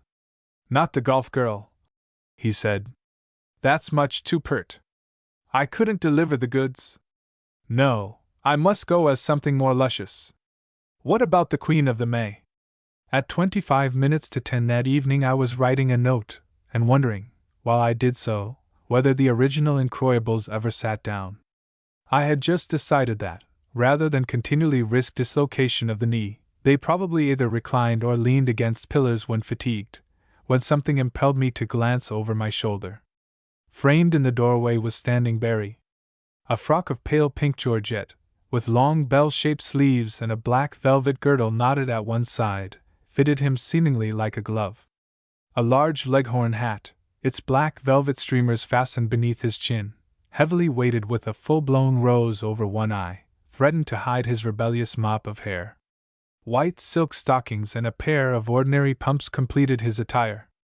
A miniature apron, bearing the stenciled legend in English rose upon its muslin, left no doubt about his identity. Beneath my gaze he looked down and simpered, swinging his bead bag ridiculously. I leaned back in my chair and began to laugh like a madman.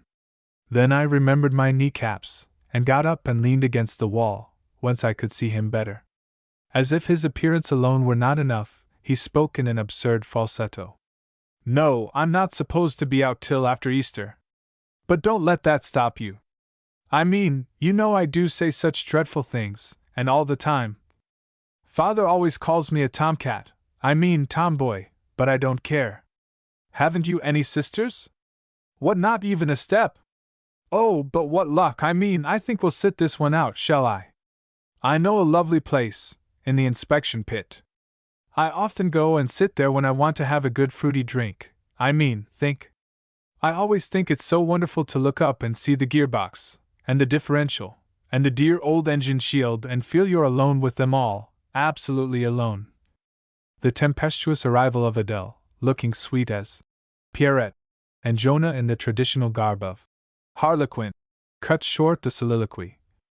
It was ere the two had recovered from their first paroxysm of laughter that Barry minced to the fireplace, and, with the coyest of pecks, rang the electric bell.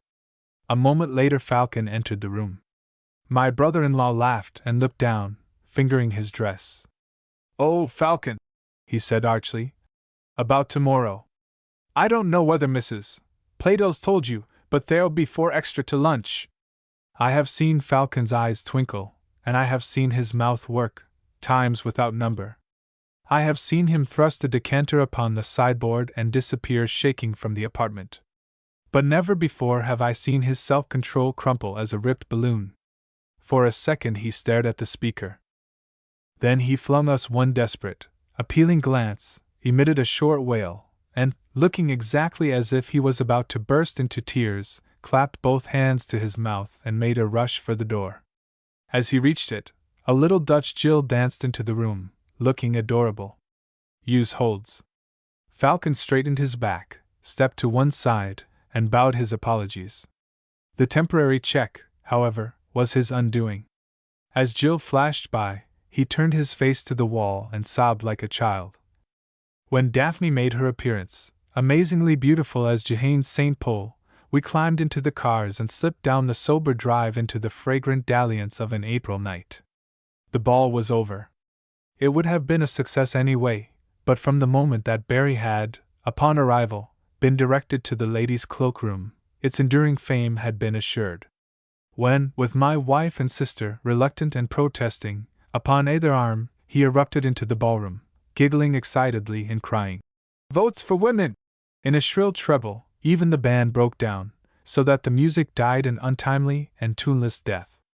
When he danced a tango with me, wearing throughout an exalted expression of ineffable bliss and introducing a bewildering variety of unexpected halts, crouchings and saggings of the knees, when, in the midst of an interval, he came flying to Daphne, calling her "Mother," insisting that he had been insulted, demanding to be taken home forthwith, and finally burying his face in her shoulder and bursting into tears, when, during supper, with a becoming diffidence, he took his stand upon a chair and said a few words about his nursing experiences in Mesopotamia and spoke with emotion of the happy hours he had spent as a sergeant minor of the women police.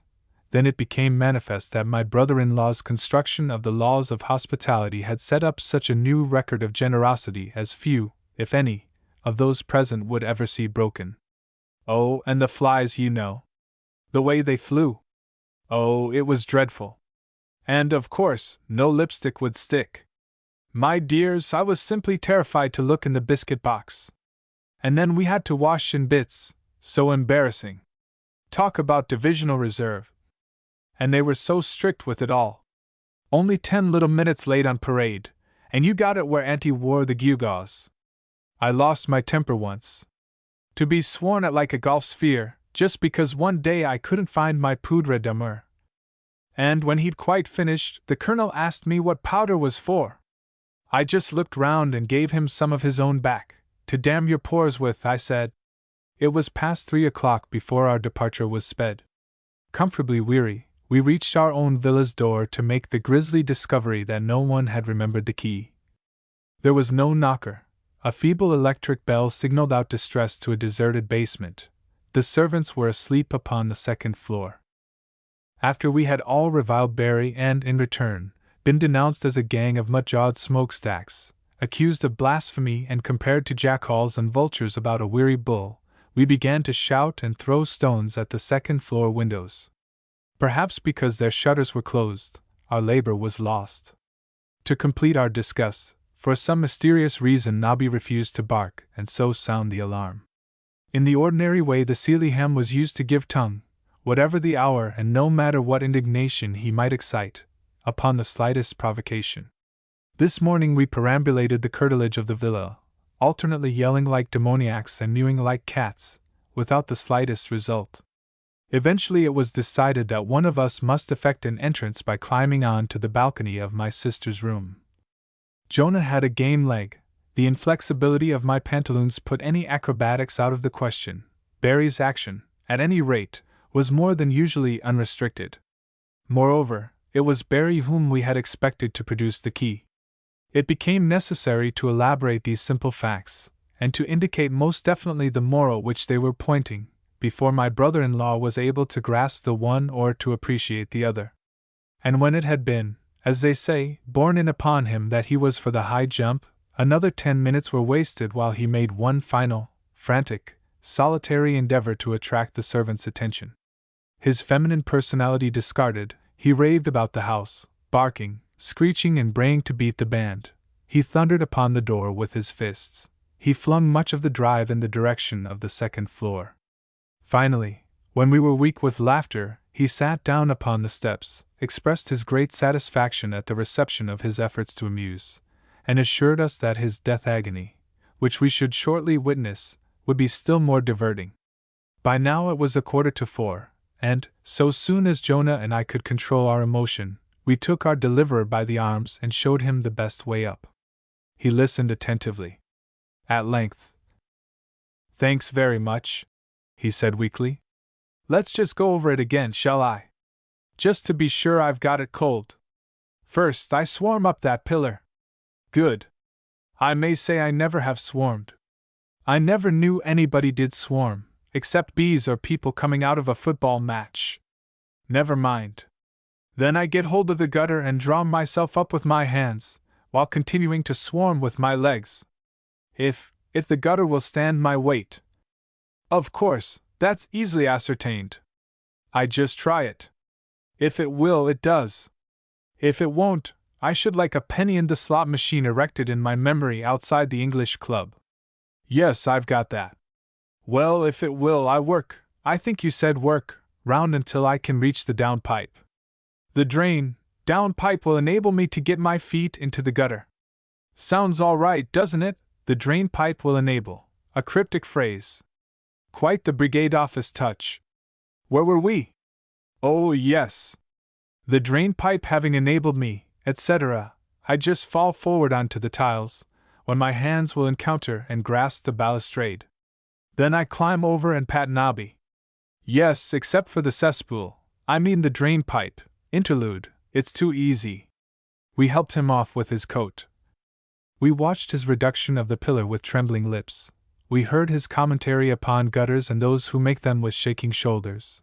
But it was when, with one foot in the air and the other wedged behind the downpipe, the English rose spoke of the uncertainty of life and inquired if we believed in hell, when, after an exhausting and finally successful effort to get his left knee into the gutter, he first knelt upon a spare tile to his wounding and then found that his right foot was inextricably wedged between the downpipe and the wall, when, as a result of his struggles, a section of the downpipe came away in his hand, so that he was left clinging to the gutter with 1 foot in the air and 12 feet of piping swaying in his arms.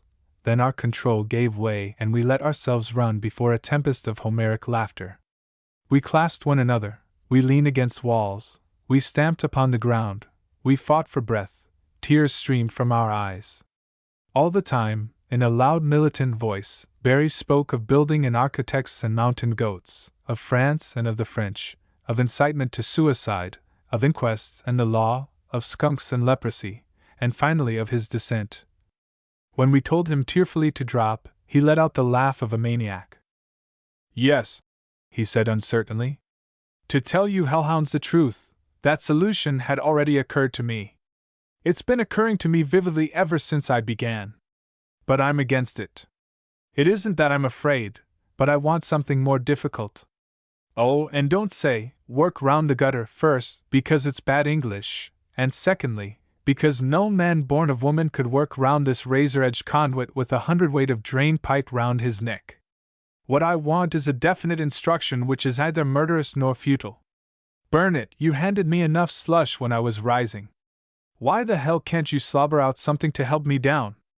By the time his descent was accomplished, it was past 4 o'clock, summertime, and there was a pale cast about the sweet moonlight that told of the coming of another dawn. I say, said Jill suddenly, don't let's go to bed. No, don't let's, said Barry, with a hysterical laugh. Let's absolutely refuse. Jill went on breathlessly. Let's go for a run towards Lourdes and see the sun rise over the mountains. Our first impulse was to denounce the idea. Upon examination, however, its hidden value emerged. We were sick and tired of trying to wake the servants. To effect an entrance was seemingly out of the question. To spend another 2 hours wandering about the garden or wooing slumber in the cars was not at all to our liking.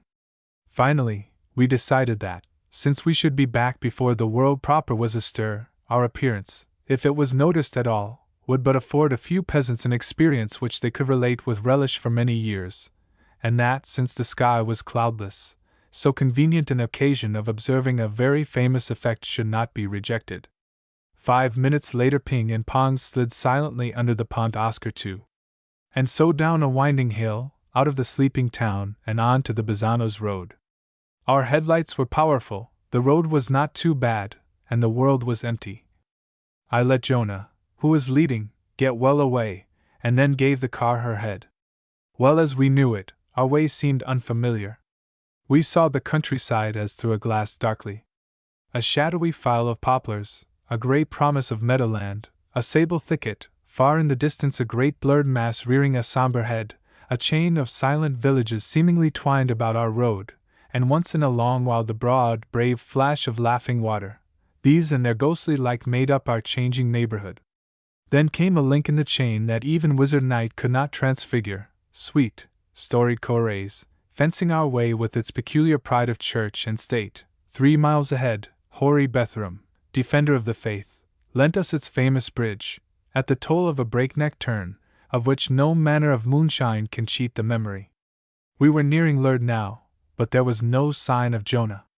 I began to wonder whether my cousin was faring farther afield. It was so. Lourdes is a gatehouse of the Pyrenees. It was clear that my sister and cousins had threaded its echoing porch. Their way was good enough for us. We swung to the right, dived into and out of the sleeping town, and flung up the pale, thin road that heads for Spain. It was when we had slipped through Argilles, and Jonah was still before us, that we knew that if we would catch him we must climb to Gavarnie.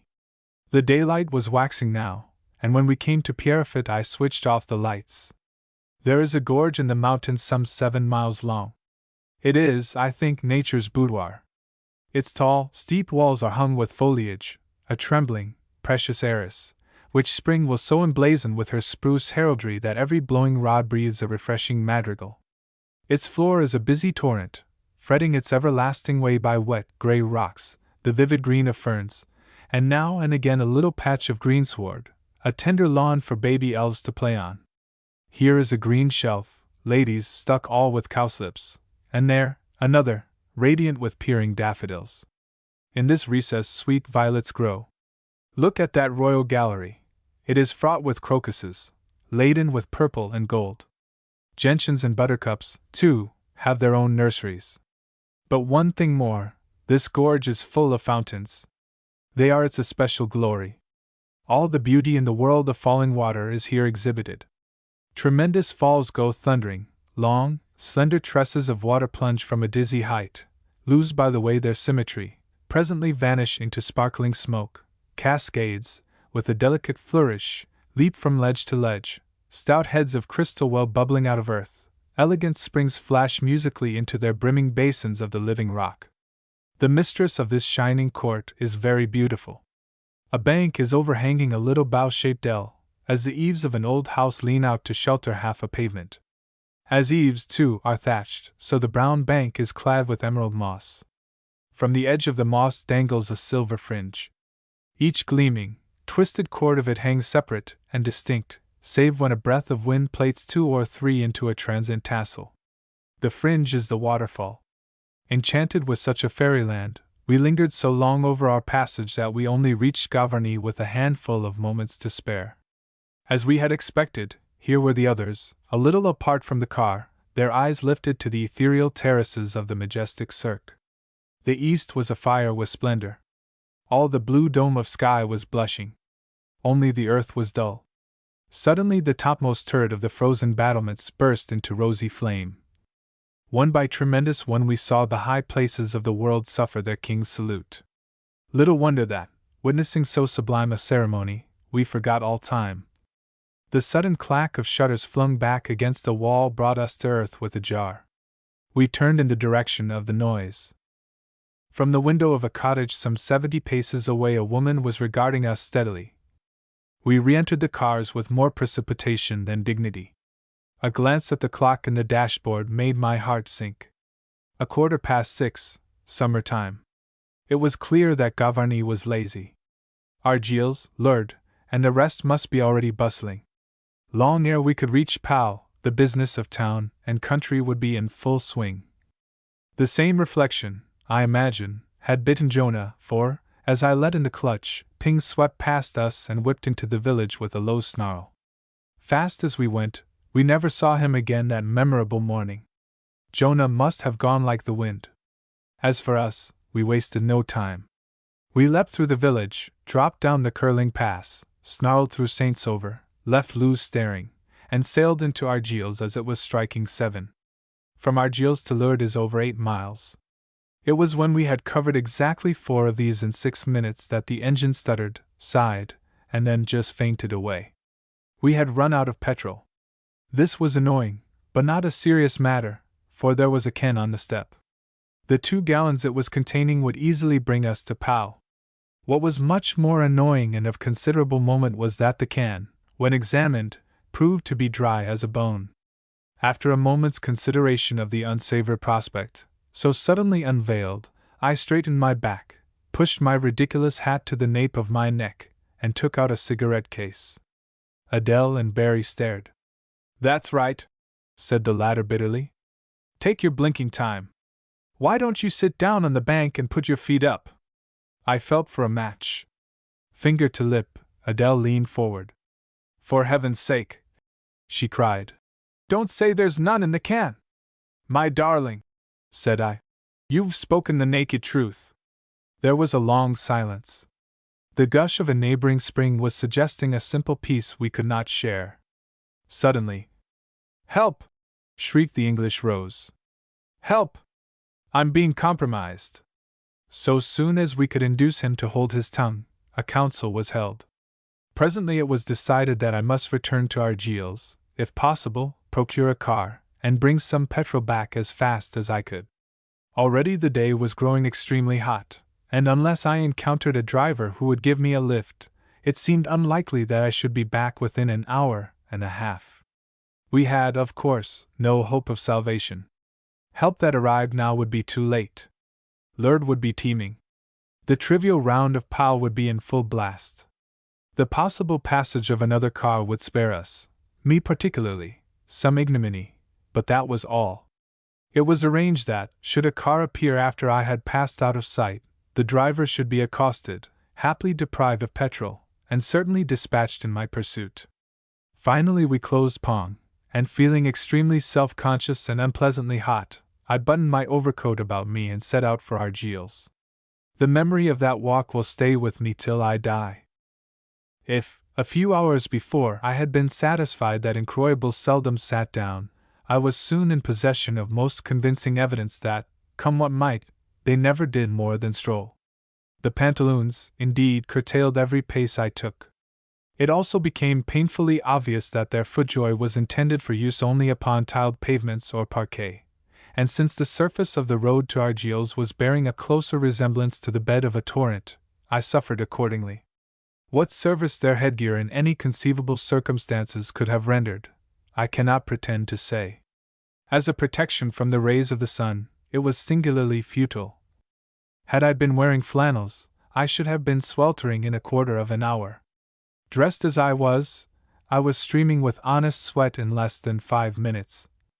Before I had covered half a mile, I tore off my overcoat and flung it behind a wall. My reception at the first hamlet I reached was hardly promising.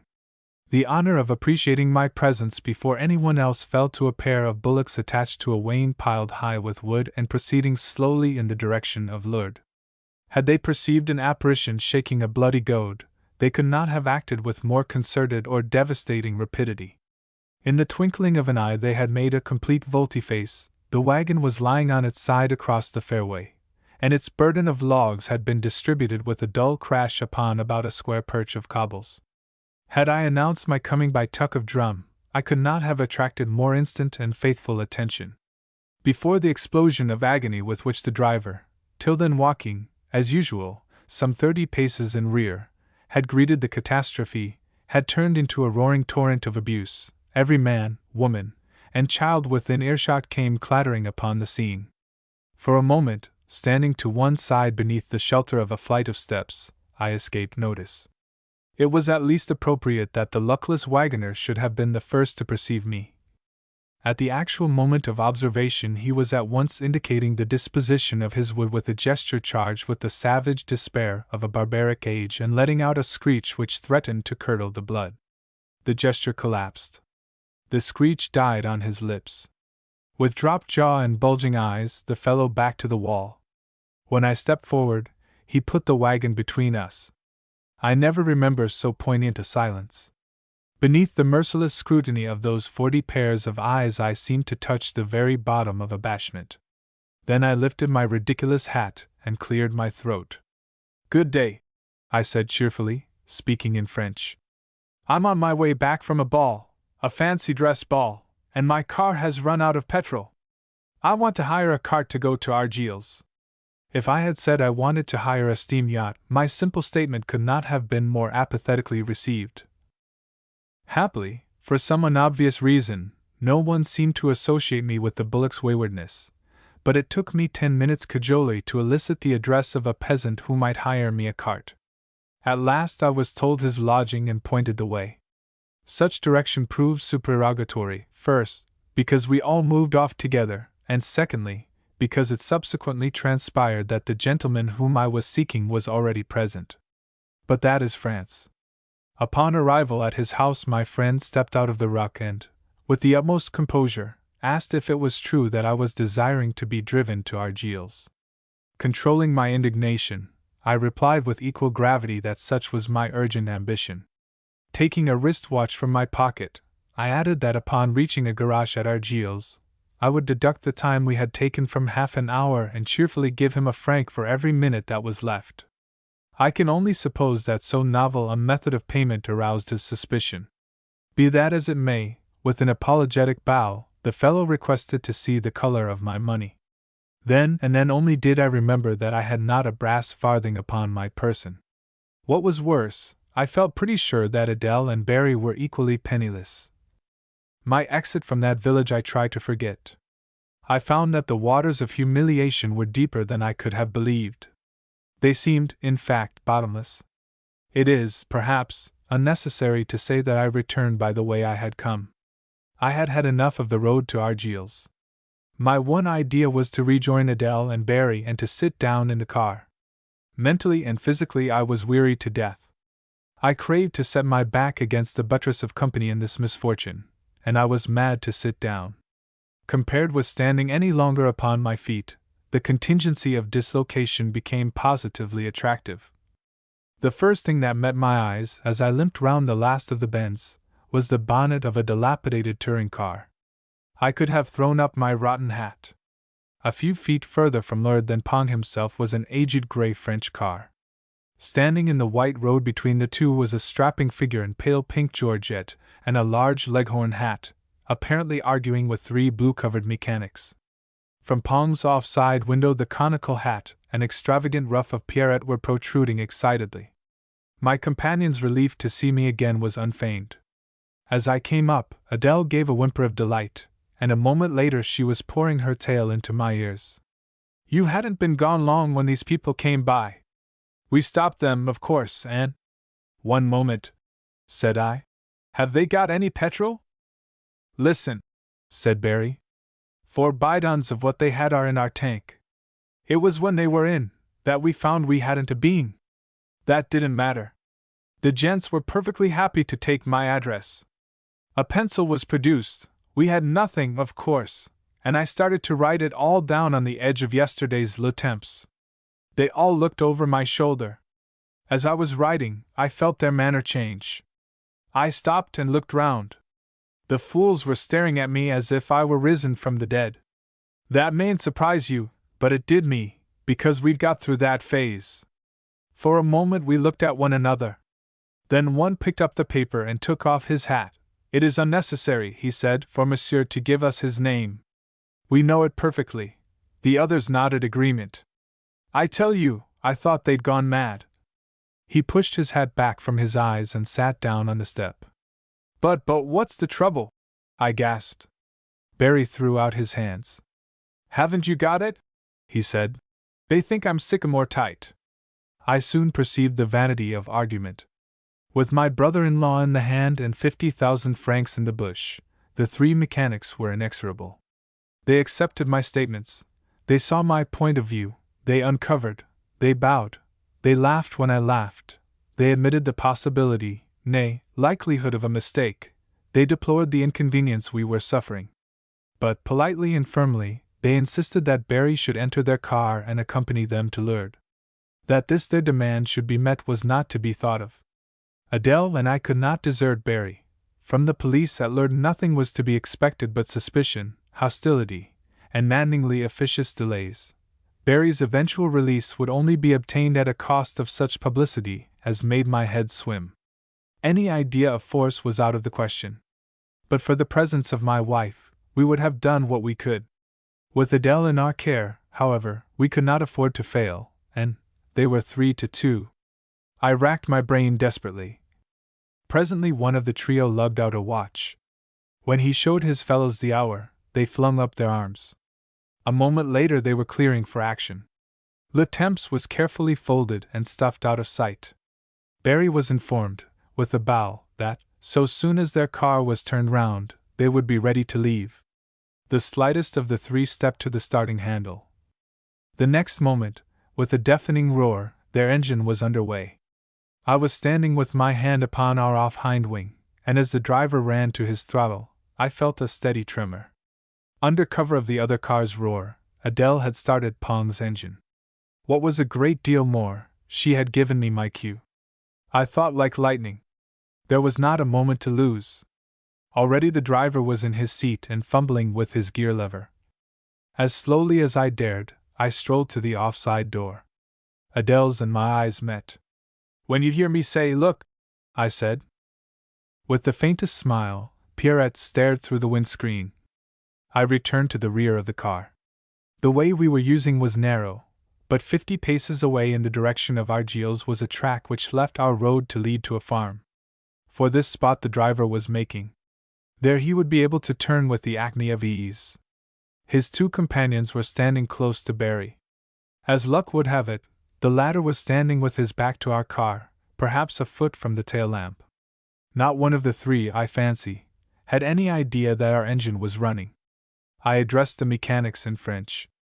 "I have been talking with Madame, and tired as she is, she agrees that it will be best if we follow you to Lourdes. Please don't go too fast when you get to the town, or we shall lose our way." As they assured me of their service, I turned to Barry, as though to translate what I had said. "There are 2 steps to the dickey. The lower one is 2 paces to your right and 1 to your rear. It is not meant for a seat, but it will do. Throw your arm round the spare wheels and sit tight." Barry shrugged his shoulders. A glance up the road showed me the other car being turned into the track. I crossed to the near side of Pong and stooped as though to examine the exhaust. The 2 mechanics were watching me. With the tail of my eye I saw Barry glance behind him, sink down upon the step, drop his head miserably into the crook of his arm, and set that arm upon the spare wheels. Suddenly I straightened my back, glanced past the 2 warders, and flung out a pointing arm. "Look!" I shouted, and stepped on to the running board. As I spoke, Adele let in the clutch. It was really too easy. By the time our 2 friends had decided to turn and inquire what had excited my remark, we were 10 paces away and gathering speed. Of course they ran after us, yelling like men possessed. That was but human. Then they recovered their wits and raced for their car. I cried to Barry to sit tight, and opened the door. "Is he on?" said Adele, as I took my seat by her side. I nodded. "As soon as we're far enough on, we must take him inside. He ought to be safe enough, but I'll bet he's blessing his petticoats.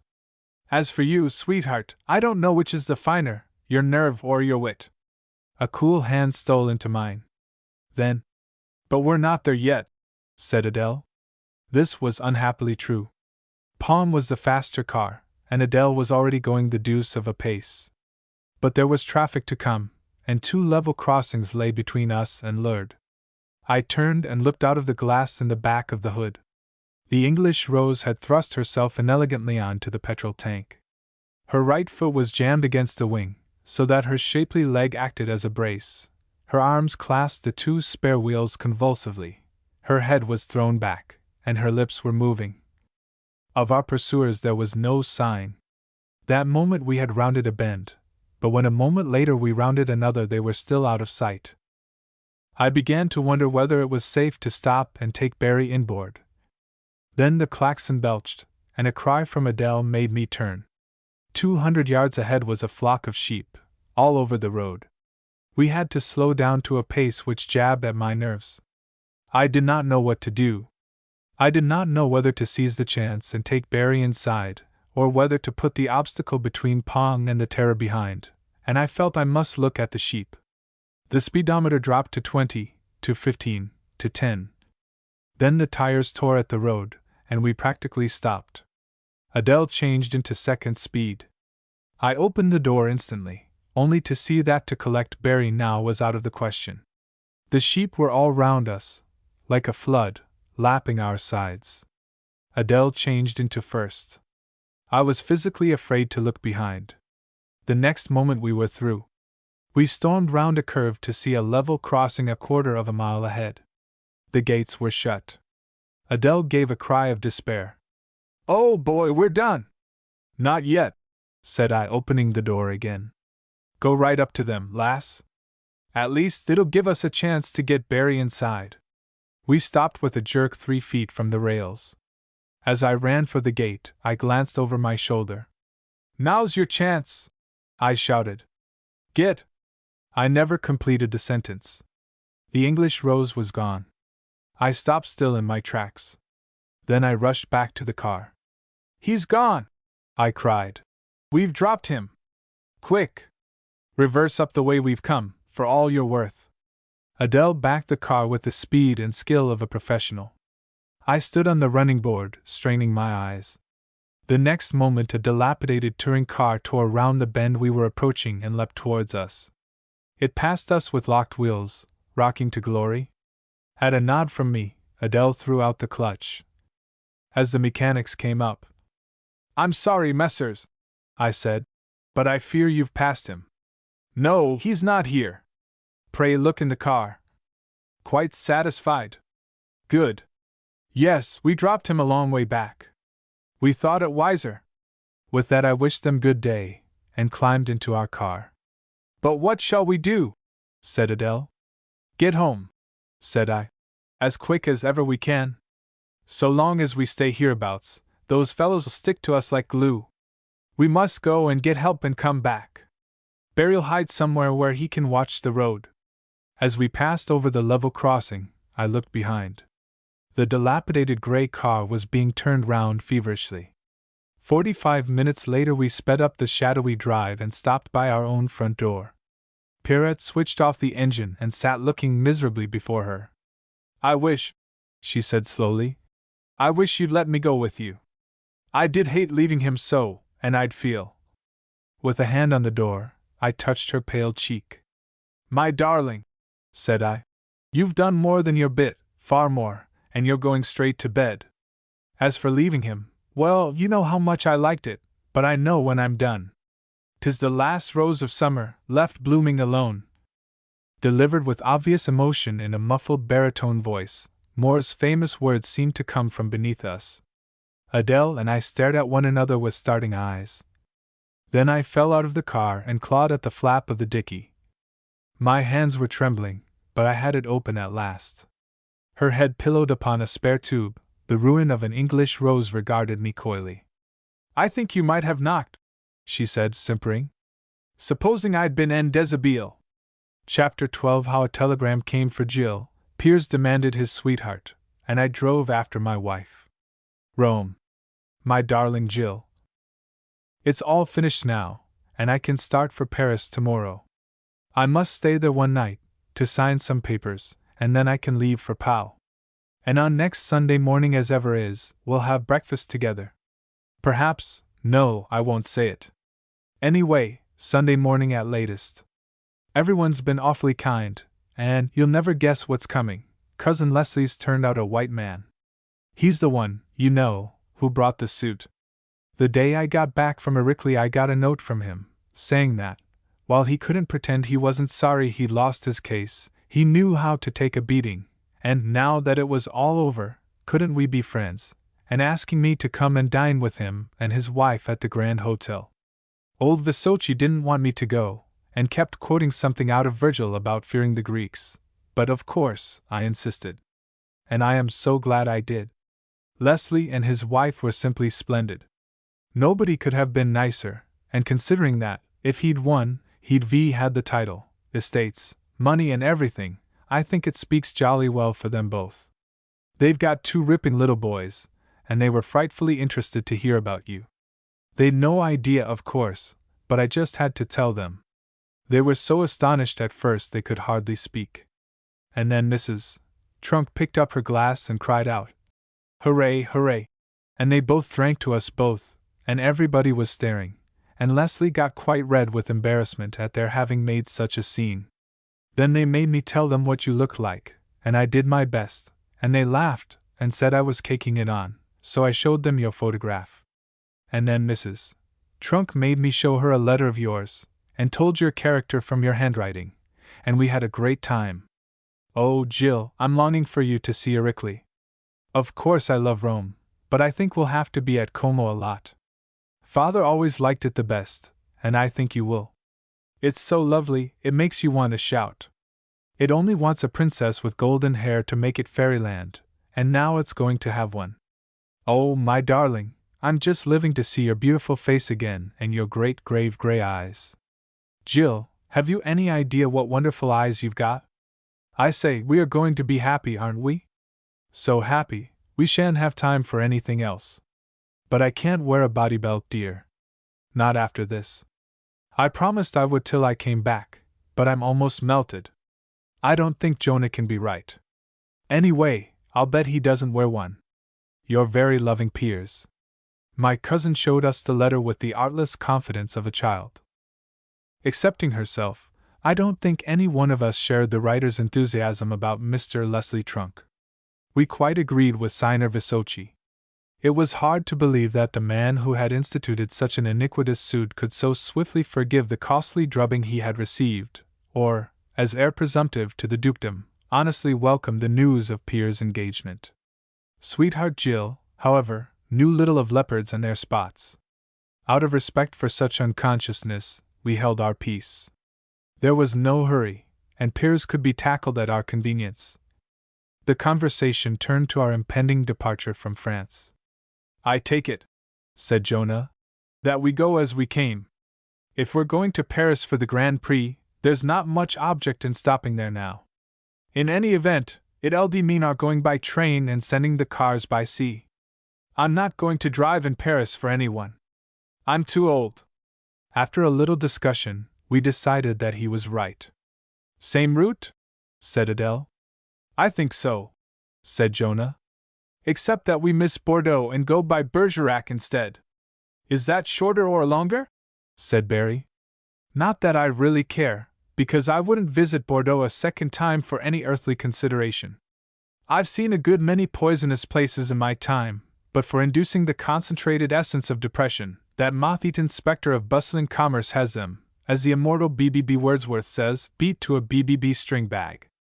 I don't seem to remember, said Daphne, that it was so awful. It wasn't, said I, but the circumstances in which he visited it were somewhat drab. Still, it's not an attractive town, and, as the other way's shorter and the roads about twice as good. I'm glad it's shorter, said Barry. I want to get to Angoulême in good time. Why? Said Jill. Barry eyed her reproachfully. Child, he said, is your gratitude so short-lived? Have you in 6 slight months forgotten that at Angoulême we were given the very finest dinner that ever we ate? A meal without frills, 9 tender courses long? For which we paid the equivalent of rather less than 5 shillings a head? Oh, I remember, said Jill. That was where they made us use the same knife all through dinner. And what? Demanded Barry. Of that? A conceit, a charming conceit. Thus was the glorious tradition of one course handed down to those that followed after. I tell you, that for me the idea of another crowded hour in Angoulême goes far to ameliorate the unpleasant prospect of erupting into the middle of an English spring. It's clear, said I, that you should do a gastronomic tour. Every department of France has its particular dainty. With a reliable list, an almanac, and a motor ambulance, you could do wonders. My brother-in-law groaned. It wouldn't work, he said miserably. It wouldn't work. They'd clash. When you were in Picardy, considering some pâtés de canards, you'd get a wire from Savoy saying that the salmon trout were in the pink, and on the way there you'd get another from Gascony to say that in 24 hours they wouldn't answer for the flavor of the ortolans. Talking of gluttony, said Jonah, if they don't bring lunch pretty soon, we shall be late. It's past 1 now, and the meeting's the other side of Morlas. First race, 2:15. I rose and strolled to the clubhouse to see the steward. This day was the 16th of April, and summer was coming in. Under our very eyes, plain, woods and foothills were putting on amain her lovely livery. We had played a full round of golf over a blowing valley we hardly knew. Billowy emerald banks masked the familiar sparkle of the hurrying Gave. The fine brown lace of rising woods had disappeared, and in its stead, a broad hanging terrace of delicate green stood up against the sky. From being a jolly counterpane, the plain of Billera itself had become a cheerful quilt. As for the foothills, they were so monstrously tricked out with fine fresh ruffles and unexpected equipage of greenery, with a strange epaulette upon that shoulder and a brand new periwig upon that brow, that if high hills but hopped outside the Salter you would have sworn the snowy Pyrenees had found new equerries. Luncheon was served indoors. Throughout the winter the lawn before the clubhouse had made a dining room. Today, however, we were glad of the shade. Does Piers know, said Adele, that he's coming home with us? Jill shook her head. Not yet. I meant to tell him in my last letter, but I forgot. She turned to Daphne. You don't think we could be married at once? I'm sure Piers wouldn't mind, and I'd be so much easier. He does want looking after, you know. Fancy his wanting to leave off that belt thing. Yes, just fancy, said Barry. Apart from the fact that it was a present from you, it'd be indecent. It isn't that, said Jill. But he might get an awful chill. I know, said Barry. I know. That's my second point. Keep the abdominal wall 1/4 of an inch deep in lamb's wool, and in the hottest weather you'll never feel cold. Never mind. If he mentions it again, we'll make its retention a term of the marriage settlement. Jill eyed him severely before proceeding. It could be quite quiet, she continued. The wedding, I mean. At a registry place. Mrs. Hunt's, for instance, said Barry. And then we could all go down to White Ladies together, and when he has to go back to fix things up in Italy, I could go, too. My darling, said Daphne, don't you want to be married from home? In our own old church at Bilberry? For only one thing, if you weren't, I don't think the village would ever get over it. Jill sighed. When you talk like that, she said, I don't want to be married at all. Yes, I do. I want Piers. I wouldn't be happy without him. But if only he hadn't got 4 estates of his own, we might. 5, said Barry. Jill opened her big gray eyes. 4 now, and a share in another upon his wedding day. Jill knitted her brow. I never knew this, she said. What's the one he's going to have? Barry raised his eyebrows. It's a place in Hampshire, he said. Not very far from Broach. They call it White Ladies. The look which Jill gave us, as we acclaimed his words, came straight out of paradise. I do wish he could have heard you, she said uncertainly. I'll tell him, of course. But it won't be the same. And my memory isn't short-lived, really. I'd forgotten the Angoulême dinner, but I shan't forget this lunch in 100 years. In another minute, said Barry, I shall imbrue this omelette with tears. Then it'll be too salt. He seized his tumbler and raised it above his head. I give you Monsieur Roland. May he touch the ground in spots this afternoon. 5 times he's lent me an unto us out of sheer good nature. His taste in cocktails is venerable, and whenever I see him he asks when we're going to use his car. We drank the toast gladly. Roland was a good sportsman, and throughout the season at Pau he had been more than friendly. He was to ride 2 races at the meeting this afternoon. "And now," said I, "get a move on. St. James is 10 miles off, and the road is vile. If we got Roland's flyer, it'll be one thing, but Ping and Paul take their own time." My brother-in-law frowned. "Business first," he said shortly. "Business first. I spoke to the steward about the cutlets, and I won't have them rushed. And if that's our brie on the sideboard, well, I, too, am in a melting mood, and it's just asking for trouble." There was a fresh breeze quickening the air upon the uplands beyond Old Morlas, to whip the flags into a steady flutter and now and again flick a dark tress of hair across Adele's dear cheeks. As we scrambled across country, "Why, oh, why," she wailed. "Did ever I let it grow? I'll have it cut again tomorrow. I swear I will." "And what about me?" said I. "You're a joint tenant with me. You can't commit waste like that without my consent. I'm sure I can abate, is that right? A nuisance." "It's not a nuisance. It's a glory. When I wake up in the morning and see it rippling all over the pillow, I plume myself upon my real and personal interest in such a beautiful estate. Then I start working out how many lockets it'll fill, and that sends me to sleep again." "Does it really ripple?" said Adele. "Or is that a poet's license?" "Rather," said I. "Sometimes, if I'm half asleep, I feel quite seasick." Adele smiled thoughtfully. "In that case," she announced, "I'll reconsider my decision. But I wish to heaven it'll ripple when I'm awake." "They're off!" cried Jonah. A sudden rush for the bank on which we were standing confirmed his report. We had much ado to escape being thrust into the deep lane the bank was walling. The lane was about a mile long, and so was the bank. The latter made a fair, grand stand. As such it was packed. Not only all the visitors to Pau, but every single peasant for 20 miles about seemed to have rallied at St. James to see the sport. The regular business of the racecourse was conspicuously missing. Pleasure was strolling, cock of an empty walk for sheer bonhomie. The little meeting bade fair to throw its elder brethren of the hippodrome itself into the shadowy distance. Roland rode a fine race and won by a neck. We left the bank and walked up the lane to offer our congratulations. "Thank you. Thank you. But next year you will bring horses, eh? And we will ride against one another." "Yes? You shall keep them with me. I have a plenty of boxes, you know. And on the day I will give your horse his breakfast, and he shall give me the race." "That's right. And when are you going to try my tank?" "I go away for a week, and when I come back yesterday, I asked my people, how has Captain Playdell enjoyed the car? But he has not used it." "No? Then that is because the Major has broken her up?" "No, he has not been near. I see now it is not good enough. I tell you I am hurt. I shall not ask you again. Lunch with us tomorrow instead," laughed Daphne. "I am sure that I will," said Roland. After a little we sauntered back to our bank. It was nearly 4:45 by the time we were home.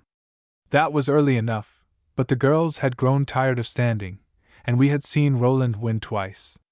Jonah we had left to come in another car. This was because he had found a brother fisherman. When last we saw him, he had a pipe in one hand, a lighted match in the other, and was discussing casts. Falcon met us at the door with a telegram addressed to Miss Mansell. The wording was short and to the point. "Have met with accident, can you come Piers Paris?" The next train to Paris left Pau in 12 minutes' time. Adele and a white-faced Jill caught it by the skin of their teeth. They had their tickets, the clothes they stood up in, a brace of vanity bags, and 145 francs. But that was all. It was arranged feverishly upon the platform that Jonah and I should follow, with such of their effects as Daphne gave us, by the 10:30 train. Then a horn brayed, I kissed Adele's fingers, poor Jill threw me a ghost of a smile, and their coach rolled slowly out of the station. I returned to the car dazedly. Thinking it over, I decided that we had done the best we could. On arrival at Bordeaux, my wife and cousin could join the Spanish Express, which was due to leave that city at 10:15. This, if it ran to time, would bring them to the French capital by 7 o'clock the next morning. Jonah and I would arrive some 5 hours later. The bank was closed, of course, so I drove to the club forthwith to get some money. Jonah was not there, but, as he was certain to call, I left a note with the porter, telling him what had occurred. Then I purchased our tickets, a lengthy business. It was so lengthy, in fact, that when it was over I called again at the club on the chance of picking up Jonah and bringing him home. He had not arrived. I made my way back to the villa dismally enough. My sister and Barry were in the drawing room. As I opened the door, "Wherever have you been?" said Daphne. "Did they catch it?" I nodded. "You haven't seen Jonah, I suppose?" I shook my head. "But where have you been, boy?" I spread out my hands. "Getting money and tickets. You know their idea of haste. But there's plenty of time, worse luck," I added bitterly. Then, "I say, what a dreadful business!" I sank into a chair. "What on earth can have happened?" Barry rose and walked to a window. "Jill's face," he said slowly. "Jill's face." He swung round and flung out an arm. "She looked old," he cried. "Jill, that baby looked old. She thought it was a wire to say he was on his way, and it hit her between the eyes like the kick of a horse." Shrunk into a corner of her chair, my sister stared dully before her. "He must be bad," said I.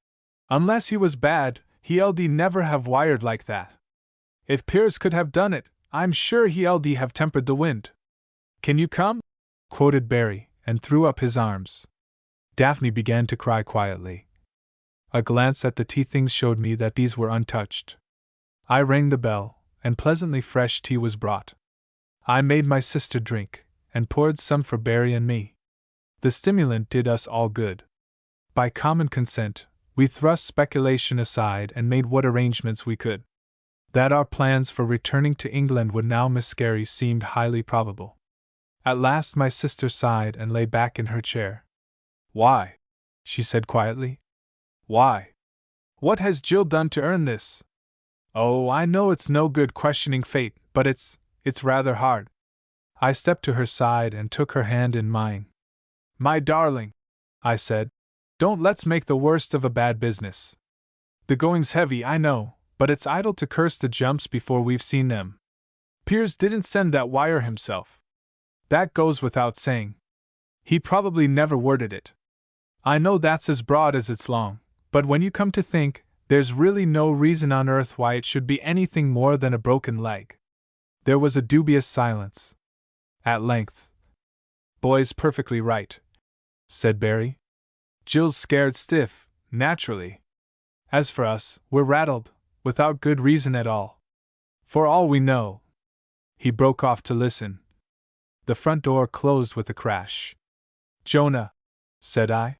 "He's had my note, and—" It was not Jonah. It was Piers, Duke of Padua, who burst into the room, looking extraordinarily healthy and very much out of breath. We stared at him, speechless. For a moment he stood smiling. Then he swept Daphne a bow. "Paris to Pau by air," he said. "In 4¼ hours. Think of it. Clean across France in a bit of an afternoon. You'll all have to do it, it's simply glorious." He crossed to my sister's side and kissed her hand. "Don't look so surprised," he said, laughing. "It really is me. I didn't dare to wire, in case we broke down on the way. And now where's Jill?" We continued to stare at him in silence. It was Barry, some 10 minutes later, who hit the right nail on the head. "By George!" he shouted. "By George! I've got it in one. The fellow who sent that wire was Leslie Trunk." "Leslie?" cried Piers. "But why?" "Who knows? But your cousin's a desperate man, and Jill's in his way. So are you, more still, but short of murder itself, to touch you won't help his case. With Jill in his hands— Well, for one thing only, I take it you'd pay pretty high for her health." Piers went very white. For myself, I strove to keep my brain steady, but the thought of Adele, my wife, in the power of the dog, would thrust itself, grinning horribly, into the foreground of my imagination. I heard somebody say that the hour was 7:15. I had my watch in my hand, so I knew they were right. Vainly they repeated their statement, unconsciously voicing my thoughts. Only when Daphne fell on her knees by my side did I realize that I was the speaker. Barry and Piers were at the telephone. I heard them. Ask for the Bordeaux exchange. Burn it, why can't I talk French? Do as I say, lad. Don't argue. Ask for the Bordeaux exchange. Insist that it's urgent, a matter of life and death. Piers began to speak, shakily. Yes. The Bordeaux exchange. It's most urgent, mademoiselle. A matter of life and death. Yes, yes. The exchange itself. What? My God! But, mademoiselle. A sudden rude thresh of the bell announced that his call was over. Barry fell upon the instrument with an oath. It's no good, cried Piers. It's no good. She says the line to Bordeaux is out of order. My sister lifted her head and looked into my face. Can you do it by car? She said. I pulled myself together and thought very fast. We can try, I said, rising. But oh, it's a hopeless chance. Only 3 hours, less than 3 hours for 150 miles. It can't be done. We'd have to do over 70 most of the way, and you can't beat a pace like that out of Ping and Pong. On the track, perhaps. But on the open road. The soft slush of tires upon the drive cut short my sentence. Jonah, at last, breathed Daphne. We ran to the window. It was not Jonah. It was Roland. So soon as he saw us, he stopped and threw out his clutch. I say, you know, I am most distressed about your lunch tomorrow. When you asked me... Roland, I cried. Roland, will you lend me your car? But have I not said? Now, at once, here, to drive to Bordeaux? Roland looked up at my face. The next moment he was out of his seat. Yes, but I am not going with you, he said. Then, what is the matter? Never mind. You will tell me after. The lights are good, and she is full up with gasoline. I tell you, you will be there in 3 hours. Make it 2 3/4, said I. The day's traffic had dwindled to a handful of homegoing gigs, and as we swung out of the Rue Montpensier and on to the Bordeaux road, a distant solitary tram was the only vehicle within sight. I settled down in my seat. A moment later we had passed the Octroi, and Powell was behind us. Piers crouched beside me as though he were carved of stone. Once in a while his eyes would fall from the road to the instrument board. Except for that regular movement, he gave no sign of life.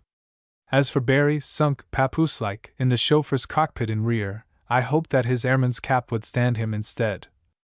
The light was good, and would serve us for half an hour. The car was pulling like the Mares of Diomedes. As we flung by the last of the villas, I gave her her head.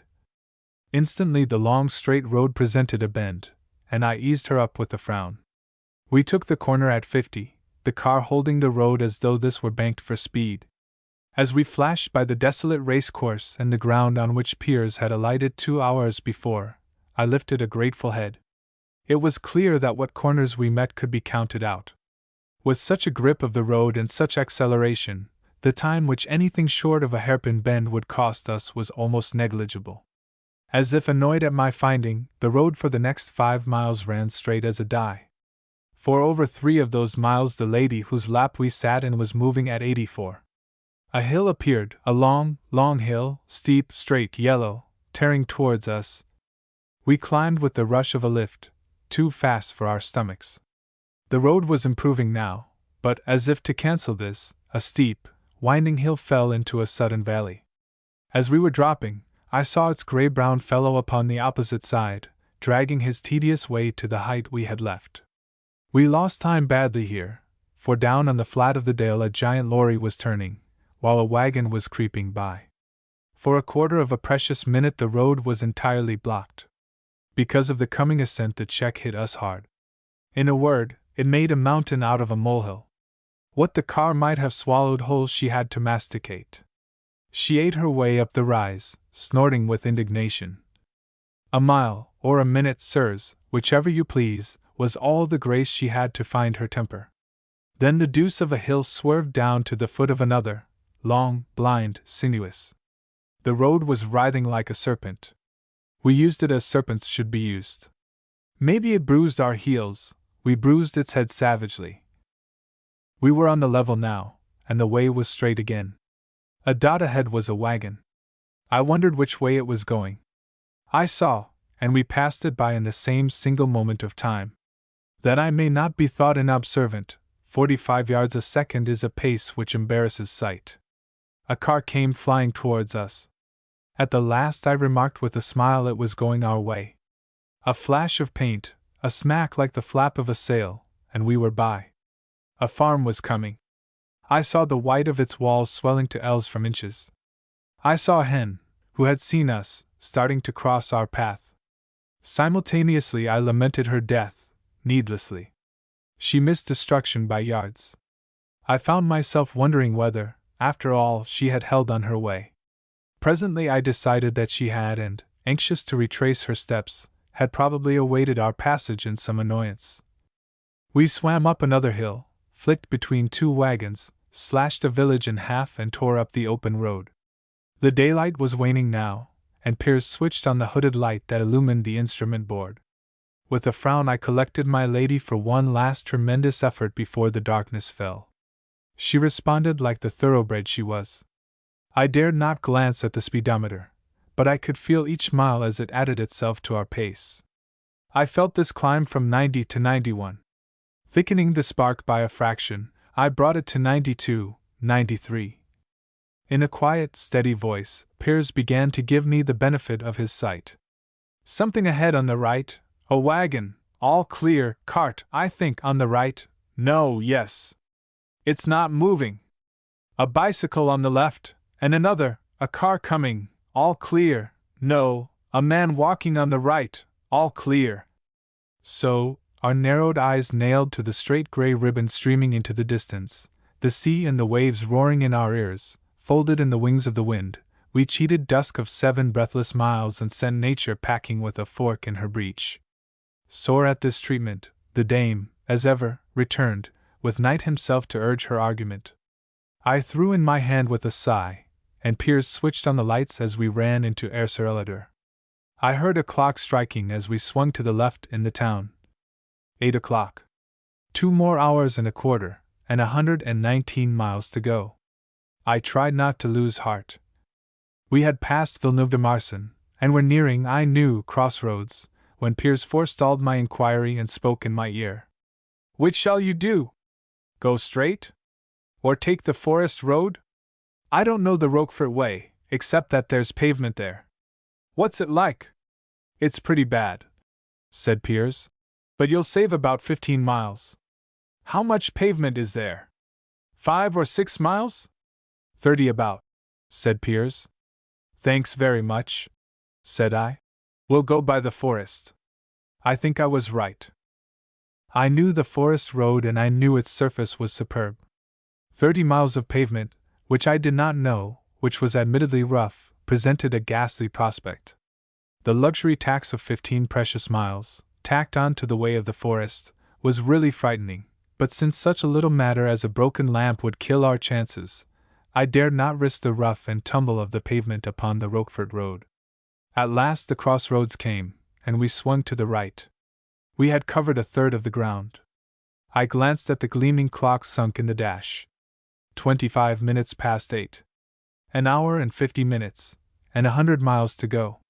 With a frightful shock I realized that, even with the daylight to help me, I had used a third of my time. I began to wish frantically that I had gone by Roquefort. I felt a wild inclination to stop and retrace my steps. Pavement? Pavement be burned. I must have been mad to throw away 15 miles, 15 golden miles.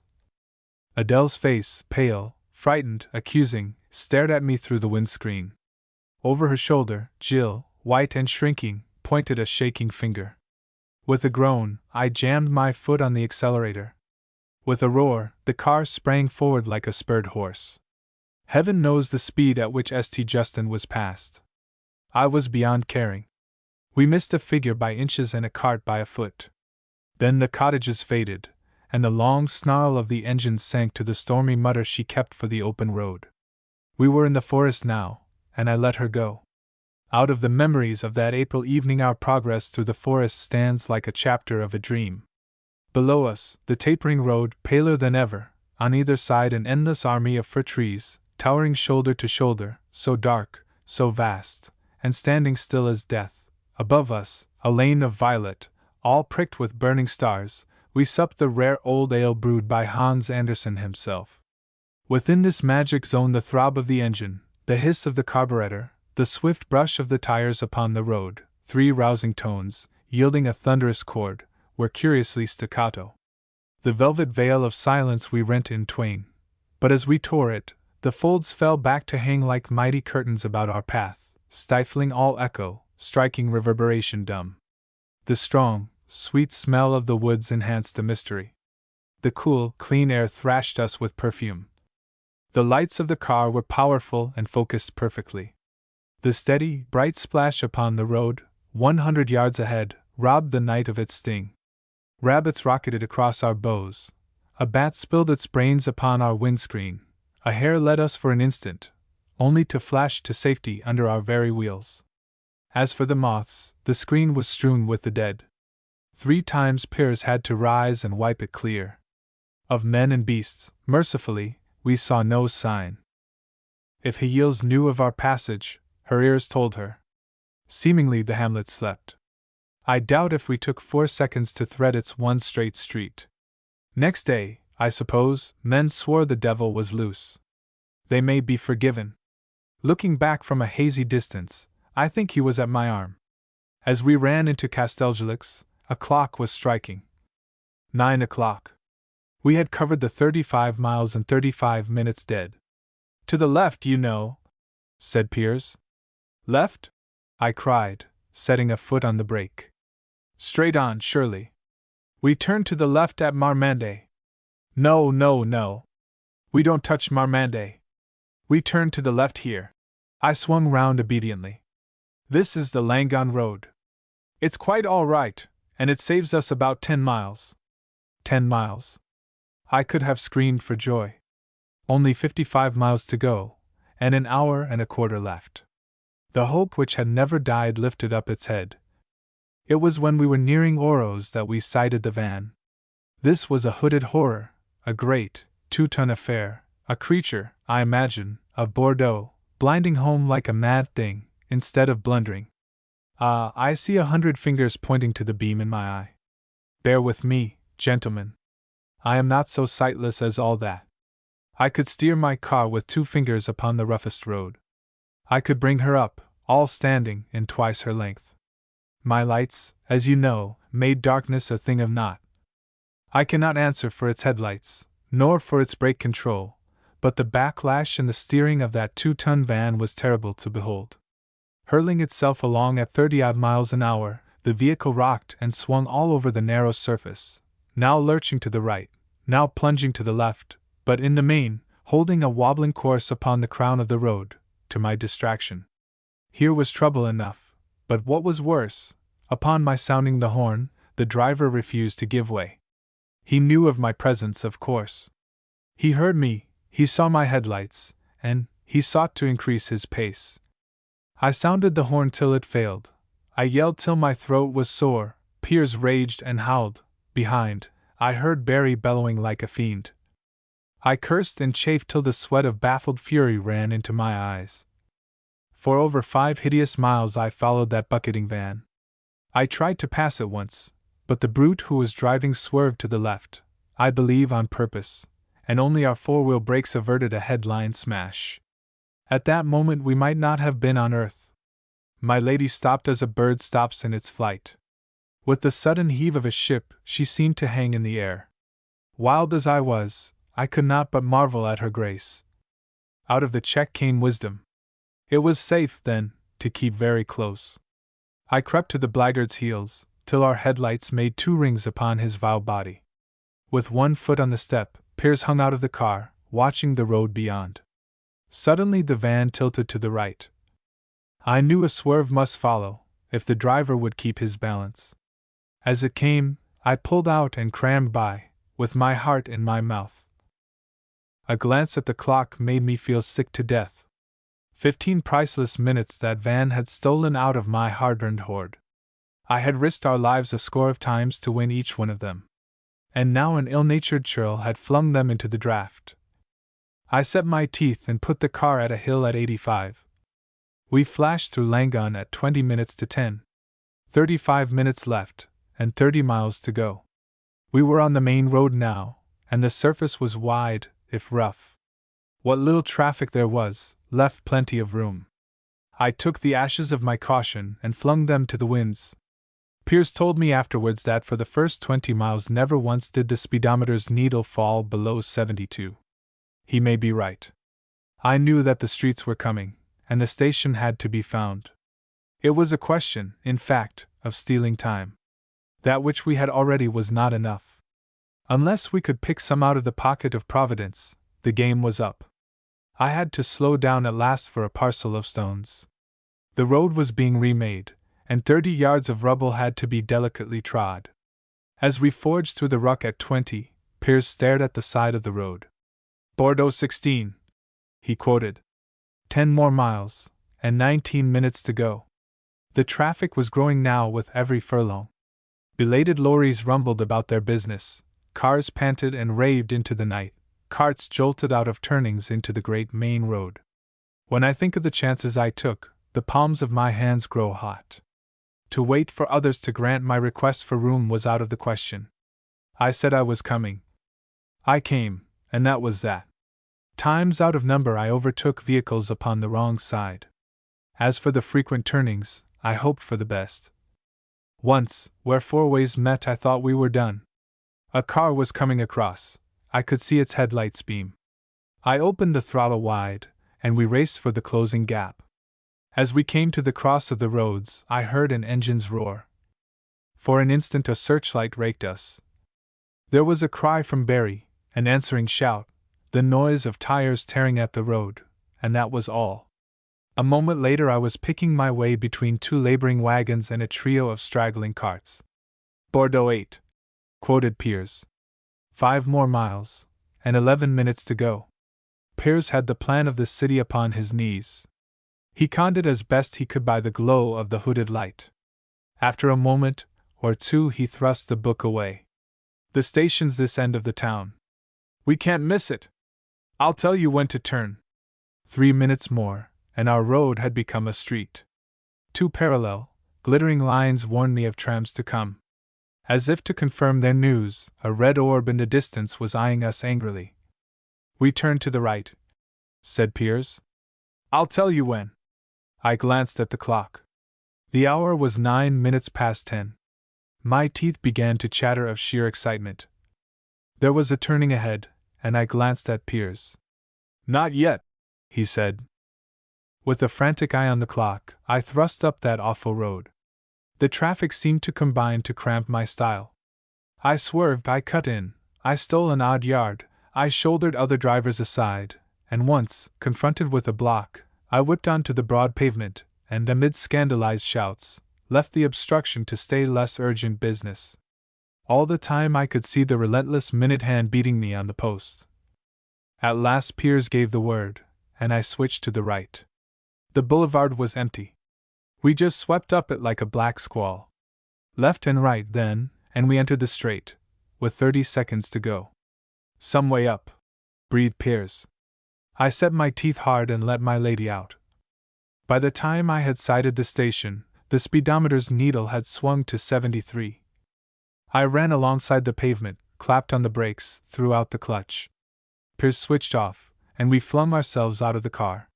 Stiff as a sleepy hare, I stumbled into the hall. Le train pour Paris! I shouted. O.U.S. le train pour Paris?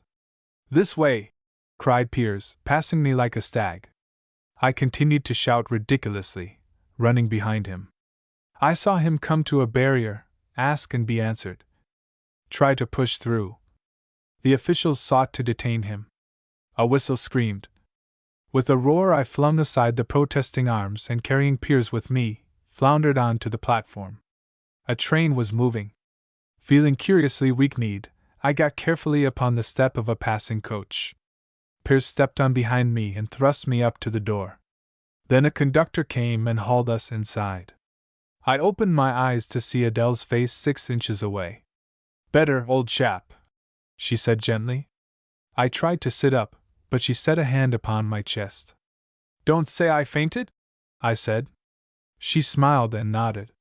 "But I understand," she said, "that you have a wonderful excuse." "Not for swooning," said I. "Of course we did hurry, but—" Piers burst in excitedly. "There isn't another driver in all." "Rot," said I. "Jonah would have done it with a quarter of an hour to spare." So he would. My cousin would have walked to the train and had a drink into the bargain. While the train thundered northward through a drowsy world, a council of 5 sat up in a salon lit and laid its plans. By far its most valuable member was Senor Don Fedriani, traveling by chance from Biarritz to the French capital. It was, indeed, in response to his telegram from Poitiers that, a few minutes before 7 o'clock the next morning, 2 detectives boarded our train at the Gare Austerlitz. 5 minutes later we steamed into the Quai d'Orsay. Jill, carefully primed, was the first to alight. Except for Piers, Duke of Padua, the rest of us followed as ordinary passengers would. It was, of course, plain that we had no connection with Jill. That Mr. Leslie Trunk should meet her himself was quite in order. That, having thus put his neck into the noose, he should proceed to adjust the rope about his dewlap, argued an unexpected generosity. Yes, he had sent the wire. He had taken that responsibility. How was Piers? Well, there was plenty of hope. He patted her delicate hand. She must be brave, of course. Yes, he had just left him. He was in a nursing home, crazy to see her. They would go there at once. We all went there at once, including Piers, Duke of Padua. Mr. Leslie Trunk, Senor Don Fedriani, and the 2 police officers shared the same taxi. There we were joined by Mrs. Trunk. The meeting was not cordial, either was the house a nursing home. I do not know what it was. A glance at the proportions of the blackamoor who opened the door suggested that it was a bastille. It was 30 hours later that Barry pushed back his chair. It was a glorious day, and viewed from the veranda of the clubhouse, that smiling pleasaunce, the rolling plain of Billera was beckoning more genially than ever. So soon as our luncheon had settled, we were to prove its promise for the last time. "Yes," said Barry. "Puerile as it may seem, I assumed you were coming back. My assumption was so definite that I didn't even get out. For one thing, death seemed very near, and the close similarity which the slot I was occupying bore to a coffin had all along been too suggestive to be ignored. Secondly, from my coign of vantage I had a most lovely view of the pavement outside the station. I never remember refused looking so superb. Well, I don't know how long I waited, but when it seemed certain that you were, detained, I emerged from my shell. I didn't like leaving the car unattended, but as there wasn't a lock, I didn't know what to do. Then I remembered that just as the beaver, when pursued, jettisons some one of its organs, I forget which, and thus evades capture, so the careful mechanic removes some vital portion of his engine to thwart the unauthorized. I had a vague idea that the part in question was of, with, or from the magneto. I had not even a vague idea that the latter was protected by a network of live wires, and that one had only to stretch out one's finger to induce a spark about a foot long and a shock from which one will never wholly recover. I reeled into the station, hoping against hope that somebody would be fool enough to steal the swine. Yes, the buffet was closed. Of such is the city of Bordeaux. When I recovered consciousness I sought for you too. I asked several officials if they had seen 2 gentlemen. Some walked away as if nettled, others adopted the soothing attitude one keeps for the inebriated. Upon reflection, I don't blame them. I had a weak case. At last I returned to the car. Alas, it was still there. I then had recourse to what is known as the process of exhaustion. In fact, I found it extremely useful. By means of that process I was eventually successful in starting the engine, and, in the same elementary way, I got into top gear. I drew out of that yard with a running backfire nearly blowing me out of my seat. Well, the general idea was to find a garage. The special one was to hear what people said when I stopped to ask them the way. The fourth one I asked was a chauffeur. Under his direction, one first of all reduced the blinding stammer of the exhaust to an impressive but respectable roar, and then proceeded in his company to a dairy, a garage, another dairy, and a hotel, in that order. I gave that chap a skinful and 50 francs. Yesterday I drove home. I can prove it. All through the trams, like a 2-year-old. I admit I took over 6 hours, but I lunched on the way. I trust that 2 of the poultry I met are now in paradise. Indeed, I see no reason to suspect the contrary.